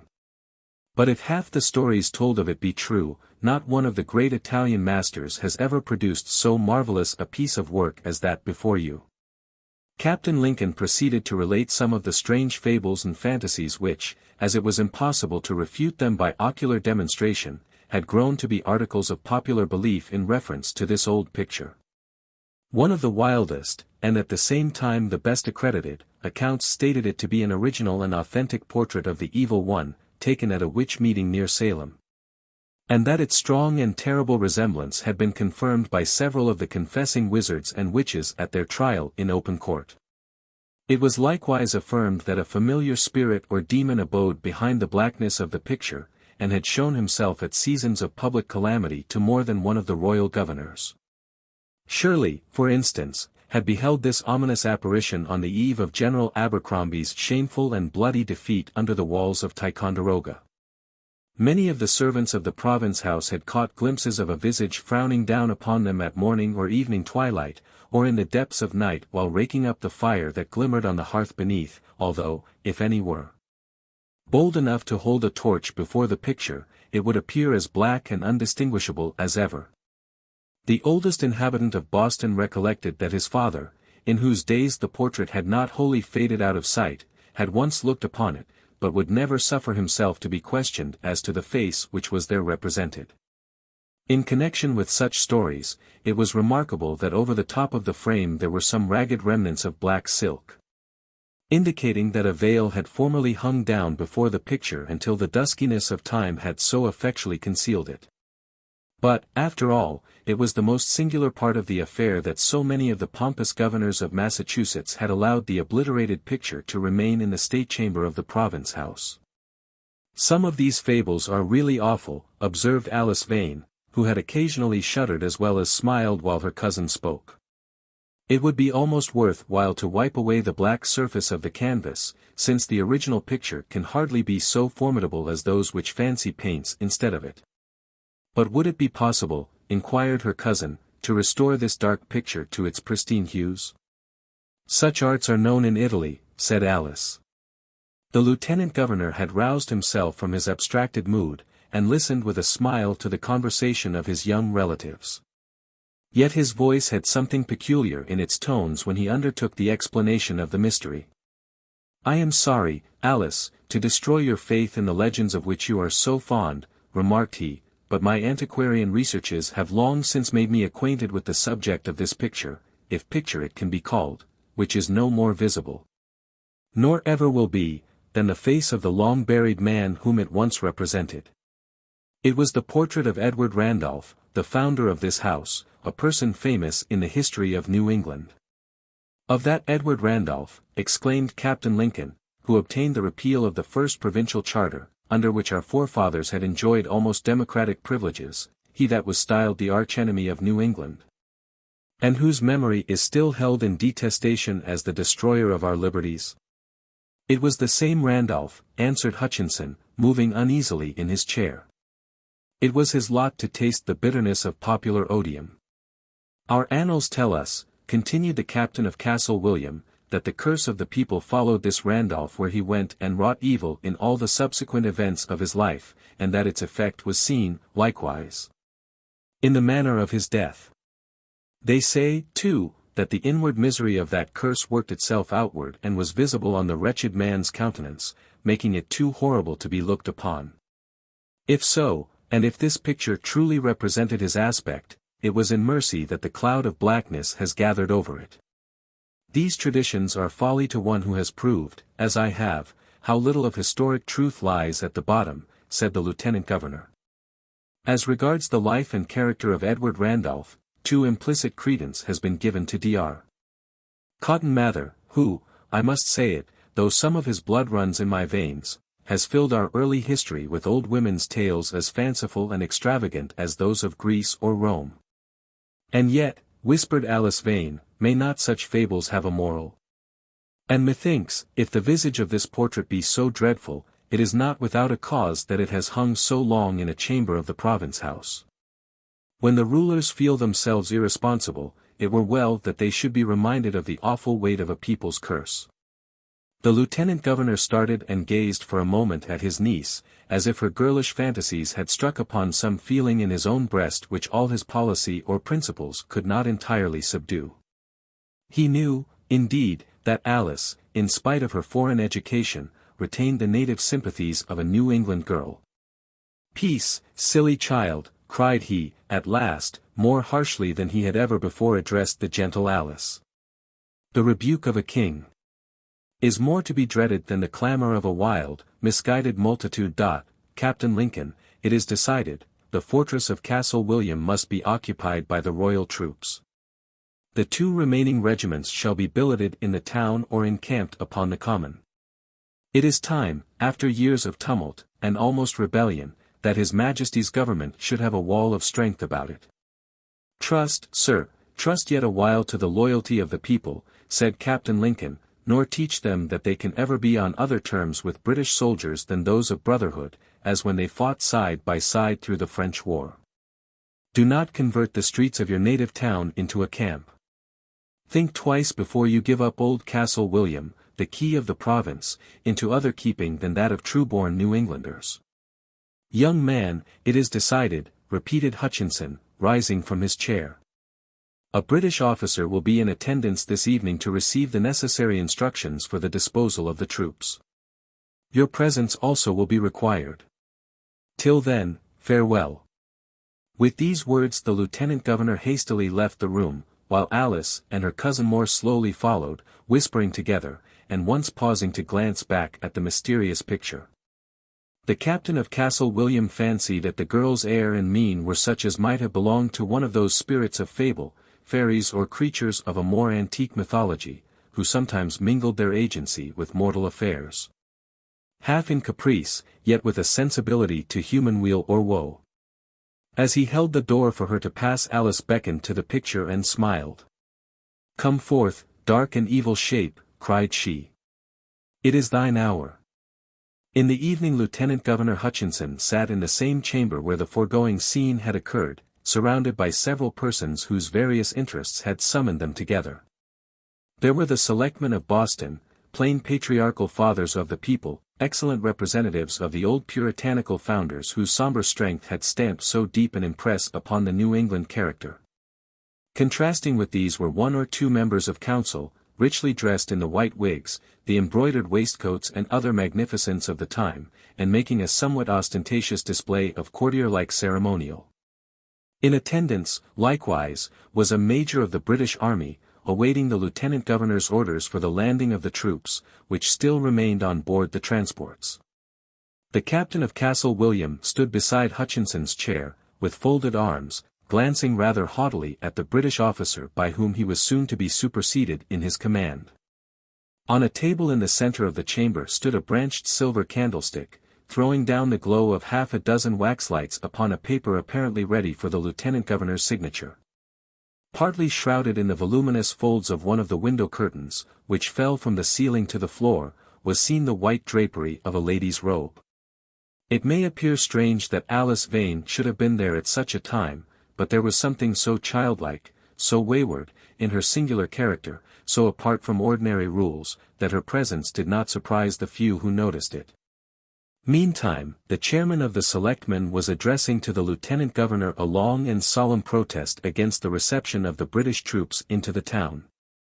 And if your honor, concluded this excellent but somewhat prosy old gentleman, shall see fit to persist in bringing these mercenary sworders and musketeers into our quiet streets, not on our heads be the responsibility. Think, sir, while there is yet time, that if one drop of blood be shed, that blood shall be an eternal stain upon your honor's memory. You, sir, have written with an able pen the deeds of our forefathers. The more to be desired is it, therefore, that yourself should deserve honorable mention as a true patriot and upright ruler when your own doings shall be written down in history. I am not insensible, my good sir, to the natural desire to stand well in the annals of my country, replied Hutchinson, controlling his impatience into courtesy. Nor know I any better method of attaining that end than by withstanding the merely temporary spirit of mischief which, with your pardon, seems to have infected older men than myself. Would you have me wait till the mob shall sack the province house as they did my private mansion? Trust me, sir, the time may come when you will be glad to flee for protection to the king's banner, the raising of which is now so distasteful to you. Yes, said the British major, who was impatiently expecting the lieutenant governor's orders. The demagogues of this province have raised the devil, and cannot lay him again. We will exorcise him in God's name and the king's. If you meddle with the devil, take care of his claws, answered the captain of Castle William, stirred by the taunt against his countrymen. Craving your pardon, young sir, said the venerable selectman, let not an evil spirit enter into your words. We will strive against the oppressor with prayer and fasting, as our forefathers would have done. Like them, moreover, we will submit to whatever lot a wise providence may send us, always after our own best exertions to amend it. And there peep forth the devil's claws, muttered Hutchinson, who well understood the nature of Puritan submission. This matter shall be expedited forthwith. When there shall be a sentinel at every corner and a court of guard before the town house, a loyal gentleman may venture to walk abroad. What to me is the outcry of a mob in this remote province of the realm? The king is my master, and England is my country, upheld by their armed strength, I set my foot upon the rabble and defy them. He snatched a pen and was about to affix his signature to the paper that lay on the table, when the captain of Castle William placed his hand upon his shoulder. The freedom of the action, so contrary to the ceremonious respect which was then considered due to rank and dignity, awakened general surprise, and in none more than in the lieutenant governor himself. Looking angrily up, he perceived that his young relative was pointing his finger to the opposite wall. Hutchinson's eye followed the signal, and he saw what had hitherto been unobserved, that a black silk curtain was suspended before the mysterious picture, so as completely to conceal it. His thoughts immediately recurred to the scene of the preceding afternoon, and in his surprise, confused by indistinct emotions, yet sensible that his niece must have had an agency in this phenomenon, he called loudly upon her. Alice! Come hither, Alice! No sooner had he spoken than Alice Vane glided from her station, and, pressing one hand across her eyes, with the other snatched away the sable curtain that concealed the portrait. An exclamation of surprise burst from every beholder, but the lieutenant governor's voice had a tone of horror.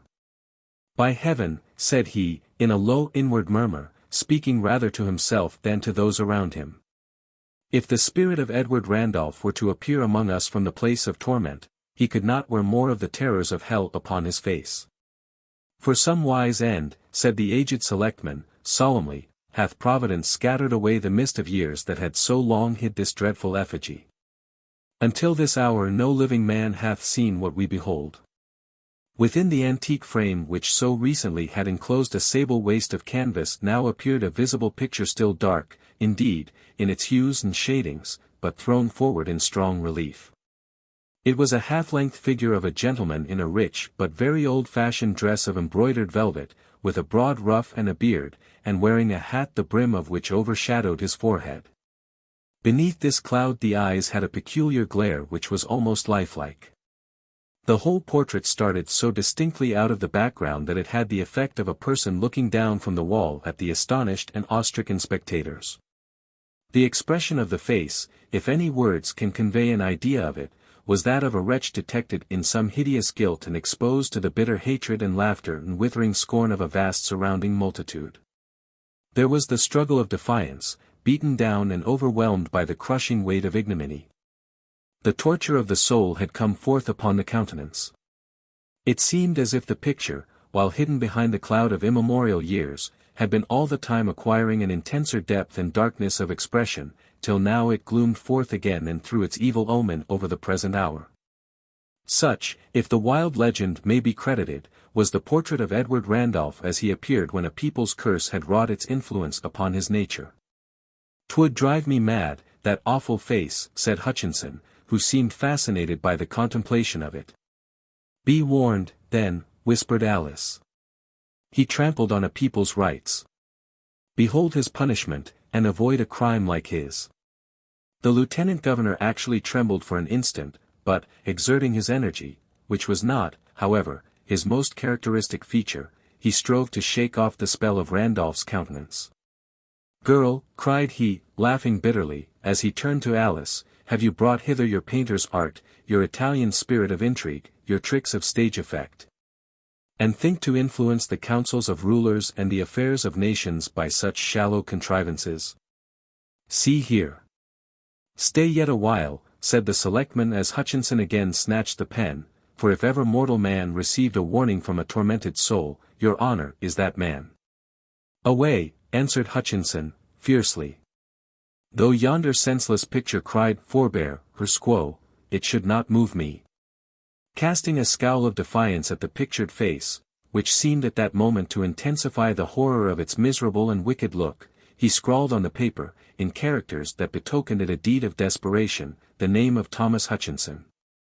Then, it is said, he shuddered, as if that signature had granted away his salvation. "It is done," said he, and placed his hand upon his brow. "May heaven forgive the deed," said the soft, sad accents of Alice Vane, like the voice of a good spirit flitting away.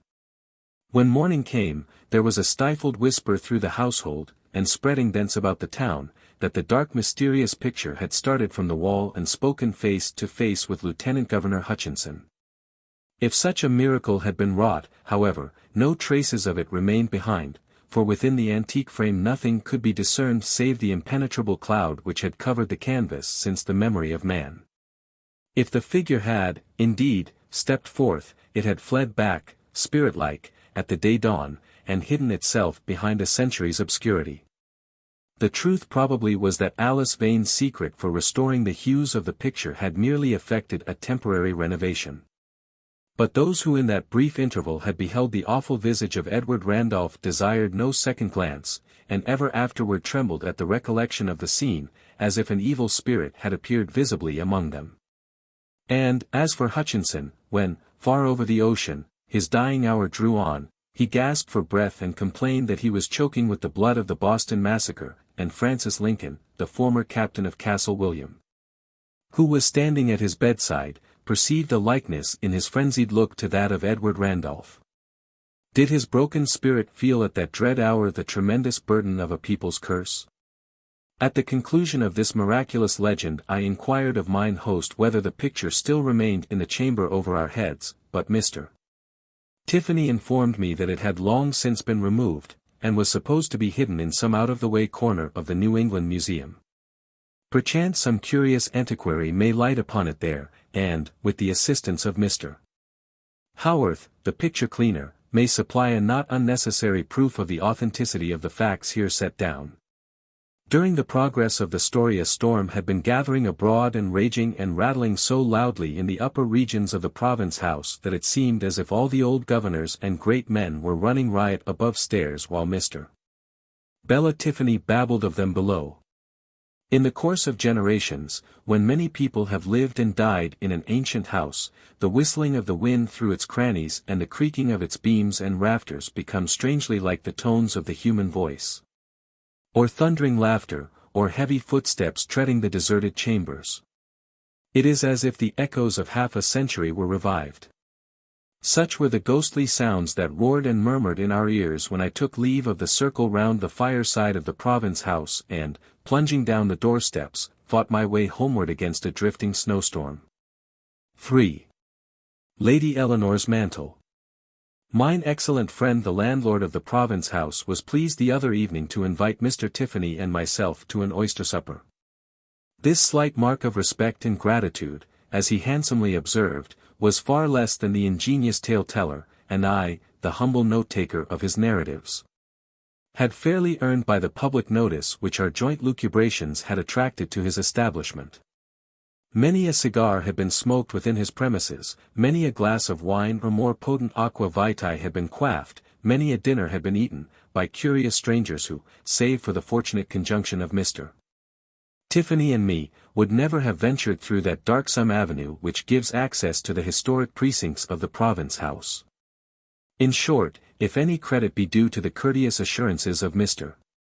Thomas Waite, we had brought his forgotten mansion almost as effectually into public view as if we had thrown down the vulgar range of shoe shops and dry goods stores which hides its aristocratic front from Washington Street. It may be unadvisable, however, to speak too loudly of the increased custom of the house, lest Mr. Waite should find it difficult to renew the lease on so favorable terms as heretofore. Being thus welcomed as benefactors, neither Mr.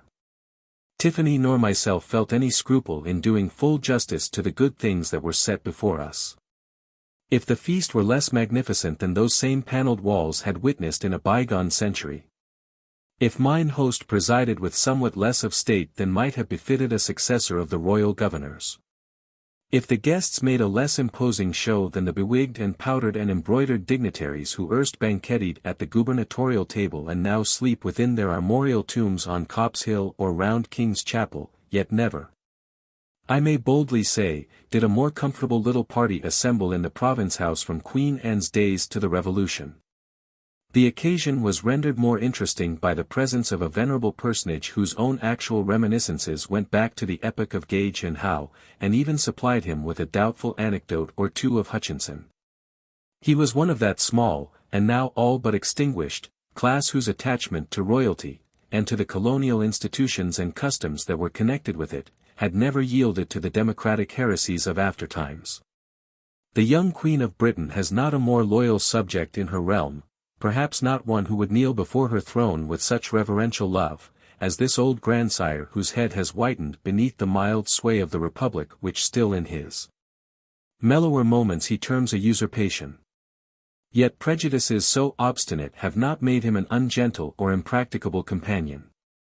If the truth must be told, the life of the aged loyalist has been of such a scrambling and unsettled character, he has had so little choice of friends and been so often destitute of any, that I doubt whether he would refuse a cup of kindness with either Oliver Cromwell or John Hancock.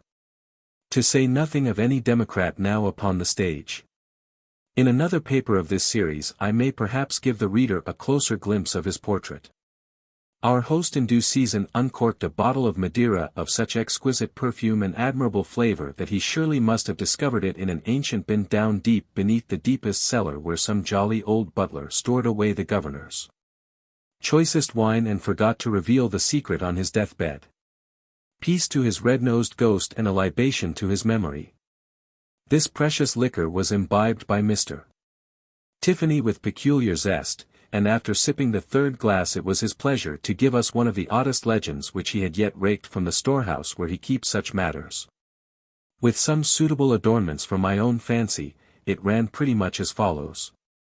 Not long after Colonel Shute had assumed the government of Massachusetts Bay, now nearly 120 years ago, a young lady of rank and fortune arrived from England to claim his protection as her guardian. He was her distant relative, but the nearest who had survived the gradual extinction of her family. So that no more eligible shelter could be found for the rich and high-born Lady Eleanor Rochcliffe than within the province house of a transatlantic colony. The consort of Governor Shute, moreover, had been as a mother to her childhood, and was now anxious to receive her in the hope that a beautiful young woman would be exposed to infinitely less peril from the primitive society of New England than amid the artifices and corruptions of a court. If either the governor or his lady had especially consulted their own comfort, they would probably have sought to devolve the responsibility on other hands. Since with some noble and splendid traits of character Lady Eleanor was remarkable for a harsh, unyielding pride, a haughty consciousness of her hereditary and personal advantages, which made her almost incapable of control. Judging from many traditionary anecdotes, this peculiar temper was hardly less than a monomania. Or if the acts which it inspired were those of a sane person, it seemed due from Providence that pride so sinful should be followed by as severe a retribution. That tinge of the marvelous which is thrown over so many of these half-forgotten legends has probably imparted an additional wildness to the strange story of Lady Eleanor Rochcliffe. The ship in which she came passenger had arrived at Newport, whence Lady Eleanor was conveyed to Boston in the governor's coach, attended by a small escort of gentlemen on horseback. The ponderous equipage, with its 4 black horses, attracted much notice as it rumbled through Cornhill surrounded by the prancing steeds of half a dozen cavaliers with swords dangling to their stirrups and pistols at their holsters. Through the large glass windows of the coach, as it rolled along, the people could discern the figure of Lady Eleanor, strangely combining an almost queenly stateliness with the grace and beauty of a maiden in her teens. A singular tale had gone abroad among the ladies of the province that their fair rival was indebted for much of the irresistible charm of her appearance to a certain article of dress, an embroidered mantle, which had been wrought by the most skilful artist in London, and possessed even magical properties of adornment. On the present occasion, however, she owed nothing to the witchery of dress, being clad in a riding habit of velvet which would have appeared stiff and ungraceful on any other form. The coachman reined in his 4 black steeds, and the whole cavalcade came to a pause in front of the contorted iron balustrade that fenced the province house from the public street. It was an awkward coincidence that the bell of the Old South was just then tolling for a funeral. So that, instead of a gladsome peal with which it was customary to announce the arrival of distinguished strangers, Lady Eleanor Rochcliffe was ushered by a doleful clang, as if calamity had come embodied in her beautiful person. "A very great disrespect," exclaimed Captain Langford, an English officer who had recently brought dispatches to Governor Shute. "The funeral should have been deferred lest Lady Eleanor's spirits be affected by such a dismal welcome." "With your pardon, sir," replied Dr. Clark, a physician and a famous champion of the popular party, "whatever the heralds may pretend, a dead beggar must have precedence of a living queen. King Death confers high privileges." These remarks were interchanged while the speakers waited a passage through the crowd which had gathered on each side of the gateway, leaving an open avenue to the portal of the province house. A black slave in livery now leaped from behind the coach and threw open the door, while at the same moment Governor Shute descended the flight of steps from his mansion to assist Lady Eleanor in alighting. But the governor's stately approach was anticipated in a manner that excited general astonishment. A pale young man with his black hair all in disorder rushed from the throng and prostrated himself beside the coach, thus offering his person as a footstool for Lady Eleanor Rochcliffe to tread upon. She held back an instant, yet with an expression as if doubting whether the young man were worthy to bear the weight of her footstep rather than dissatisfied to receive such awful reverence from a fellow mortal. "Up, sir," said the governor, sternly, at the same time lifting his cane over the intruder. "What means the bedlamite by this freak?" "Nay," answered Lady Eleanor, playfully, but with more scorn than pity in her tone, "your excellency shall not strike him. When men seek only to be trampled upon, it were a pity to deny them a favor so easily granted, and so well deserved." Then, though as lightly as a sunbeam on a cloud, she placed her foot upon the cowering form and extended her hand to meet that of the governor.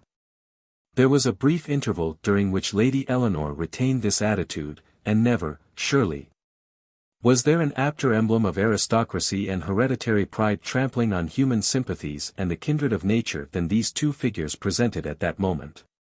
Yet the spectators were so smitten with her beauty, and so essential did pride seem to the existence of such a creature, that they gave a simultaneous acclamation of applause. "Who is this insolent young fellow?" inquired Captain Langford, who still remained beside Dr. Clark. "If he be in his senses, his impertinence demands the bastinado; if mad, Lady Eleanor should be secured from further inconvenience by his confinement. His name is Gervase Helwise, answered the doctor, a youth of no birth or fortune, or other advantages save the mind and soul that nature gave him. And, being secretary to our colonial agent in London, it was his misfortune to meet this Lady Eleanor Rochcliffe. He loved her, and her scorn has driven him mad. He was mad so to aspire, observed the English officer. It may be so, said Dar. Clark, frowning as he spoke, but I tell you, sir, I could well nigh doubt the justice of the heaven above us if no signal humiliation overtake this lady who now treads so haughtily into yonder mansion. She seeks to place herself above the sympathies of our common nature, which envelopes all human souls. See if that nature do not assert its claim over her in some mode that shall bring her level with the lowest. Never! Cried Captain Langford, indignantly, neither in life nor when they lay her with her ancestors. Not many days afterward the governor gave a ball in honor of Lady Eleanor Rochcliffe. The principal gentry of the colony received invitations, which were distributed to their residences far and near by messengers on horseback bearing missives sealed with all the formality of official dispatches. In obedience to the summons, there was a general gathering of rank, wealth and beauty, and the wide door of the province house had seldom given admittance to more numerous and honorable guests than on the evening of Lady Eleanor's ball. Without much extravagance of eulogy, the spectacle might even be termed splendid, for, according to the fashion of the times, the ladies shone in rich silks and satins outspread over wide projecting hoops. And the gentlemen glittered in gold embroidery laid unsparingly upon the purple or scarlet or sky-blue velvet which was the material of their coats and waistcoats. The latter article of dress was of great importance, since it enveloped the wearer's body nearly to the knees and was perhaps bedizened with the amount of his whole year's income in golden flowers and foliage. The altered taste of the present day, a taste symbolic of a deep change in the whole system of society, would look upon almost any of those gorgeous figures as ridiculous. Although that evening the guests sought their reflections in the pier glasses and rejoiced to catch their own glitter amid the glittering crowd. What a pity that one of the stately mirrors has not preserved a picture of the scene which by the very traits that were so transitory might have taught us much that would be worth knowing and remembering. Would, at least, that either painter or mirror could convey to us some faint idea of a garment already noticed in this legend, the Lady Eleanor's embroidered mantle, which the gossips whispered was invested with magic properties, so as to lend a new and untried grace to her figure each time that she put it on. Idle fancy as it is, this mysterious mantle has thrown an awe around my image of her, partly from its fabled virtues and partly because it was the handiwork of a dying woman, and perchance owed the fantastic grace of its conception to the delirium of approaching death. After the ceremonial greetings had been paid, Lady Eleanor Rochcliffe stood apart from the mob of guests, insulating herself within a small and distinguished circle to whom she accorded a more cordial favor than to the general throng. The waxen torches threw their radiance vividly over the scene, bringing out its brilliant points in strong relief, but she gazed carelessly, and with now and then an expression of weariness or scorn tempered with such feminine grace that her auditors scarcely perceived the moral deformity of which it was the utterance. She beheld the spectacle not with vulgar ridicule, as disdaining to be pleased with the provincial mockery of a court festival, but with the deeper scorn of one whose spirit held itself too high to participate in the enjoyment of other human souls. Whether or no the recollections of those who saw her that evening were influenced by the strange events with which she was subsequently connected, so it was that her figure ever after recurred to them as marked by something wild and unnatural. Although at the time the general whisper was of her exceeding beauty and of the indescribable charm which her mantle threw around her. Some close observers, indeed, detected a feverish flush and alternate paleness of countenance, with a corresponding flow and revulsion of spirits, and once or twice a painful and helpless betrayal of lassitude, as if she were on the point of sinking to the ground. Then, with a nervous shudder, she seemed to arouse her energies, and threw some bright and playful yet half-wicked sarcasm into the conversation. There was so strange a characteristic in her manners and sentiments that it astonished every right-minded listener, till, looking in her face, a lurking and incomprehensible glance and smile perplexed them with doubts both as to her seriousness and sanity. Gradually, Lady Eleanor Rochcliffe's circle grew smaller, till only 4 gentlemen remained in it. These were Captain Langford, the English officer before mentioned, a Virginian planter who had come to Massachusetts on some political errand, a young Episcopal clergyman, the grandson of a British earl, and, lastly, the private secretary of Governor Shute, whose obsequiousness had won a sort of tolerance from Lady Eleanor. At different periods of the evening the liveried servants of the province house passed among the guests bearing huge trays of refreshments and French and Spanish wines. Lady Eleanor Rochcliffe, who refused to wet her beautiful lips even with a bubble of champagne, had sunk back into a large damask chair, apparently overwearied either with the excitement of the scene or its tedium. And while, for an instant, she was unconscious of voices, laughter and music, a young man stole forward and knelt down at her feet. He bore a salver in his hand on which was a chased silver goblet filled to the brim with wine, which he offered as reverentially as to a crowned queen, or, rather, with the awful devotion of a priest doing sacrifice to his idol. Conscious that some one touched her robe, Lady Eleanor started, and unclosed her eyes upon the pale, wild features and dishevelled hair of Gervase Helwyse. "Why do you haunt me thus?" said she, in a languid tone, but with a kindlier feeling than she ordinarily permitted herself to express. "They tell me that I have done you harm." "Heaven knows if that be so," replied the young man, solemnly. "But, Lady Eleanor, in requital of that harm, if such there be, and for your own earthly and heavenly welfare, I pray you to take one sip of this holy wine and then to pass the goblet round among the guests. And this shall be a symbol that you have not sought to withdraw yourself from the chain of human sympathies, which whoso would shake off must keep company with fallen angels." "Where has this mad fellow stolen that sacramental vessel?" exclaimed the Episcopal clergyman. This question drew the notice of the guests to the silver cup, which was recognized as appertaining to the communion plate of the Old South Church, and, for aught that could be known, it was brimming over with the consecrated wine. "Perhaps it is poisoned," half-whispered the governor's secretary. "Pour it down the villain's throat," cried the Virginian, fiercely. "Turn him out of the house," cried Captain Langford, seizing Gervase Helwyse so roughly by the shoulder that the sacramental cup was overturned and its contents sprinkled upon Lady Eleanor's mantle. "Whether knave, fool or bedlamite, it is intolerable that the fellow should go at large. Pray, gentlemen, do my poor admirer no harm," said Lady Eleanor, with a faint and weary smile. "Take him out of my sight, if such be your pleasure, for I can find in my heart to do nothing but laugh at him, whereas, in all decency and conscience, it would become me to weep for the mischief I have wrought." But while the bystanders were attempting to lead away the unfortunate young man, he broke from them and with a wild, impassioned earnestness offered a new and equally strange petition to Lady Eleanor. It was no other than that she should throw off the mantle, which while he pressed the silver cup of wine upon her she had drawn more closely around her form, so as almost to shroud herself within it. "Cast it from you," exclaimed Gervase Helwyse, clasping his hands in an agony of entreaty. "It may not yet be too late. Give the accursed garment to the flames." But Lady Eleanor, with a laugh of scorn, drew the rich folds of the embroidered mantle over her head in such a fashion as to give a completely new aspect to her beautiful face, which, half hidden, half revealed, seemed to belong to some being of mysterious character and purposes. "Farewell, Gervase Helwyse," said she. "Keep my image in your remembrance as you behold it now." "Alas, lady," he replied, in a tone no longer wild, but sad as a funeral bell. "We must meet shortly when your face may wear another aspect, and that shall be the image that must abide within me." He made no more resistance to the violent efforts of the gentlemen and servants who almost dragged him out of the apartment and dismissed him roughly from the iron gate of the province house.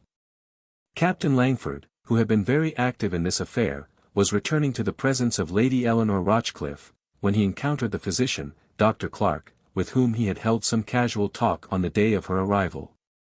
The doctor stood apart, separated from Lady Eleanor by the width of the room, but eyeing her with such keen sagacity that Captain Langford involuntarily gave him credit for the discovery of some deep secret. "You appear to be smitten, after all, with the charms of this queenly maiden," said he, hoping thus to draw forth the physician's hidden knowledge. "God forbid," answered Dr. Clark, with a grave smile. And if you be wise, you will put up the same prayer for yourself. Woe to those who shall be smitten by this beautiful Lady Eleanor. But yonder stands the governor, and I have a word or two for his private ear. Good night. He accordingly advanced to Governor Shute and addressed him in so low a tone that none of the bystanders could catch a word of what he said. Although the sudden change of His Excellency's hitherto cheerful visage betokened that the communication could be of no agreeable import. A very few moments afterward it was announced to the guests that an unforeseen circumstance rendered it necessary to put a premature close to the festival. The ball at the Province House supplied a topic of conversation for the colonial metropolis for some days after its occurrence, and might still longer have been the general theme. Only that a subject of all-engrossing interest thrust it for a time from the public recollection. This was the appearance of a dreadful epidemic which in that age, and long before and afterward, was wont to slay its hundreds and thousands on both sides of the Atlantic. On the occasion of which we speak it was distinguished by a peculiar virulence, insomuch that it has left its traces, its pit marks, to use an appropriate figure, on the history of the country. The affairs of which were thrown into confusion by its ravages. At first, unlike its ordinary course, the disease seemed to confine itself to the higher circles of society, selecting its victims from among the proud, the well-born and the wealthy. Entering unabashed into stately chambers and lying down with the slumberers in silken beds. Some of the most distinguished guests of the Province House, even those whom the haughty Lady Eleanor Rochcliffe had deemed not unworthy of her favour, were stricken by this fatal scourge. It was noticed with an ungenerous bitterness of feeling that the four gentlemen, the Virginian, the British officer, the young clergyman and the governor's secretary, who had been her most devoted attendants on the evening of the ball were the foremost on whom the plague stroke fell. But the disease, pursuing its onward progress, soon ceased to be exclusively a prerogative of aristocracy. Its red brand was no longer conferred like a noble's star or an order of knighthood. It threaded its way through the narrow and crooked streets, and entered the low, mean, darksome dwellings and laid its hand of death upon the artisans and laboring classes of the town. It compelled rich and poor to feel themselves brethren then, and stalking to and fro across the three hills with a fierceness which made it almost a new pestilence. There was that mighty conqueror, that scourge and horror of our forefathers, the smallpox. We cannot estimate the affright which this plague inspired of yore by contemplating it as the faunless monster of the present day.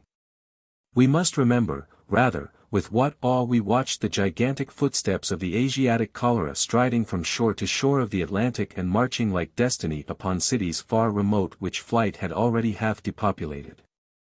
There is no other fear so horrible and unhumanizing as that which makes man dread to breathe heaven's vital air lest it be poison, or to grasp the hand of a brother or friend lest the grip of the pestilence should clutch him.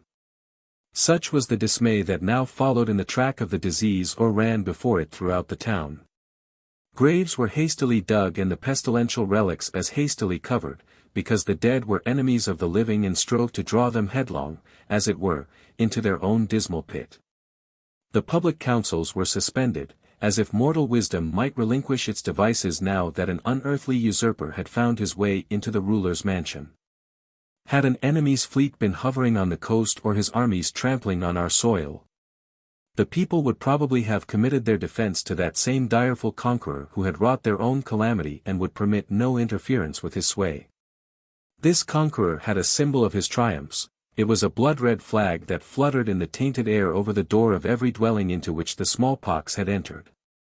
Such a banner was long since waving over the portal of the Province House, for thence, as was proved by tracking its footsteps back, had all this dreadful mischief issued. It had been traced back to a lady's luxurious chamber, to the proudest of the proud, to her that was so delicate and hardly owned herself of earthly mould, to the haughty one who took her stand above human sympathies, to Lady Eleanor. There remained no room for doubt that the contagion had lurked in that gorgeous mantle which threw so strange a grace around her at the festival. Its fantastic splendor had been conceived in the delirious brain of a woman on her deathbed and was the last toil of her stiffening fingers, which had interwoven fate and misery with its golden threads. This dark tale, whispered at first, was now bruited far and wide. The people raved against the Lady Eleanor and cried out that her pride and scorn had evoked a fiend, and that between them both this monstrous evil had been born. At times their rage and despair took the semblance of grinning mirth. And whenever the red flag of the pestilence was hoisted over another and yet another door, they clapped their hands and shouted through the streets in bitter mockery, "Behold a new triumph for the Lady Eleanor." One day in the midst of these dismal times a wild figure approached the portal of the province house, and, folding his arms, stood contemplating the scarlet banner, which a passing breeze shook fitfully, as if to fling abroad the contagion that it typified. At length, climbing one of the pillars by means of the iron balustrade, he took down the flag, and entered the mansion waving it above his head. At the foot of the staircase he met the governor, booted and spurred, with his cloak drawn around him, evidently on the point of setting forth upon a journey. "Wretched lunatic, what do you seek here?" exclaimed Chute, extending his cane to guard himself from contact. "There is nothing here but death, back, or you will meet him."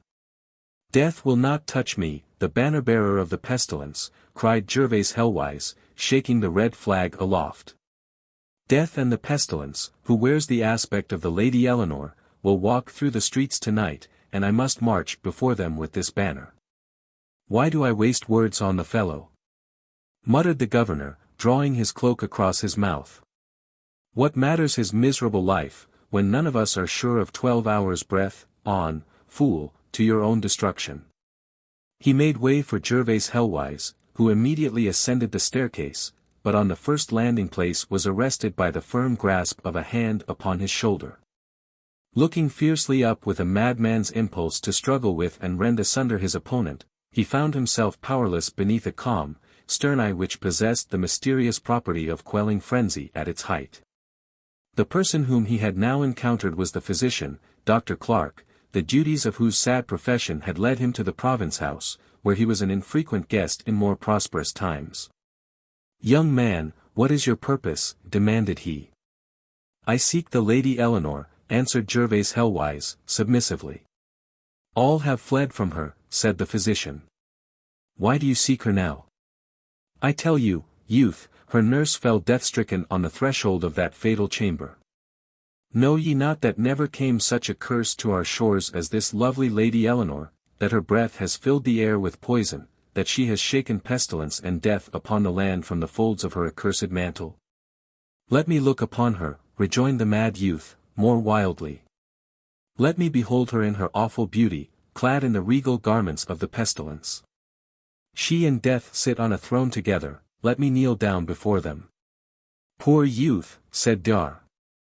Clark, and, moved by a deep sense of human weakness, a smile of caustic humor curled his lip even then.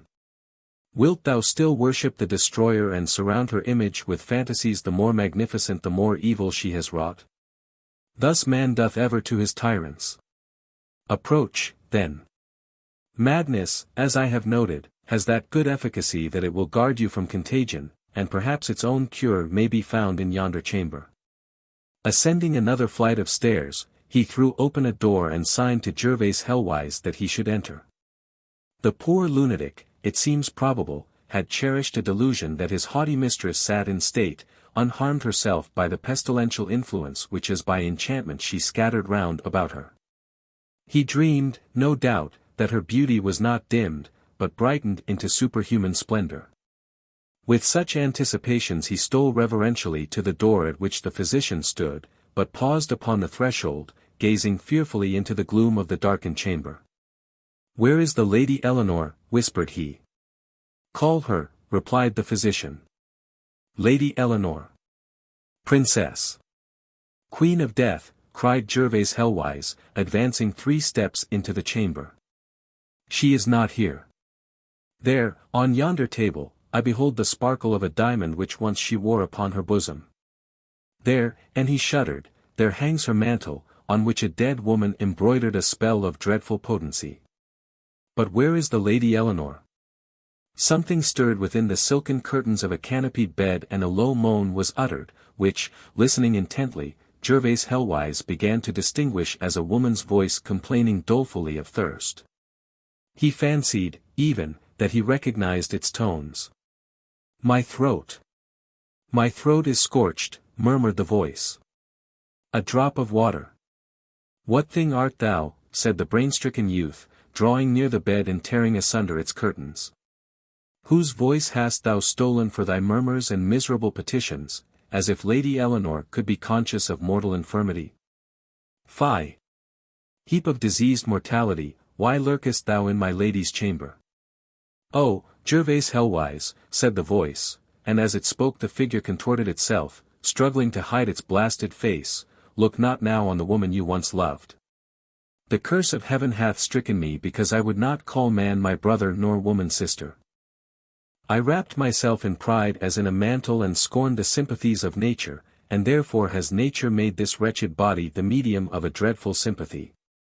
You are avenged, they are all avenged, nature is avenged. For I am Eleanor Rochcliffe. The malice of his mental disease, the bitterness lurking at the bottom of his heart, mad as he was, for a blighted and ruined life and love that had been paid with cruel scorn, awoke within the breast of Gervase Hellwise. He shook his finger at the wretched girl, and the chamber echoed, the curtains of the bed were shaken, with his outburst of insane merriment. Another triumph for the Lady Eleanor, he cried. All have been her victims. Who so worthy to be the final victim as herself?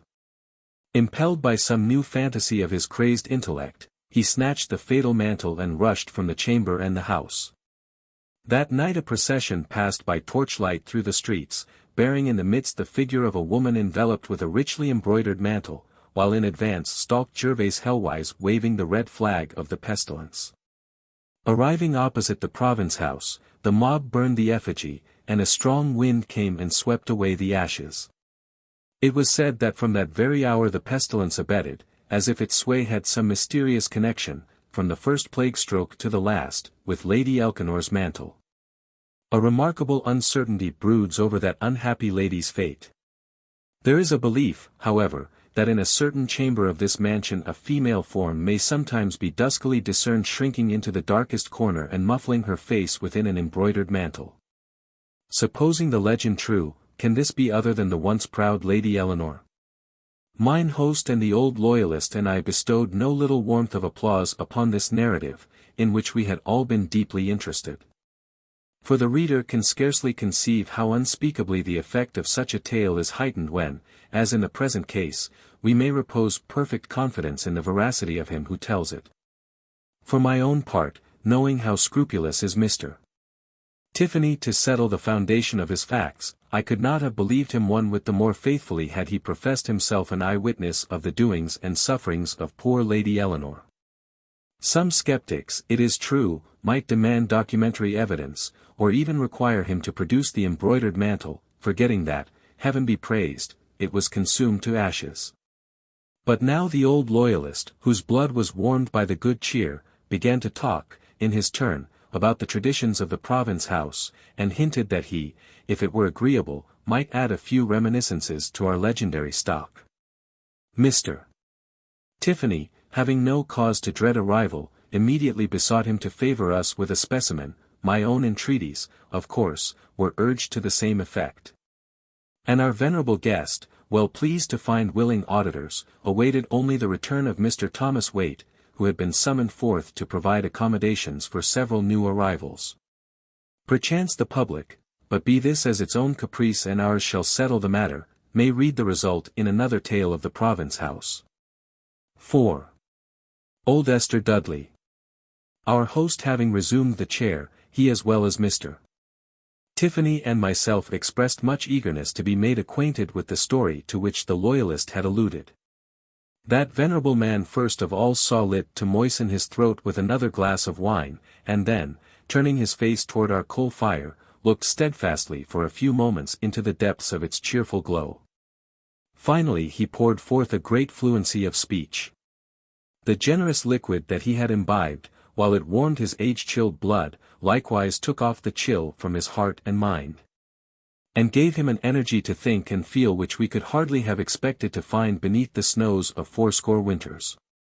His feelings, indeed, appeared to me more excitable than those of a younger man, or, at least, the same degree of feeling manifested itself by more visible effects than if his judgment and will had possessed the potency of meridian life.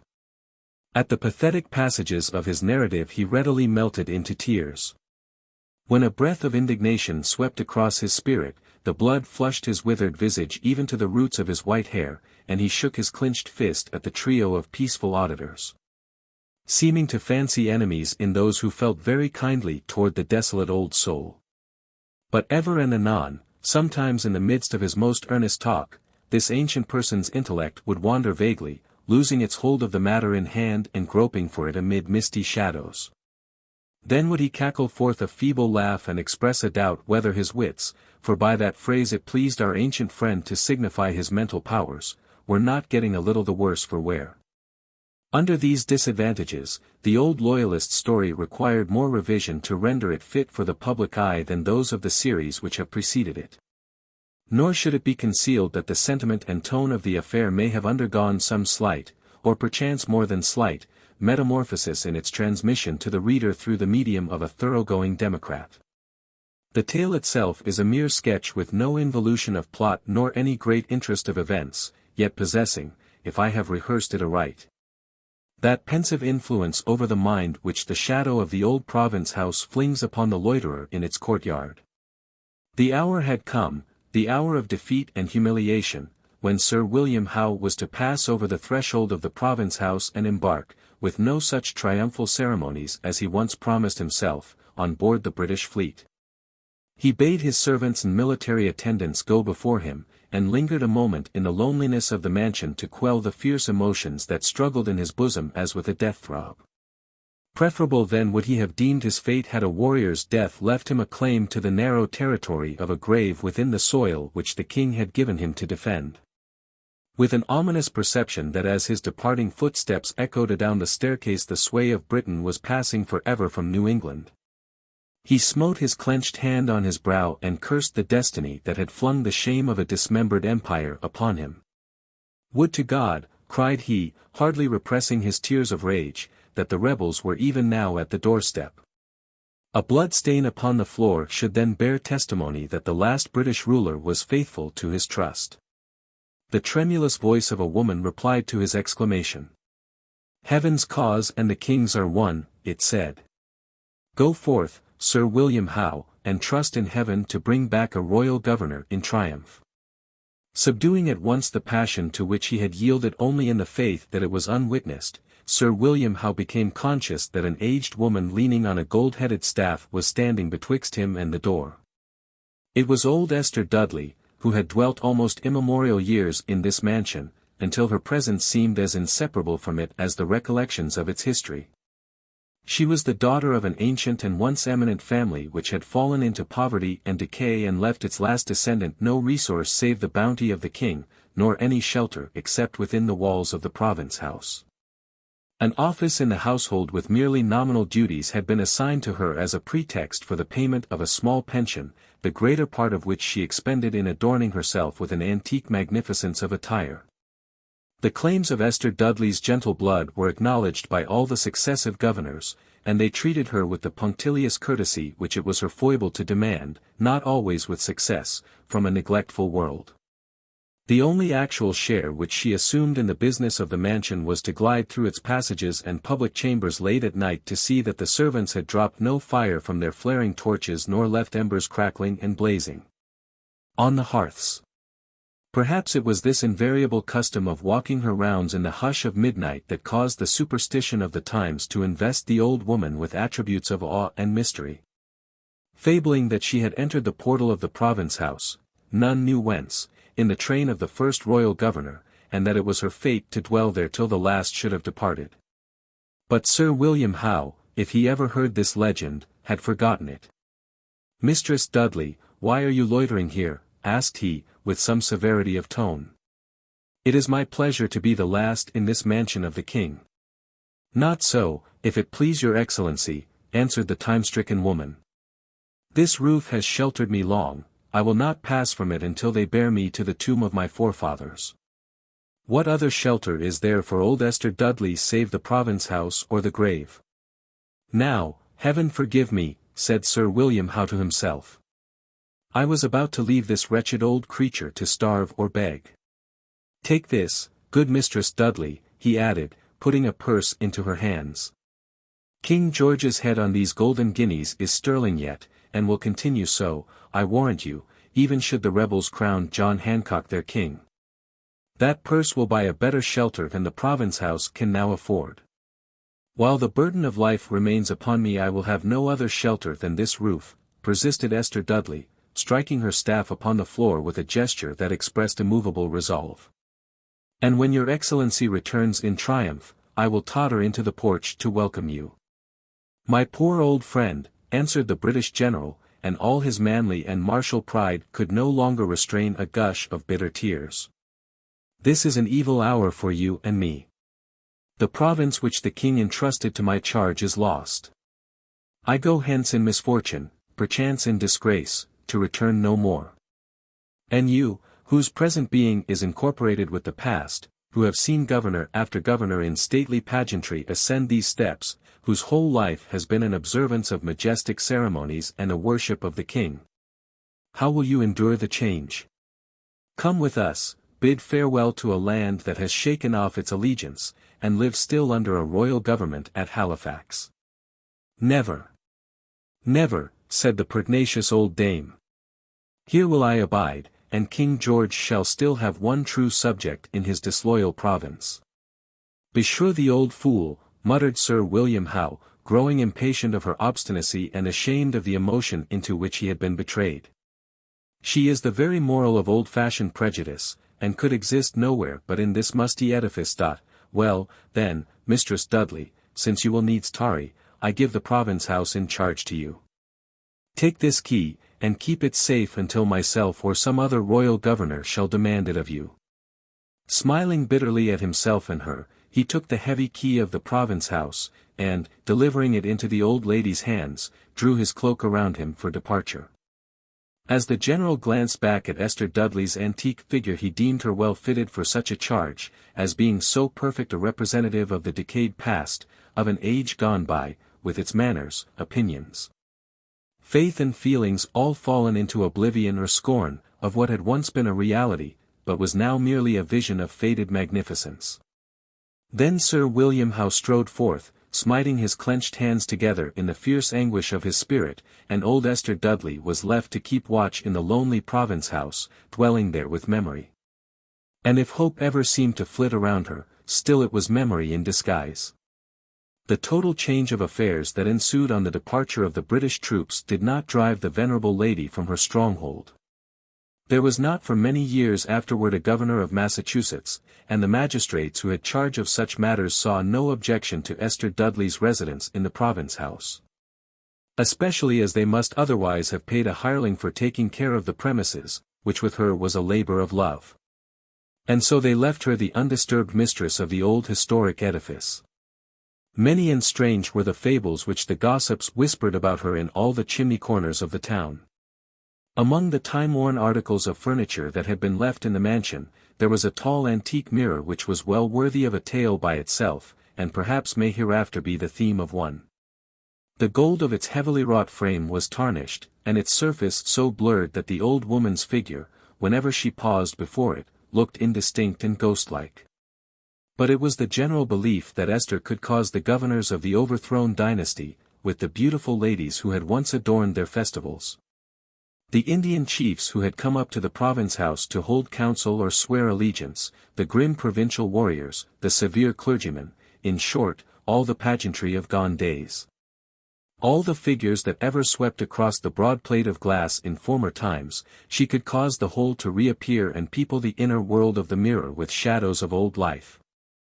Such legends as these, together with the singularity of her isolated existence, her age and the infirmity that each added winter flung upon her, made Mistress Dudley the object both of fear and pity.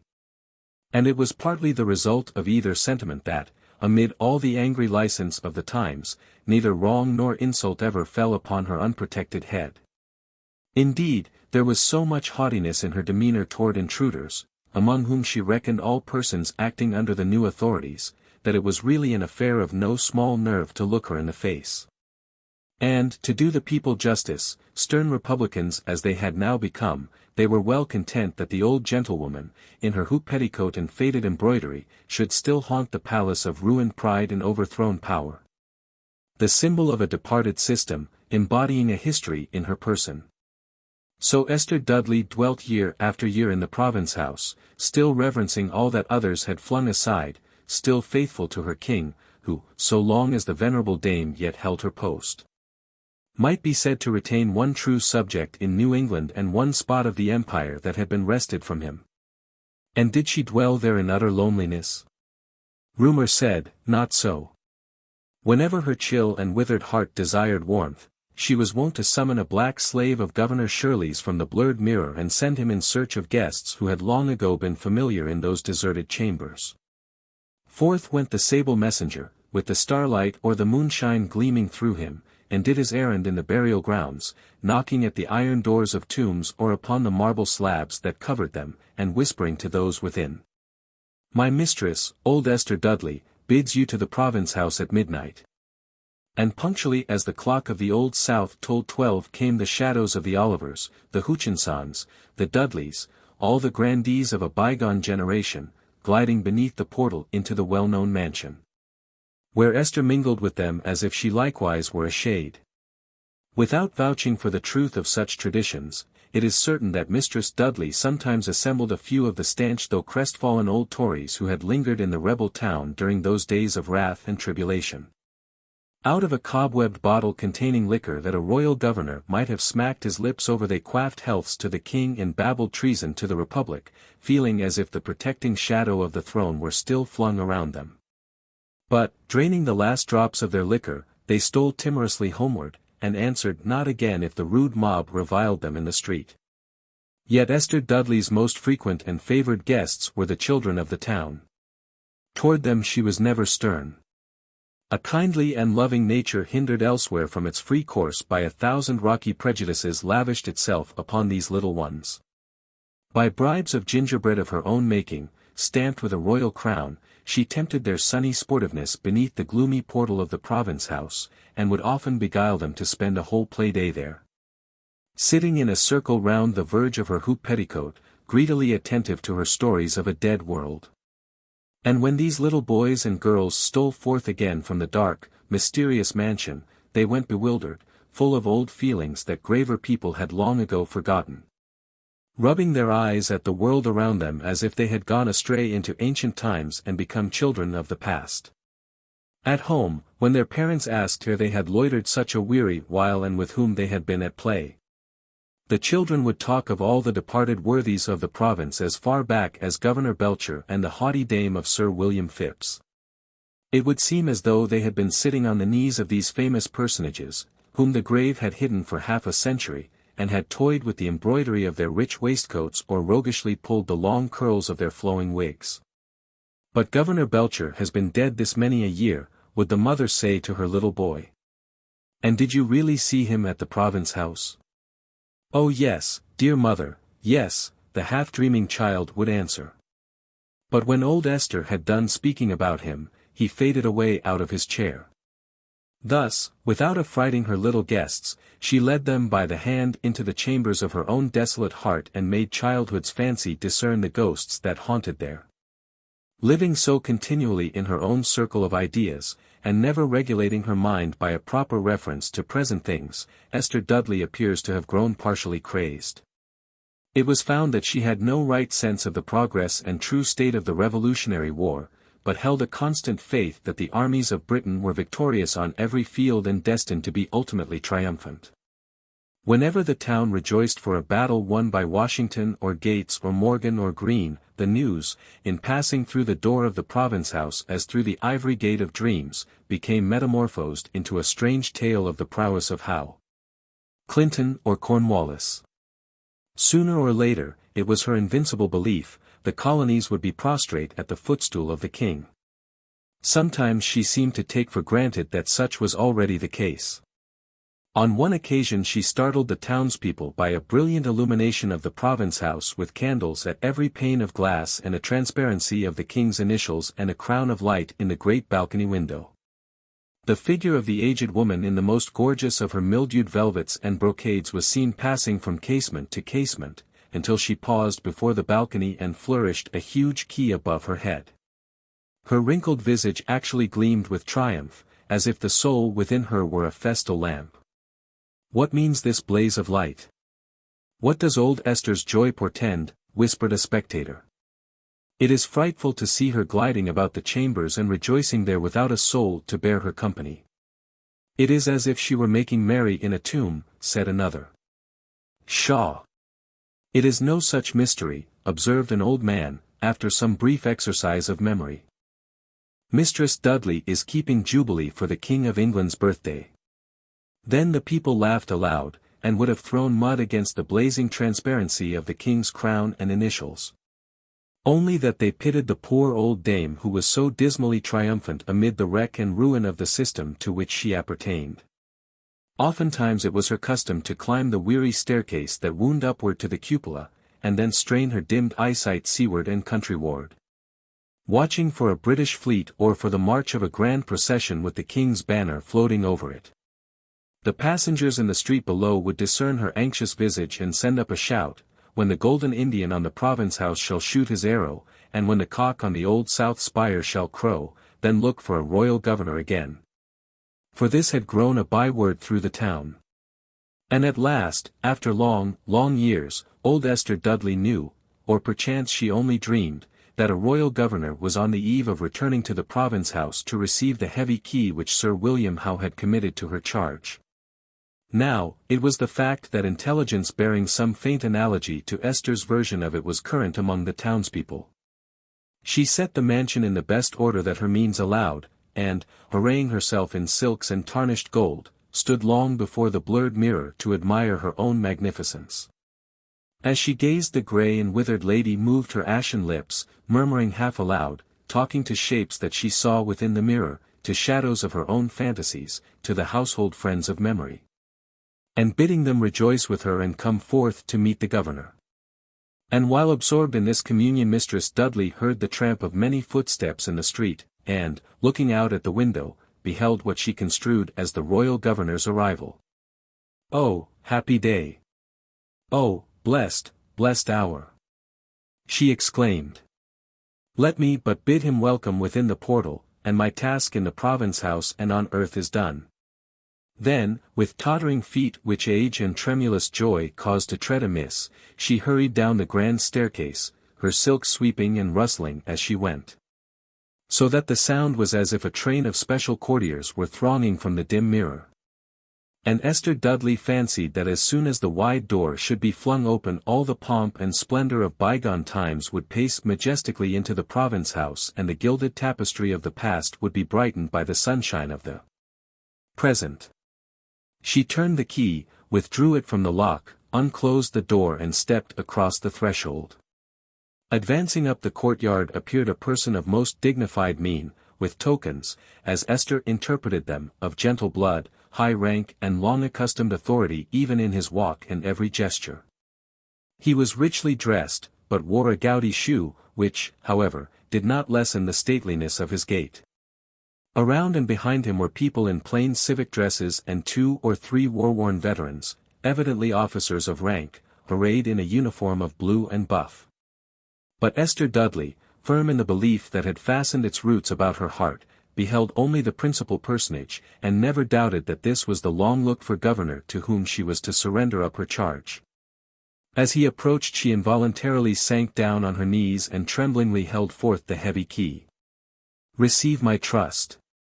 Take it quickly," cried she, "for methinks death is striving to snatch away my triumph. But he comes too late. Thank heaven for this blessed hour. God save King George." "That, madam, is a strange prayer to be offered up at such a moment," replied the unknown guest of the province house, and, courteously removing his hat, he offered his arm to raise the aged woman. "Yet, in reverence for your grey hairs and long-kept faith, heaven forbid that any here should say you nay. Over the realms which still acknowledge his sceptre, God save King George." Esther Dudley started to her feet, and, hastily clutching back the key, gazed with fearful earnestness at the stranger, and dimly and doubtfully, as if suddenly awakened from a dream, her bewildered eyes half recognized his face. Years ago she had known him among the gentry of the province, but the ban of the king had fallen upon him. How, then, came the doomed victim here? Proscribed, excluded from mercy, the monarch's most dreaded and hated foe, this New England merchant had stood triumphantly against a kingdom's strength, and his foot now trod upon humbled royalty as he ascended the steps of the province house. The people's chosen governor of Massachusetts. Wretch, wretch that I am, muttered the old woman, with such a heartbroken expression that the tears gushed from the stranger's eyes. Have I bidden a traitor welcome? Come, death. Come quickly. Alas, venerable lady, said Governor Hancock, lending her his support with all the reverence that a courtier would have shown to a queen, your life has been prolonged until the world has changed around you. You have treasured up all that time has rendered worthless, the principles, feelings, manners, modes of being and acting which another generation has flung aside, and you are a symbol of the past. And I and these around me, we represent a new race of men, living no longer in the past, scarcely in the present, but projecting our lives forward into the future. Ceasing to model ourselves on ancestral superstitions, it is our faith and principle to press onward, onward. Yet, continued he, turning to his attendants, let us reverence for the last time the stately and gorgeous prejudices of the tottering past. While the Republican governor spoke he had continued to support the helpless form of Esther Dudley. Her weight grew heavier against his arm, but at last, with a sudden effort to free herself, the ancient woman sank down beside one of the pillars of the portal. The key of the province house fell from her grasp and clanked against the stone. I have been faithful unto death, murmured she. God save the king. She hath done her office, said Hancock, solemnly. We will follow her reverently to the tomb of her ancestors, and then, my fellow citizens, onward, onward. We are no longer children of the past. As the old loyalist concluded his narrative, the enthusiasm which had been fitfully flashing within his sunken eyes and quivering across his wrinkled visage faded away, as if all the lingering fire of his soul were extinguished. Just then, too, a lamp upon the mantelpiece threw out a dying gleam, which vanished as speedily as it shot upward, compelling our eyes to grope for one another's features by the dim glow of the hearth. With such a lingering fire, methought, with such a dying gleam, had the glory of the ancient system vanished from the province house when the spirit of old Esther Dudley took its flight. And now, again, the clock of the Old South threw its voice of ages on the breeze, knolling the hourly knell of the past, crying out far and wide through the multitudinous city, and filling our ears, as we sat in the dusky chamber, with its reverberating depth of tone. In that same mansion, in that very chamber, what a volume of history had been told off into hours by the same voice that was now trembling in the air. Many a governor had heard those midnight accents and longed to exchange his stately cares for slumber. And, as for mine host and Mr. Bella Tiffany and the old loyalist and me, we had babbled about dreams of the past until we almost fancied that the clock was still striking in a bygone century. Neither of us would have wondered had a hoop-petticoat phantom of Esther Dudley tottered into the chamber, walking her rounds in the hush of midnight as of yore, and motioned us to quench the fading embers of the fire and leave the historic precincts to herself and her kindred shades. But, as no such vision was vouchsafed, I retired unbidden, and would advise Mr. Tiffany to lay hold of another auditor, being resolved not to show my face in the province house for a good while hence, if ever. The haunted mind. What a singular moment is the first one, when you have hardly begun to recollect yourself, after starting from midnight slumber. By unclosing your eyes so suddenly you seem to have surprised the personages of your dream in full convocation round your bed, and catch one broad glance at them before they can flit into obscurity. Or, to vary the metaphor, you find yourself for a single instant wide awake in that realm of illusions whither sleep has been the passport. And behold its ghostly inhabitants and wondrous scenery with a perception of their strangeness such as you never attain while the dream is undisturbed. The distant sound of a church clock is borne faintly on the wind. You question with yourself, half seriously, whether it has stolen to your waking ear from some grey tower that stood within the precincts of your dream. While yet in suspense another clock flings its heavy clang over the slumbering town with so full and distinct a sound, and such a long murmur in the neighboring air, that you are certain it must proceed from the steeple at the nearest corner. You count the strokes, 1, 2, and there they cease with a booming sound like the gathering of a third stroke within the bell. If you could choose an hour of wakefulness out of the whole night, it would be this. Since your sober bedtime, at 11, you have had rest enough to take off the pressure of yesterday's fatigue, while before you, till the sun comes from far Cathay to brighten your window, there is almost the space of a summer night, 1 hour to be spent in thought with the mind's eye half shut, and 2 in pleasant dreams, and 2 in that strangest of enjoyments, the forgetfulness alike of joy and woe. The moment of rising belongs to another period of time, and appears so distant that the plunge out of a warm bed into the frosty air cannot yet be anticipated with dismay. Yesterday has already vanished among the shadows of the past. Tomorrow has not yet emerged from the future. You have found an intermediate space where the business of life does not intrude, where the passing moment lingers and becomes truly the present.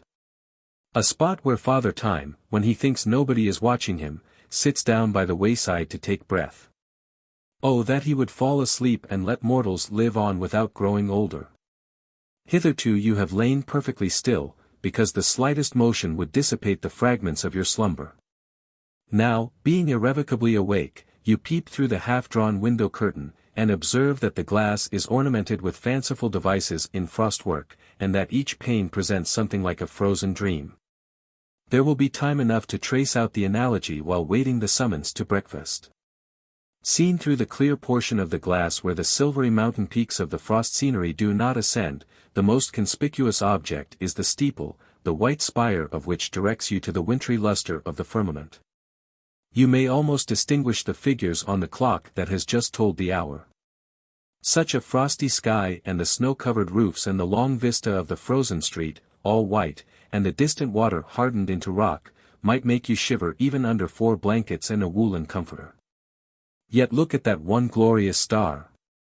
Its beams are distinguishable from all the rest, and actually cast the shadow of the casement on the bed with a radiance of deeper hue than moonlight, though not so accurate an outline.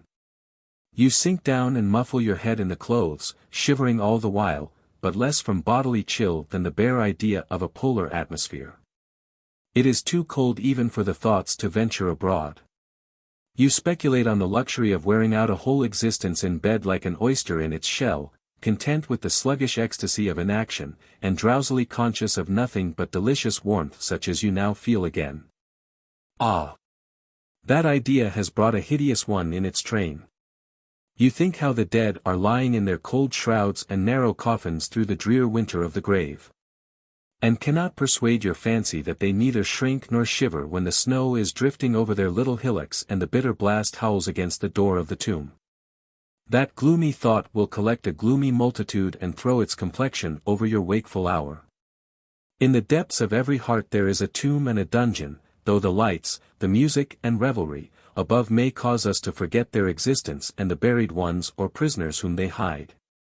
But sometimes, and oftenest at midnight, those dark receptacles are flung wide open. In an hour like this, when the mind has a passive sensibility, but no active strength, when the imagination is a mirror imparting vividness to all ideas without the power of selecting or controlling them, then pray that your griefs may slumber and the brotherhood of remorse not break their chain. It is too late. A funeral train comes gliding by your bed in which passion and feeling assume bodily shape and things of the mind become dim spectres to the eye.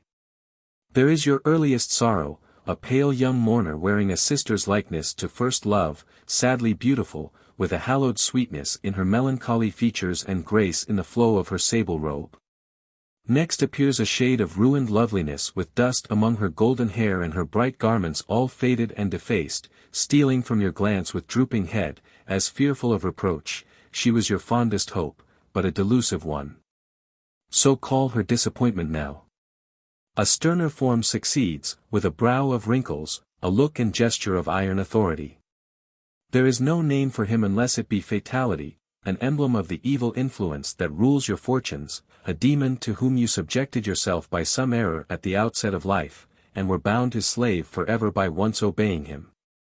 See those fiendish lineaments graven on the darkness, the writhed lip of scorn, the mockery of that living eye, the pointed finger touching the sore place in your heart.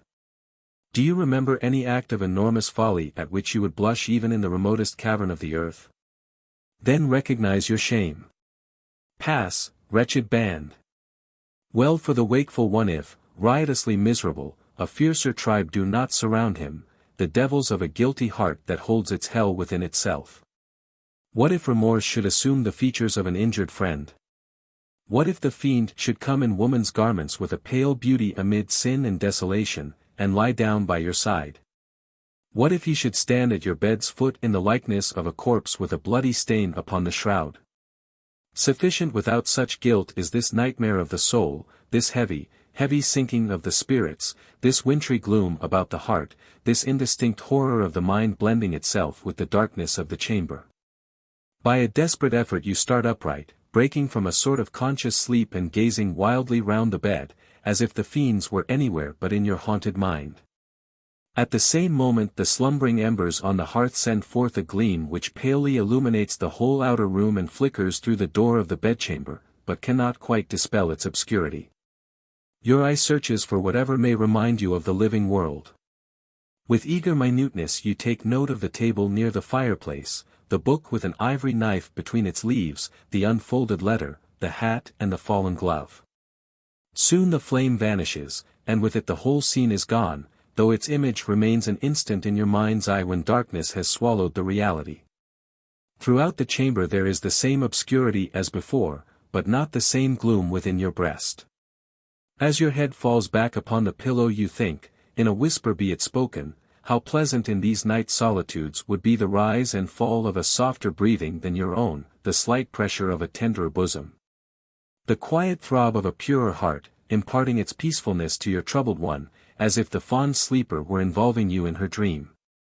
Her influence is over you, though she have no existence but in that momentary image. You sink down in a flowery spot on the borders of sleep and wakefulness, while your thoughts rise before you in pictures, all disconnected, yet all assimilated by a pervading gladsomeness and beauty. The wheeling of gorgeous squadrons that glitter in the sun is succeeded by the merriment of children round the door of a schoolhouse beneath the glimmering shadow of old trees at the corner of a rustic lane. You stand in the sunny rain of a summer shower, and wander among the sunny trees of an autumnal wood, and look upward at the brightest of all rainbows overarching the unbroken sheet of snow on the American side of Niagara. Your mind struggles pleasantly between the dancing radiance round the hearth of a young man and his recent bride and the twittering flight of birds in spring about their new-made nest. You feel the merry bounding of a ship before the breeze, and watch the tuneful feet of rosy girls as they twine their last and merriest dance in a splendid ballroom. And find yourself in the brilliant circle of a crowded theater as the curtain falls over a light and airy scene. With an involuntary start you seize hold on consciousness, and prove yourself but half awake by running a doubtful parallel between human life and the hour which has now elapsed. In both you emerge from mystery, pass through a vicissitude that you can but imperfectly control, and are borne onward to another mystery. Now comes the peal of the distant clock with fainter and fainter strokes as you plunge farther into the wilderness of sleep. It is the knell of a temporary death. Your spirit has departed, and strays like a free citizen among the people of a shadowy world, beholding strange sights, yet without wonder or dismay. So calm, perhaps, will be the final change, so undisturbed, as if among familiar things, the entrance of the soul to its eternal home. The village uncle.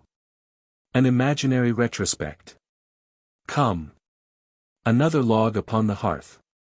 True, our little parlor is comfortable, especially here where the old man sits in his old armchair, but on Thanksgiving night the blaze should dance higher up the chimney and send a shower of sparks into the outer darkness. Toss on an armful of those dry oak chips, the last relics of the mermaid's knee timbers, the bones of your namesake, Susan. Higher yet, and clearer, be the blaze, till our cottage windows glow the ruddiest in the village and the light of our household mirth flash far across the bay to Nahant. And now come, Susan, come, my children. Draw your chairs round me, all of you. There is a dimness over your figures. You sit quivering indistinctly with each motion of the blaze, which eddies about you like a flood. So that you all have the look of visions or people that dwell only in the firelight, and will vanish from existence as completely as your own shadows when the flame shall sink among the embers. Hark! Let me listen for the swell of the surf. It should be audible a mile inland on a night like this. Yes. There I catch the sound, but only an uncertain murmur, as if a good way down over the beach, though by the almanac it is high tide at 8 o'clock, and the billows must now be dashing within 30 yards of our door. Ah! The old man's ears are failing him, and so is his eyesight, and perhaps his mind, else you would not all be so shadowy in the blaze of his Thanksgiving fire. How strangely the past is peeping over the shoulders of the present. To judge by my recollections, it is but a few moments since I sat in another room. Yonder model of a vessel was not there, nor the old chest of drawers, nor Susan's profile and mine in that gilt frame, nothing, in short, except this same fire, which glimmered on books, papers and a picture. And half discovered my solitary figure in a looking-glass. But it was paler than my rugged old self, and younger, too, by almost half a century. Speak to me, Susan, speak, my beloved ones, for the scene is glimmering on my sight again, and as it brightens you fade away. Oh, I should be loath to lose my treasure of past happiness and become once more what I was then, a hermit in the depths of my own mind, sometimes yawning over drowsy volumes and anon a scribbler of wearier trash than what I read. A man who had wandered out of the real world and got into its shadow, where his troubles, joys and vicissitudes were of such slight stuff that he hardly knew whether he lived or only dreamed of living. Thank heaven I am an old man now and have done with all such vanities. Still this dimness of mine eyes, come nearer, Susan, and stand before the fullest blaze of the hearth. Now I behold you illuminated from head to foot, in your clean cap and decent gown, with the dear lock of grey hair across your forehead and a quiet smile about your mouth. While the eyes alone are concealed by the red gleam of the fire upon your spectacles. There! You made me tremble again. When the flame quivered, my sweet Susan, you quivered with it and grew indistinct, as if melting into the warm light, that my last glimpse of you might be as visionary as the first was, full many a year since. Do you remember it? You stood on the little bridge over the brook that runs across King's Beach into the sea. It was twilight, the waves rolling in, the wind sweeping by, the crimson clouds fading in the west and the silver moon brightening above the hill. And on the bridge were you, fluttering in the breeze like a sea-bird that might skim away at your pleasure. You seemed a daughter of the viewless wind, a creature of the ocean foam and the crimson light, whose merry life was spent in dancing on the crests of the billows that threw up their spray to support your footsteps. As I drew nearer I fancied you akin to the race of mermaids, and thought how pleasant it would be to dwell with you among the quiet coves in the shadow of the cliffs, and to roam along secluded beaches of the purest sand, and, when our northern shores grew bleak, to haunt the islands, green and lonely, far amid summer seas. And yet it gladdened me, after all this nonsense, to find you nothing but a pretty young girl sadly perplexed with the rude behavior of the wind about your petticoats. Thus I did with Susan as with most other things in my earlier days, dipping her image into my mind and coloring it of 1,000 fantastic hues before I could see her as she really was. Now, Susan, for a sober picture of our village. It was a small collection of dwellings that seemed to have been cast up by the sea with the rockweed and marine plants that it vomits after a storm. Or to have come ashore among the pipe staves and other lumber which had been washed from the deck of an eastern schooner. There was just space for the narrow and sandy street between the beach in front and a precipitous hill that lifted its rocky forehead in the rear among a waste of juniper bushes and the wild growth of a broken pasture. The village was picturesque in the variety of its edifices, though all were rude. Here stood a little old hovel, built, perhaps, of driftwood, there a row of boat-houses, and beyond them a 2-story dwelling of dark and weather-beaten aspect, the whole intermixed with 1 or 2 snug cottages painted white. A sufficiency of pigsties and a shoemaker's shop. 2 grocery stores stood opposite each other in the center of the village. These were the places of resort at their idle hours of a hardy throng of fishermen in red baize shirts, oilcloth trousers, and boots of brown leather covering the whole leg, true 7-league boots, but fitter to wade the ocean than walk the earth. The wearers seemed amphibious, as if they did but creep out of salt water to sun themselves. Nor would it have been wonderful to see their lower limbs covered with clusters of little shellfish such as cling to rocks and old ship timber over which the tide ebbs and flows. When their fleet of boats was weather-bound, the butchers raised their price, and the spit was busier than the frying pan, for this was a place of fish, and known as such to all the country round about. The very air was fishy, being perfumed with dead sculpins, hardheads and dogfish strewn plentifully on the beach. You see, children, the village is but little changed since your mother and I were young. How like a dream it was when I bent over a pool of water one pleasant morning and saw that the ocean had dashed its spray over me and made me a fisherman. There was the tarpaulin, the baize shirt, the oilcloth trousers and 7-league boots, and they're my own features, but so reddened with sunburn and sea breezes that methought I had another face, and on other shoulders too. The seagulls and the loons and I had now all one trade, we skimmed the crested waves and sought our prey beneath them, the man with as keen enjoyment as the birds. Always when the east grew purple I launched my dory, my little flat-bottomed skiff, and rowed cross-handed to Point Ledge, the middle ledge, or perhaps beyond Egg Rock.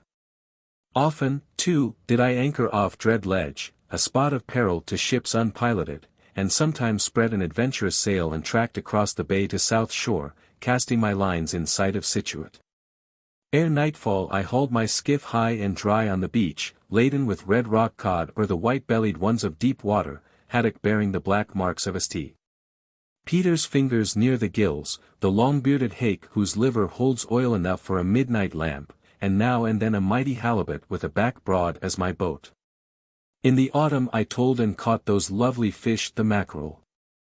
When the wind was high, when the whaleboats anchored off the point nodded their slender masts at each other and the dories pitched and tossed in the surf. When Nahant Beach was thundering 3 miles off and the spray broke 100 feet in the air round the distant base of Egg Rock, when the brimful and boisterous sea threatened to tumble over the street of our village. Then I made a holiday on shore. Many such a day did I sit snugly in Mr. Bartlett's store, attentive to the yarns of Uncle Parker, uncle to the whole village by right of seniority, but of southern blood, with no kindred in New England. His figure is before me now enthroned upon a mackerel barrel, a lean old man of great height, but bent with years and twisted into an uncouth shape by 7 broken limbs. Furrowed, also, and weather-worn, as if every gale for the better part of a century had caught him somewhere on the sea.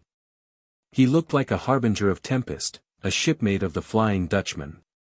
After innumerable voyages aboard men of war and merchantmen, fishing schooners, and chabaco boats, the old salt had become master of a handcart, which he daily trundled about the vicinity.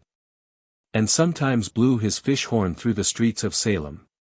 One of Uncle Parker's eyes had been blown out with gunpowder, and the other did but glimmer in its socket. Turning it upward as he spoke, it was his delight to tell of cruises against the French and battles with his own shipmates, when he and an antagonist used to be seated astride of a sailor's chest, each fastened down by a spike-nail through his trousers, and there to fight it out. Sometimes he expatiated on the delicious flavor of the hagden, a greasy and goose-like fowl which the sailors catch with hook and line on the Grand Banks. He dwelt with rapture on an interminable winter at the Isle of Sables, where he had gladdened himself amid polar snows with the rum and sugar saved from the wreck of a West India schooner. And wrathfully did he shake his fist as he related how a party of Cape Cod men had robbed him and his companions of their lawful spoils and sailed away with every keg of old Jamaica, leaving him not a drop to drown his sorrow. Villains they were, and of that wicked brotherhood who are said to tie lanterns to horses' tails to mislead the mariner along the dangerous shores of the Cape. Even now I seem to see the group of fishermen with that old salt in the midst. One fellow sits on the counter, a second bestrides an oil barrel, a third lolls at his length on a parcel of new codlines, and another has planted the tarry seat of his trousers on a heap of salt which will shortly be sprinkled over a lot of fish. They are a likely set of men. Some have voyaged to the East Indies or the Pacific, and most of them have sailed in Marblehead schooners to Newfoundland. A few have been no farther than the Middle Banks, and one or two have always fished along the shore, but, as Uncle Parker used to say, they have all been christened in salt water and no more than men ever learn in the bushes. A curious figure, by way of contrast, is a fish dealer from far up country listening with eyes wide open to narratives that might startle Sinbad the sailor. Be it well with you, my brethren. Ye are all gone, some to your graves ashore and others to the depths of ocean, but my faith is strong that ye are happy. For whenever I behold your forms, whether in dream or vision, each departed friend is puffing his long nine, and a mug of the right blackstrap goes round from lip to lip. But where was the mermaid in those delightful times?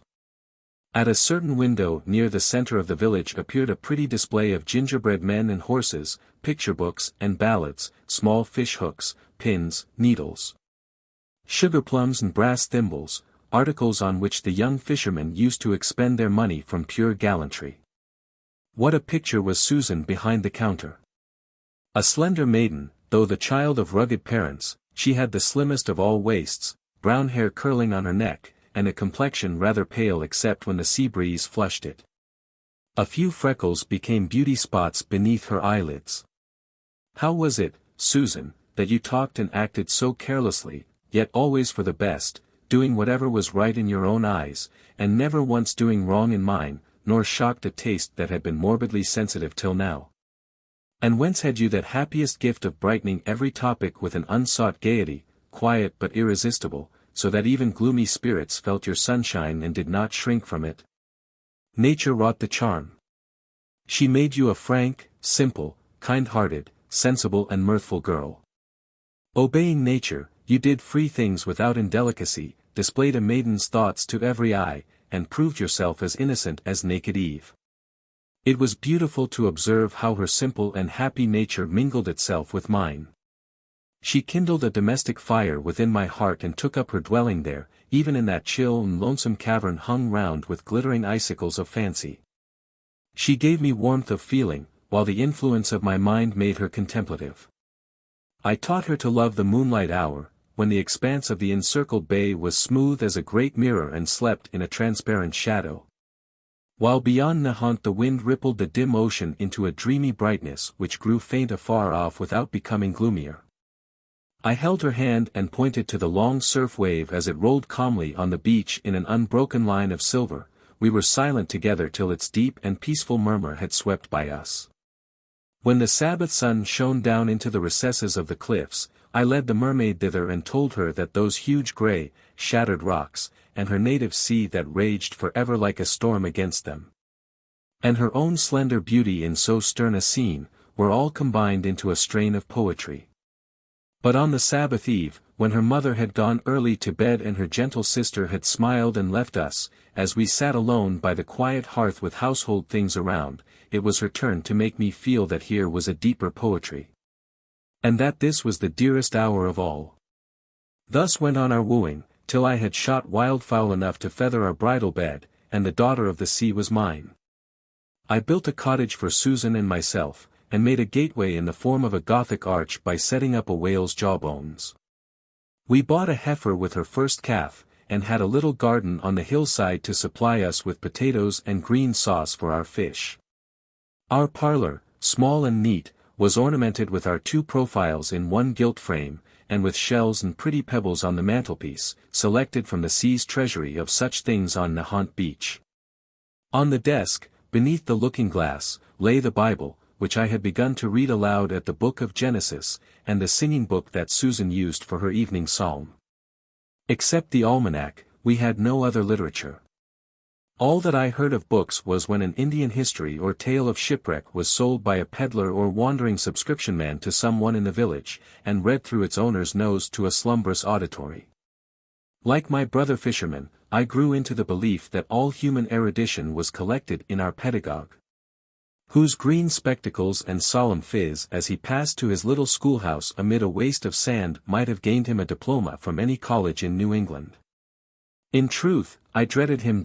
When our children were old enough to claim his care, you remember, Susan, how I frowned, though you were pleased at this learned man's encomiums on their proficiency. I feared to trust them even with the alphabet, it was the key to a fatal treasure. But I loved to lead them by their little hands along the beach and point to nature in the vast and the minute, the sky, the sea, the green earth, the pebbles and the shells. Then did I discourse of the mighty works and coextensive goodness of the Deity with the simple wisdom of a man whose mind had profited by lonely days upon the deep and his heart by the strong and pure affections of his evening home. Sometimes my voice lost itself in a tremulous depth, for I felt his eye upon me as I spoke. Once, while my wife and all of us were gazing at ourselves in the mirror left by the tide in a hollow of the sand, I pointed to the pictured heaven below and bade her observe how religion was strewn everywhere in our path. Since even a casual pool of water recalled the idea of that home whither we were traveling to rest forever with our children. Suddenly your image, Susan, and all the little faces made up of yours and mine, seemed to fade away and vanish around me, leaving a pale visage like my own of former days within the frame of a large looking-glass.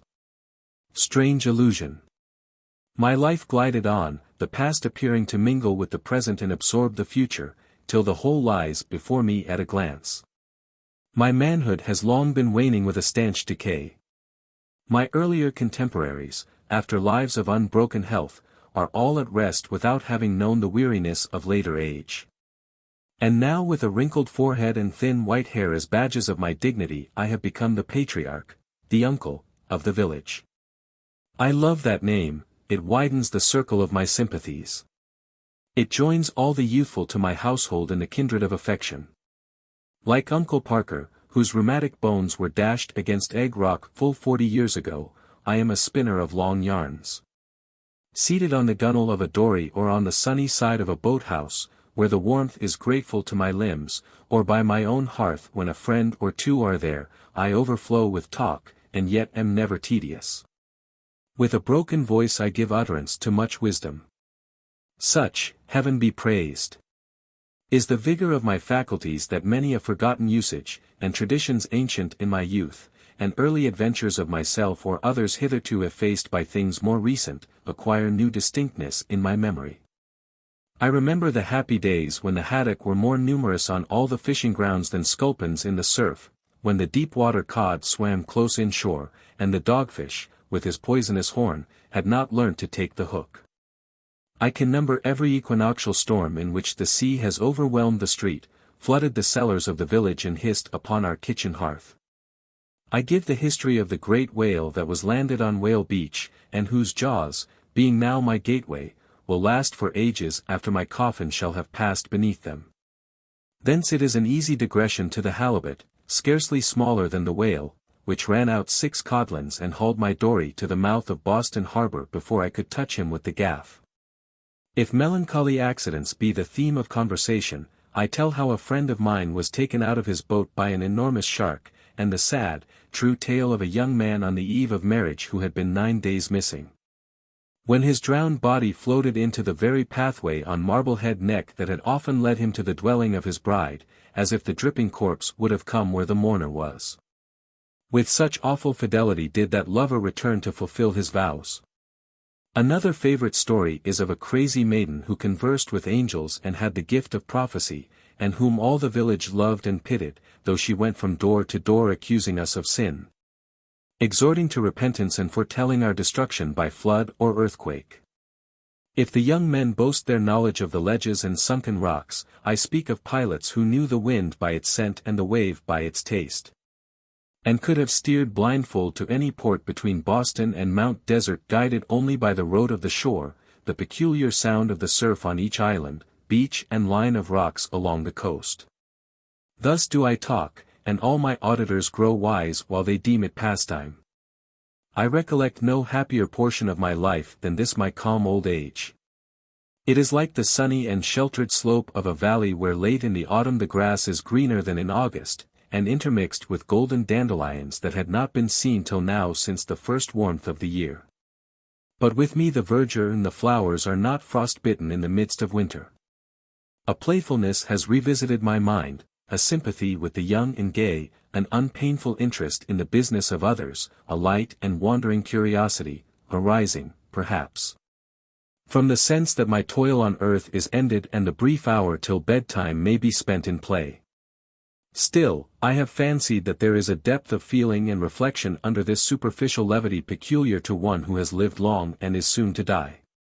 Show me anything that would make an infant smile, and you shall behold a gleam of mirth over the hoary ruin of my visage. I can spend a pleasant hour in the sun watching the sports of the village children on the edge of the surf. Now they chase the retreating wave far down over the wet sand, now it steals softly up to kiss their naked feet, now it comes onward with threatening front, and roars after the laughing crew as they scamper beyond its reach. Why should not an old man be merry too, when the great sea is at play with those little children? I delight, also, to follow in the wake of a pleasure party of young men and girls strolling along the beach after an early supper at the Point. Here, with handkerchiefs at nose, they bend over a heap of eelgrass entangled in which is a dead skate so oddly accoutred with 2 legs and a long tail that they mistake him for a drowned animal. A few steps farther the ladies scream, and the gentlemen make ready to protect them against a young shark of the dogfish kind rolling with a lifelike motion in the tide that has thrown him up. Next they are smit with wonder at the black shells of a wagon-load of live lobsters packed in rockweed for the country market. And when they reach the fleet of dories just hauled ashore after the day's fishing, how do I laugh in my sleeve, and sometimes roar outright, at the simplicity of these young folks and the sly humor of the fishermen. In winter, when our village is thrown into a bustle by the arrival of perhaps a score of country dealers bargaining for frozen fish to be transported hundreds of miles and eaten fresh in Vermont or Canada, I am a pleased but idle spectator in the throng. For I launch my boat no more. When the shore was solitary, I have found a pleasure that seemed even to exalt my mind in observing the sports or contentions of 2 gulls as they wheeled and hovered about each other with hoarse screams, one moment flapping on the foam of the wave, and then soaring aloft till their white bosoms melted into the upper sunshine. In the calm of the summer sunset I drag my aged limbs with a little ostentation of activity, because I am so old, up to the rocky brow of the hill. There I see the white sails of many a vessel outward bound or homeward from afar, and the black trail of a vapor behind the eastern steamboat. There, too, is the sun, going down, but not in gloom, and there the illimitable ocean mingling with the sky, to remind me of eternity. But sweetest of all is the hour of cheerful musing and pleasant talk that comes between the dusk and the lighted candle by my glowing fireside. And never, even on the first Thanksgiving night, when Susan and I sat alone with our hopes, nor the second, when a stranger had been sent to gladden us and be the visible image of our affection, did I feel such joy as now. All that belongs to me are here, death has taken none, nor disease kept them away, nor strife divided them from their parents or each other. With neither poverty nor riches to disturb them, nor the misery of desires beyond their lot, they have kept New England's festival round the patriarch's board. For I am a patriarch. Here I sit among my descendants, in my old armchair and immemorial corner, while the firelight throws an appropriate glory round my venerable frame. Susan. My children. Something whispers me that this happiest hour must be the final one, and that nothing remains but to bless you all and depart with a treasure of recollected joys to heaven. Will you meet me there? Alas! Your figures grow indistinct, fading into pictures on the air, and now to fainter outlines, while the fire is glimmering on the walls of a familiar room, and shows the book that I flung down and the sheet that I left half written some 50 years ago. I lift my eyes to the looking-glass, and perceive myself alone, unless those be the mermaid's features retiring into the depths of the mirror with a tender and melancholy smile. Ah! One feels a chilliness, not bodily, but about the heart, and, moreover, a foolish dread of looking behind him, after these pastimes. I can imagine precisely how a magician would sit down in gloom and terror after dismissing the shadows that had personated dead or distant people and stripping his cavern of the unreal splendor which had changed it to a palace. And now for a moral to my reverie. Shall it be that, since fancy can create so bright a dream of happiness, it were better to dream on from youth to age than to awake and strive doubtfully for something real? Oh, the slight tissue of a dream can no more preserve us from the stern reality of misfortune than a robe of cobweb could repel the wintry blast. Be this the moral, then, in chaste and warm affections, humble wishes and honest toil for some useful end there is health for the mind and quiet for the heart, the prospect of a happy life and the fairest hope of heaven. The ambitious guest. One September night a family had gathered round their hearth and piled it high with the driftwood of mountain streams, the dry cones of the pine, and the splintered ruins of great trees that had come crashing down the precipice. Up the chimney roared the fire, and brightened the room with its broad blaze. The faces of the father and mother had a sober gladness, the children laughed. The eldest daughter was the image of happiness at 17, and the aged grandmother, who sat knitting in the warmest place, was the image of happiness grown old. They had found the herb heartsease in the bleakest spot of all New England. This family were situated in the notch of the White Hills, where the wind was sharp throughout the year and pitilessly cold in the winter, giving their cottage all its fresh inclemency before it descended on the valley of the Saco. They dwelt in a cold spot and a dangerous one, for a mountain towered above their heads so steep that the stones would often rumble down its sides and startle them at midnight. The daughter had just uttered some simple jest that filled them all with mirth, when the wind came through the notch and seemed to pause before their cottage, rattling the door with a sound of wailing and lamentation before it passed into the valley. For a moment it saddened them, though there was nothing unusual in the tones. But the family were glad again when they perceived that the latch was lifted by some traveler whose footsteps had been unheard amid the dreary blast which heralded his approach and wailed as he was entering and went moaning away from the door. Though they dwelt in such a solitude, these people held daily converse with the world.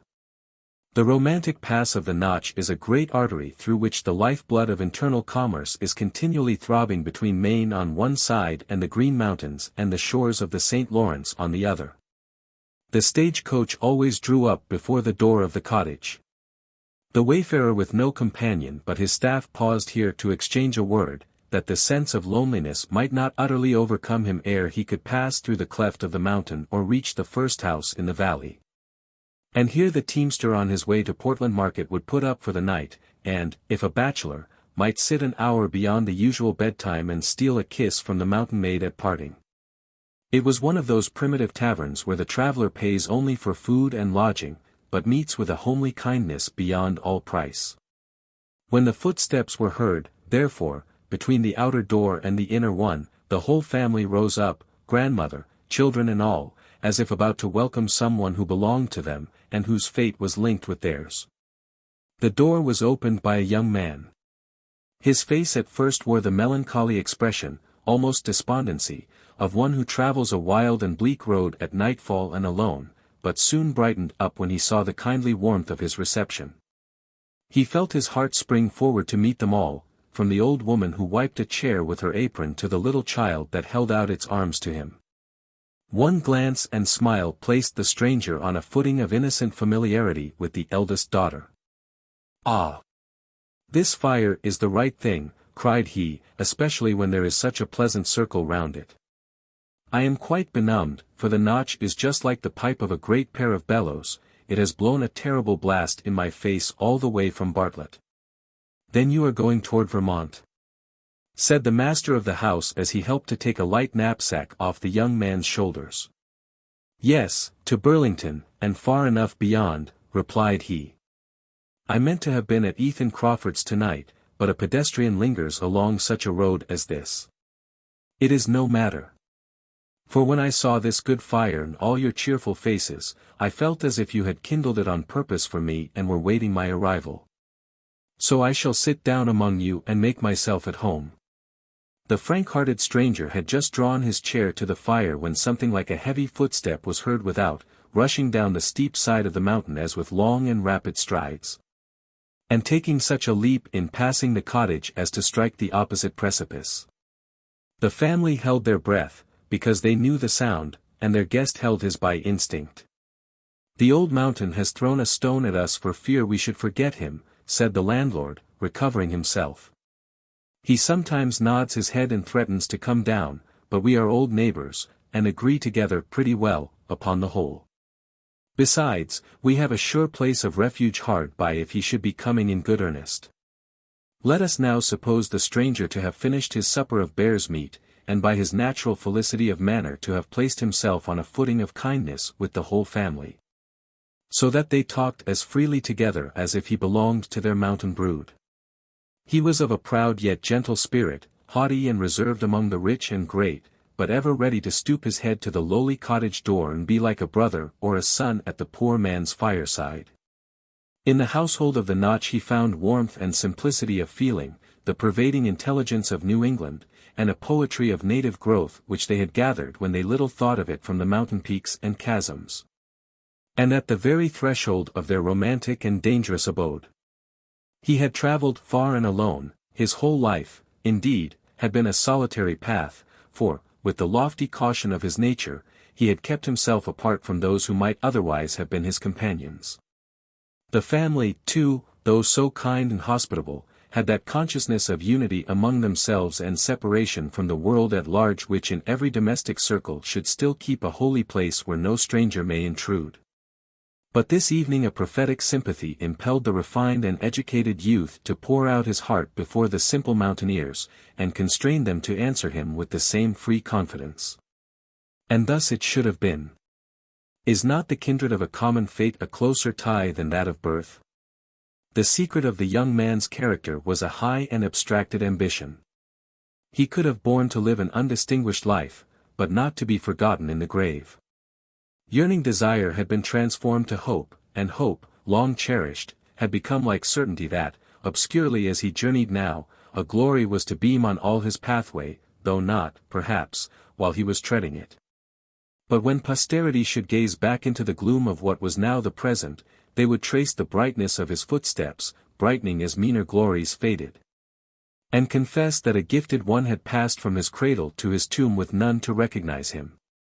As yet, cried the stranger, his cheek glowing and his eye flashing with enthusiasm, as yet I have done nothing.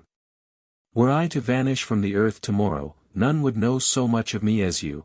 That a nameless youth came up at nightfall from the valley of the Saco, and opened his heart to you in the evening, and passed through the Notch by sunrise, and was seen no more.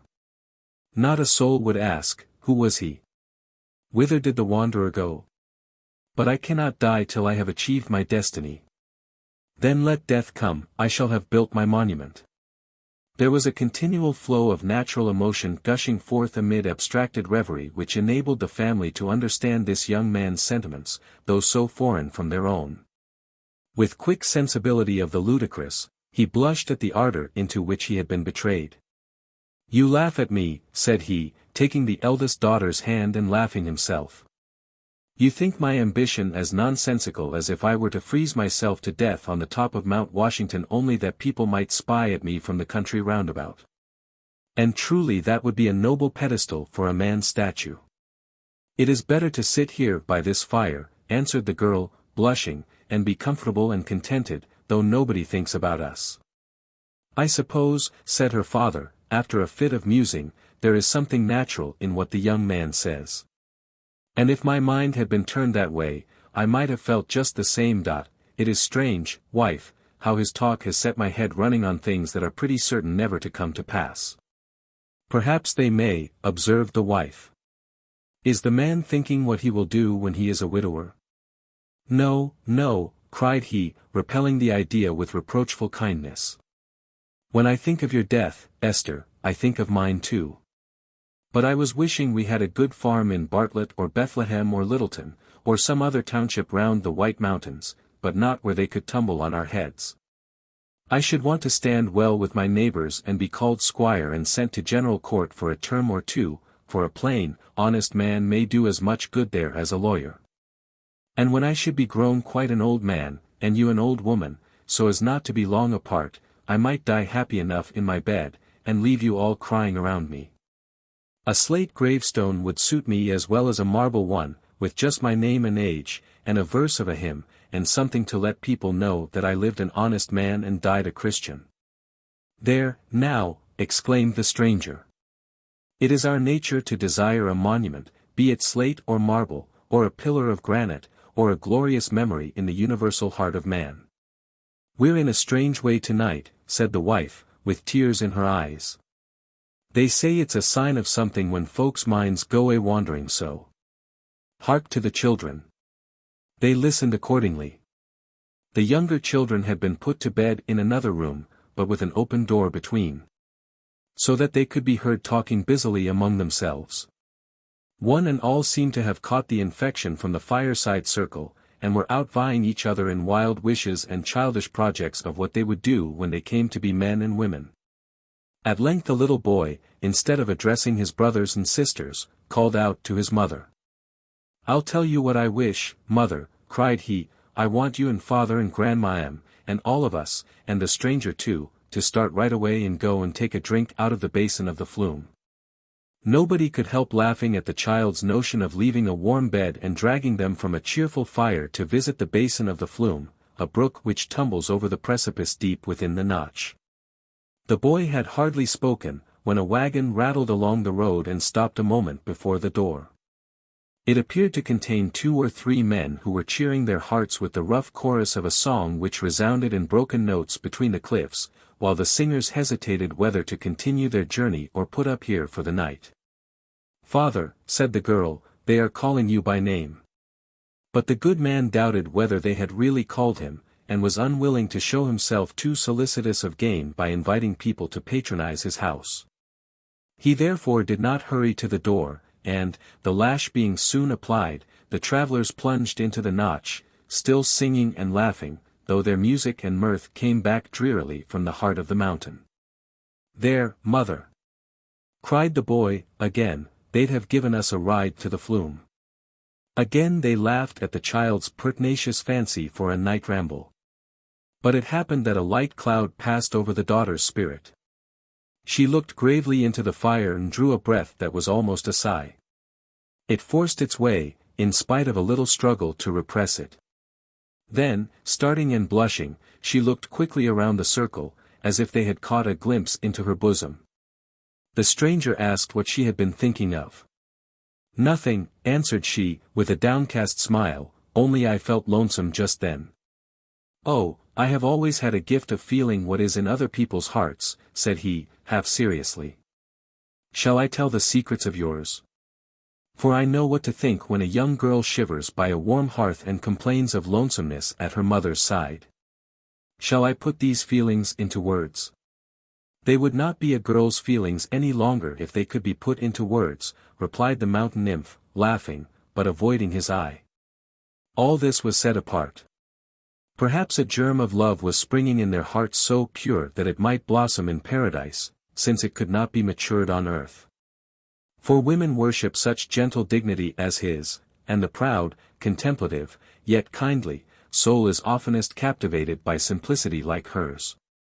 But while they spoke softly, and he was watching the happy sadness, the lightsome shadows, the shy yearnings, of a maiden's nature, the wind through the notch took a deeper and drearier sound. It seemed, as the fanciful stranger said, like the choral strain of the spirits of the blast who in old Indian times had their dwelling among these mountains and made their heights and recesses a sacred region. There was a wail along the road as if a funeral were passing. To chase away the gloom, the family threw pine branches on their fire till the dry leaves crackled and a flame arose, discovering once again a scene of peace and humble happiness. The light hovered about them fondly and caressed them all. There were the little faces of the children peeping from their bed apart, and here the father's frame of strength, the mother's subdued and careful mien, the high-browed youth, the budding girl and the good old grandam, still knitting in the warmest place. The aged woman looked up from her task, and with fingers ever busy was the next to speak. "Old folks have their notions," said she, "as well as young ones. You've been wishing and planning and letting your heads run on one thing and another till you've set my mind a-wandering too. Now, what should an old woman wish for, when she can go but a step or two before she comes to her grave? Children, it will haunt me night and day till I tell you." "What is it, mother?" cried the husband and wife at once. Then the old woman, with an air of mystery which drew the circle closer round the fire, informed them that she had provided her grave clothes some years before, a nice linen shroud, a cap with a muslin ruff. And everything of a finer sort than she had worn since her wedding day. But this evening an old superstition had strangely recurred to her. It used to be said in her younger days that if anything were amiss with a corpse, if only the ruff were not smooth or the cap did not set right, the corpse, in the coffin and beneath the clods, would strive to put up its cold hands and arrange it. The bare thought made her nervous. "Don't talk so, grandmother," said the girl, shuddering. "Now," continued the old woman, with singular earnestness, yet smiling strangely at her own folly, "I want one of you, my children, when your mother is dressed and in the coffin, I want one of you to hold a looking-glass over my face. Who knows but I may take a glimpse at myself and see whether all's right." "Old and young, we dream of graves and monuments," murmured the stranger youth. "I wonder how mariners feel when the ship is sinking and they, unknown and undistinguished, are to be buried together in the ocean, that wide and nameless sepulchre." For a moment the old woman's ghastly conception so engrossed the minds of her hearers that a sound abroad in the night, rising like the roar of a blast, had grown broad, deep and terrible before the fated group were conscious of it. The house and all within it trembled, the foundations of the earth seemed to be shaken, as if this awful sound were the peal of the last trump. Young and old exchanged one wild glance and remained an instant pale, affrighted, without utterance or power to move. Then the same shriek burst simultaneously from all their lips. "The slide! The slide!" The simplest words must intimate, but not portray, the unutterable horror of the catastrophe. The victims rushed from their cottage and sought refuge in what they deemed a safer spot, where, in contemplation of such an emergency, a sort of barrier had been reared. Alas! They had quitted their security and fled right into the pathway of destruction. Down came the whole side of the mountain in a cataract of ruin. Just before it reached the house the stream broke into two branches, shivered not a window there, but overwhelmed the whole vicinity, blocked up the road and annihilated everything in its dreadful course. Long ere the thunder of that great slide had ceased to roar among the mountains the mortal agony had been endured and the victims were at peace. Their bodies were never found. The next morning the light smoke was seen stealing from the cottage chimney up the mountainside. Within, the fire was yet smouldering on the hearth, and the chairs in a circle round it, as if the inhabitants had but gone forth to view the devastation of the slide and would shortly return to thank heaven for their miraculous escape. All had left separate tokens by which those who had known the family were made to shed a tear for each. Who has not heard their name? The story has been told far and wide, and will forever be a legend of these mountains. Poets have sung their fate. There were circumstances which led some to suppose that a stranger had been received into the cottage on this awful night, and had shared the catastrophe of all its inmates, others denied that there were sufficient grounds for such a conjecture. Woe for the high-souled youth with his dream of earthly immortality. His name and person utterly unknown, his history, his way of life, his plans, a mystery never to be solved, his death and his existence equally a doubt, whose was the agony of that death moment? The sister years. Last night, between 11 and 12 o'clock, when the old year was leaving her final footprints on the borders of time's empire, she found herself in possession of a few spare moments. And sat down, of all places in the world, on the steps of our new city hall. The wintry moonlight showed that she looked weary of body and sad of heart, like many another wayfarer of earth. Her garments, having been exposed to much foul weather and rough usage, were in very ill condition, and, as the hurry of her journey had never before allowed her to take an instant's rest, her shoes were so worn as to be scarcely worth the mending. But after trudging only a little distance farther this poor old year was destined to enjoy a long, long sleep. I forgot to mention that when she seated herself on the steps she deposited by her side a very capacious bandbox in which, as is the custom among travelers of her sex, she carried a great deal of valuable property. Besides this luggage, there was a folio book under her arm very much resembling the annual volume of a newspaper. Placing this volume across her knees and resting her elbows upon it, with her forehead in her hands, the weary, bedraggled, world-worn old year heaved a heavy sigh and appeared to be taking no very pleasant retrospect of her past existence. While she thus awaited the midnight knell that was to summon her to the innumerable sisterhood of departed years, there came a young maiden treading lightsomely on tiptoe along the street from the direction of the railroad depot. She was evidently a stranger, and perhaps had come to town by the evening train of cars. There was a smiling cheerfulness in this fair maiden's face which bespoke her fully confident of a kind reception from the multitude of people with whom she was soon to form acquaintance. Her dress was rather too airy for the season, and was bedizened with fluttering ribbons and other vanities which were likely soon to be rent away by the fierce storms or to fade in the hot sunshine amid which she was to pursue her changeful course. But still she was a wonderfully pleasant-looking figure, and had so much promise and such an indescribable hopefulness in her aspect that hardly anybody could meet her without anticipating some very desirable thing, the consummation of some long-sought good, from her kind offices. A few dismal characters there may be here and there about the world who have so often been trifled with by young maidens as promising as she that they have now ceased to pin any faith upon the skirts of the new year.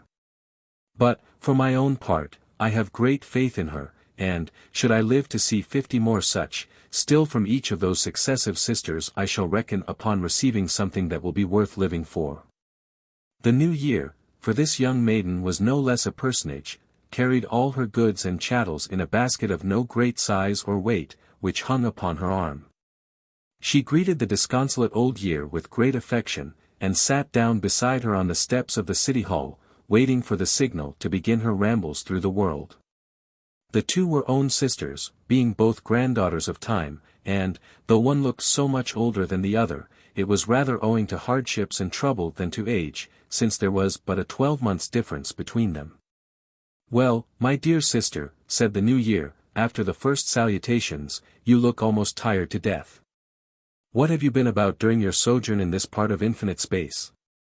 "Oh, I have it all recorded here in my book of Chronicles," answered the old year, in a heavy tone. "There is nothing that would amuse you, and you will soon get sufficient knowledge of such matters from your own personal experience. It is but tiresome reading."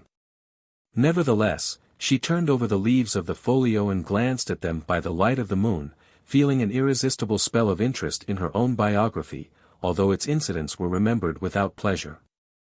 The volume, though she termed it her Book of Chronicles, seemed to be neither more nor less than the Salem Gazette for 1838. In the accuracy of which journal this sagacious old year had so much confidence that she deemed it needless to record her history with her own pen. "What have you been doing in the political way?" asked the new year. "Why, my course here in the United States," said the old year, "though perhaps I ought to blush at the confession, my political course, I must acknowledge, has been rather vacillatory, sometimes inclining toward the Whigs, then causing the administration party to shout for triumph, and now again uplifting what seemed the almost prostrate banner of the opposition.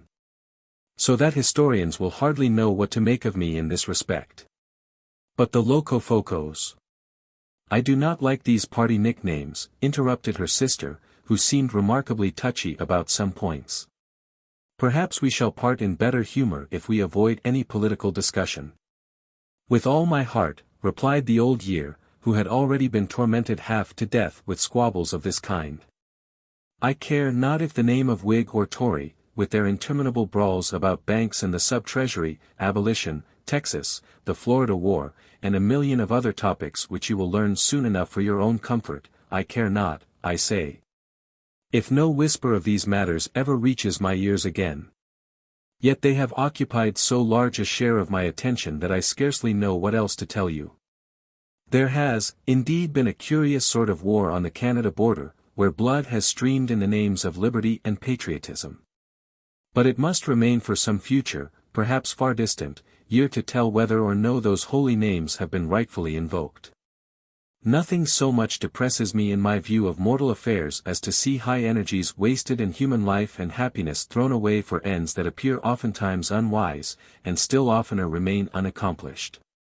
But the wisest people and the best keep a steadfast faith that the progress of mankind is onward and upward, and that the toil and anguish of the path serve to wear away the imperfections of the immortal pilgrim, and will be felt no more when they have done their office.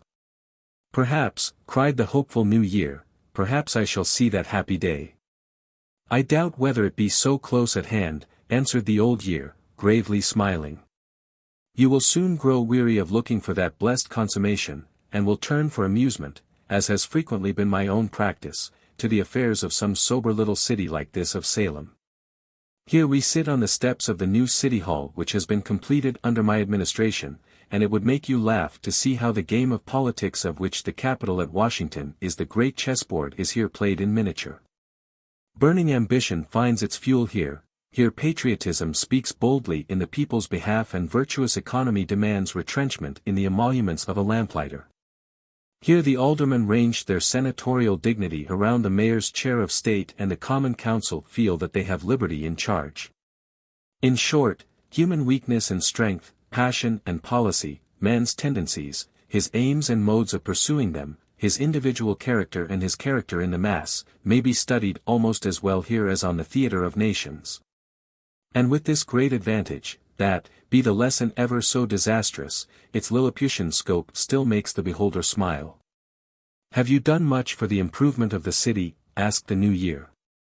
Judging from what little I have seen, it appears to be ancient and time-worn. I have opened the railroad, said the elder year, and half a dozen times a day you will hear the bell which once summoned the monks of a Spanish convent to their devotions announcing the arrival or departure of the cars. Old Salem now wears a much livelier expression than when I first beheld her. Strangers rumbled down from Boston by hundreds at a time. New faces throng in Essex Street. Railroad hacks and omnibuses rattle over the pavements.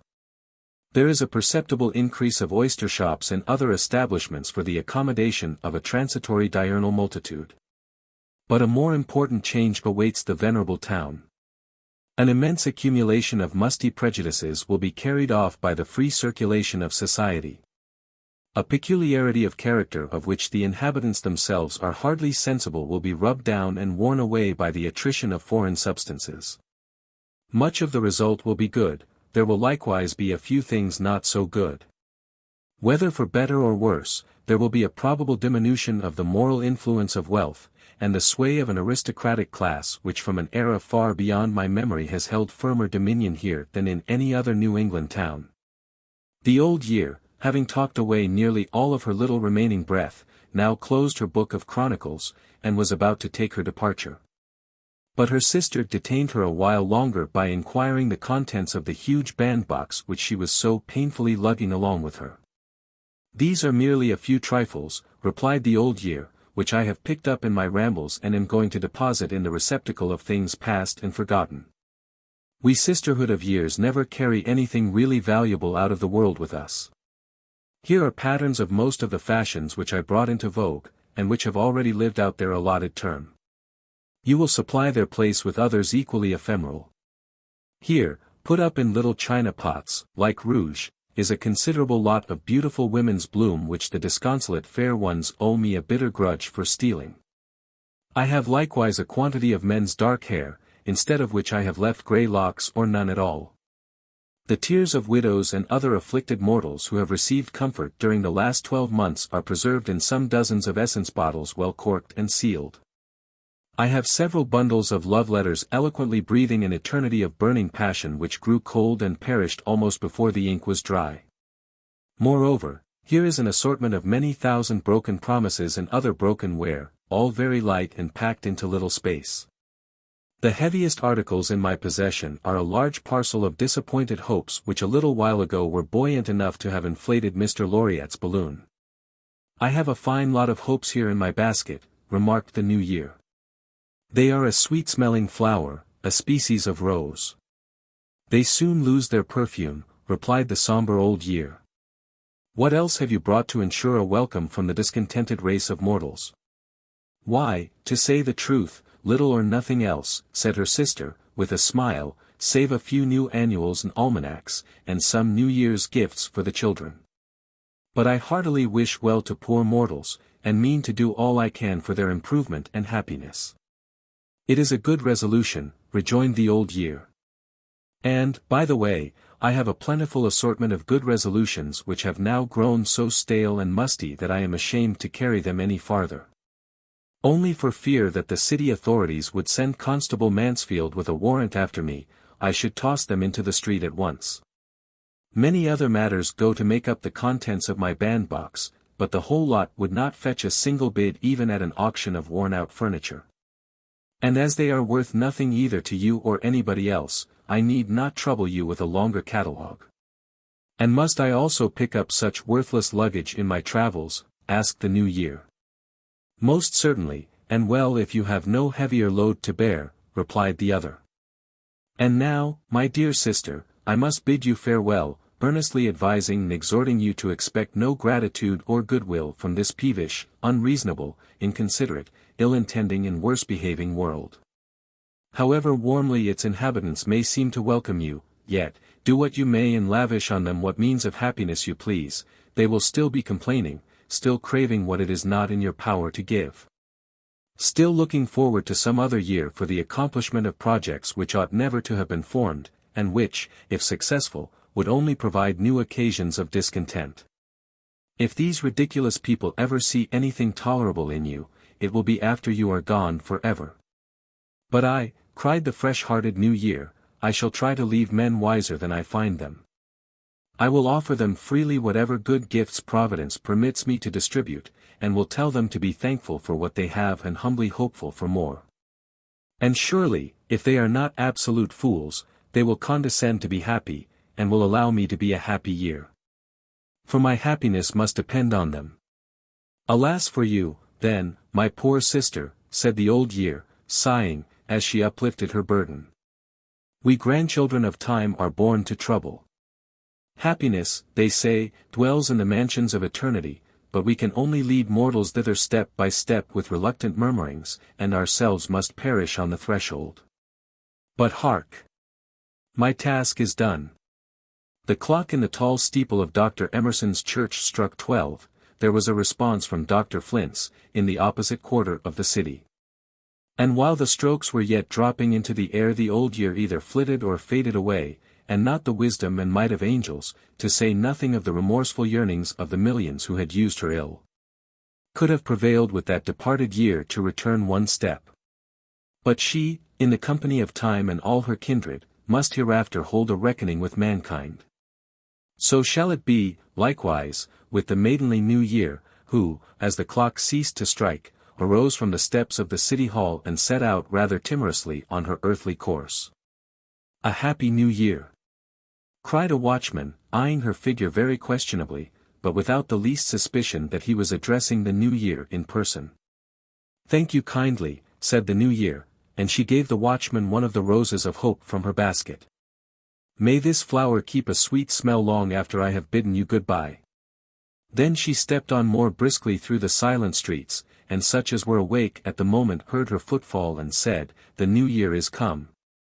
Wherever there was a knot of midnight roisterers, they quaffed her health. She sighed, however, to perceive that the air was tainted, as the atmosphere of this world must continually be, with the dying breaths of mortals who had lingered just long enough for her to bury them. But there were millions left alive to rejoice at her coming, and so she pursued her way with confidence, strewing emblematic flowers on the doorstep of almost every dwelling, which some persons will gather up and wear in their bosoms, and others will trample underfoot. The carrier boy can only say further that early this morning she filled his basket with New Year's addresses, assuring him that the whole city, with our new mayor and the aldermen and common council at its head, would make a general rush to secure copies. Kind patrons, will not you redeem the pledge of the New Year? Snowflakes. There is snow in yonder cold grey sky of the morning, and through the partially frosted window panes I love to watch the gradual beginning of the storm. A few feathery flakes are scattered widely through the air and hover downward with uncertain flight, now almost alighting on the earth, now whirled again aloft into remote regions of the atmosphere.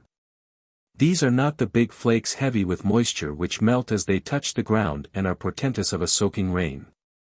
It is to be in good earnest a wintry storm. The 2 or 3 people visible on the sidewalks have an aspect of endurance, a blue-nosed, frosty fortitude, which is evidently assumed in anticipation of a comfortless and blustering day.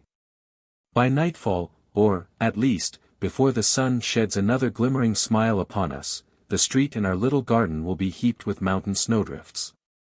The soil, already frozen for weeks past, is prepared to sustain whatever burden may be laid upon it, and to a northern eye the landscape will lose its melancholy bleakness and acquire a beauty of its own when Mother Earth, like her children, shall have put on the fleecy garb of her winter's wear. The cloud spirits are slowly weaving her white mantle. As yet, indeed, there is barely a rime like hoarfrost over the brown surface of the street. The withered green of the grassplat is still discernible, and the slated roofs of the houses do but begin to look grey instead of black. All the snow that has yet fallen within the circumference of my view, were it heaped up together, would hardly equal the hillock of a grave. Thus gradually by silent and stealthy influences are great changes wrought. These little snow particles which the storm spirit flings by handfuls through the air will bury the great earth under their accumulated mass, nor permit her to behold her sister sky again for dreary months. We likewise shall lose sight of our mother's familiar visage, and must content ourselves with looking heavenward the oftener. Now, leaving the storm to do his appointed office, let us sit down, pen in hand, by our fireside. Gloomy as it may seem, there is an influence productive of cheerfulness and favorable to imaginative thought in the atmosphere of a snowy day. The native of a southern clime may woo the muse beneath the heavy shade of summer foliage reclining on banks of turf, while the sound of singing birds and warbling rivulets chimes in with the music of his soul. In our brief summer I do not think, but only exist in the vague enjoyment of a dream. My hour of inspiration, if that hour ever comes, is when the green log hisses upon the hearth, and the bright flame, brighter for the gloom of the chamber, rustles high up the chimney, and the coals drop tinkling down among the growing heaps of ashes. When the casement rattles in the gust and the snowflakes or the sleety raindrops pelt hard against the window panes. Then I spread out my sheet of paper with the certainty that thoughts and fancies will gleam forth upon it like stars at twilight or like violets in May, perhaps to fade as soon. However transitory their glow, they at least shine amid the darksome shadow which the clouds of the outward sky fling through the room. Blessed, therefore, and reverently welcomed by me, her true-born son, be New England's winter, which makes us one and all the nurslings of the storm and sings a familiar lullaby even in the wildest shriek of the December blast. Now look we forth again and see how much of his task the storm spirit has done. Slow and sure. He has the day, perchance the week, before him, and may take his own time to accomplish nature's burial in snow. A smooth mantle is scarcely yet thrown over the withered grassplat, and the dry stalks of annuals still thrust themselves through the white surface in all parts of the garden. The leafless rose bushes stand shivering in a shallow snowdrift, looking, poor things, as disconsolate as if they possessed a human consciousness of the dreary scene. This is a sad time for the shrubs that do not perish with the summer. They neither live nor die, what they retain of life seems but the chilling sense of death.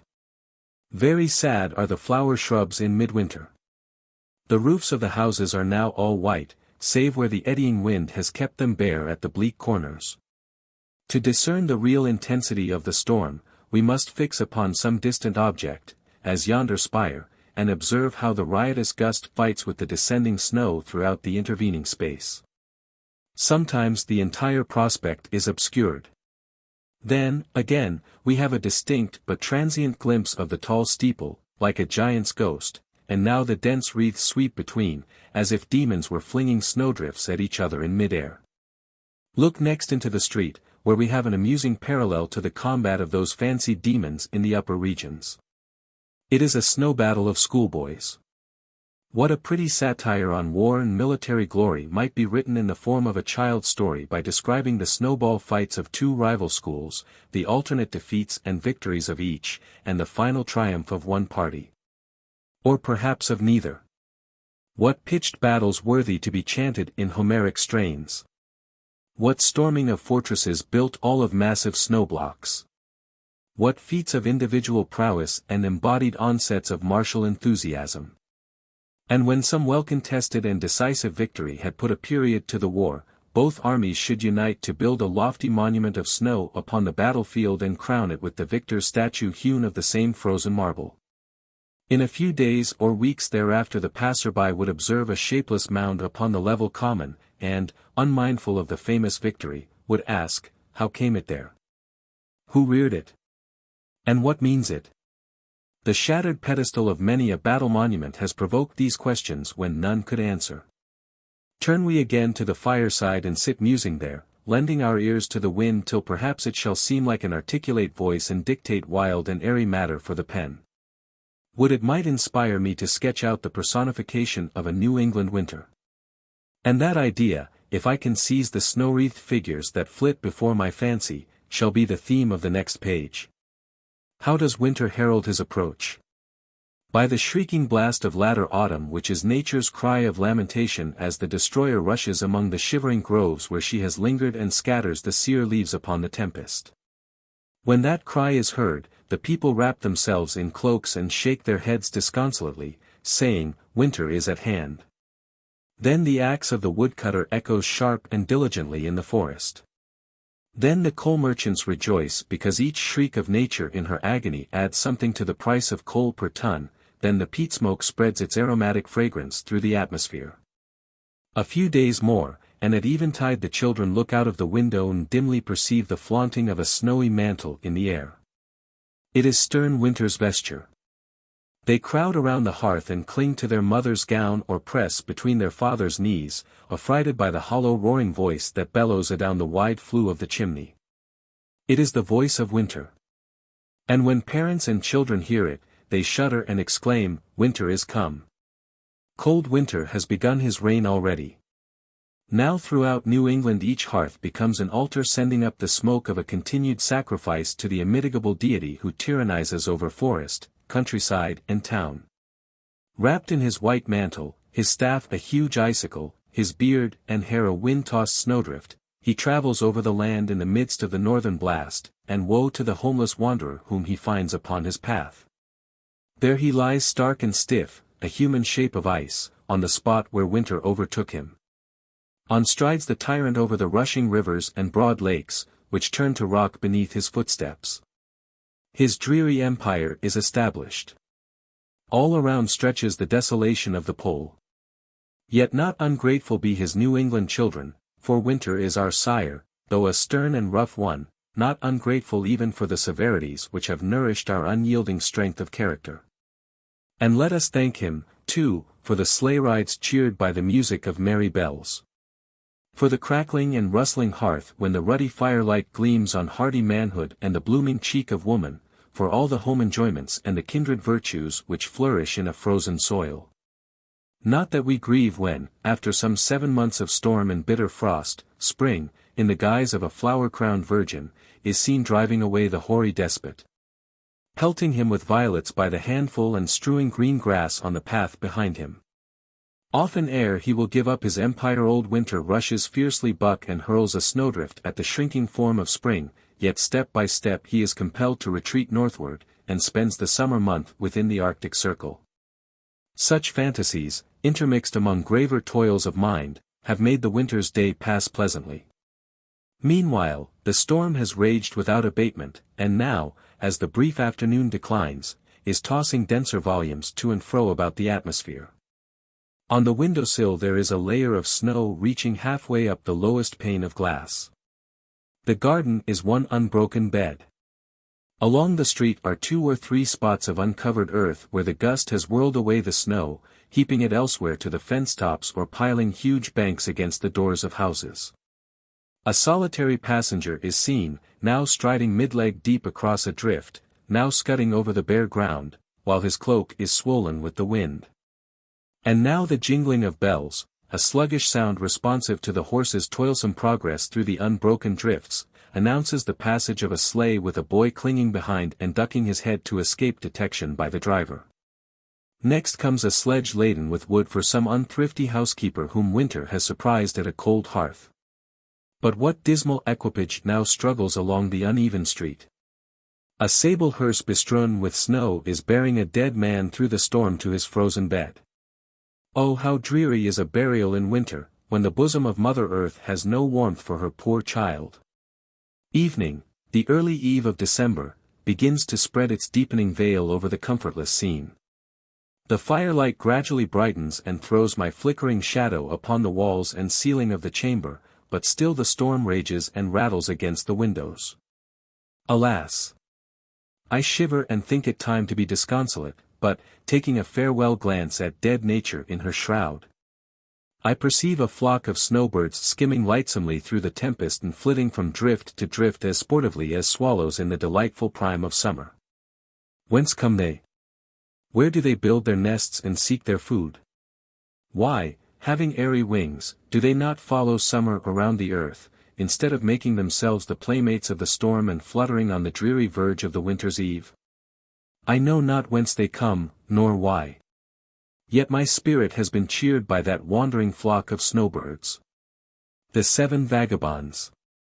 Rambling on foot in the spring of my life and the summer of the year, I came one afternoon to a point which gave me the choice of 3 directions.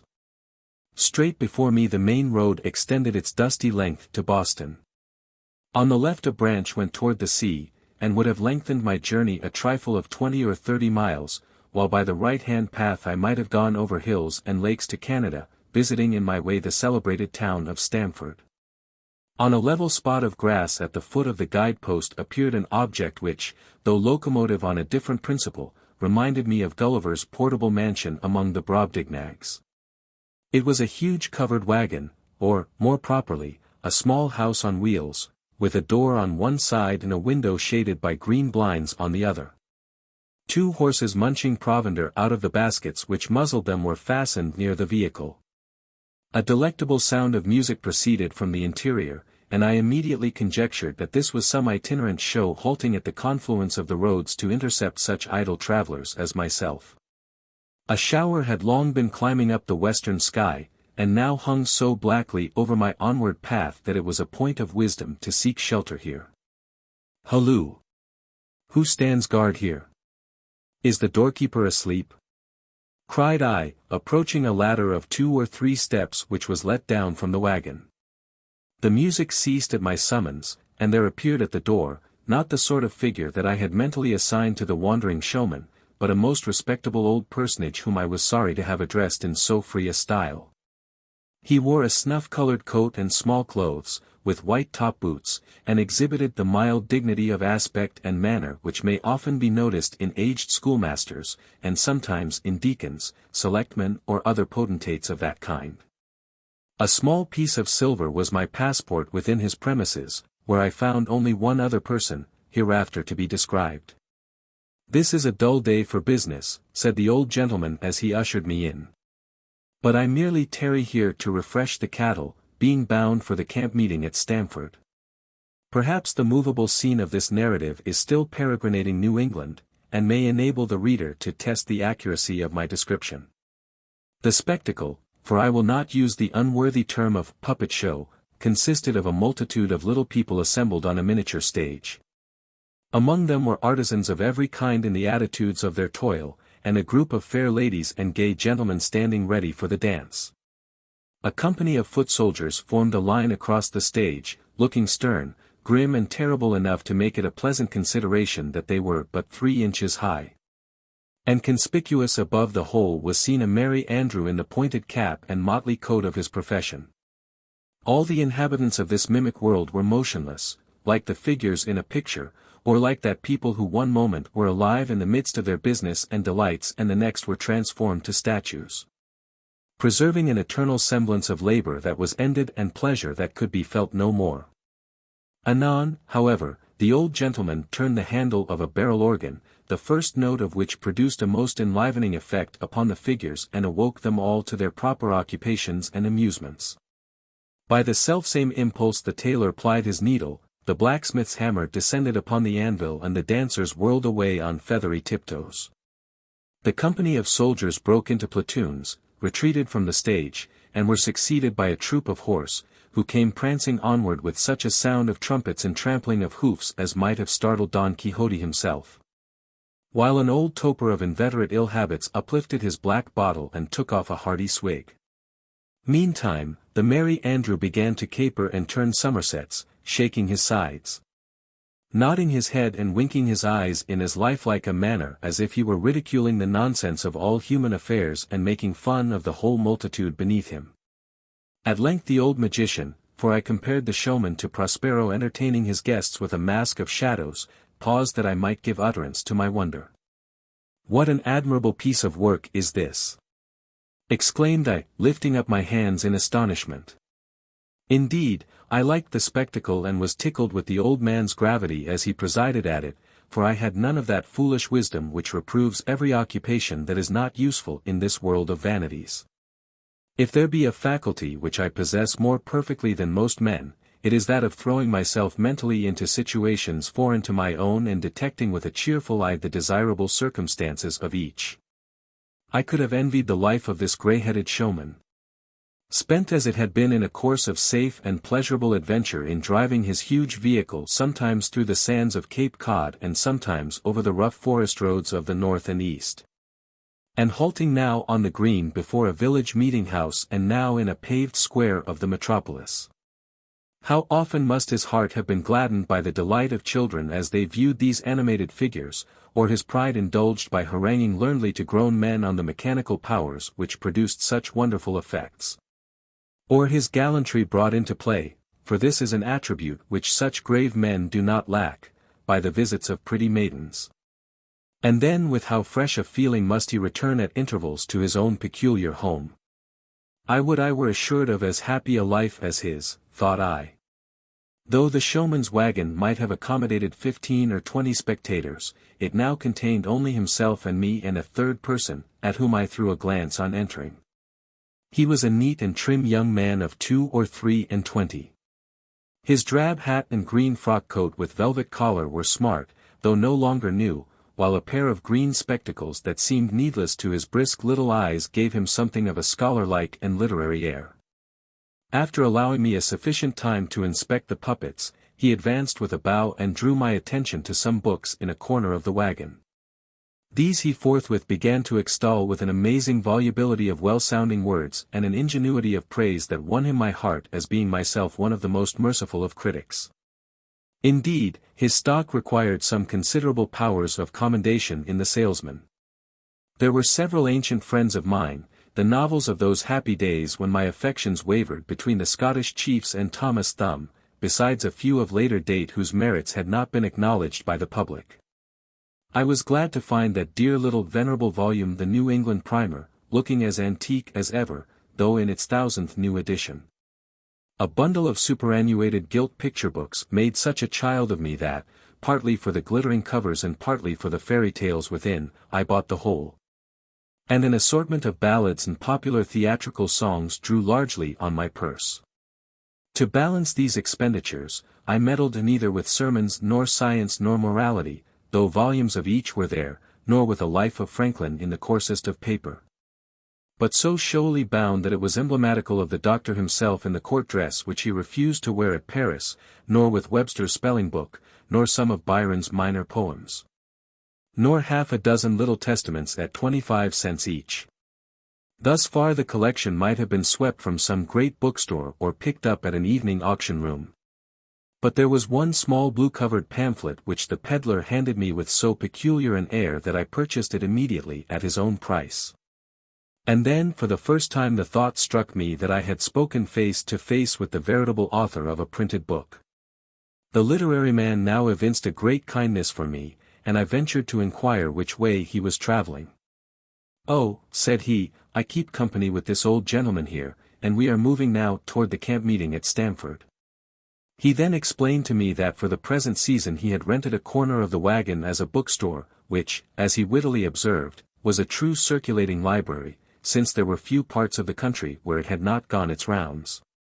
I approved of the plan exceedingly, and began to sum up within my mind the many uncommon felicities in the life of a book peddler, especially when his character resembled that of the individual before me. At a high rate was to be reckoned the daily and hourly enjoyment of such interviews as the present, in which he seized upon the admiration of a passing stranger and made him aware that a man of literary taste, and even of literary achievement, was traveling the country in a showman's wagon. A more valuable yet not infrequent triumph might be won in his conversations with some elderly clergyman long vegetating in a rocky, woody, watery back settlement of New England, who as he recruited his library from the peddler's stock of sermons would exhort him to seek a college education and become the first scholar in his class. Sweeter and prouder yet would be his sensations when, talking poetry while he sold spelling books, he should charm the mind, and haply touch the heart, of a fair country schoolmistress, herself an unhonored poetess, a wearer of blue stockings which none but himself took pains to look at. But the scene of his completest glory would be when the wagon had halted for the night and his stock of books was transferred to some crowded barroom. Then would he recommend to the multifarious company, whether traveller from the city, or teamster from the hills, or neighbouring squire, or the landlord himself, or his loutish hostler, work suited to each particular taste and capacity, proving all the while, by acute criticism and profound remark, that the lore in his books was even exceeded by that in his brain. Thus happily would he traverse the land, sometimes a herald before the march of mind, sometimes walking arm in arm with awful literature, and reaping everywhere a harvest of real and sensible popularity which the secluded bookworms by whose toil he lived could never hope for. If ever I meddle with literature, thought, fixing myself in adamantine resolution, it shall be as a travelling bookseller. Though it was still mid-afternoon, the air had now grown dark about us, and a few drops of rain came down upon the roof of our vehicle, pattering like the feet of birds that had flown thither to rest.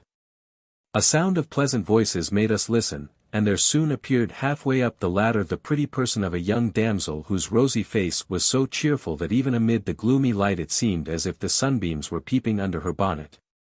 We next saw the dark and handsome features of a young man who, with easier gallantry than might have been expected in the heart of Yankeeland, was assisting her into the wagon. It became immediately evident to us, when the two strangers stood within the door, that they were of a profession kindred to those of my companions. And I was delighted with the more than hospitable, the even paternal, kindness of the old showman's manner as he welcomed them, while the man of literature hastened to lead the merry-eyed girl to a seat on the long bench. "You are housed but just in time, my young friends," said the master of the wagon, "the sky would have been down upon you within 5 minutes." The young man's reply marked him as a foreigner, not by any variation from the idiom and accent of good English, but because he spoke with more caution and accuracy than if perfectly familiar with the language. "We knew that a shower was hanging over us," said he, "and consulted whether it were best to enter the house on the top of yonder hill, but, seeing your wagon in the road, we agreed to come hither," interrupted the girl, with a smile, "because we should be more at home in a wandering house like this." I, meanwhile, with many a wild and undetermined fantasy was narrowly inspecting these two doves that had flown into our ark. The young man, tall, agile and athletic, wore a mass of black shining curls clustering round a dark and vivacious countenance which, if it had not greater expression, was at least more active and attracted readier notice than the quiet faces of our countrymen. At his first appearance he had been laden with a neat mahogany box of about 2 feet square, but very light in proportion to its size, which he had immediately unstrapped from his shoulders and deposited on the floor of the wagon. The girl had nearly as fair a complexion as our own beauties, and a brighter one than most of them.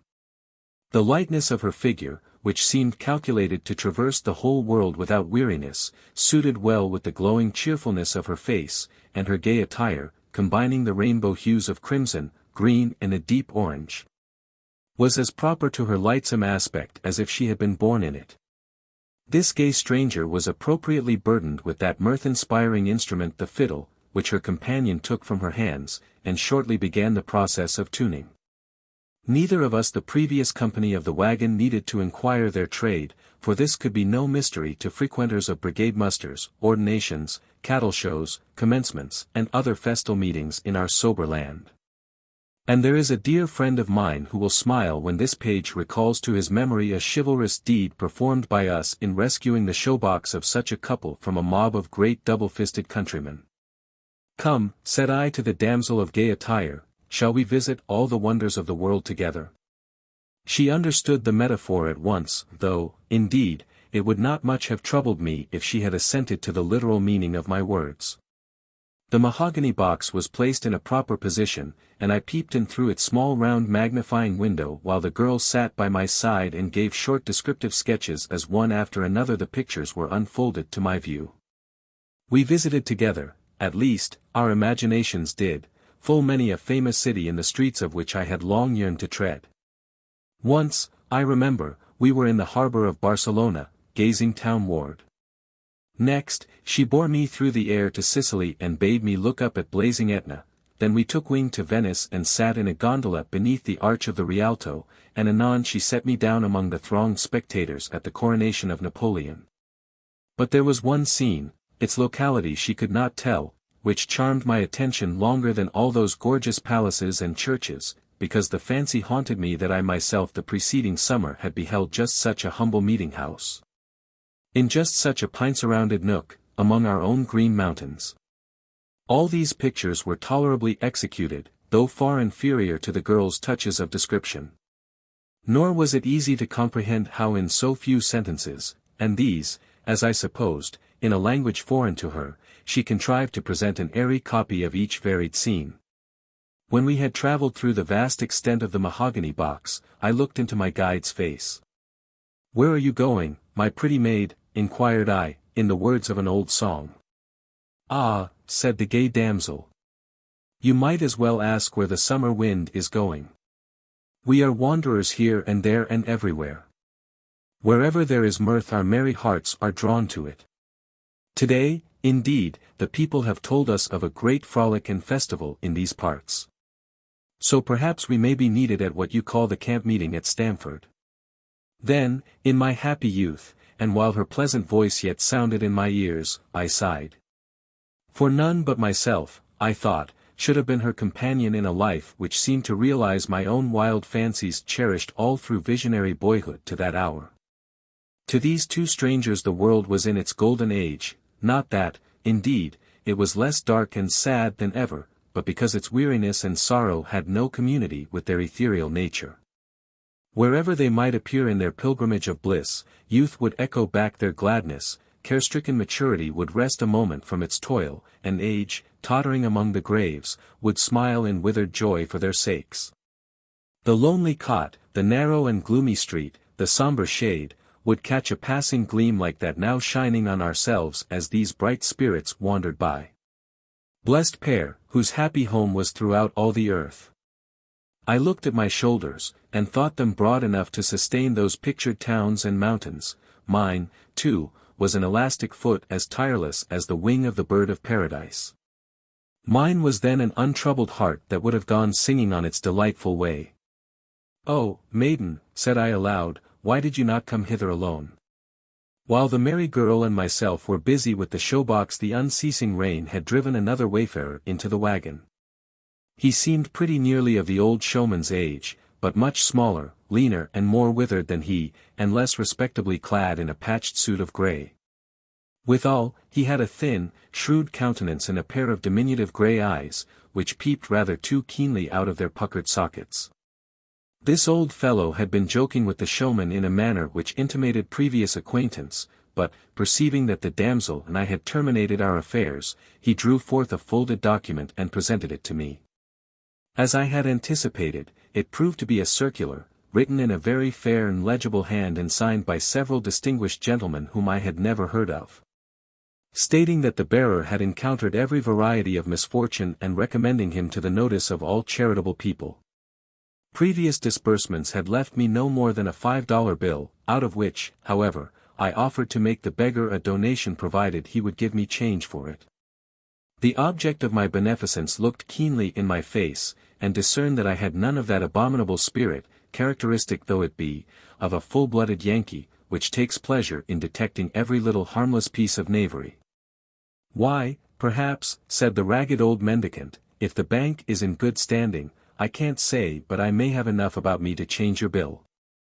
"It is a bill of the Suffolk Bank," said I, "and better than the specie." As the beggar had nothing to object, he now produced a small buff leather bag tied up carefully with a shoestring. When this was opened, there appeared a very comfortable treasure of silver coins of all sorts and sizes, and I even fancied that I saw gleaming among them the golden plumage of that rare bird in our currency, the American eagle. In this precious heap was my banknote deposited, the rate of exchange being considerably against me. His wants being thus relieved, the destitute man pulled out of his pocket an old pack of greasy cards which had probably contributed to fill the buff leather bag in more ways than one. "Come," said he. "I spy a rare fortune in your face, and for 25 cents more I'll tell you what it is." I never refused to take a glimpse into futurity. So, after shuffling the cards and when the fair damsel had cut them, I dealt a portion to the prophetic beggar. Like others of his profession, before predicting the shadowy events that were moving on to meet me, he gave proof of his preternatural science by describing scenes through which I had already passed. Here let me have credit for a sober fact. When the old man had read a page in his book of fate, he bent his keen grey eyes on mine and proceeded to relate in all its minute particulars what was then the most singular event of my life. It was one which I had no purpose to disclose till the general unfolding of all secrets. Nor would it be a much stranger instance of inscrutable knowledge or fortunate conjecture if the beggar were to meet me in the street today and repeat word for word the page which I have here written. The fortune-teller, after predicting a destiny which time seems loath to make good, put up his cards, secreted his treasure bag and began to converse with the other occupants of the wagon. "Well, old friend," said the showman, "you have not yet told us which way your face is turned this afternoon." "I am taking a trip northward this warm weather," replied the conjurer, "across the Connecticut first, and then up through Vermont, and maybe into Canada before the fall. But I must stop and see the breaking up of the camp meeting at Stamford." I began to think that all the vagrants in New England were converging to the camp meeting and had made this wagon their rendezvous by the way. The showman now proposed that when the shower was over they should pursue the road to Stamford together, it being sometimes the policy of these people to form a sort of league and confederacy. "And the young lady too," observed the gallant bibliopolist, bowing to her profoundly, "and this foreign gentleman, as I understand, are on a jaunt of pleasure to the same spot. It would add incalculably to my own enjoyment, and I presume to that of my colleague and his friend, if they could be prevailed upon to join our party." This arrangement met with approbation on all hands, nor were any of those concerned more sensible of its advantages than myself, who had no title to be included in it. Having already satisfied myself as to the several modes in which the four others attained felicity, I next set my mind at work to discover what enjoyments were peculiar to the old straggler, as the people of the country would have termed the wandering mendicant and prophet. As he pretended to familiarity with the devil, so I fancied that he was fitted to pursue and take delight in his way of life by possessing some of the mental and moral characteristics, the lighter and more comic ones, of the devil in popular stories. Among them might be reckoned a love of deception for its own sake, a shrewd eye and keen relish for human weakness and ridiculous infirmity, and the talent of petty fraud. Thus to this old man there would be pleasure even in the consciousness, so insupportable to some minds, that his whole life was a cheat upon the world, and that, so far as he was concerned with the public, his little cunning had the upper hand of its united wisdom. Every day would furnish him with a succession of minute and pungent triumphs, as when, for instance, his importunity wrung a pittance out of the heart of a miser, or when my silly good nature transferred a part of my slender purse to his plump leather bag, or when some ostentatious gentleman should throw a coin to the ragged beggar who was richer than himself. Or when, though he would not always be so decidedly diabolical, his pretended wants should make him a sharer in the scanty living of real indigence. And then what an inexhaustible field of enjoyment, both as enabling him to discern so much folly and achieve such quantities of minor mischief, was opened to his sneering spirit by his pretensions to prophetic knowledge. All this was a sort of happiness which I could conceive of, though I had little sympathy with it. Perhaps, had I been then inclined to admit it, I might have found that the roving life was more proper to him than to either of his companions. For Satan, to whom I had compared the poor man, has delighted, ever since the time of Job, in wandering up and down upon the earth, and, indeed, a crafty disposition which operates not in deep-laid plans, but in disconnected tricks, could not have an adequate scope, unless naturally impelled to a continual change of scene and society. My reflections were here interrupted. "Another visitor," exclaimed the old showman. The door of the wagon had been closed against the tempest, which was roaring and blustering with prodigious fury in commotion and beating violently against our shelter, as if it claimed all those homeless people for its lawful prey, while we, caring little for the displeasure of the elements, sat comfortably talking. There was now an attempt to open the door, succeeded by a voice uttering some strange, unintelligible gibberish which my companions mistook for Greek and I suspected to be thieves' Latin. However, the showman stepped forward and gave admittance to a figure which made me imagine either that our wagon had rolled back 200 years into past ages or that the forest and its old inhabitants had sprung up around us by enchantment. It was a red Indian armed with his bow and arrow. His dress was a sort of cap adorned with a single feather of some wild bird, and a frock of blue cotton girded tight about him. On his breast, like orders of knighthood, hung a crescent and a circle and other ornaments of silver, while a small crucifix betokened that our father the Pope had interposed between the Indian and the Great Spirit whom he had worshipped in his simplicity. This son of the wilderness and pilgrim of the storm took his place silently in the midst of us. When the first surprise was over, I rightly conjectured him to be one of the Penobscot tribe, parties of which I had often seen in their summer excursions down our eastern rivers. There they paddle their birch canoes among the coasting schooners, and build their wigwam beside some roaring mill dam, and drive a little trade in basketwork where their fathers hunted deer. Our new visitor was probably wandering through the country toward Boston, subsisting on the careless charity of the people while he turned his archery to profitable account by shooting at scents which were to be the prize of his successful aim. The Indian had not long been seated ere our merry damsel sought to draw him into conversation. She, indeed, seemed all made up of sunshine in the month of May, for there was nothing so dark and dismal that her pleasant mind could not cast a glow over it. And the wild man, like a fir tree in his native forest, soon began to brighten into a sort of sombre cheerfulness. At length she inquired whether his journey had any particular end or purpose. "I go shoot at the camp meeting at Stamford," replied the Indian. "And here are 5 more," said the girl, all aiming at the camp meeting too. "You shall be one of us, for we travel with light hearts.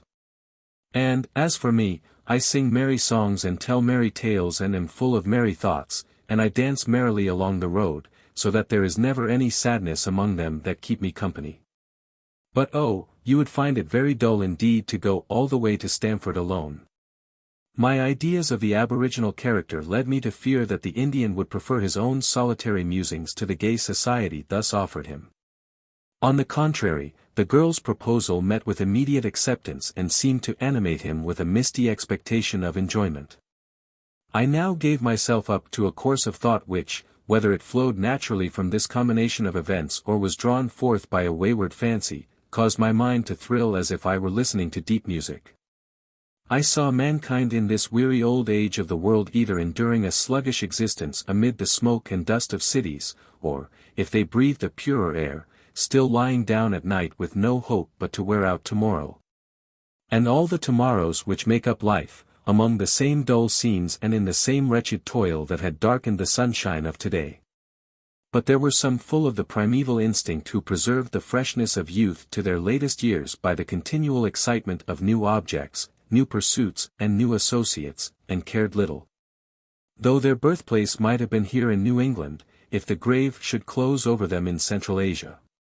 Fate was summoning a parliament of these free spirits. Unconscious of the impulse which directed them to a common center, they had come hither from far and near, and last of all appeared the representatives of those mighty vagrants who had chased the deer during thousands of years, and were chasing it now in the spirit land. Wandering down through the waste of ages, the woods had vanished around his path. His arm had lost somewhat of its strength, his foot of its fleetness, his mien of its wild regality, his heart and mind of their savage virtue and uncultured force, but here, untamable to the routine of artificial life. Roving now along the dusty road as of old over the forest leaves, here was the Indian still. "Well," said the old showman, in the midst of my meditations, "here is an honest company of us, 1, 2, 3, 4, 5, 6, all going to the camp meeting at Stamford. Now, hoping no offense, I should like to know where this young gentleman may be going. I started. How came I among these wanderers? The free mind that preferred its own folly to another's wisdom, the open spirit that found companions everywhere, above all, the restless impulse that had so often made me wretched in the midst of enjoyments. These were my claims to be of their society. My friends, cried, stepping into the center of the wagon, I am going with you to the camp meeting at Stamford. But in what capacity? Asked the old showman, after a moment's silence. All of us here can get our bread in some creditable way. Every honest man should have his livelihood. You, sir, as I take it, are a mere strolling gentleman. I proceeded to inform the company that when nature gave me a propensity to their way of life she had not left me altogether destitute of qualifications for it, though I could not deny that my talent was less respectable, and might be less profitable, than the meanest of theirs. My design, in short, was to imitate the storytellers of whom Oriental travelers have told us, and become an itinerant novelist, reciting my own extemporaneous fictions to such audiences as I could collect. Either this, said I, is my vocation, or I have been born in vain. The fortune-teller, with a sly wink to the company, proposed to take me as an apprentice to one or other of his professions, either of which undoubtedly would have given full scope to whatever inventive talent I might possess. The bibliopolist spoke a few words in opposition to my plan, influenced partly, I suspect, by the jealousy of authorship, and partly by an apprehension that the viva voce practice would become general among novelists, to the infinite detriment of the book trade. Dreading a rejection, I solicited the interest of the merry damsel. Mirth, cried I, most aptly appropriating the words of L'Allegro, to thee I sue. Mirth, admit me of thy crew, Rosquo. Let us indulge the poor youth, said Mirth, with a kindness which made me love her dearly, though I was no such coxcomb as to misinterpret her motives. I have espied much promise in him. True, a shadow sometimes flits across his brow, but the sunshine is sure to follow in a moment. He is never guilty of a sad thought, but a merry one is twin-born with it. We will take him with us, and you shall see that he will set us all a-laughing before we reach the camp meeting at Stamford. Her voice silenced the scruples of the rest and gained me admittance into the league, according to the terms of which, without a community of goods or profits, we were to lend each other all the aid and avert all the harm that might be in our power. This affair settled, a marvelous jollity entered into the whole tribe of us, manifesting itself characteristically in each individual. The old showman, sitting down to his barrel organ, stirred up the souls of the pygmy people with one of the quickest tunes in the music book. Tailors, blacksmiths, gentlemen and ladies all seemed to share in the spirit of the occasion, and the merry Andrew played his part more facetiously than ever, nodding and winking particularly at me. The young foreigner flourished his fiddle bow with a master's hand, and gave an inspiring echo to the showman's melody. The bookish man and the merry damsel started up simultaneously to dance, the former enacting the double shuffle in a style which everybody must have witnessed ere election week was blotted out of time, while the girl, setting her arms akimbo with both hands at her slim waist, displayed such light rapidity of foot and harmony of varying attitude and motion that I could not conceive how she ever was to stop, imagining at the moment that nature had made her, as the old showman had made his puppets, for no earthly purpose but to dance jigs. The Indian bellowed forth a succession of most hideous outcries, somewhat affrighting us till we interpreted them as the war song with which, in imitation of his ancestors, he was prefacing the assault on Stamford. The conjurer, meanwhile, sat demurely in a corner extracting a sly enjoyment from the whole scene, and, like the facetious merry Andrew, directing his queer glance particularly at me. As for myself, with great exhilaration of fancy, I began to arrange and color the incidents of a tale wherewith I proposed to amuse an audience that very evening. For I saw that my associates were a little ashamed of me, and that no time was to be lost in obtaining a public acknowledgment of my abilities. Come, fellow laborers, at last said the old showman, whom we had elected president. The shower is over, and we must be doing our duty by these poor souls at Stamford. We'll come among them in procession, with music and dancing, cried the merry damsel. Accordingly, for it must be understood that our pilgrimage was to be performed on foot, we sallied joyously out of the wagon, each of us, even the old gentleman in his white top boots, giving a great skip as we came down the ladder. Above our heads there was such a glory of sunshine and splendor of clouds, and such brightness of verdure below, that, as I modestly remarked at the time, nature seemed to have washed her face and put on the best of her jewelry and a fresh green gown in honor of our confederation. Casting our eyes northward, we beheld a horseman approaching leisurely and splashing through the little puddle on the Stamford road. Onward he came, sticking up in his saddle with rigid perpendicularity, a tall, thin figure in rusty black, whom the showman and the conjurer shortly recognized to be what his aspect sufficiently indicated, a traveling preacher of great fame among the Methodists. What puzzled us was the fact that his face appeared turned from, instead of to, the camp meeting at Stamford. However, as this new votary of the wandering life drew near the little green space where the guide-post and our wagon were situated, my 6 fellow vagabonds and myself rushed forward and surrounded him, crying out with united voices, "What news? What news from the camp meeting at Stamford?" The missionary looked down in surprise at as singular a knot of people as could have been selected from all his heterogeneous auditors. Indeed, considering that we might all be classified under the general head of vagabond, there was great diversity of character among the grave old showman, the sly, prophetic beggar, the fiddling foreigner and his merry damsel, the smart bibliopolist, the somber Indian and myself, the itinerant novelist, a slender youth of 18. I even fancied that a smile was endeavoring to disturb the iron gravity of the preacher's mouth. "Good people," answered he, "the camp meeting is broke up." So saying, the Methodist minister switched his steed and rode westward. Our union being thus nullified by the removal of its object, we were sundered at once to the 4 winds of heaven. The fortune-teller, giving a nod to all and a peculiar wink to me, departed on his northern tour, chuckling within himself as he took the Stamford road. The old showman and his literary coadjutor were already tackling their horses to the wagon with a design to peregrinate southwest along the sea-coast. The foreigner and the merry damsel took their laughing leave and pursued the eastern road, which I had that day trodden. As they passed away the young man played a lively strain and the girl's happy spirit broke into a dance, and, thus dissolving, as it were, into sunbeams and gay music, that pleasant pair departed from my view.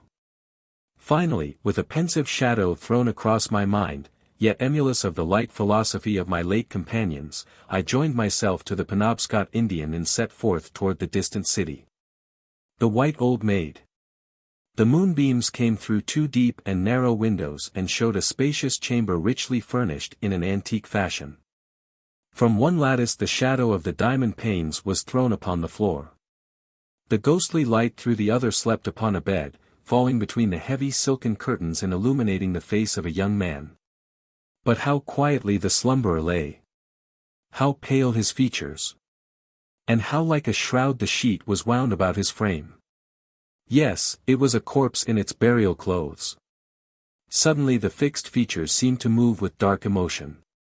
Strange fantasy! It was but the shadow of the fringed curtain waving betwixt the dead face and the moonlight as the door of the chamber opened and a girl stole softly to the bedside. Was there delusion in the moonbeams, or did her gesture and her eye betray a gleam of triumph as she bent over the pale corpse, pale as itself, and pressed her living lips to the cold ones of the dead? As she drew back from that long kiss her features writhed as if a proud heart were fighting with its anguish. Again it seemed that the features of the corpse had moved responsive to her own. Still an illusion. The silken curtains had waved a second time betwixt the dead face and the moonlight as another fair young girl unclosed the door and glided ghostlike to the bedside. There the 2 maidens stood, both beautiful, with the pale beauty of the dead between them. But she who had first entered was proud and stately, and the other a soft and fragile thing. "Away!" cried the lofty one. "Thou hadst him living. The dead is mine." "Thine," returned the other, shuddering. "Well hast thou spoken, the dead is thine."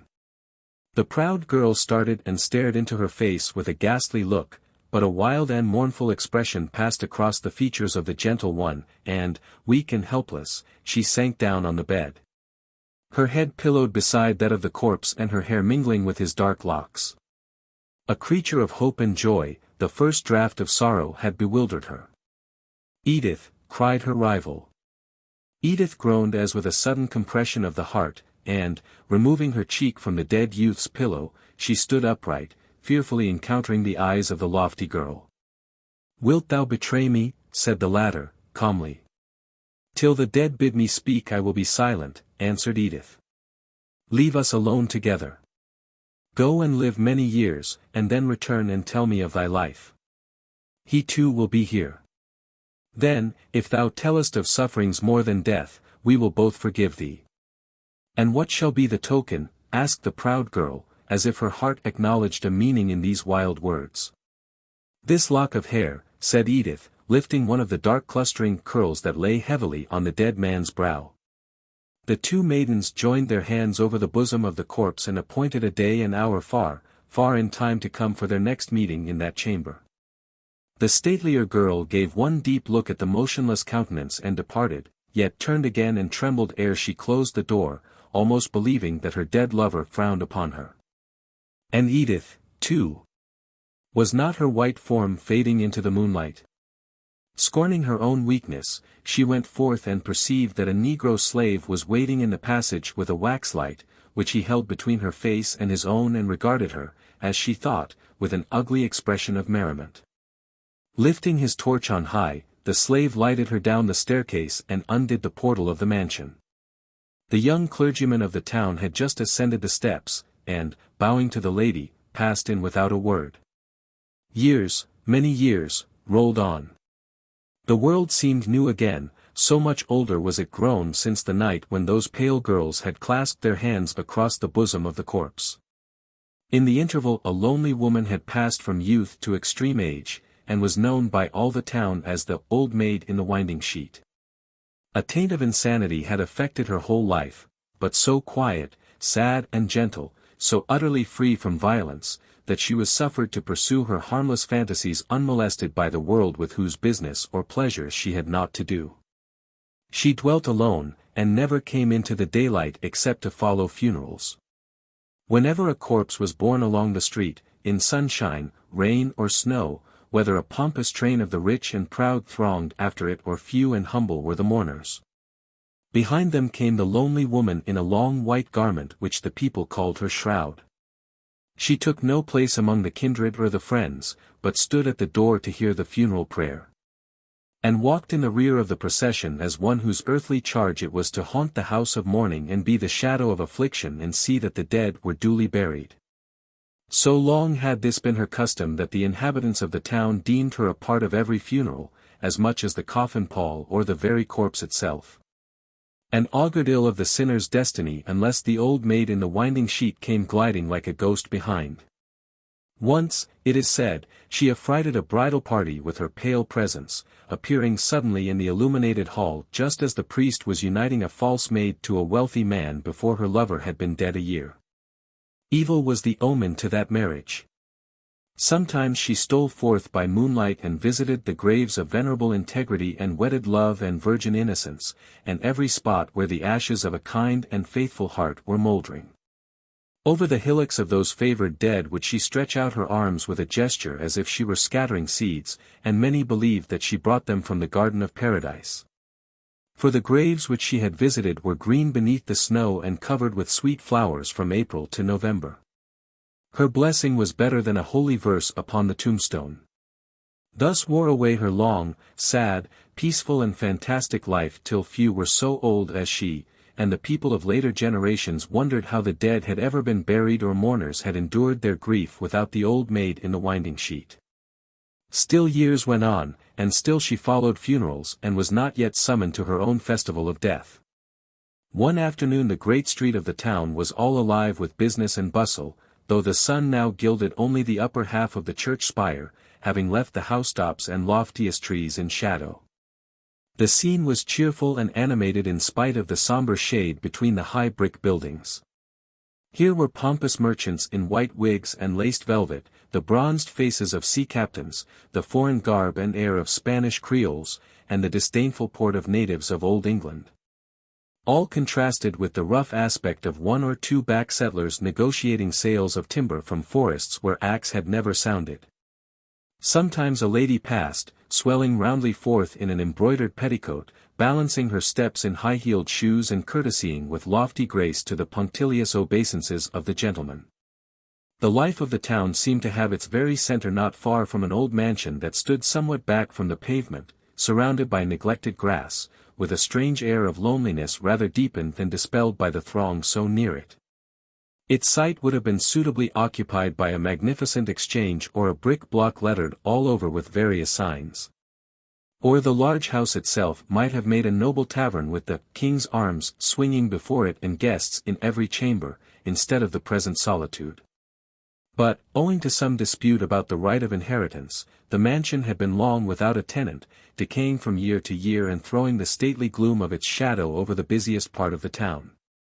Such was the scene, and such the time, when a figure unlike any that had been described was observed at a distance down the street. "I be a strange sail yonder," remarked a Liverpool captain, "that woman in the long white garment." The sailor seemed much struck by the object, as were several others who at the same moment caught a glimpse of the figure that had attracted his notice. Almost immediately the various topics of conversation gave place to speculations in an undertone on this unwonted occurrence. "Can there be a funeral so late this afternoon?" inquired some. They looked for the signs of death at every door, the sexton, the hearse, the assemblage of black-clad relatives, all that makes up the woeful pomp of funerals. They raised their eyes, also, to the sun-gilt spire of the church, and wondered that no clang proceeded from its bell, which had always tolled till now when this figure appeared in the light of day. But none had heard that a corpse was to be borne to its home that afternoon, nor was there any token of a funeral except the apparition of the old maid in the winding-sheet. "What may this portend?" asked each man of his neighbor. All smiled as they put the question, yet with a certain trouble in their eyes, as if pestilence, or some other wide calamity, were prognosticated by the untimely intrusion among the living of one whose presence had always been associated with death and woe. What a comet is to the earth was that sad woman to the town. Still she moved on, while the hum of surprise was hushed at her approach, and the proud and the humble stood aside that her white garment might not wave against them. It was a long, loose robe of spotless purity. Its wearer appeared very old, pale, emaciated and feeble, yet glided onward without the unsteady pace of extreme age. At one point of her course a little rosy boy burst forth from a door and ran with open arms toward the ghostly woman, seeming to expect a kiss from her bloodless lips. She made a slight pause, fixing her eye upon him with an expression of no earthly sweetness, so that the child shivered and stood awestruck rather than affrighted while the old maid passed on. Perhaps her garment might have been polluted even by an infant's touch, perhaps her kiss would have been death to the sweet boy within the year. "She is but a shadow," whispered the superstitious. The child put forth his arms and could not grasp her robe. The wonder was increased when the old maid passed beneath the porch of the deserted mansion, ascended the moss-covered steps, lifted the iron knocker and gave 3 raps. The people could only conjecture that some old remembrance, troubling her bewildered brain, had impelled the poor woman hither to visit the friends of her youth, all gone from their home long since and forever unless their ghost still haunted it. Fit company for the old maid in the winding-sheet. An elderly man approached the steps, and, reverently uncovering his grey locks, essayed to explain the matter. "None, madam," said he, "have dwelt in this house these 15 years agone, no, not since the death of old Colonel Fenwick, whose funeral you may remember to have followed. His heirs, being ill-agreed among themselves, have let the mansion house go to ruin." The old maid looked slowly round with a slight gesture of one hand and a finger of the other upon her lip, appearing more shadow-like than ever in the obscurity of the porch. But again she lifted the hammer, and gave, this time, a single rap. Could it be that a footstep was now heard coming down the staircase of the old mansion which all conceived to have been so long untenanted? Slowly, feebly, yet heavily, like the pace of an aged and infirm person, the step approached, more distinct on every downward stair, till it reached the portal. The bar fell on the inside, the door was opened. One upward glance toward the church spire, whence the sunshine had just faded, was the last that the people saw of the old maid in the winding sheet. "Who undid the door?" asked many. This question, owing to the depth of shadow beneath the porch, no one could satisfactorily answer.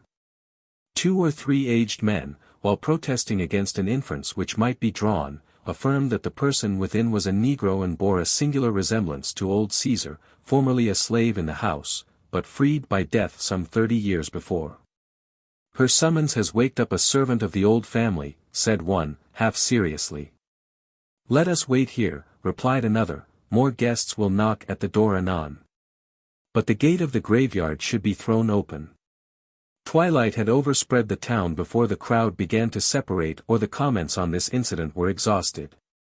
One after another was wending his way homeward, when a coach, no common spectacle in those days, drove slowly into the street. It was an old-fashioned equipage, hanging close to the ground, with arms on the panels, a footman behind and a grave, corpulent coachman seated high in front, the whole giving an idea of solemn state and dignity.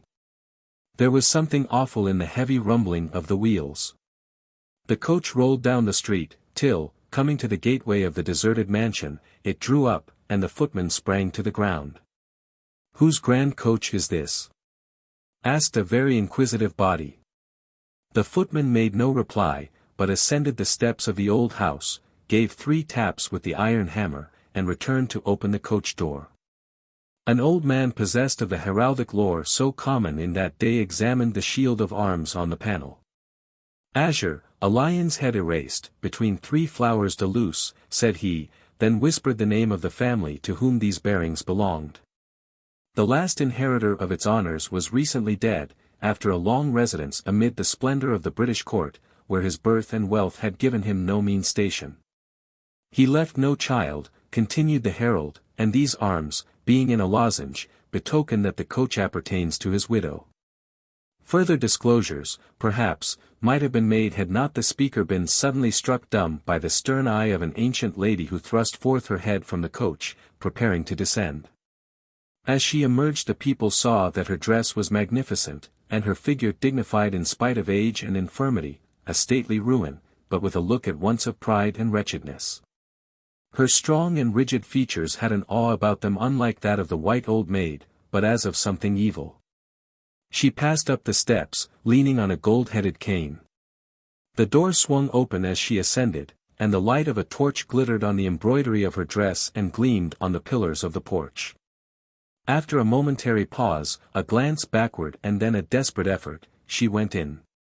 The decipher of the coat of arms had ventured up the lower step, and, shrinking back immediately, pale and tremulous, affirmed that the torch was held by the very image of old Caesar. "But such a hideous grin," added he, "was never seen on the face of mortal man, black or white. It will haunt me till my dying day."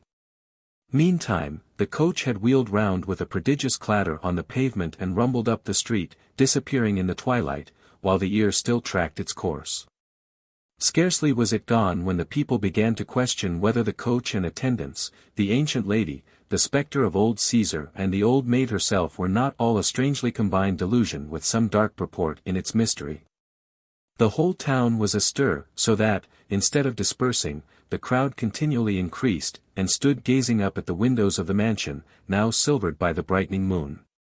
The elders, glad to indulge the narrative propensity of age, told of the long-faded splendor of the family, the entertainments they had given the guests, the greatest of the land, and even titled and noble ones from abroad, who had passed beneath that portal. These graphic reminiscences seemed to call up the ghosts of those to whom they referred. So strong was the impression on some of the more imaginative hearers that 2 or 3 were seized with trembling fits at one and the same moment, protesting that they had distinctly heard 3 other raps of the iron knocker. "Impossible!" exclaimed others. "See! The moon shines beneath the porch, and shows every part of it except in the narrow shade of that pillar. There is no one there." "Did not the door open?" whispered one of these fanciful persons. "Didst thou see it too?" said his companion, in a startled tone. But the general sentiment was opposed to the idea that a third visitant had made application at the door of the deserted house. A few, however, adhered to this new marvel, and even declared that a red gleam like that of a torch had shone through the great front window, as if the Negro were lighting a guest up the staircase. This too was pronounced a mere fantasy. But at once the whole multitude started, and each man beheld his own terror painted in the faces of all the rest. "What an awful thing is this!" cried they. A shriek too fearfully distinct for doubt had been heard within the mansion, breaking forth suddenly and succeeded by a deep stillness, as if a heart had burst in giving it utterance. The people knew not whether to fly from the very sight of the house or to rush trembling in and search out the strange mystery. Amid their confusion and affright they were somewhat reassured by the appearance of their clergyman, a venerable patriarch, and equally a saint, who had taught them and their fathers the way to heaven for more than the space of an ordinary lifetime. He was a reverend figure with long white hair upon his shoulders, a white beard upon his breast and a back so bent over his staff that he seemed to be looking downward continually, as if to choose a proper grave for his weary frame.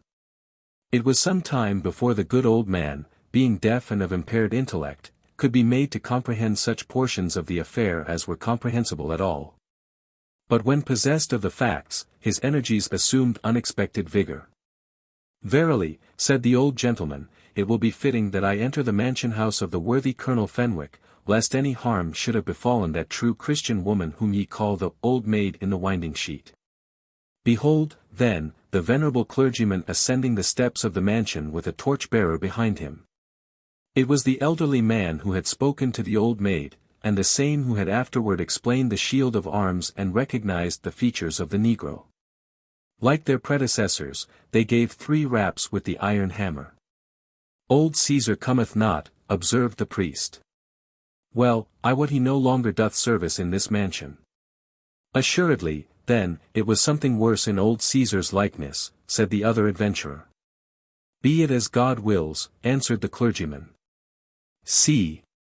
My strength, though it be much decayed, hath sufficed to open this heavy door. Let us enter and pass up the staircase." Here occurred a singular exemplification of the dreamy state of a very old man's mind. As they ascended the wide flight of stairs the aged clergyman appeared to move with caution, occasionally standing aside, and oftener bending his head, as it were in salutation. Thus practicing all the gestures of one who makes his way through a throng. Reaching the head of the staircase, he looked around with sad and solemn benignity, laid aside his staff, bared his hoary locks, and was evidently on the point of commencing a prayer. "Reverend sir," said his attendant, who conceived this a very suitable prelude to their further search, "would it not be well that the people join with us in prayer?" "Well-a-day," cried the old clergyman, staring strangely around him. "Art thou here with me, and none other?" "Verily, past times were present to me, and I deemed that I was to make a funeral prayer, as many a time heretofore, from the head of this staircase.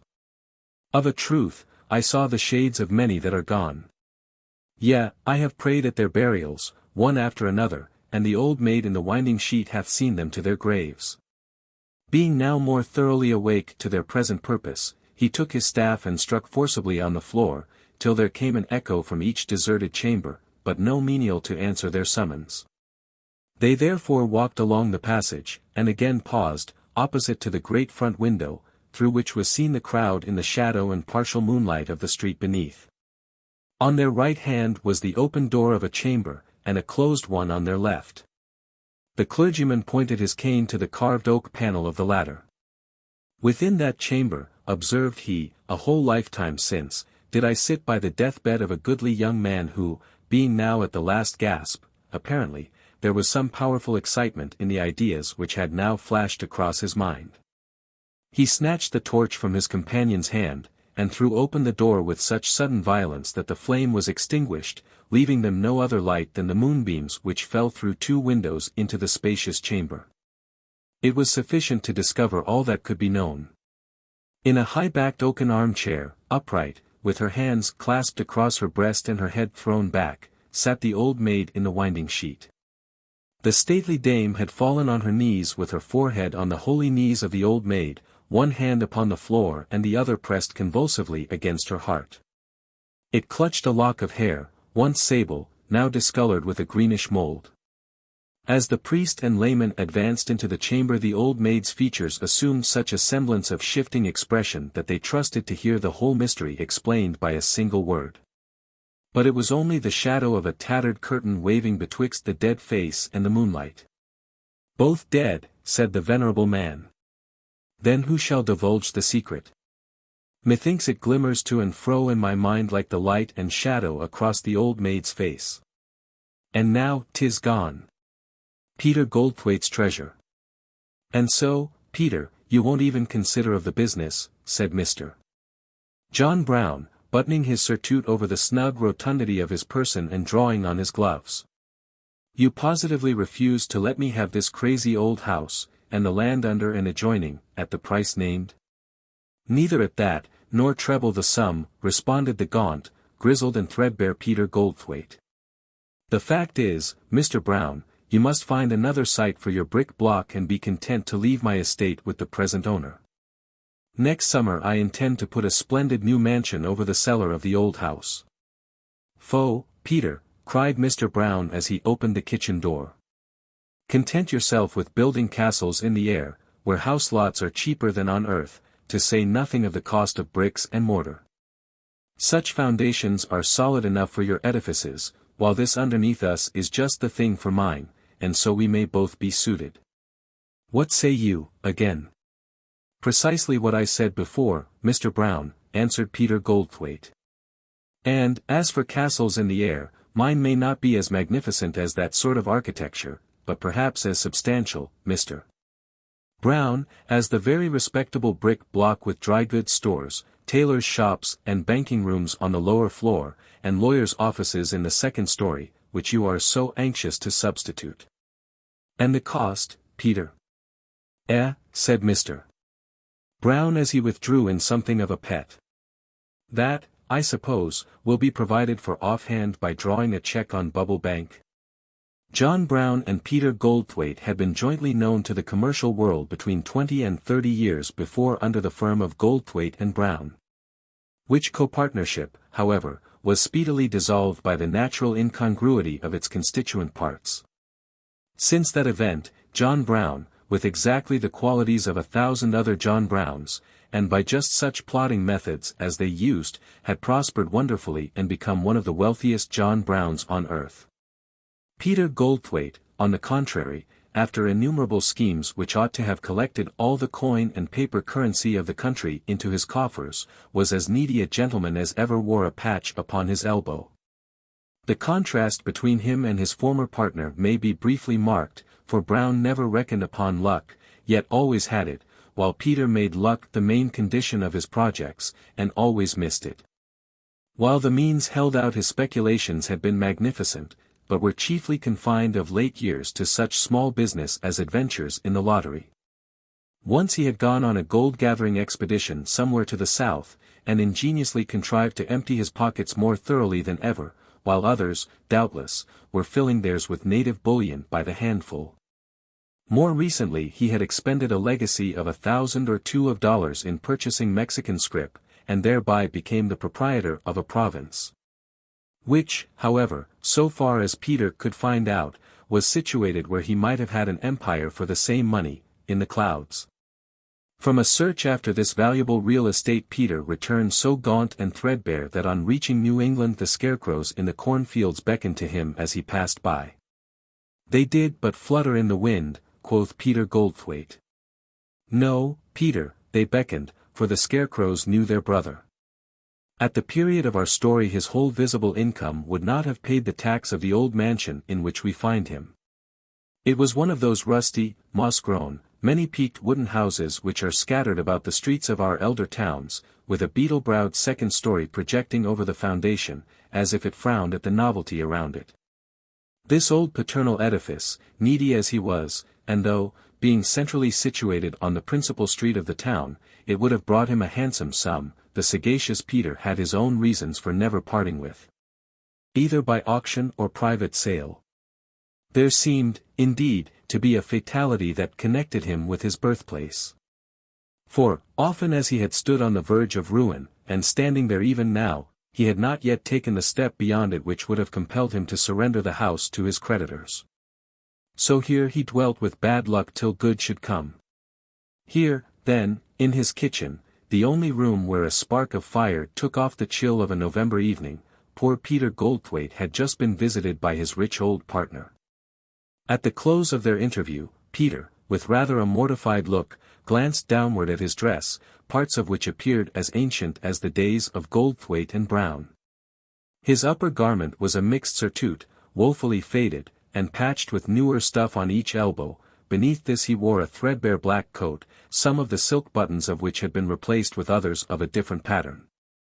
And, lastly, though he lacked not a pair of grey pantaloons, they were very shabby ones, and had been partially turned brown by the frequent toasting of Peter's shins before a scanty fire. Peter's person was in keeping with his goodly apparel. Grey-headed, hollow-eyed, pale-cheeked and lean-bodied, he was the perfect picture of a man who had fed on windy schemes and empty hopes till he could neither live on such unwholesome trash nor stomach more substantial food.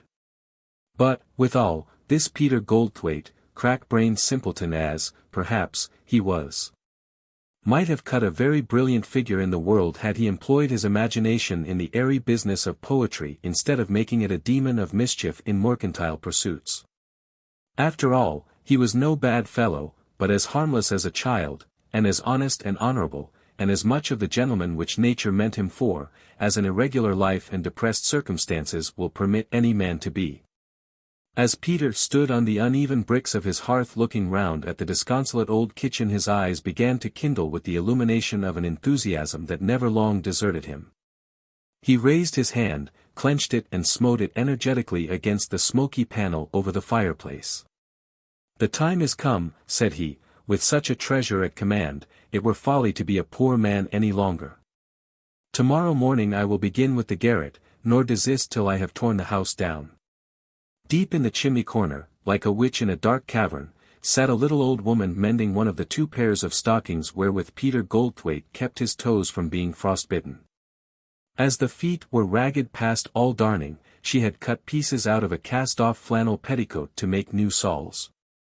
Tabitha Porter was an old maid upward of 60 years of age, 55 of which she had sat in that same chimney corner, such being the length of time since Peter's grandfather had taken her from the almshouse. She had no friend but Peter, nor Peter any friend but Tabitha.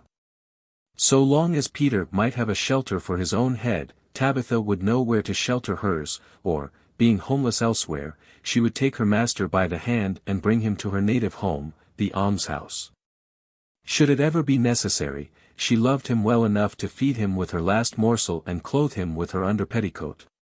But Tabitha was a queer old woman, and, though never infected with Peter's flightiness, had become so accustomed to his freaks and follies that she viewed them all as matters of course. Hearing him threaten to tear the house down, she looked quietly up from her work. "Best leave the kitchen till the last, Mr. Peter," said she. "The sooner we have it all down, the better," said Peter Goldthwaite. "I am tired to death of living in this cold, dark, windy, smoky, creaking, groaning, dismal old house. I shall feel like a younger man when we get into my splendid brick mansion, as, please heaven, we shall by this time next autumn. You shall have a room on the sunny side, old Tabby, finished and furnished as best may suit your own notions." "I should like it pretty much such a room as this kitchen," answered Tabitha. "It will never be like home to me till the chimney corner gets as black with smoke as this, and that won't be these 100 years. How much do you mean to lay out on the house, Mr. Peter?" "What is that to the purpose?" exclaimed Peter, loftily. "Did not my great-granduncle, Peter Goldthwaite, who died 70 years ago, and whose namesake I am, leave treasure enough to build 20 such?" "I can't say but he did, Mr. Peter," said Tabitha, threading her needle. Tabitha well understood that Peter had reference to an immense hoard of the precious metals which was said to exist somewhere in the cellar or walls, or under the floors, or in some concealed closet or other out-of-the-way nook of the old house. This wealth, according to tradition, had been accumulated by a former Peter Goldthwaite whose character seems to have borne a remarkable similitude to that of the Peter of our story. Like him, he was a wild projector, seeking to heap up gold by the bushel and the cartload instead of scraping it together coin by coin. Like Peter II, too, his projects had almost invariably failed, and, but for the magnificent success of the final one, would have left him with hardly a coat and pair of breeches to his gaunt and grizzled person. Reports were various as to the nature of his fortunate speculation, one intimating that the ancient Peter had made the gold by alchemy, another, that he had conjured it out of people's pockets by the black art. And a third, still more unaccountable, that the devil had given him free access to the old provincial treasury. It was affirmed, however, that some secret impediment had debarred him from the enjoyment of his riches, and that he had a motive for concealing them from his heir, or, at any rate, had died without disclosing the place of deposit. The present Peter's father had faith enough in the story to cause the cellar to be dug over. Peter himself chose to consider the legend as an indisputable truth, and amid his many troubles had this one consolation, that, should all other resources fail, he might build up his fortunes by tearing his house down. Yet, unless he felt a lurking distrust of the golden tale, it is difficult to account for his permitting the paternal roof to stand so long. Since he had never yet seen the moment when his predecessor's treasure would not have found plenty of room in his own strongbox. But now was the crisis. Should he delay the search a little longer, the house would pass from the lineal heir, and with it the vast heap of gold, to remain in its burial place till the ruin of the aged walls should discover it to strangers of a future generation. "Yes," cried Peter Goldthwaite, again, "tomorrow I will set about it." The deeper he looked at the matter, the more certain of success grew Peter.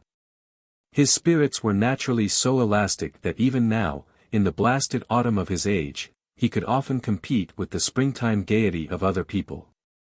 Enlivened by his brightening prospects, he began to caper about the kitchen like a hobgoblin, with the queerest antics of his lean limbs and gesticulations of his starved features.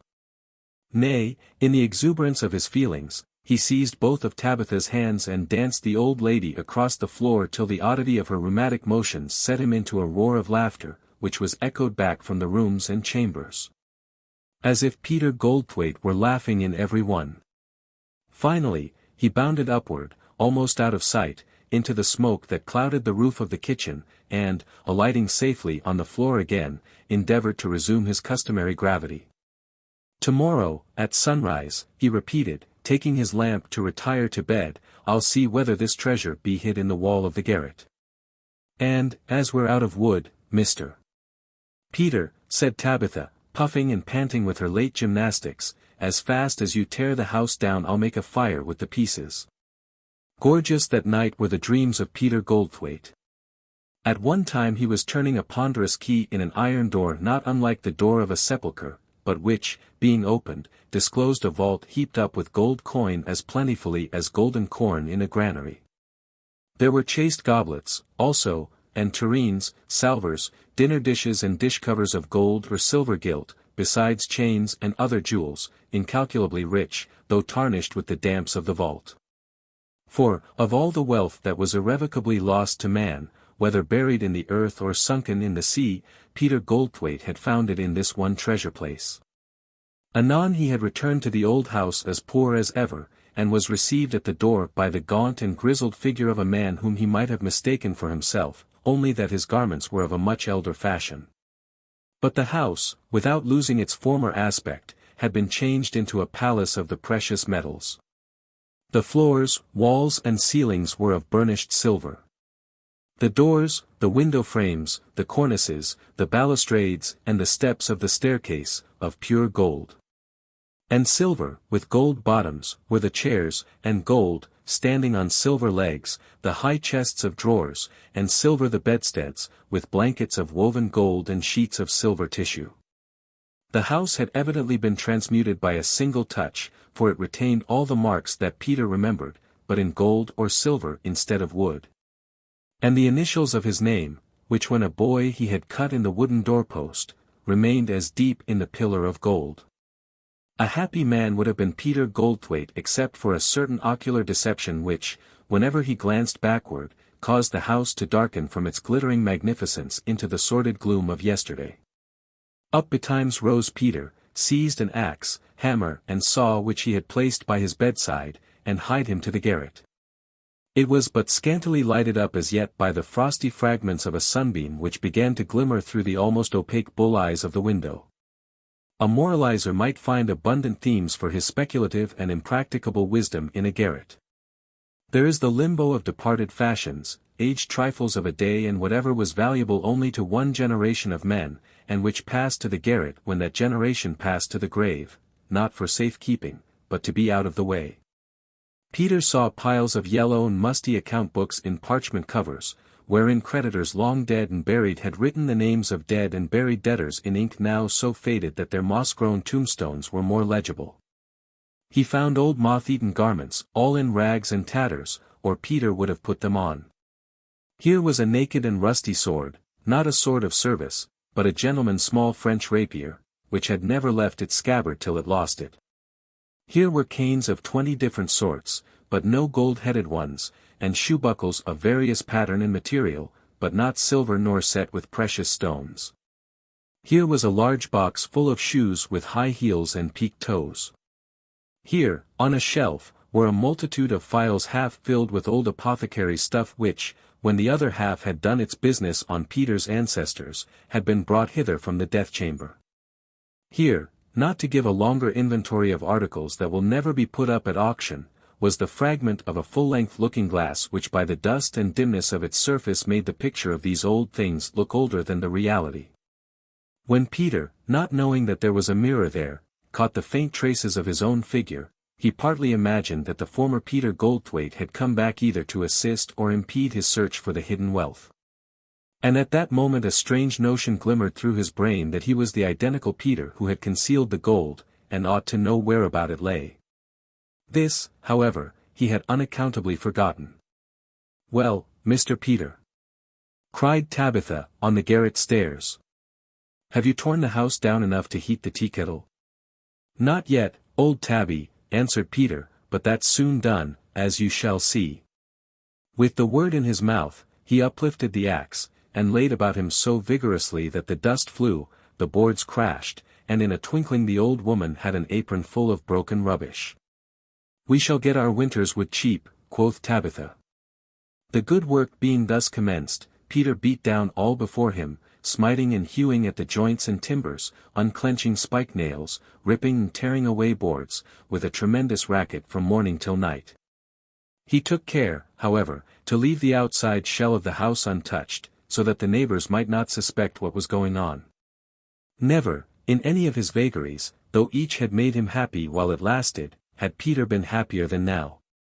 Perhaps, after all, there was something in Peter Goldthwaite's turn of mind which brought him an inward recompense for all the external evil that it caused.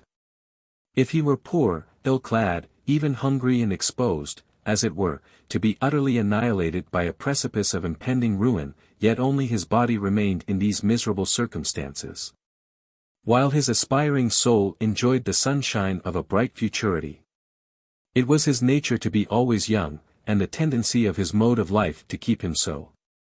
Grey hairs were nothing, no, nor wrinkles nor infirmity.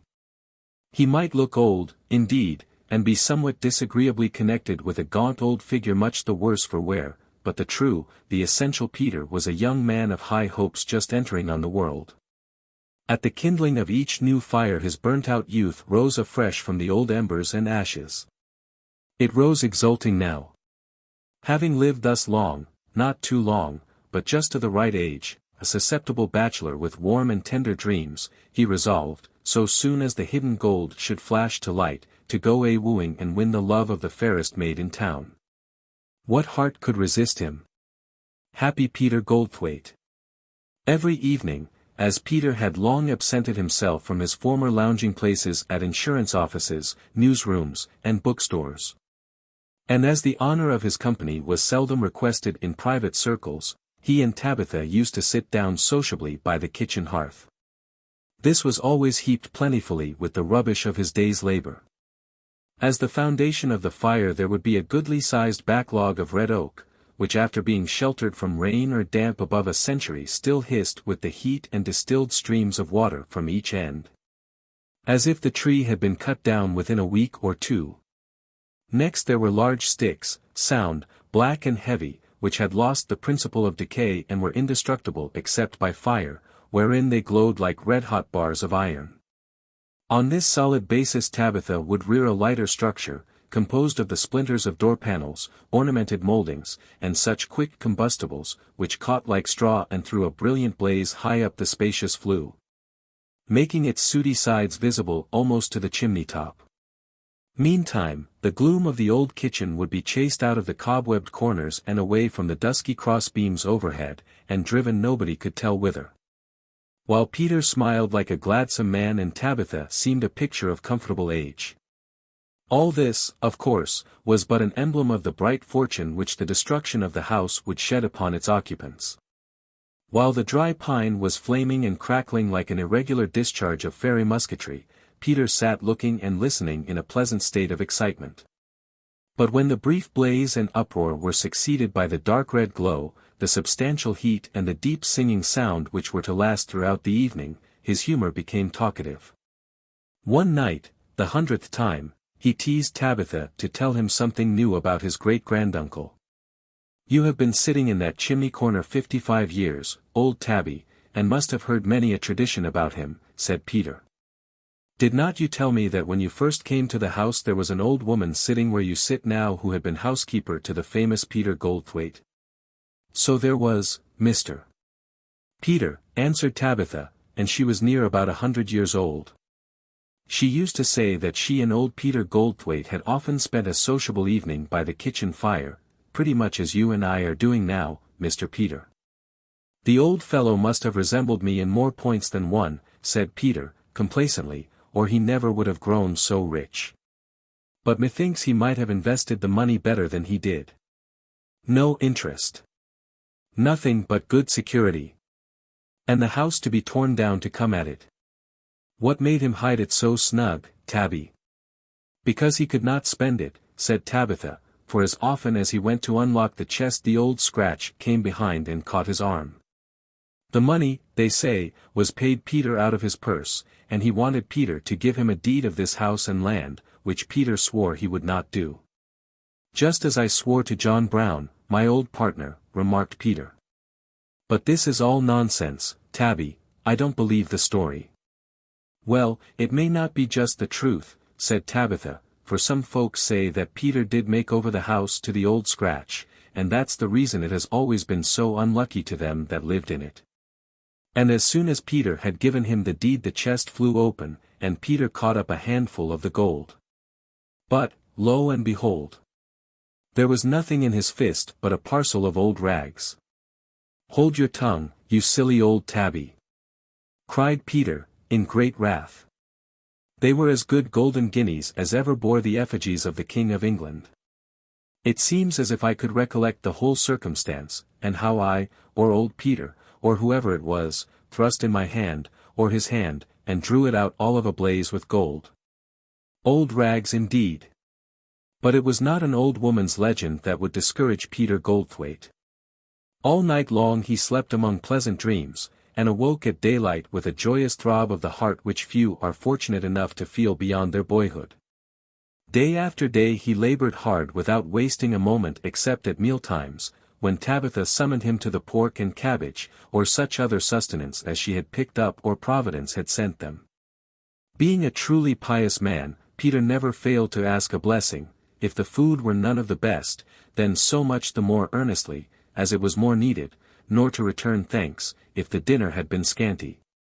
Yet for the good appetite which was better than a sick stomach at a feast. Then did he hurry back to his toil, and in a moment was lost to sight in a cloud of dust from the old walls, though sufficiently perceptible to the ear by the clatter which he raised in the midst of it. How enviable is the consciousness of being usefully employed! Nothing troubled Peter, or nothing but those phantoms of the mind which seem like vague recollections, yet have also the aspect of presentiments. He often paused with his axe uplifted in the air, and said to himself, "Peter Goldthwaite, did you never strike this blow before? Or, Peter, what need of tearing the whole house down? Think a little while, and you will remember where the gold is hidden." Days and weeks passed on, however, without any remarkable discovery. Sometimes, indeed, a lean grey rat peeped forth at the lean grey man, wondering what devil had got into the old house, which had always been so peaceable till now. And occasionally Peter sympathized with the sorrows of a female mouse who had brought 5 or 6 pretty, little, soft and delicate young ones into the world just in time to see them crushed by its ruin. But as yet no treasure. By this time, Peter, being as determined as fate and as diligent as time, had made an end with the uppermost regions and got down to the 2nd story, where he was busy in one of the front chambers. It had formerly been the state bedchamber, and was honored by tradition as the sleeping apartment of Governor Dudley and many other eminent guests. The furniture was gone. There were remnants of faded and tattered paper hangings, but larger spaces of bare wall ornamented with charcoal sketches, chiefly of people's heads in profile. These being specimens of Peter's youthful genius, it went more to his heart to obliterate them than if they had been pictures on a church wall by Michelangelo. One sketch, however, and that the best one, affected him differently. It represented a ragged man partly supporting himself on a spade and bending his lean body over a hole in the earth, with one hand extended to grasp something that he had found. But close behind him, with a fiendish laugh on his features, appeared a figure with horns, a tufted tail and a cloven hoof. "Avaunt, Satan!" cried Peter. "The man shall have his gold." Uplifting his axe, he hit the horned gentleman such a blow on the head as not only demolished him, but the treasure-seeker also, and caused the whole scene to vanish like magic. Moreover, his axe broke quite through the plaster and laths and discovered a cavity. "Mercy on us, Mr. Peter. Are you quarreling with the old scratch?" said Tabitha, who was seeking some fuel to put under the dinner pot. Without answering the old woman, Peter broke down a further space of the wall, and laid open a small closet or cupboard on one side of the fireplace, about breast-high from the ground. It contained nothing but a brass lamp covered with verdigris, and a dusty piece of parchment. While Peter inspected the latter, Tabitha seized the lamp and began to rub it with her apron. "There is no use in rubbing it, Tabitha," said Peter.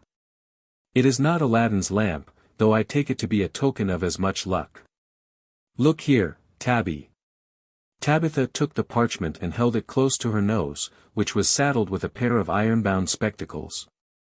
But no sooner had she begun to puzzle over it than she burst into a chuckling laugh, holding both her hands against her sides. "You can't make a fool of the old woman," cried she. "This is your own handwriting, Mr. Peter, the same as in the letter you sent me from Mexico." "There is certainly a considerable resemblance," said Peter, again examining the parchment. "But you know yourself, Tabby, that this closet must have been plastered up before you came to the house or I came into the world.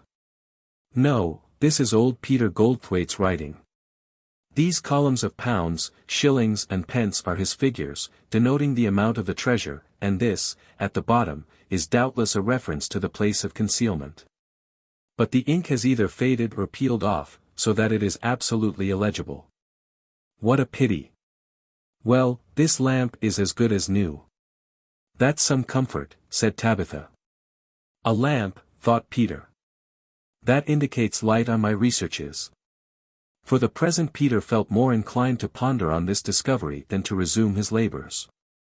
After Tabitha had gone downstairs he stood poring over the parchment at one of the front windows, which was so obscured with dust that the sun could barely throw an uncertain shadow of the casement across the floor.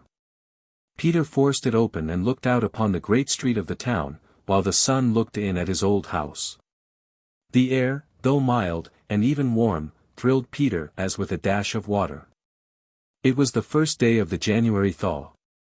The snow lay deep upon the housetops, but was rapidly dissolving into millions of water drops, which sparkled downward through the sunshine with the noise of a summer shower beneath the eaves.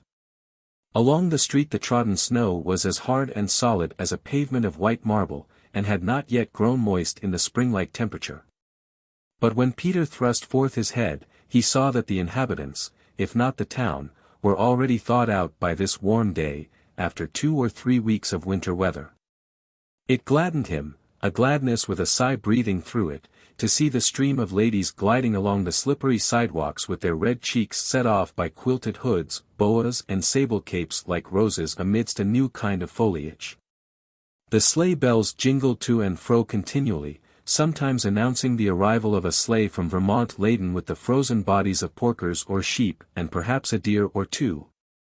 Sometimes, of a regular marketman with chickens, geese and turkeys, comprising the whole colony of a barnyard. And sometimes, of a farmer and his dame who had come to town partly for the ride, partly to go a-shopping and partly for the sale of some eggs and butter. This couple rode in an old-fashioned square sleigh which had served them 20 winters and stood 20 summers in the sun beside their door. Now a gentleman and lady skimmed the snow in an elegant car shaped somewhat like a cockleshell. Now a stage sleigh with its cloth curtains thrust aside to admit the sun dashed rapidly down the street, whirling in and out among the vehicles that obstructed its passage.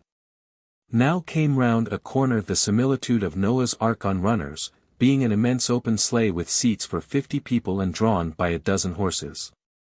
This spacious receptacle was populous with merry maids and merry bachelors, merry girls and boys and merry old folks, all alive with fun and grinning to the full width of their mouths. They kept up a buzz of babbling voices and low laughter, and sometimes burst into a deep, joyous shout which the spectators answered with 3 cheers, while a gang of roguish boys let drive their snowballs right among the pleasure party. The sleigh passed on, and when concealed by a bend of the street was still audible by a distant cry of merriment. Never had Peter beheld a livelier scene than was constituted by all these accessories, the bright sun, the flashing waterdrops, the gleaming snow, the cheerful multitude. The variety of rapid vehicles and the jingle-jangle of merry bells which made the heart dance to their music. Nothing dismal was to be seen except that peaked piece of antiquity Peter Goldthwaite's house, which might well look sad externally, since such a terrible consumption was preying on its insides. And Peter's gaunt figure, half visible in the projecting second story, was worthy of his house. "Peter! How goes it, friend Peter?" cried a voice across the street as Peter was drawing in his head. "Look out here, Peter." Peter looked, and saw his old partner, Mr. John Brown, on the opposite sidewalk, portly and comfortable, with his furred cloak thrown open, disclosing a handsome surtout beneath. His voice had directed the attention of the whole town to Peter Goldthwaite's window, and to the dusty scarecrow which appeared at it. "I say, Peter," cried Mr. Brown, again. "What the devil are you about there, that I hear such a racket whenever I pass by? You are repairing the old house, I suppose, making a new one of it?" "Eh? Too late for that, I am afraid, Mr. Brown," replied Peter. "If I make it new, it will be new inside and out, from the cellar upward." "Had not you better let me take the job," said Mr. Brown, significantly. "Not yet," answered Peter, hastily shutting the window. For ever since he had been in search of the treasure he hated to have people stare at him. As he drew back, ashamed of his outward poverty, yet proud of the secret wealth within his grasp, a haughty smile shone out on Peter's visage with precisely the effect of the dim sunbeams in the squalid chamber. He endeavored to assume such a mien as his ancestor had probably worn when he gloried in the building of a strong house for a home to many generations of his posterity. But the chamber was very dark to his snow-dazzled eyes, and very dismal, too, in contrast with the living scene that he had just looked upon. His brief glimpse into the street had given him a forcible impression of the manner in which the world kept itself cheerful and prosperous by social pleasures and an intercourse of business. While he in seclusion was pursuing an object that might possibly be a phantasm by a method which most people would call madness. It is one great advantage of a gregarious mode of life that each person rectifies his mind by other minds and squares his conduct to that of his neighbors, so as seldom to be lost in eccentricity. Peter Goldthwaite had exposed himself to this influence by merely looking out of the window. For a while he doubted whether there were any hidden chest of gold, and in that case whether it was so exceedingly wise to tear the house down only to be convinced of its non-existence. But this was momentary. Peter the Destroyer resumed the task which fate had assigned him, nor faltered again till it was accomplished. In the course of his search he met with many things that are usually found in the ruins of an old house, and also with some that are not. What seemed most to the purpose was a rusty key which had been thrust into a chink of the wall, with a wooden label appended to the handle, bearing the initials, P.G. Another singular discovery was that of a bottle of wine walled up in an old oven. A tradition ran in the family that Peter's grandfather, a jovial officer in the old French War, had set aside many dozens of the precious liquor for the benefit of topers then unborn. Peter needed no cordial to sustain his hopes, and therefore kept the wine to gladden his success. Many halfpence did he pick up that had been lost through the cracks of the floor, and some few Spanish coins, and the half of a broken sixpence which had doubtless been a love token. There was likewise a silver coronation medal of George III. But old Peter Goldthwaite's strongbox fled from one dark corner to another, or otherwise eluded the second Peter's clutches till, should he seek much farther, he must burrow into the earth. We will not follow him in his triumphant progress step by step. Suffice it that Peter worked like a steam engine and finished in that one winter the job which all the former inhabitants of the house, with time and the elements to aid them, had only half done in a century. Except the kitchen, every room and chamber was now gutted. The house was nothing but a shell, the apparition of a house, as unreal as the painted edifices of a theatre. It was like the perfect rind of a great cheese in which a mouse had dwelt and nibbled till it was a cheese no more. And Peter was the mouse. What Peter had torn down, Tabitha had burnt up, for she wisely considered that without a house they should need no wood to warm it, and therefore economy was nonsense. Thus the whole house might be said to have dissolved in smoke and flown up among the clouds through the great black flue of the kitchen chimney. It was an admirable parallel to the feat of the man who jumped down his own throat. On the night between the last day of winter and the first of spring every chink and cranny had been ransacked except within the precincts of the kitchen. This fated evening was an ugly one.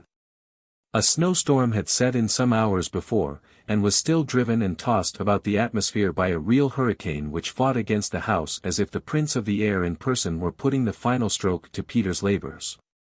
The framework being so much weakened and the inward props removed, it would have been no marvel if in some stronger wrestle of the blast the rotten walls of the edifice and all the peaked roofs had come crashing down upon the owner's head.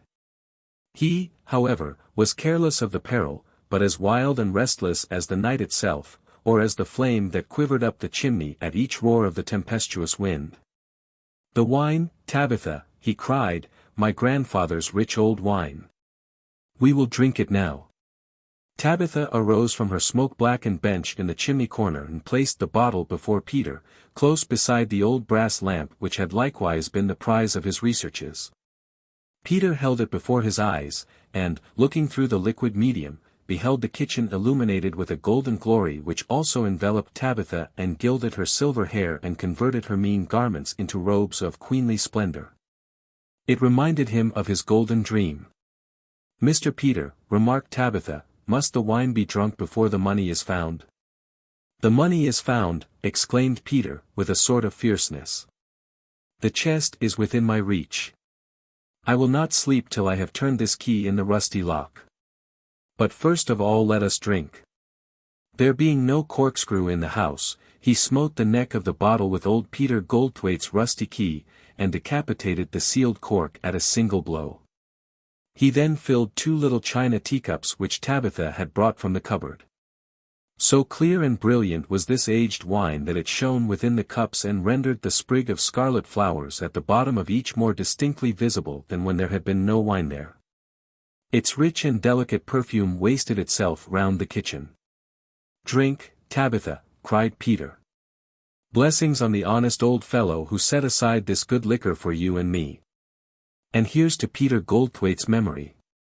And good cause have we to remember him," quoth Tabitha as she drank. How many years, and through what changes of fortune and various calamity, had that bottle hoarded up its effervescent joy, to be quaffed at last by 2 such boon companions. A portion of the happiness of a former age had been kept for them, and was now set free in a crowd of rejoicing visions to sport amid the storm and desolation of the present time. Until they have finished the bottle we must turn our eyes elsewhere. It so chanced that on this stormy night Mr. John Brown found himself ill at ease in his wire-cushioned armchair by the glowing grate of anthracite which heated his handsome parlor. He was naturally a good sort of a man, and kind and pitiful whenever the misfortunes of others happened to reach his heart through the padded vest of his own prosperity. This evening he had thought much about his old partner, Peter Goldthwaite, his strange vagaries and continual ill luck, the poverty of his dwelling at Mr. Brown's last visit, and Peter's crazed and haggard aspect when he had talked with him at the window. Poor fellow, thought Mr. John Brown. Poor crack-brained Peter Goldthwaite. For old acquaintance' sake I ought to have taken care that he was comfortable this rough winter. These feelings grew so powerful that, in spite of the inclement weather, he resolved to visit Peter Goldthwaite immediately. The strength of the impulse was really singular. Every shriek of the blast seemed a summons, or would have seemed so had Mr. Brown been accustomed to hear the echoes of his own fancy in the wind. Much amazed at such active benevolence, he huddled himself in his cloak, muffled his throat and ears in comforters and handkerchiefs, and, thus fortified, bade defiance to the tempest. But the powers of the air had rather the best of the battle. Mr. Brown was just weathering the corner by Peter Goldthwaite's house when the hurricane caught him off his feet, tossed him face downward into a snowbank and proceeded to bury his protuberant part beneath fresh drifts. There seemed little hope of his reappearance earlier than the next thaw. At the same moment his hat was snatched away and whirled aloft into some far distant region whence no tidings have as yet returned. Nevertheless Mr. Brown contrived to burrow a passage through the snowdrift, and with his bare head bent against the storm floundered onward to Peter's door. There was such a creaking and groaning and rattling, and such an ominous shaking, throughout the crazy edifice that the loudest rap would have been inaudible to those within. He therefore entered without ceremony, and groped his way to the kitchen. His intrusion even there was unnoticed. Peter and Tabitha stood with their backs to the door, stooping over a large chest which apparently they had just dragged from a cavity or concealed closet on the left side of the chimney. By the lamp in the old woman's hand Mr. Brown saw that the chest was barred and clamped with iron, strengthened with iron plates and studded with iron nails, so as to be a fit receptacle in which the wealth of one century might be hoarded up for the wants of another. Peter Goldthwaite was inserting a key into the lock. "Oh, Tabitha," cried he, with tremulous rapture, "how shall I endure the effulgence? The gold, the bright, bright gold. Methinks I can remember my last glance at it just as the iron-plated lid fell down. And ever since, being 70 years, it has been blazing in secret and gathering its splendor against this glorious moment. It will flash upon us like the noonday sun." "Then shade your eyes, Mr. Peter," said Tabitha, with somewhat less patience than usual. "But, for mercy's sake, do turn the key." And with a strong effort of both hands Peter did force the rusty key through the intricacies of the rusty lock. Mr. Brown, in the meantime, had drawn near and thrust his eager visage between those of the other two at the instant that Peter threw up the lid. No sudden blaze illuminated the kitchen. "What's here?" exclaimed Tabitha, adjusting her spectacles and holding the lamp over the open chest. "Old Peter Goldthwaite's hoard of old rags." "Pretty much so, Tabby," said Mr. Brown, lifting a handful of the treasure. Oh, what a ghost of dead and buried wealth had Peter Goldthwaite raised to scare himself out of his scanty wits withal. Here was the semblance of an incalculable sum, enough to purchase the whole town and build every street anew, but which, vast as it was, no sane man would have given a solid sixpence for. What, then, in sober earnest, were the delusive treasures of the chest? Why, here were old provincial bills of credit and treasury notes and bills of land banks, and all other bubbles of the sort, from the first issue, above a century and a half ago, down nearly to the Revolution. Bills of £1,000 were intermixed with parchment pennies, and worth no more than they. "And this, then, is old Peter Goldthwaite's treasure," said John Brown. "Your namesake, Peter, was something like yourself. And when the provincial currency had depreciated 50 or 75%, he bought it up in expectation of a rise. I have heard my grandfather say that old Peter gave his father a mortgage of this very house and land to raise cash for his silly project. But the currency kept sinking till nobody would take it as a gift, and there was old Peter Goldthwaite, like Peter II, with thousands in his strongbox and hardly a coat to his back. He went mad upon the strength of it. But never mind, Peter, it is just the sort of capital for building castles in the air. The house will be down about our ears, cried Tabitha as the wind shook it with increasing violence. Let it fall, said Peter, folding his arms, as he seated himself upon the chest. No, no, my old friend Peter, said John Brown. I have house room for you and Tabby, and a safe vault for the chest of treasure. Tomorrow we will try to come to an agreement about the sale of this old house. Real estate is well up, and I could afford you a pretty handsome price. And I, observed Peter Goldthwaite, with reviving spirits, have a plan for laying out the cash to great advantage. Why, as to that, muttered John Brown to himself, we must apply to the next court for a guardian to take care of the solid cash. And if Peter insists upon speculating, he may do it to his heart's content with old Peter Goldthwaite's treasure. Chippings with a chisel.